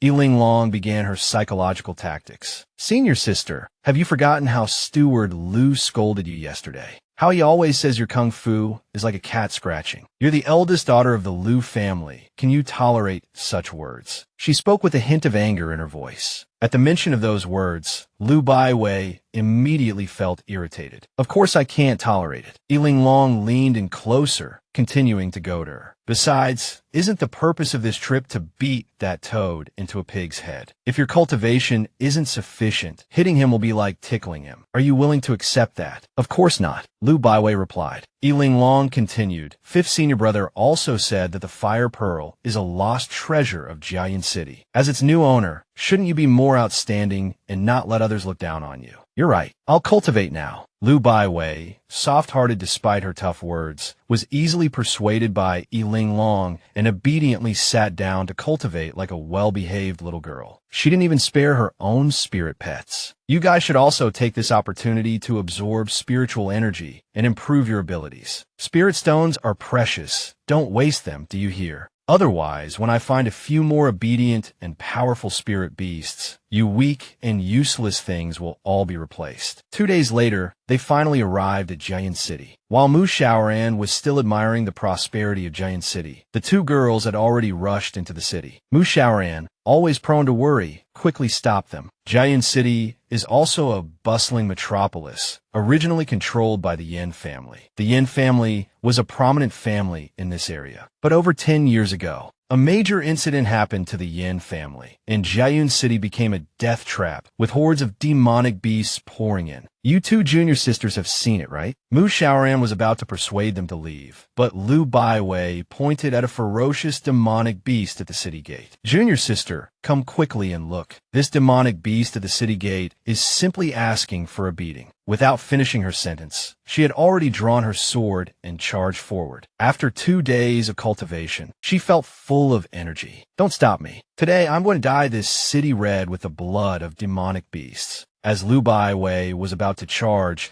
and fight the demonic beast, Linglong reminded her from behind, "Fifth senior sister, remember to leave the body intact." Lu Baiwei asked in surprise, "You still want to collect its corpse, even though it's so ugly?" At the mention of money, her expression immediately changed. "Are you that short of money? I'll give you a few more shops later." Rich people sure talk differently. Who wouldn't want a senior sister like this? Ordinary people would have to choose, but Linglong didn't need to. "Thank you, fifth senior sister. I'll accept the shops, and I'll take the demonic beast corpse too." Lu Baiwei happily agreed, and then charged towards the demonic beast with a murderous aura, only to overestimate herself. After just a few moves, she was counterattacked by the demonic beast. Fortunately, she didn't try to hold on and fled back in disgrace. Mu Shaoran, who had been observing the situation from the side, decisively summoned his white tiger Tingyun to fight the demonic beast. He recognized it at a glance as a third-tier demonic wolf, and the demonic wolves in Jiayun City were even more ferocious than those outside. Fifth senior sister was only at the foundation establishment stage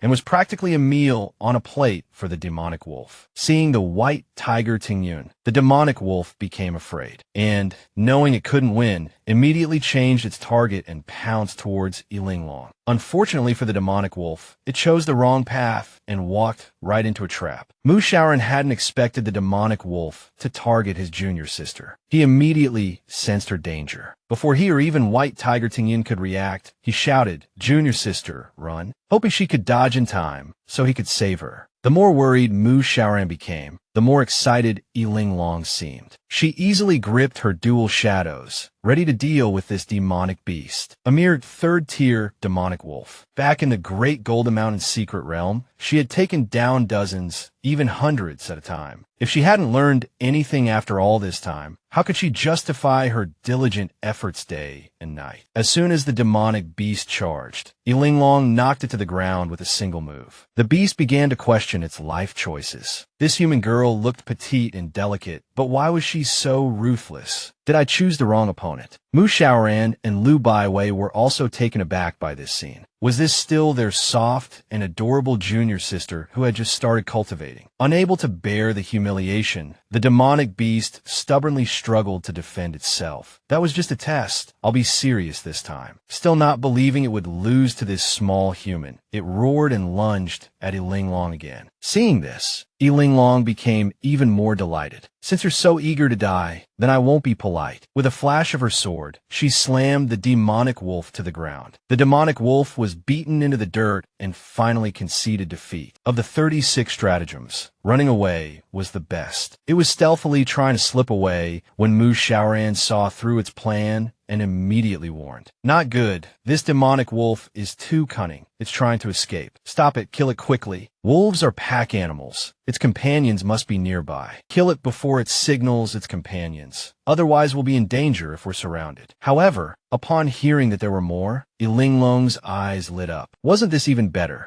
Despite Mu Shaoran's anxious reminders, junior sister, quickly kill that demonic wolf. Don't hesitate. She leisurely watched the demonic wolf's movements as if enjoying a good show. Soon, the demonic wolf indeed summoned reinforcements. Mu Shaoran's heart sank. He felt doomed. His face contorted as if disaster was imminent. It's over. The signal has been sent. It's too late. He quickly mounted his white tiger and urged his two junior sisters, "Quickly get on the white tiger. We have to get out of here." Lu Baiwei obediently climbed onto the white tiger's back, but Linglong remained motionless. She had deliberately lured the wolf pack here. How could she leave now? Poor Mu Shaoran worried for nothing. "Junior sister, come quickly." She responded with a smile. "I have a great idea to get rich. Fifth senior sister, come and help." Mu Shaoran was still confused, but upon hearing these words, the inner activist in Lu Baiwei was immediately ignited. She jumped off the white tiger's back without hesitation. "Junior sister, what do you need me to do?" Linglong assigned the task. "See the flagpole on the city wall. Help me hang this demonic wolf up there." Although Lu Baiwei's abilities were limited, her enthusiasm was boundless, and she excelled at these small tasks. "I'll go right away." The poor demonic beast was dragged away, and Linglong pulled out a sharp stick and handed it to Pangtu. She only said, "I'll leave this to you." Pangtu had been tormented by her many times before and often got into trouble with her, so he understood immediately. Understood, this is my specialty. Pangtu took the stick and jumped on Achida's back. "Long ears, take me there." Next, it was Linglong's turn to set up the formation and prepare to deal with the demonic beasts. Mu Shaoran was still confused. What is junior sister doing? The wolf pack is coming. We can't outrun them. On the other side, Pangtu had already begun his task. The large demonic wolf was crying its eyes out, but Pangtu was still not satisfied. "Not loud enough. The ending isn't long enough. Not enough emotion. Do it again." Having spent so much time with Linglong, even Pangtu's soul had become as mischievous as hers. The demonic wolf's mournful howls quickly attracted its companions. A large pack of ferocious demonic wolves charged towards Jiayin City. Mu Shaoran, still bewildered, hurried to grab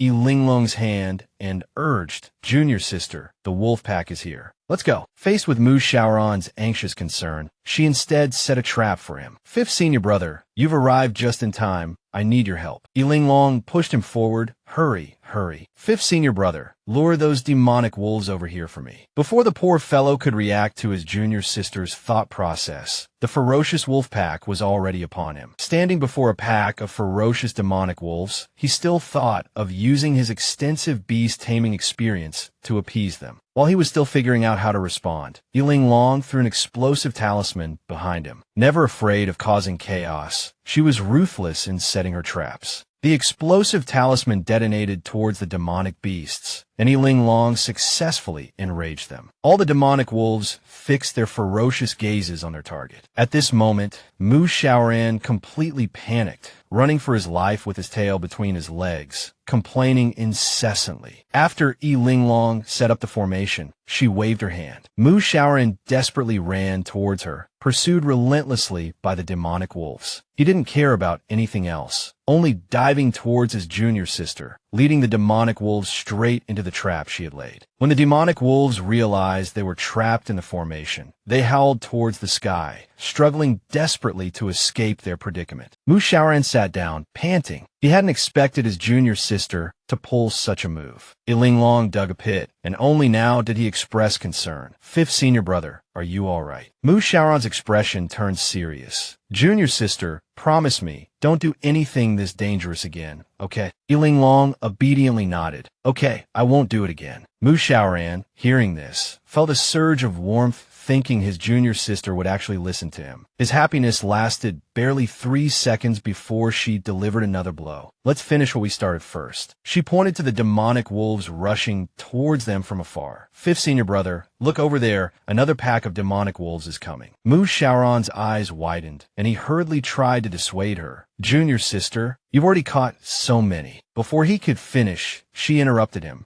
Linglong put on an understanding and considerate expression. How about I go this time? Fifth senior brother, you're exhausted. It's my turn. Although I'm just a small foundation establishment cultivator and could be eaten at any moment, how can I cultivate without taking risks? If I die, remember to bring my body back to the Clear Frost sect, so my senior brothers and sisters can see me one last time. This girl was clearly setting a trap for her senior brother. Mu Shaoran couldn't bear it any longer. He jumped up and said, "Give me the explosive talismans, I'll go." Soon, all the demonic wolves were trapped in Linglong's formation. She easily dealt with the first one, even taunting it triumphantly. "The one who summoned you is already dead. Go thank him for showing you the way." After she sent that demonic beast to its demise, she continued to provoke, inciting the resentment of the other demonic wolves. Watching her slowly deal with the demonic wolves, the remaining ones trembled in fear. Witnessing his junior sister's torment of the demonic wolves, Mu Shaoran felt a chill. Junior sister is too ruthless. Lu Baiwei, however, watched with relish, so you can play it like this too. Before long, all the demonic wolves were eliminated. Linglong undid the formation and excitedly collected the demonic beast corpses. So many demonic beasts. Seeing her junior sister so happy, Lu Baiwei also wanted to help. She hadn't expected collecting demonic beast corpses to be so interesting until she tried it herself. After collecting them, she said with surprise, "I didn't expect us to kill so many demonic wolves. We're amazing." Linglong laughed. "This is nothing. We need to think bigger. We're important people. A few demonic wolves are nothing." Mu Shaoran, of course, couldn't just stand by and watch his two junior sisters collect the demonic beast corpses while he, a grown man, did nothing. He also stood up and said, "I'll help you collect them too." After a while, they finally finished collecting all the demonic beast corpses. Mu Shaoran hadn't expected to gain so much. He felt they would definitely make a fortune this time. However, he still couldn't help but remind his junior sister, "We must leave Jiayin City. We can't do anything this dangerous again." At this moment, Linglong gave Lu Baiwei a talisman, a cool new one. Lu Baiwei was very interested. "Junior sister, is this your improved swiftness talisman? Let me try it." With that, she immediately applied the talisman to herself and vanished without a trace, not even a puff of dust remaining. Amazing.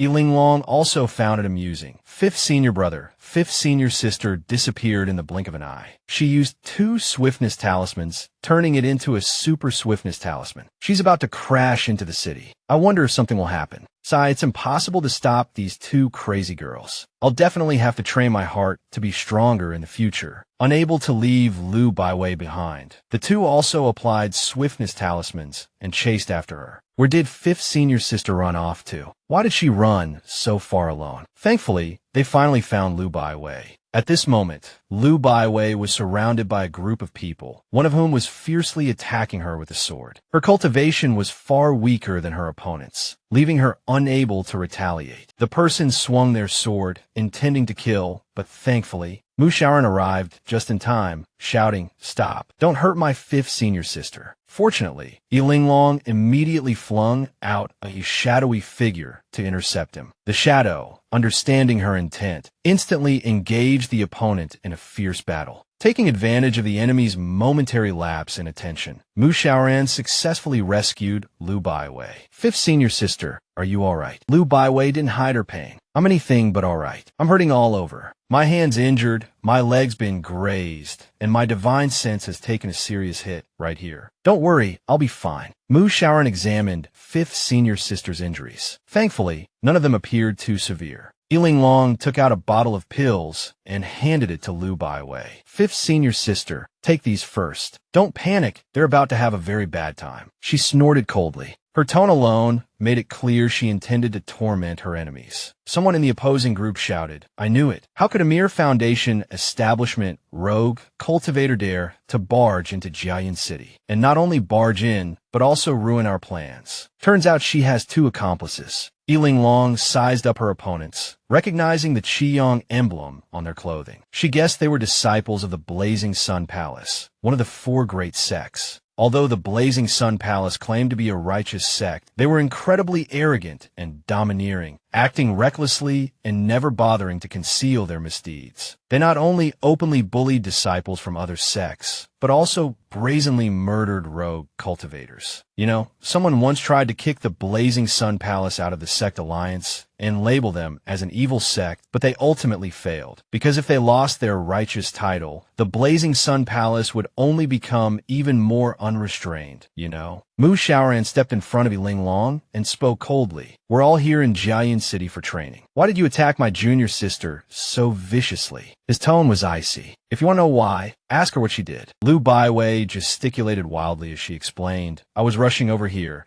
and then suddenly this super scary dark shadow popped out and scared me half to death. I'd also used a haste talisman, so I was going way too fast to see what was in front of me, and I just crashed into them. It really wasn't intentional. Linglong listened to Lu Baiwei's words, inwardly filled with admiration. Fifth senior sister was amazing. One of her modified haste talismans was ridiculously fast, 2 was the speed of sound, and 3 could probably send her flying. Mu Xiaoran turned to her and asked, Did you crash into them? No, I only hit a demonic beast. She thought to herself, poor little Black Panther, flattened like a pancake. Linglong guessed fifth senior sister must have hit it pretty hard. The person was fine, but the beast died. Mu Xiaoran didn't believe there was only one demonic beast. You didn't touch them, yet they ganged up on you. The Blazing Sun Palace disciples argued. You think it was just hitting a demonic beast? We needed that Black Panther's gallbladder for medicine. We searched Jiayin City for 3 days and finally found one. We were just about to strike when she suddenly charged over and sent the panther flying. We were all chasing the beast. We couldn't stop, and we ended up injuring each other. Now we're all hurt. Lu Baiwei looked bewildered. You're blaming me. The man's face darkened, his fury evident. Who else are we supposed to blame? You ruined our panther gallbladder and injured 2 of us. You 3 will pay with your lives. This made Linglong laugh. The 3 of us are supposed to pay for the lives of 2 of you. Do you even know how to count? Seeing her young age, the man barked, Little girl, you've got guts, messing with us. You think you can walk away from this unscathed? Ugly freak, Linglong retorted. Do you know what happened to the last person who messed with my senior sister? Linglong smugly held up a finger. Now, according to the rules, state your name. The Blazing Sun Palace disciples roared with laughter. Name. Why would we bother remembering your names? You're about to die. Then listen up. Linglong declared loudly. Blazing Sun Palace, Luo Yanzhong. Qingxuan sect, Yi Linglong. The crowd laughed even harder. Qingxuan sect. What kind of trash sect is that? Never heard of it. Doesn't matter if you haven't heard of it. You'll remember it soon enough. You'll never forget it. Linglong's eyes turned icy. Fifth senior brother, prepare your weapons. Tie up these golden core brats and give them a good beating. Mu Xiaoran summoned his spirit beasts. The cloud-soaring white tiger and the long-haired snow wolves all appeared. Luo Yanzhong sneered. Challenging the Blazing Sun Palace, and a beastmaster, no less. 7 long-haired snow wolves are impressive, but even with all your beasts, you're still outnumbered. Fine, the 2 of you plus 8 beasts. That's 10 lives in total. Today, we've sent 5 of us to deal with you. Before you die, we'll let you witness the true strength of Blazing Sun Palace disciples. Open your eyes wide. Not running and hiding when you encounter disciples of the Blazing Sun Palace is the biggest mistake of your lives. Linglong said to Mu Xiaoran, fifth senior brother, I just thought of a new way to play. Bear with me for a moment. I'll join you soon. The smile on her face clearly indicated another crazy scheme was brewing. Mu Xiaoran had no idea what his little junior sister was planning. He was both startled and a little panicked, thinking, weren't we supposed to fight side by side and cause some trouble together? Why am I the only one left now? At that moment, a Blazing Sun Palace disciple charged at him with his sword, taunting, so this is your little junior sister. Real impressive. Your fellow disciple runs off when things get tough. Even so, Mu Xiaoran wouldn't let anyone speak ill of his junior sister. The fight inside was intense, and Lu Baiwei, outside, couldn't sit still any longer. She quietly used her spiritual power from outside to enhance her senior brother and the spirit beasts, setting up an amplification formation. She strengthened their defenses and, of course, didn't forget to cast a slowing formation on the Blazing Sun Palace disciples. Meanwhile, Linglong had swiftly set up a vicious formation. With the last talisman placed, the barrier was complete. Linglong released her hand and turned to Mu Xiaoran. Fifth senior brother,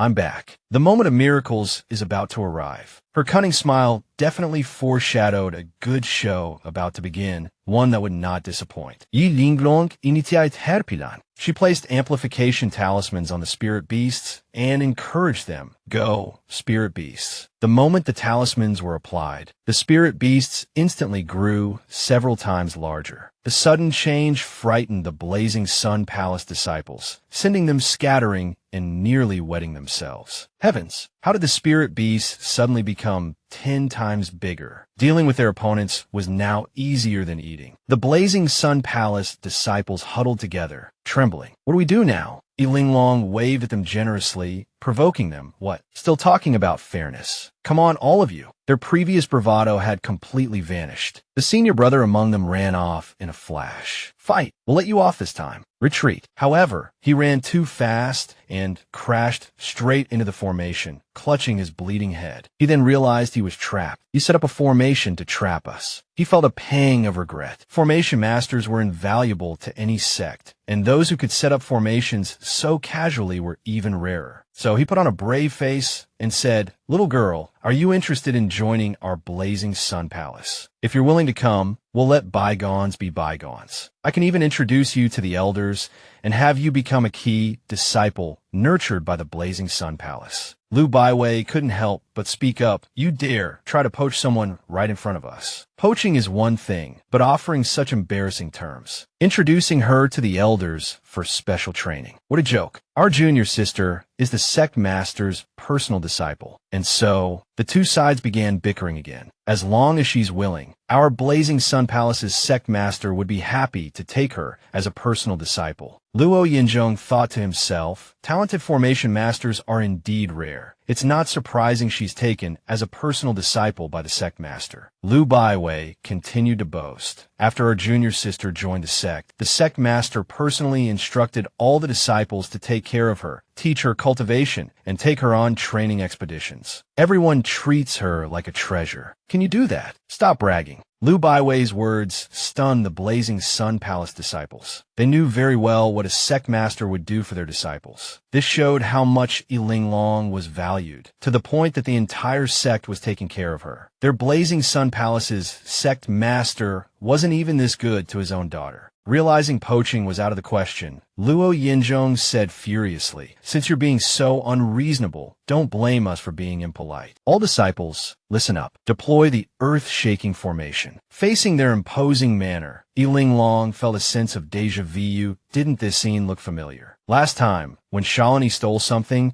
she also gathered her fellow disciples and set up a grand formation, then used it as a chance to slip away. Could the Blazing Sun Palace be pulling the same trick? As the Blazing Sun Palace's earth-shaking formation rose, dust and debris flew everywhere. Rocks hurtled through the air, and Linglong and the others dodged. By the time everything calmed down, the people from the Blazing Sun Palace were long gone, leaving behind only a cluster of massive craters. Linglong stamped her foot in frustration. Damn it, I trapped them with my formation, sealing off all the passages above, but those guys actually burrowed underground. They're clearly trying to make things difficult for me. Linglong still wanted to grab an unlucky Blazing Sun Palace disciple to use as bait to lure the others out. That way, she could properly punish them. Fifth senior brother, help me pick up that Black Panther that got blasted away. I still need it. Before she even finished speaking, she had already jumped into one of the craters. Mu Xiaoran wanted to stop her, but it was too late. Meanwhile, Luo Yinzhong emerged from underground, thinking to himself that he had finally escaped. He couldn't stop complaining, muttering about how unexpectedly powerful the Clear Frost sect's golden core cultivators were, able to control so many spirit beasts in battle simultaneously. And Linglong was even more terrifying, with astonishing combat power, skilled in talisman drawing and formations. He took out his jade token to contact his fellow disciples. Did everyone escape? Quickly gather at my location. Before he could react, Linglong emerged from the crater, greeting him with a cheerful, "Oh, we meet again." Luo Yinzhong's face darkened. He yelled, "Linglong, she's back." His junior brothers, who were rushing towards him, turned pale the moment they heard the name Linglong. Without looking back, they turned and fled. "Senior brother, sorry, we're retreating." Her plan to catch them all in one go was ruined. Furious, She couldn't help but punch Luo Yinzhong. Are you stupid? You yelled and scared all our fellow disciples away. Couldn't you have waited until they all arrived, pretended to be oblivious, used them to stall me, and then slipped away yourself? Luo Yinzhong suddenly realized I could have done that. Linglong stared at him for a long moment, then sneered. I already knew you were a bully who preys on the weak, despicable, shameless, and without principles, but I didn't expect you to be so thoughtful of your sect, always thinking of sacrificing yourself for your fellow disciples. Luo Yinzhong pointed to the bump on his forehead, his face a picture of misery. Didn't I just injure your senior sister? You hit me back, so we're even, right? Linglong wasn't about to let him off so easily. You injured yourself by running into the formation, and you're trying to play the victim to trick me. Luo Yinzhong looked up at the sky. It's getting dark. Let me go, or you'll be in trouble too. Your senior sister already ruined our plans, so let's just forget this little misunderstanding. All right, Linglong said, then asked, why would we be in trouble when it gets dark? Luo Yinzhong explained, as soon as it gets dark, the evil spirits in Jiayun City will swarm out and roam the city. We circled the city earlier and found that these evil spirits are even harder to deal with than demonic beasts. Linglong asked again, so you can't cut them with weapons, and using spiritual power attacks, a single strike just makes them multiply. Luo Yinzhong exclaimed, you even know that, and you haven't even checked the records. I didn't expect there to be someone even more of a genius than me. Just then, Mu Xiaoran and Lu Baiwei arrived. Lu Baiwei was a little scared. Jiayun City is terrifying at night, little junior sister. What should we do? Linglong comforted Lu Baiwei. Don't worry, senior sister, we'll be fine. Mu Xiaoran was also worried. Little junior sister, this is no small matter. I read about it in books. These kinds of evil spirits are extremely difficult to deal with. Don't underestimate them. Don't you have Zhu Kuei? Why can't you deal with these little ghosts? She couldn't explain clearly, so she just vaguely said, I'll deal with them seriously. Luo Yinzhong hopped anxiously. Are you done discussing? Can you let me go now? It's almost dark. Linglong finally gave Luo Yinzhong a serious look. It seems you know Jiayun City quite well. Stay and guide us. Luo Yinzhong was surprised. He hadn't expected her to say that. Mu Xiaoran advised worriedly, little junior sister, this person is wicked. Keeping him will only cause trouble. Lu Baiwei agreed. Yes, he has plenty of ways to escape. Unless he's willing, we'll have to constantly outsmart him along the way. It'll be too tiring. But for Linglong, this was a trivial matter. Intimidating people is my specialty. Don't worry, he'll stay obediently. Looking at her innocent smile, Luo Yinzhong was already trembling with fear, cold sweat dripping down his face as he pleaded for mercy. What are you doing? Stay back. Don't force me to beg you.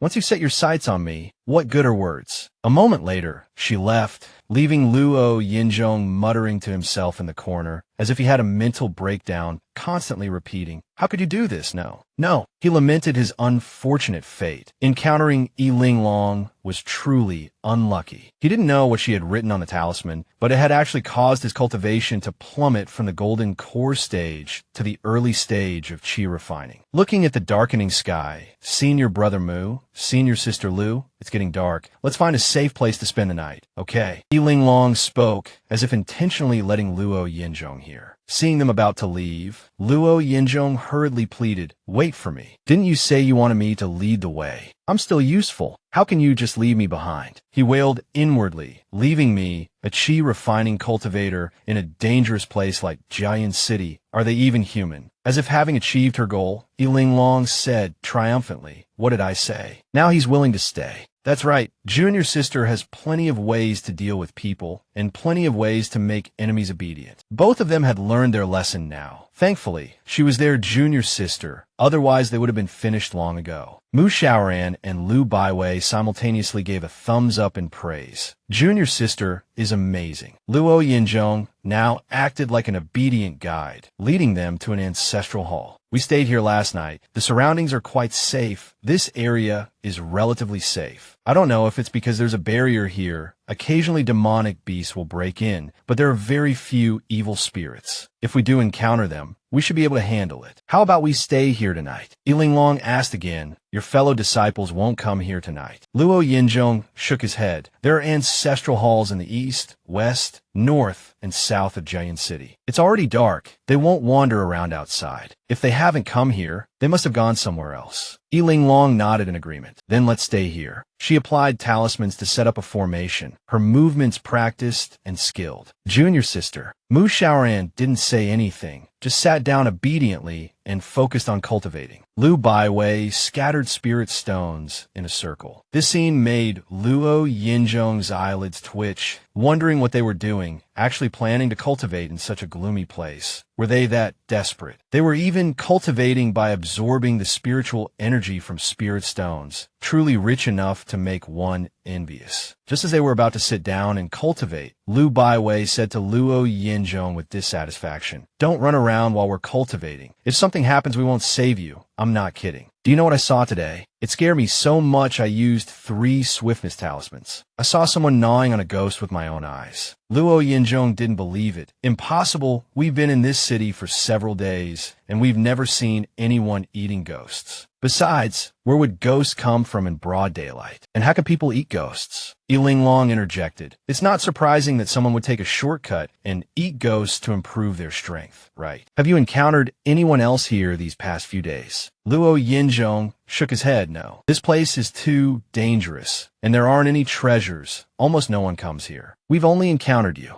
Linglong thought to herself. They had been wandering around Jian City for so long, yet they still hadn't encountered Shirziding or Rongyo. She sighed, wondering just how big Jian City was, knowing that she couldn't rush finding someone. She decided to cultivate here first. There were so many ghosts here, she could also release Zhao Kai at night to eat something. Half an hour later, she felt the time was right. It was time to let Zhao Kai have a meal. She quietly left, her movements concealed, arousing Luo Yinzhong's curiosity, and he followed. Unexpectedly, Linglong was so cautious, even setting up a defensive formation to prevent anything from approaching. If only such a genius were my junior sister. Haha. Luo Yinzhong started to have wild thoughts. Seeing Linglong leave alone, he became suspicious again. Could she be a spy planted by their sect? Were they really not in cahoots? Out of curiosity, he continued to follow, completely forgetting that he was only a small cultivator at the first level of qi refining. Linglong walked along the streets of Jian City for a while, feeling a little disappointed that she hadn't seen any ghosts. But as she walked further, she finally discovered a group of ghosts ahead. The group of ghosts, upon seeing a living person, swarmed towards her as if they had smelled a delicious meal. Waiting for this moment, Linglong took out the golden cage and captured the group of ghosts in one fell swoop. She hadn't expected that a single iron cage would be enough to capture all the ghosts on Main Street, and that she'd have to go further afield to catch more. Luo Yinzhong saw everything, and he wished he hadn't. Was she really just a 12-year-old Foundation establishment cultivator? Even an evil cultivator couldn't devour an entire street's worth of ghosts in a single night. While he was still distracted and shouting, Linglong had already released Zhao Kai. When Luo Yinzhong peeked to see what was happening, he was completely petrified. What was that? Wow, that thing was huge and terrifying. Could it be the Ghost King? Zhao Kai seemed to have already caught its scent. No matter how hard he looked, he couldn't find Luo Yinzhong. He was hiding in a corner, trembling, not wanting to cause any trouble. Whatever Linglong did was her own business. Her death wouldn't concern him. It was her own idea to go out and catch ghosts, and now she'd attracted the big boss. Linglong inwardly cursed him. He followed us all this way, and now he's gone. I was thinking that if he kept following, I'd let Zhao Kai have him as an appetizer. She excitedly led Zhao Kai along. Let's go, Zhao Kai. I'll take you to a feast. Eat whatever you want. Don't be polite. I'll even pack you a whole cage to go. The next day, Linglong returned. Luo Yinzhong had spent the entire night shivering in a corner, but she came back completely unscathed. How could a small Foundation establishment cultivator like her survive an encounter with such a terrifying Ghost King? Was she still herself? No, this was too terrifying. A series of questions and horrifying images of Linglong flashed through his mind. He knew Linglong had entered, so he pretended to be asleep, but his heart was filled with fear. Seeing him like this, Linglong just sneered inwardly. He's pretending to sleep quite well. Don't cause any more trouble. She walked past him very lightly. Thankfully, senior brother and senior sister didn't notice that I snuck out last night. Mu Shaoran quickly opened his eyes and woke everyone up. Fifth senior sister.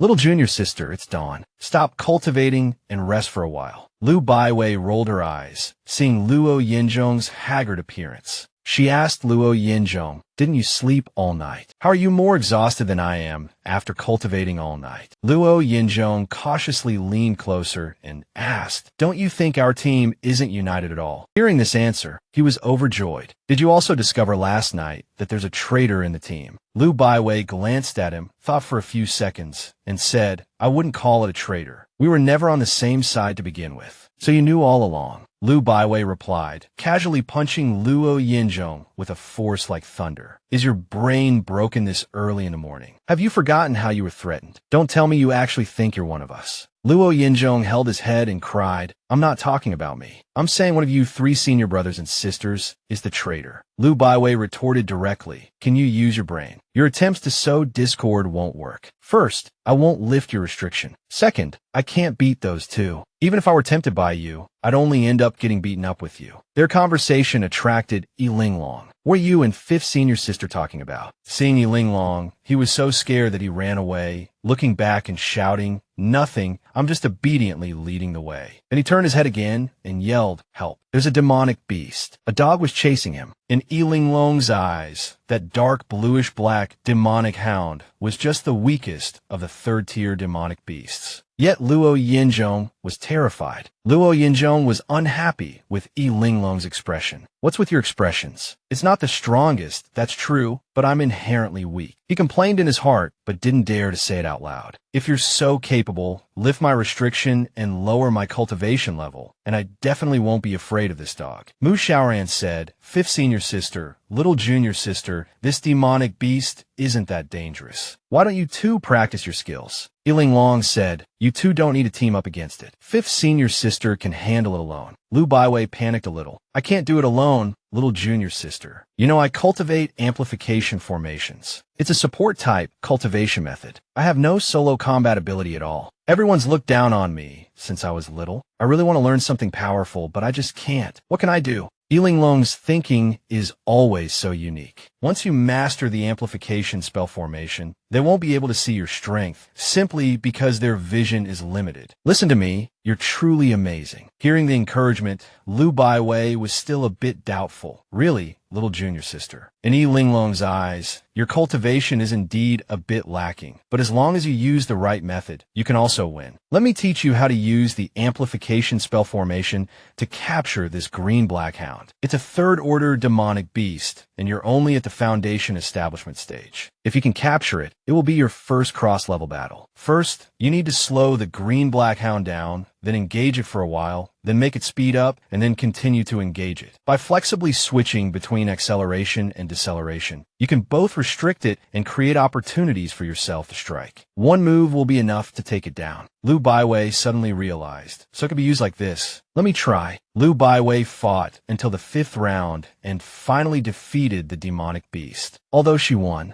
Lu Baiwei was still a little upset. But why didn't my last move hit? Linglong encouraged her. Failure is also a part of growth, 5th senior sister. Don't be discouraged. This method is indeed a bit time-consuming and labor-intensive. My plan wasn't thorough enough. Next time, I'll teach you a new method. Linglong didn't forget to collect the demonic beast's corpse as spoils of war. Lu Baiwei asked curiously, little junior sister, how do you have so many demonic beasts in your pouch? At least 7 or 8, all 3rd order, and they all look like they just died. Linglong didn't hide it and said frankly, while you were fighting the green-black hound, I was hunting nearby. Mu Xiaoran and Lu Baiwei both admired her. Little junior sister is not only quick-witted and responsive, but also so brave and powerful in combat. Only Luo Yinzhong, who had been watching her all night, thought this was normal. This is nothing. Linglong can even catch ghosts barehanded in the middle of the night. You're still so surprised, truly clueless. The scene shifted to evening. They were standing in front of an ancestral hall. Lu Baiwei complained as she walked. We've been walking all day. Why haven't we reached the central area yet? Mu Xiaoran looked at the murderous surroundings. This place is more dangerous than ordinary towns, so naturally, we can't go too fast. Let's rest here tonight. As soon as they entered, Lu Baiwei urged, "Little junior sister, enough talk. I need to cultivate." Little junior sister quickly set up the formation for cultivation. With senior sister working so hard, how could he Linglong refuse? Luo Yinzhong also obediently went to sleep, not daring to say much. Before long, everything was ready. Linglong, choosing the right moment, quietly slipped out again. Her actions were noticed by Luo Yinzhong, who knew she had gone out to catch ghosts again. Luo Yinzhong tossed and turned, unable to sleep, struggling internally. Tonight, I absolutely will not go out. I'll just pretend nothing happened. But not long after, he sat up abruptly. I just can't sleep. Curiosity once again triumphed over reason. Luo Yinzhong saw a dark figure and looked towards the door, discovering it was He Lianfeng, the eldest senior brother of the Blazing Sun Palace. He almost cried out in excitement, thinking he was saved. He Lianfeng is at the nascent soul stage. With him here, what do I have to fear from Linglong? Luo Yinzhong excitedly ran out. Eldest senior brother, I'm here. By this time, He Lianfeng had already flown onto the roof, caught a wraith, and was devouring it. So delicious, he thought greedily, wondering what was going on tonight. I searched for a long time and only found one wraith. Luo Yinzhong had clearly seen the previous scene and was immediately shocked. He originally thought he would be saved by eldest senior brother, but now his life was almost forfeit. Eldest senior brother is actually eating wraiths. What Lu Baiwei said is true. There really are people who eat wraiths. His heart trembled, and he retreated repeatedly, accidentally stepping on a branch and making a sound. Hearing the noise, He Lianfeng looked towards the source of the sound. Who's there? Luo Yinzhong thought he was done for. Fortunately, Linglong covered his mouth in time and pulled him into a corner to hide. He was crying inside. First, Linglong catching ghosts barehanded, and now seeing He Lianfeng swallowing wraiths alive. Heaven is truly out to get me. He Lianfeng was still searching for the source of the sound, and Luo Yinzhong was trembling all over. Linglong cursed inwardly. This Luo Yinzhong is truly audacious, knowing how dangerous Jayan City is and still daring to run around. If I hadn't happened to see him rush out and followed him, he would probably be torn to shreds by now. The footsteps were getting closer and closer, and Luo Yinzhong panicked. What do I do? What do I do? Linglong and I, one at Chi Refining and the other at Foundation Establishment,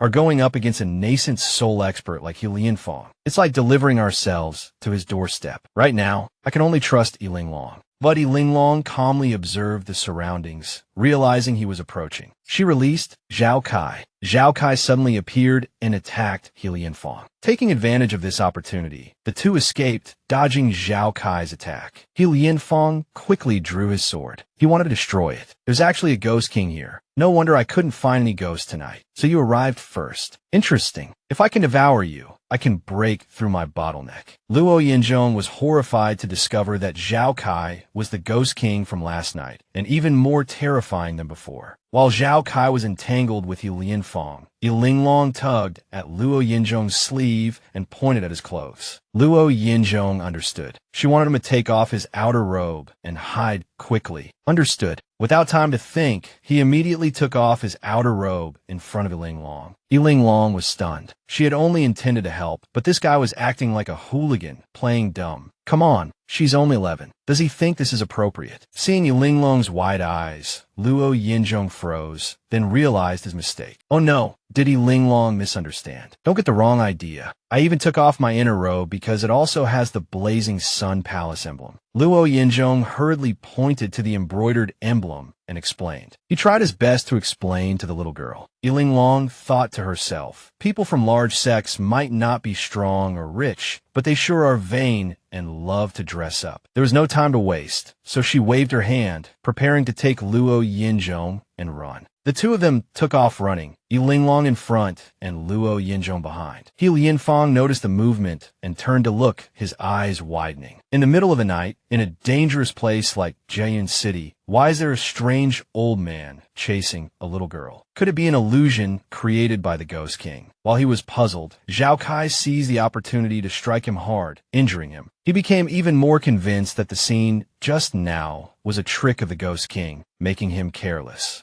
Just as they reached their predetermined meeting point, Linglong urged, "Fifth senior brother, fifth senior sister, let's go quickly. It's not safe here." She was only met with Luo Yinzhong's screams. It turned out he was being ganged up on by Mu Xiaoran and Lu Baiwei. "You shameless Luo Yinzhong, how dare you chase after our little junior sister and scare her? This senior brother will teach you a lesson for her." Mu Xiaoran kicked him, adding, "Don't be afraid, little junior sister. This senior brother will avenge you." No one helped Luo Yinzhong because he was too curious, knew too much, and it ended up backfiring on him. He was suffering, but he didn't dare to speak up, afraid of being beaten even harder. Linglong acted like she was terrified and needed protection, but wasn't he the one who suffered the most? A moment later, they changed locations. This place should be safe enough. Everyone, rest here for a bit. Luo Yinzhong, still shirtless and covered in bruises, hugged himself, nearly crying. Lu Baiwei tossed him a bag of spirit stones. "Take this to buy medicine. Consider it compensation for emotional distress." Luo Yinzhong felt a little better after receiving the money, but his smile immediately disappeared when he opened the bag. "Aren't you rich? Why are there only a few hundred low-grade spirit stones?" Lu Baiwei replied impatiently, "That's all your injuries are worth. If it's not enough, I'll beat you up again, so you're worth more." "No, no, no."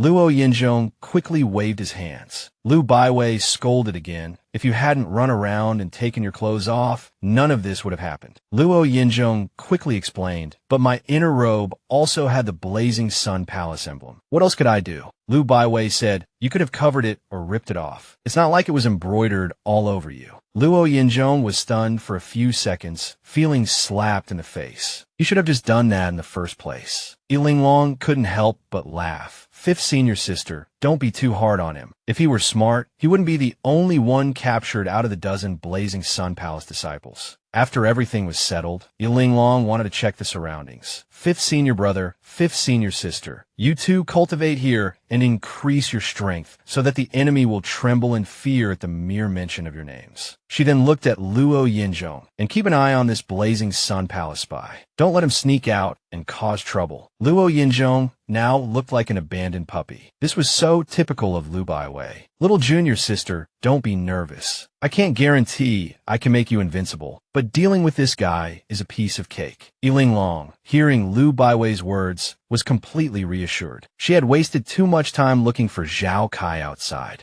"I wonder how Zhao Kai is doing now. I have to find him quickly." She finally found Zhao Kai, but now he was surrounded by a group of people. Looking closely, the leader was actually Si Yuchen. She guessed that the people surrounding Zhao Kai were Cheng Kunwa's disciples. These guys were all very strong. Linglong was secretly worried. Judging from Si Yuchen and his companions, they had probably just cornered Zhao Kai. If I had arrived any later, Zhao Kai would probably have become his stepping stone to promotion. At this moment, Zhao Kai was being held down by Si Yuchen's group, screaming in pain. Linglong panicked a little, unable to think of a way to save Zhao Kai for a moment. But she was experienced and quickly came up with a solution. In the blink of an eye, a gun made of talismans appeared in her hand. She raised the gun and fired into the sky, and the gun actually created an illusion. The illusion she created was one of prosperity and good fortune. May good luck bring joy and love. While Si Yuchen and his group were immersed in the beautiful dream of wealth, success, and good luck, Linglong waved to Zhao Kai, urging him to come over. By the time the group realized it was an illusion and guessed it was created by the Ghost King, they discovered Zhao Kai was long gone. Si Yuchen immediately ordered everyone to chase after him. Linglong released a ghost spirit she had subdued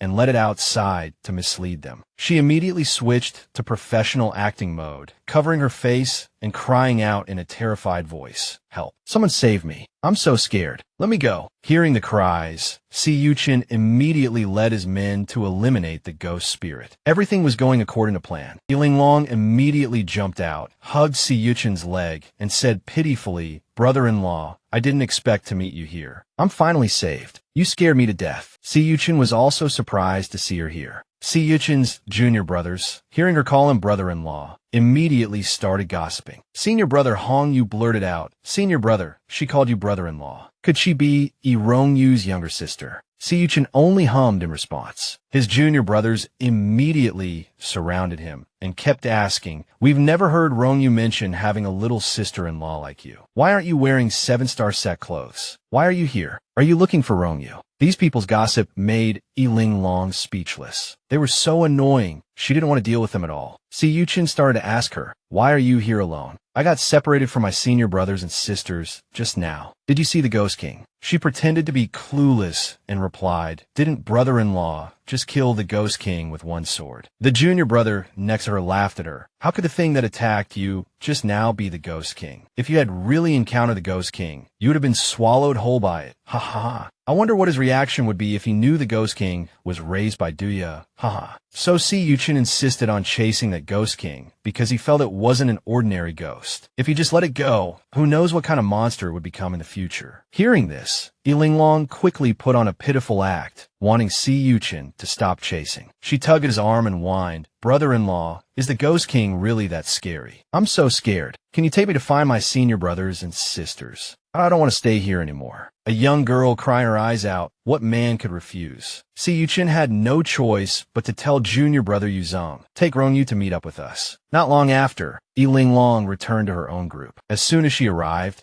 she called out to her senior brothers, sisters, and little junior sister. Seeing a group of strangers behind her little junior sister, Lu Baiwei immediately asked vigilantly, and Linglong happily began to introduce them. Of course, the most important introduction was the leader. This is Si Yuchun, the senior brother of Chung Kunwu, and these are his junior brothers. Si Yuchun looked at Linglong's group. They all looked very ordinary. Your senior brother is only at the Golden Core stage, your senior sister at the Foundation Establishment stage, and there's even one at the Qi Refining stage. Linglong immediately replied, "My brother-in-law is also at the Foundation Establishment stage. What's so unusual about them being together?" Siyuchin was speechless. "Really? But it's not normal for you to appear in Jayan City. This isn't a place you should be. It will be difficult for you to leave safely on your own. Stay with us for now, and when we reach a safe place, we'll go our separate ways." "Great, thank you. What was your name again?" Linglong agreed so readily because she figured if Si Yuchun had arranged it, Rongyu would definitely agree as well. Rongyu had that protagonist halo. Having her around would definitely save a lot of trouble. Right then, Rongyu walked in, calling out as she approached, "Linglong, I didn't expect you to really be here. This whole place is dangerous. Remember to listen to instructions and don't wander off. If anything happens to you, I won't be able to protect you."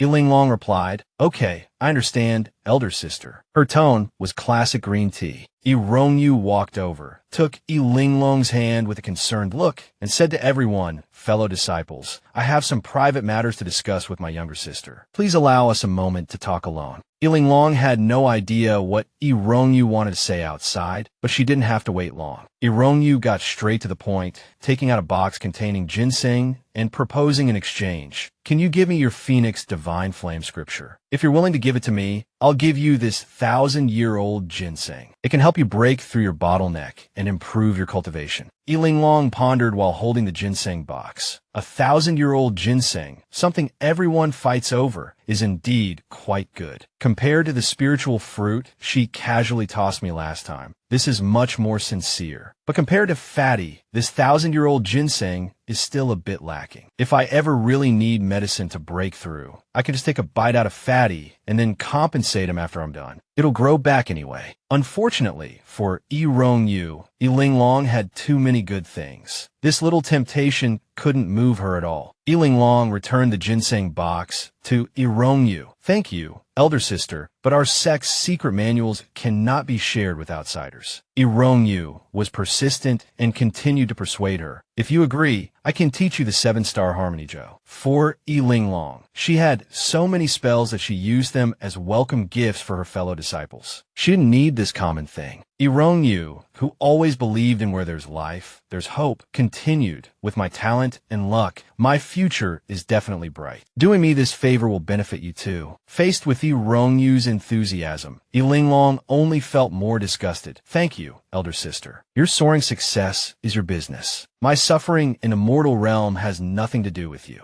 I'm afraid I won't be able to use this favor." After speaking, Linglong turned to Rongyu with a gentle smile she specifically used for trapping people. "By the way, you're so rich now, why don't you pay back the debt you owe me first? If you don't have the money, it's fine to use this 1,000-year-old ginseng to offset the debt. This girl always had a way of counterattacking that caught people off guard, never giving them a chance to prepare. At this moment, she dangled the IOU in front of Irongyu, smiling particularly kindly. Hearing this, Irongyu broke out in a cold sweat, clutching the ginseng box tightly. No way. I'll give you spirit stones. Don't even think about this 1,000-year-old ginseng. She cursed inwardly. This kind of thing can't be bought even with money. How could it be used to repay a debt? So, although reluctant, Irongyu obediently handed the spirit stones to Linglong with both hands. Here, I paid off all my debts. Don't bring out the IOU again. Linglong counted the spirit stones as she spoke. I can't promise you that. Your senior brother still owes me over 4,000 spirit stones. When I go to collect his debt, I'll still need to bring out the IOU. How about you pay off his debt for him, and I'll tear up the IOU? What do you think? Digging pits and trapping people was definitely Linglong's specialty. Once she set her sights on someone, she never let go. Irongyu's face crumpled, and she flatly refused. No way. Absolutely not. You can wait for him to pay it back himself. Linglong teased again. It seems like you two had another fight. I'll press him for the debt the next time I see him. The next day, everyone set off again. We're getting closer and closer to the center, and the surrounding killing intent is getting stronger and stronger. The demonic beasts will also be more ferocious. Everyone be careful. Just as Yu-chan finished his warning, Liu Baiwei spotted several vicious, venomous snakes slithering towards them.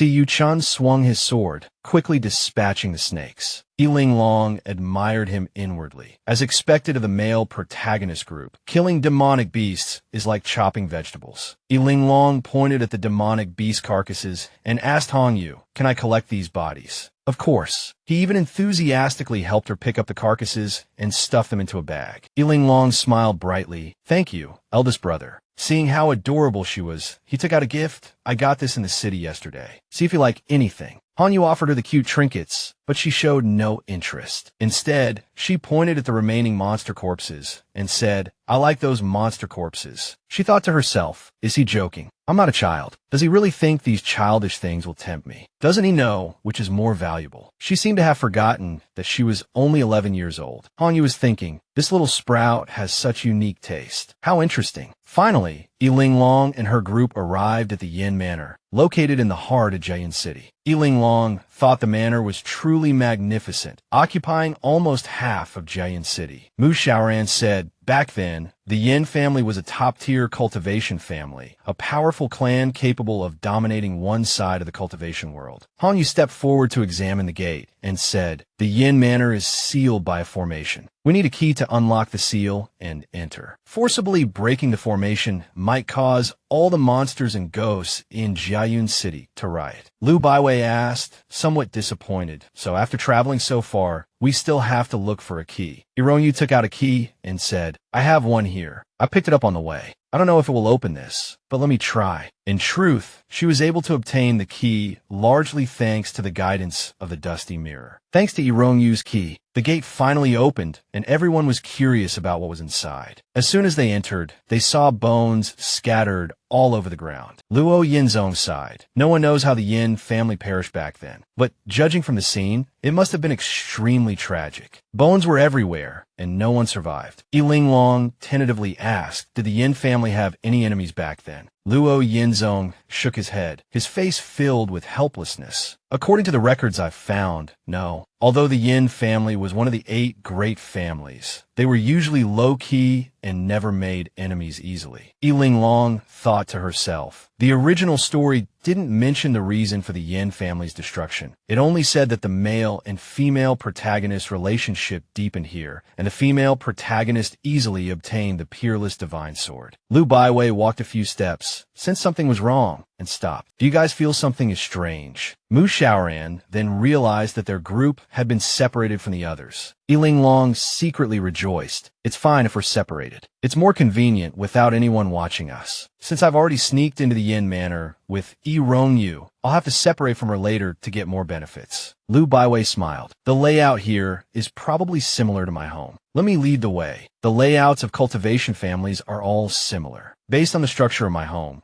This path should lead to the scripture pavilion and the treasury. Before long, it grew dark. It's getting dark so quickly. Why don't we rest here tonight and set off early tomorrow morning? Otherwise, if we continue walking like this, who knows when we'll reach the center of the Yin Manor. Luo Yinzong opened the door and prepared to go out. Linglong stopped him. Where are you going? Luo Yinzong said with a wicked smile. I'm going to pee. Do you want to come along? His words completely enraged Lu Baiwei, who threw a punch. Stop saying those vulgar things. Are you trying to take advantage of my junior sister? Hey, don't get excited. He blocked her fists. Lu Baiwei felt that something was wrong with Luo Yinzong, but she couldn't put her finger on it. She was caught off guard by his counterattack and complained inwardly. Usually when I hit him, he doesn't even dare to fight back. Today, he actually dared to block my fists and even glare at me. She turned to Linglong and asked, Junior sister, do you feel that something is strange about him? Hoping to get some comfort from her junior sister, Linglong replied calmly, I didn't notice anything unusual. What do you think is wrong, senior sister? Lu Baiwei, not receiving any comfort, was instead frightened. In her eyes, her junior sister was now covered in talismans. Terrified, Lu Baiwei turned and ran, crying and screaming for help. Fifth senior brother. Junior sister, you. Before Lu Baiwei could finish her sentence, she found her fifth senior brother even more frightening. In her eyes, he had turned into a skeleton. Her screams grew louder. Meanwhile, Linglong was still wondering what strange thing Luo Yinzong had encountered. He was usually so timid, but today he dared to rush out without saying a word. Although I haven't encountered any ghosts in the Yin Manor yet, this place is filled with an eerie and sinister aura. Thinking that she was alone, she decided to summon Zhao Kai to protect herself before slowly searching for Luo Yinzong. Linglong immediately summoned Zhao Kai. At this moment, in Linglong's eyes, Zhao Kai had transformed into a handsome young man, which made her feel a chill down her spine. Zhao Kai, did you get some plastic surgery done while you were in the box? You scare me to death. Hurry up and change back to your Ghost King form, so you can scare away both humans and beasts. Zhao Kai stood where he was, looking at her. Linglong then realized that something was indeed wrong with this place. Not only had Luo Yinzong suddenly become incredibly bold, but even Zhao Kai had become handsome. She thought to herself, it seems that everyone, not just Luo Yinzong, has been affected. To find a solution, she took out the heart-clearing pill refined by her fourth senior sister to see if it would work. She put the pill in her mouth. After clearing the surrounding evil energy, she opened her eyes and saw Zhao Kai return to his original appearance. It seemed the heart-clearing pill was indeed effective. She guessed that everyone had fallen under an illusion cast by the Yin family. Realizing the urgency of the situation,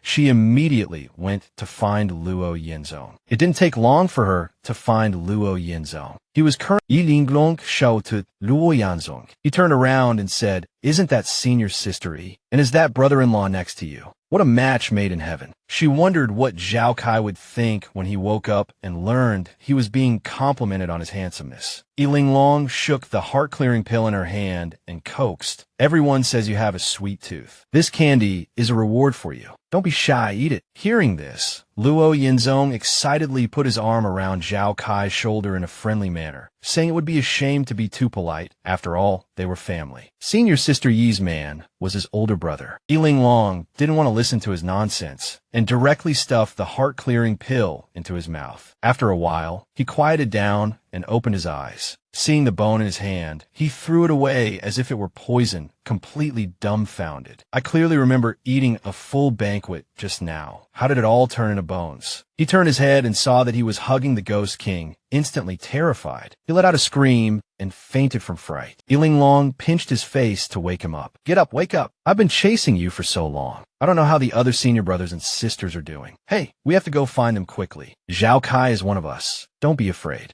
Linglong put Zhao Kai back in the box, and after a while, they returned to their original objective. That was Lu Baiwei. As soon as they arrived, they were stunned by the scene before them. Lu Baiwei was dressed in red, her face painted like she was in a comedy, preparing to hang herself. Fortunately, they arrived in time to prevent a tragedy. Linglong gave Lu Baiwei a heart-clearing pill. After a moment, she opened her eyes and burst into tears as soon as she saw Linglong. Little junior sister, I didn't expect to see you one last time before I go. I'm sorry, I won't be able to slay demons and devils with you anymore, and I won't be able to cheer you on anymore. You have to take care of yourself. Linglong was speechless. While others seemed to be watching a horror movie, Lu Baiwei was acting in a melodrama, immediately putting on a farewell scene. We just arrived? Luo Yinzong asked with concern. What's wrong with you? When I woke up, I was gnawing on bones and hugging the Ghost King, but you're so pessimistic. What did you see? Lu Baiwei responded by slapping him and calling him a beast. She cried. I was pushed into the bridal chamber. When I lifted the veil, I saw Xia Ziding coming to embrace me. I lifted it again, and I saw Luo Yinzong trying to kiss me. After that, I didn't dare to lift the veil again, afraid of encountering another tragedy. So I closed my eyes and looked for a white silk to hang myself. Linglong comforted her fifth senior sister. It was all an illusion. It's all right now. We have to go find fifth senior brother quickly. Sure enough, they soon found Mu Xiaoran, who had fainted. This was their fifth senior brother. Finally, they didn't have to worry about him running off. Mu Xiaoran took the heart-clearing pill and woke up. He asked little junior sister, what do we do next? Linglong took out a rope and suggested, let's tie ourselves together so we won't get separated. At least it will prevent someone from gnawing on bones or someone from hanging themselves. Luo Yinzong exclaimed, how did it get light so quickly? Linglong guessed that perhaps the previous darkness was also fake. This Yin manor was truly too eerie and strange, filled with curiosity and a thirst for exploration. They finally arrived at the tall tower of the Yin manor. Lu Baiwei recognized the type of tower, saying that every powerful cultivation family had a three-tiered tower. The first tier was open only to the immediate family members. The middle three tiers were only open to the elders. And the final three tiers were accessible only to the head of the family. It was the most important and secretive place of the family. Hearing about a secret place,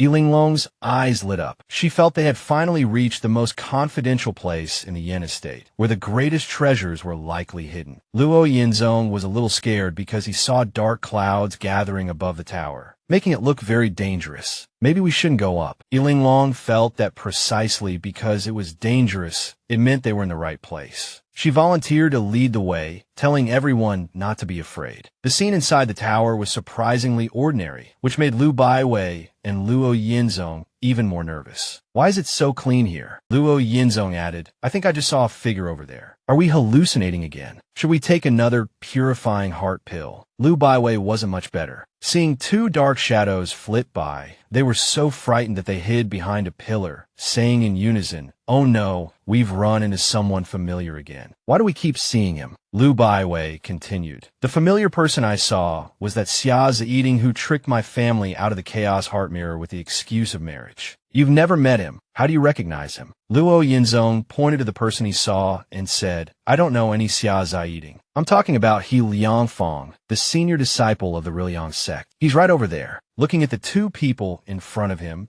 Luo Yinzong thought to himself, I always run into the people I hate the most. Otherwise, how could Xia Ziding and He Liangfang appear in the same place? They were completely unrelated. Lu Baiwei also felt that the hallucination was too real. When they first set out, Xia Ziding was just a small golden core cultivator, but now, just by looking at his aura, she could tell he was already a nascent soul cultivator. It couldn't possibly be real. But even if it was fake, she still wanted to rush up and beat him up to vent the resentment in her heart. For some reason, neither of them used the purifying heart pill to distinguish between reality and illusion. Instead, they followed their hearts, attributing everything to hallucinations. Lu Baiwei rolled up her sleeves and walked toward Xia Ziding, saying coldly, drop dead. Xia Ziding turned around and called her name, but she ignored him completely and insisted on attacking. Calling my name is useless. And so, she kept hitting Xia Ziding. Perhaps the difference in cultivation level was too great, as Xia Ziding only felt like she was tickling him. Seeing this, Luo Yinzong outside thought, Xia Ziding isn't even fighting back after being hit by Lu Baiwei, so can I also beat up He Liangfang? This He Liangfang, as the senior disciple of the Liang Palace, actually ran to Jiayun City to absorb souls. He not only let down the sect master and his ancestors, but also my former admiration for him. Since it's fake, life is short, just go for it. It was unclear what Luo Yinzong was thinking. He had already prepared the purifying heart pill, but he still refused to take it. Thinking of this, he lunged fiercely at He Liangfang.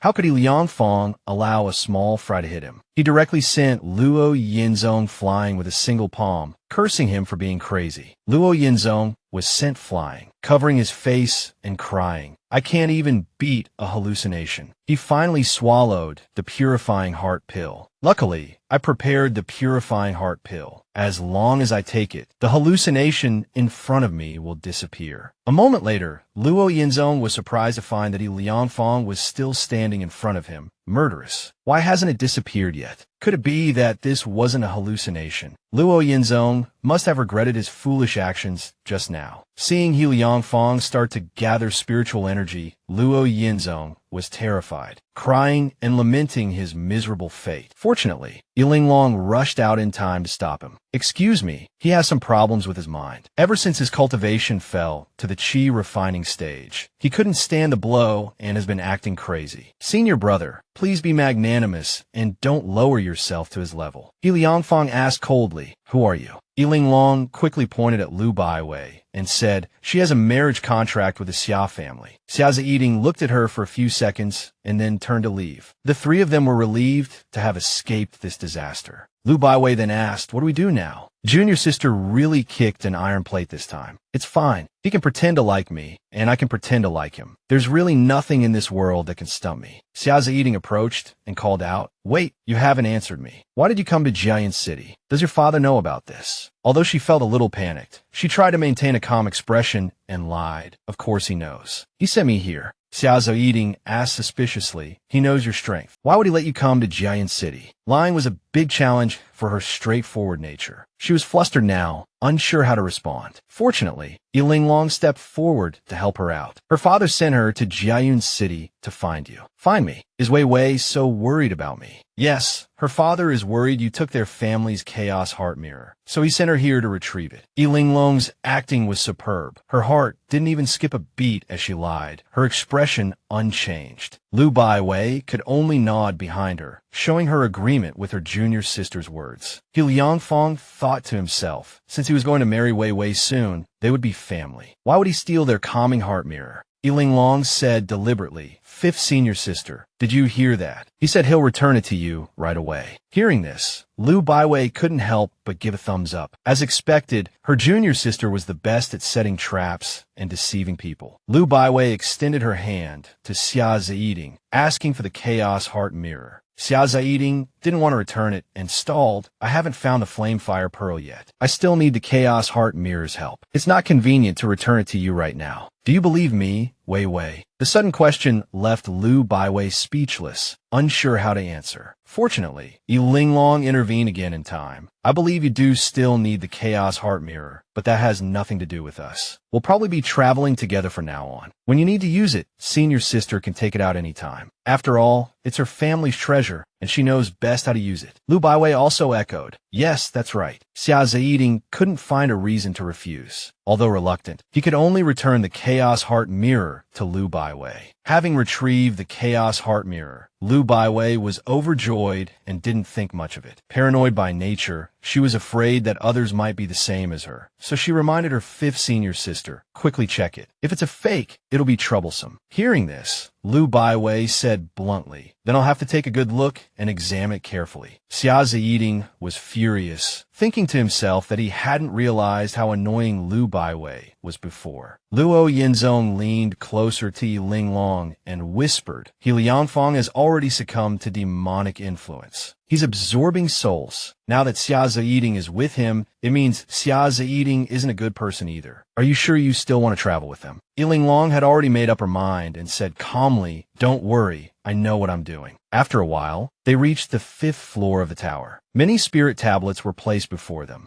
Lu Baiwei, timid, hid behind Linglong, looking around. Lu Baiwei pointed to a spirit tablet and a sword. That sword is different from the others. Linglong guessed it was a good sword, the very peerless sword that the female lead, Yu Rongyue, obtained in Jiayin City. The spirit tablet next to the sword read, Yin Jinchuan. Luo Yinzong said, Yin Jinchuan was the last head of the Yin family, and also the last city lord of Jiayin City. He was also one of the people who died in the Yin Manor massacre more than 10 years ago. Lu Baiwei sensed something amiss. If everyone died together, why did someone bring his sword into the spirit hall and specifically erect a spirit tablet for him? This suggests there was a survivor of the massacre, and the survivor is likely the culprit. As everyone was speculating about the truth of that year, Liangfang had already stepped forward, attempting to draw the sword. Fortunately, Lu Baiwei warned, "Junior sister, he's going to take the sword. An evil cultivator wielding a treasured sword will surely bring disaster to the world. Aren't you going to do anything?" Linglong didn't stop him because she observed that he couldn't take it with brute force alone. Sure enough, Liangfang couldn't pull the sword out no matter how hard he tried. But he accidentally triggered a mechanism, discovering a hidden danger in this place. After the mechanism was activated, the stairs leading down disappeared. Fortunately, the stairs leading upwards were still there, so everyone hurried up to the 6th floor. As soon as they reached the 6th floor, Lu Baiwei saw a box placed in the center.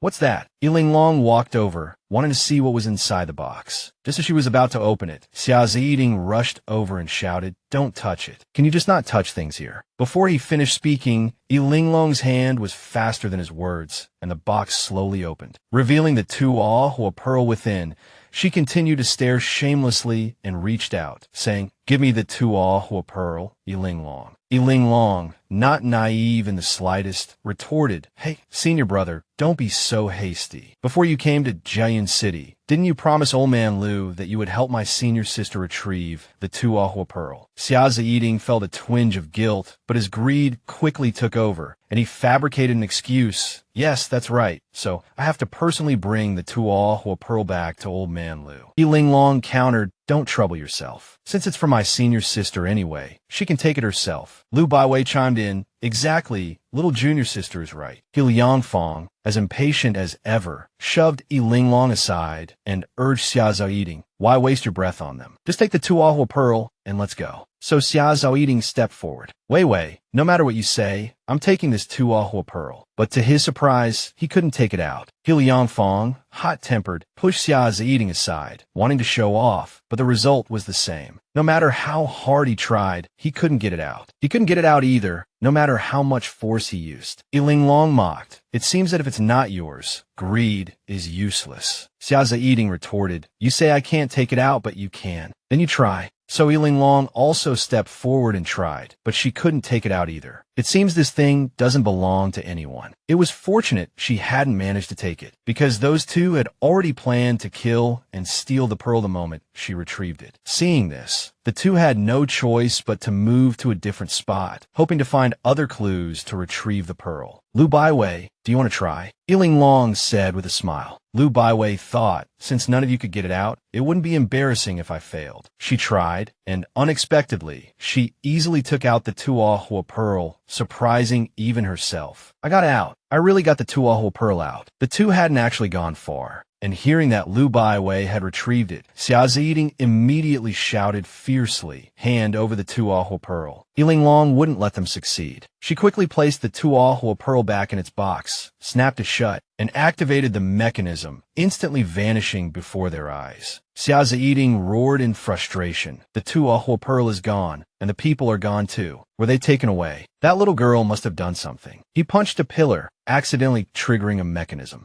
Liangfang scolded angrily. "What are you doing? Why are you messing with the mechanisms?" Meanwhile, Linglong and her companions were transported to a dark place, still holding the treasure. Lu Baiwei took out the Tuo pearl to illuminate their surroundings, preventing panic from setting in. Luo Yinzong's bad luck continued as a ghost suddenly appeared, frightening him badly. Luo Yinzong had been haunted by ghosts these past few days and finally burst into tears. A ghost. A ghost. "Senior Sister Yi, help." Linglong thought the ghosts here were quite refined, with decorations pinned to their chests, clearly a higher class than the ghosts of Dai Mountain. She couldn't be bothered, as her pet excelled at dealing with such things. So she summoned Zhao Kai. "Go, Zhao Kai, see if this kind of ghost tastes good." Seeing Zhao Kai approach, the ghost was terrified, knowing its end had come. On the other side, Mu Shaoran was also quite frightened. Linglong solemnly introduced, "Let me introduce you. This is my pet, Zhao Kai. You don't have to be afraid. He's very well behaved, and he can help us deal with these ghosts. Lu Baiwei tried to compose herself. Your pet is really useful, little junior sister. We suddenly arrived here. Where is this place? Shouldn't we figure out how to get out? Otherwise, if Xia Ziyiding catches up, we won't have a chance to kill him. Linglong said calmly that she didn't know where they were. However, back on the 6th floor, she had seen runes on the stone pillars, and immediately understood that the Tuahua Pearl had a formation on it, the key to activating the teleportation array. Lu Baiwei admired her little junior sister even more. You recognize those runes at a glance. That's amazing. 5th senior sister is also amazing. Lu Baiwei wanted to confirm, since no one else could take it out, does that mean only I can possess the Tuahua Pearl? That's right. Linglong nodded affirmatively. Mu Xiaoran asked worriedly, little junior sister, you teleported us here without even knowing where this is. Linglong thought this was probably the Yin family's old teleportation formation. They even used umbrellas. How could they teleport themselves to other places? Oh no, now she was curious why 5th senior sister needed the Tuahua Pearl. Lu Baiwei said she had a naturally cold constitution, making cultivation extremely difficult. If she forced herself to cultivate like ordinary people, she would easily succumb to chi deviation. That's why my father wanted to find the Tuahua Pearl to change my constitution. Linglong suddenly remembered that in the original story, 6th uncle would later have a demonic child who would slaughter the entire Lu family and eventually be eliminated by Ironio. It seemed that the demonic child was very likely 5th senior sister, and Xia Ziyiding hadn't given her the Tuahua Pearl at all. Linglong urged 5th senior sister, you must complain to your father when you get home and tell him to be wary of Xia Ziyiding. She knew that Xia Ziyiding had always wanted to curry favor with the Lu family and must have ulterior motives. But Mu Xiaoran felt that even if she went to complain, it would be useless. Her father wouldn't believe her at first. Even he wouldn't have believed it if he hadn't seen it with his own eyes. He never would have thought that a high-ranking disciple of the Liang Palace was actually an evil cultivator, much less that someone as outstanding as Xia Ziyiding in every aspect was actually a beast in human skin. The only way was to not let him leave this place alive. Lu Baiwei, upon hearing this, agreed without hesitation. Little junior sister is right. We absolutely cannot let him leave alive. Luo Yinzong cautiously interjected. Then how should we deal with those two now? After experiencing the events of the past few days, Linglong looked back at this place, the wandering souls, and what they had encountered with the Yin family. A bold speculation formed in her heart. The destruction of Jayan City was likely caused by someone releasing the wandering souls into the city, letting them wreak havoc. Her speculation startled Mu Xiaoran. According to what you're saying, aren't we walking right into a demon's nest? Shouldn't we hurry up and escape? Linglong calmly replied, we should indeed escape, but we don't know where to escape to. So we have to find their source first, and then find the exit in the opposite direction. Little junior sister is truly bold and composed under pressure. Mu Xiaoran was now a little afraid of his little junior sister. You're right. Everyone be careful. Don't get separated. They continued to explore, and after who knows how long, they still hadn't found anything. Unexpectedly, there was an underground palace here. After walking a bit further, they saw a divine stone shimmering with 5-colored light. Incredibly beautiful. Looking at the divine stone, little junior sister exclaimed, it's so beautiful. Did the Yin family specifically build this underground palace to enshrine it for generations? Or should we bring it back to the Qingshuang sect and make it the foundation stone of the sect? Luo Yinzong couldn't help but interject a foundation stone. You're really bold. Look at what happened to the Yin family when they used it as a foundation stone. Before he could finish his sentence, 3 icy glares fixed on him, sending chills down his spine. Sure enough, Lu Baiwei scolded him, crow's mouth. What else do you want to do with it? Split it up on the spot and give you a small piece. Luo Yinzong immediately said with a thick face, that's not out of the question. I'm willing to share the burden with you right now. Just at this moment, as everyone was stunned, the divine stone suddenly cracked. Suddenly, the divine stone split open, and an egg rolled out from within, landing at Linglong's feet. Before Linglong could figure out what it was, the eggshell cracked, and a colorful spiritual beast emerged from within, letting out a cry as soon as it was born. It unhesitatingly released a surge of spiritual energy, enveloping Linglong within it. Linglong felt that spiritual energy. If she sat down to cultivate,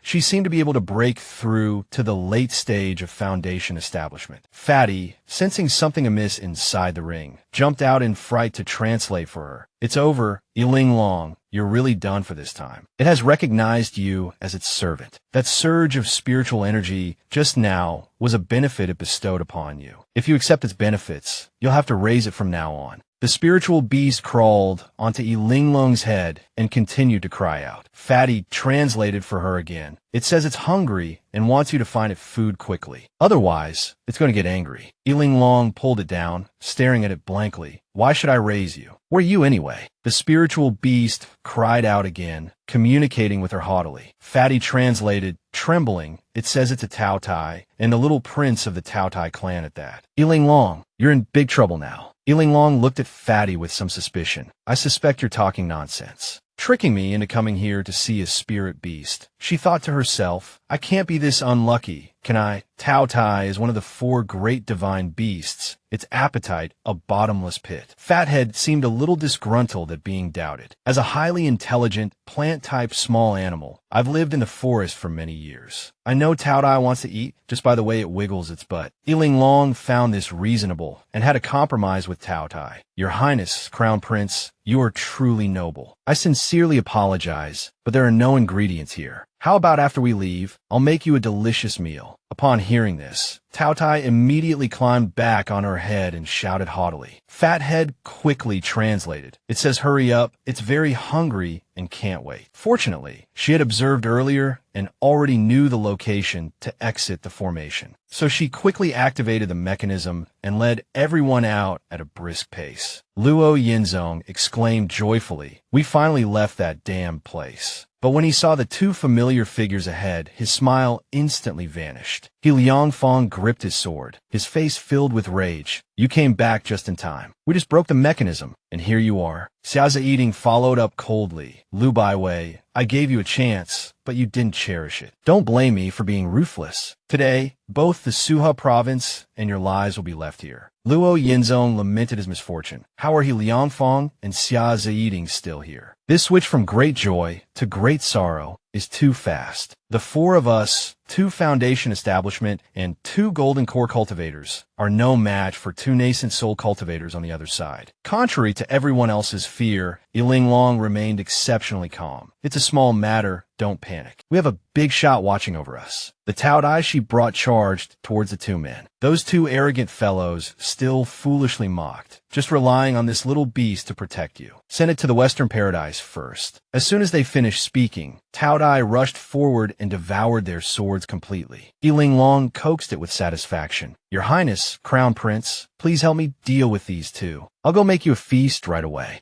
The 2 men looked at the hilts remaining in their hands, utterly terrified. What in the world is this thing? How are its teeth so sharp? Linglong happily started grilling meat. "It just so happens that I have no shortage of demonic beast corpses in my storage ring. Let me grill a meal for your Highness." Crown Prince, 5th senior sister, Luo Yinzong, quickly go help the Crown Prince. "You, 5th senior brother, and I will grill the meat." Lu Baiwei flattered. "The Crown Prince is the most powerful, number 1 in the world." While Luo Yinzong yelled like a little tattletale. "Crown Prince, hurry up and eat them quickly. Don't let those 2 villains escape." "Oh no, they're going down to the 5th level." The 2 arrogant fellows, tails between their legs, were about to flee. Liangfang urged Xiaozi Eating, "Quickly activate the mechanism." Xiaozi Eating remembered that the last time Liangfang touched the treasured sword, the mechanism here was activated. As long as they continued to activate the mechanism, even if this little beast wanted to eat them, it would have to think twice. So, he drew his sword to provoke Tao Tai, arrogantly shouting, "Come on, come and eat us. As a result, Linglong's face ended up practically touching his as she directly pressed the stop button for the mechanism, preventing their escape. Xia hadn't expected Linglong to deactivate the mechanism, and his expression immediately turned ugly. Linglong told him without hesitation, "It was written in the original work. I knew from the beginning that nothing would happen the first time you touched me." Her explanation only confused Xia further. What original work? If you knew, why didn't you deactivate it earlier? Why did you deactivate it for me? Are we close? Trapping enemies is her specialty. Taotai was so hungry that it couldn't help but lunge at Xia again, but only managed to bite the sword, and Xia narrowly escaped. After finishing the sword, Taotai turned back and stared intently at Xia. Xia collapsed to the ground in terror, pleading repeatedly, "Too ferocious." It even swallowed a peerless treasured sword. "Don't come over. Help, brother save me." Faced with his brother's cries for help, Liangfang tore his life-saving talisman and saved himself, leaving only a heartless farewell. "I'll avenge you if I get the chance." With that, he vanished, leaving Xia dumbfounded. Seeing Lu Baiwei approaching, he started singing a love song. "No, don't do this. Save me. I'm your future husband. If I die, you..." Before he could finish his pathetic love song, Lu Baiwei interrupted him. "If you die, I'll immediately set off firecrackers to celebrate, set up a stage to hand out red envelopes to passers-by, and announce to the world that I've finally escaped from a good-for-nothing like you and gained my freedom." He still wore an expression of deep affection, wanting to know why she hated him so much. Lu Baiwei didn't hide her true feelings. "Because I know your so-called affection is just an act in front of the elders. I watched your performance for over a decade, watched you deceive my whole family. They'd rather believe you than me. I've seen you mercilessly kill. Precisely because I've seen it, I've had nightmares for months, desperately trying to escape, joining the Qingxuang sect without hesitation. But I'm still afraid that one day you'll extend your filthy hands towards my family, and I'll be powerless to stop you. So I just want you to die." At this, Xia dropped the act and burst into maniacal laughter. "I didn't expect to fail today. I've painstakingly planned for so many years, and it's all ruined today. Ruined by your little junior sister. Your intuition was right. I did have ulterior motives. If I had succeeded at the Liu family, everyone understood his intentions. No one wanted to hear any more." Linglong interrupted directly. "Are you done? Have you two chatted enough? His Highness is hungry and waiting for some fresh meat." Lu Baiwei chimed in with a smile. "Since His Highness has spoken, please enjoy." And so, the first piece of fresh meat Taotai ate was the traitor Xia. After eating the fresh meat, Taotai seemed very satisfied and cried out again. The chubby translator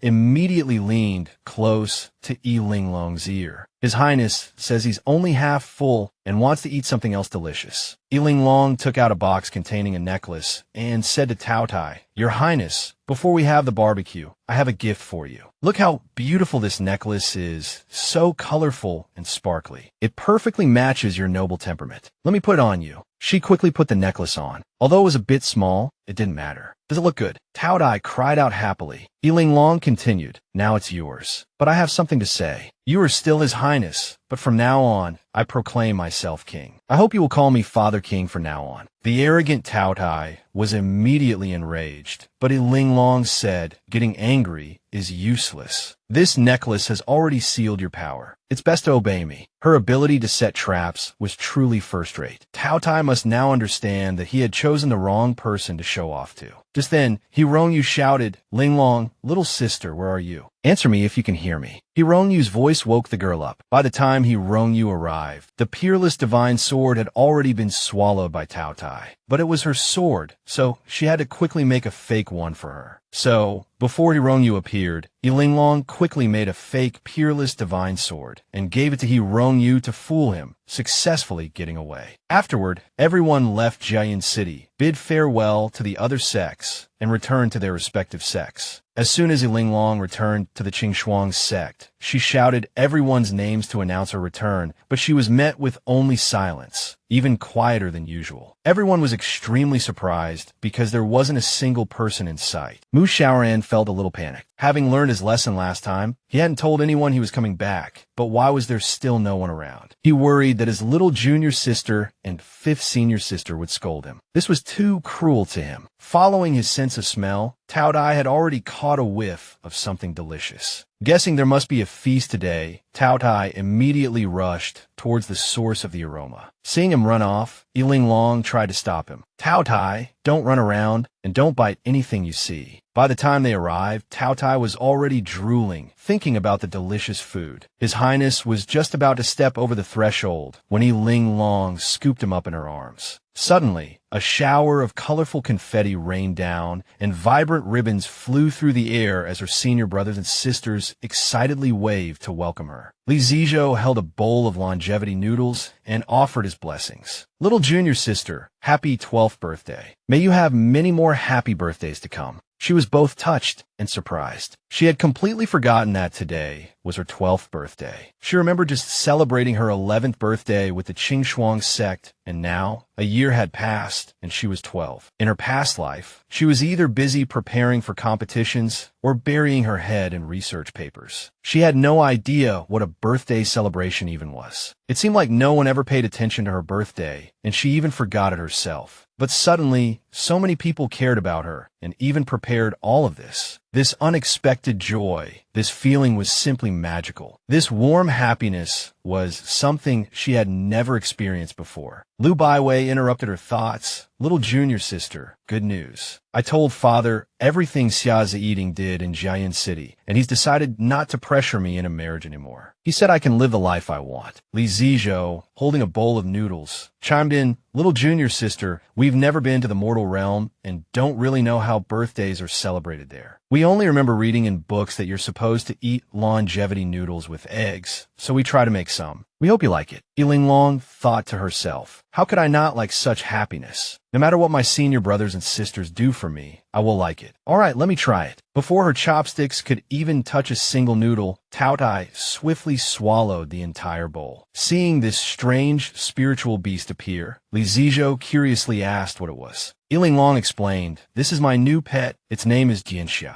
Although the longevity noodles have been eaten, the birthday celebration must still go on. These are birthday gifts from senior brother. They're all in this Chinquan bag. Then everyone took turns handing her their gifts. The gifts piled up high, and she was overjoyed. Having people celebrate her birthday with her, she truly felt happy. I'm really happy today, but that doesn't mean we can slack off. Now that I'm back, let's cultivate together later. As soon as they heard the word cultivate, everyone's expressions changed. Why was little junior sister so strict? For her, there was still a long road ahead, so of course she had to be this way. She firmly decided to continue leading her senior brothers and sisters forward in their efforts. She also needed to create more pressure for them to strive for a happy life in the future. This comic ends here. Thank you, senior brothers and sisters, for watching the final chapter of this comic. This comic is truly a source of smile vitamins. I hope everyone will recommend more works like this that can bring smile vitamins. That's all for today's content. Don't forget to like, comment, and subscribe to my channel to support my continued efforts.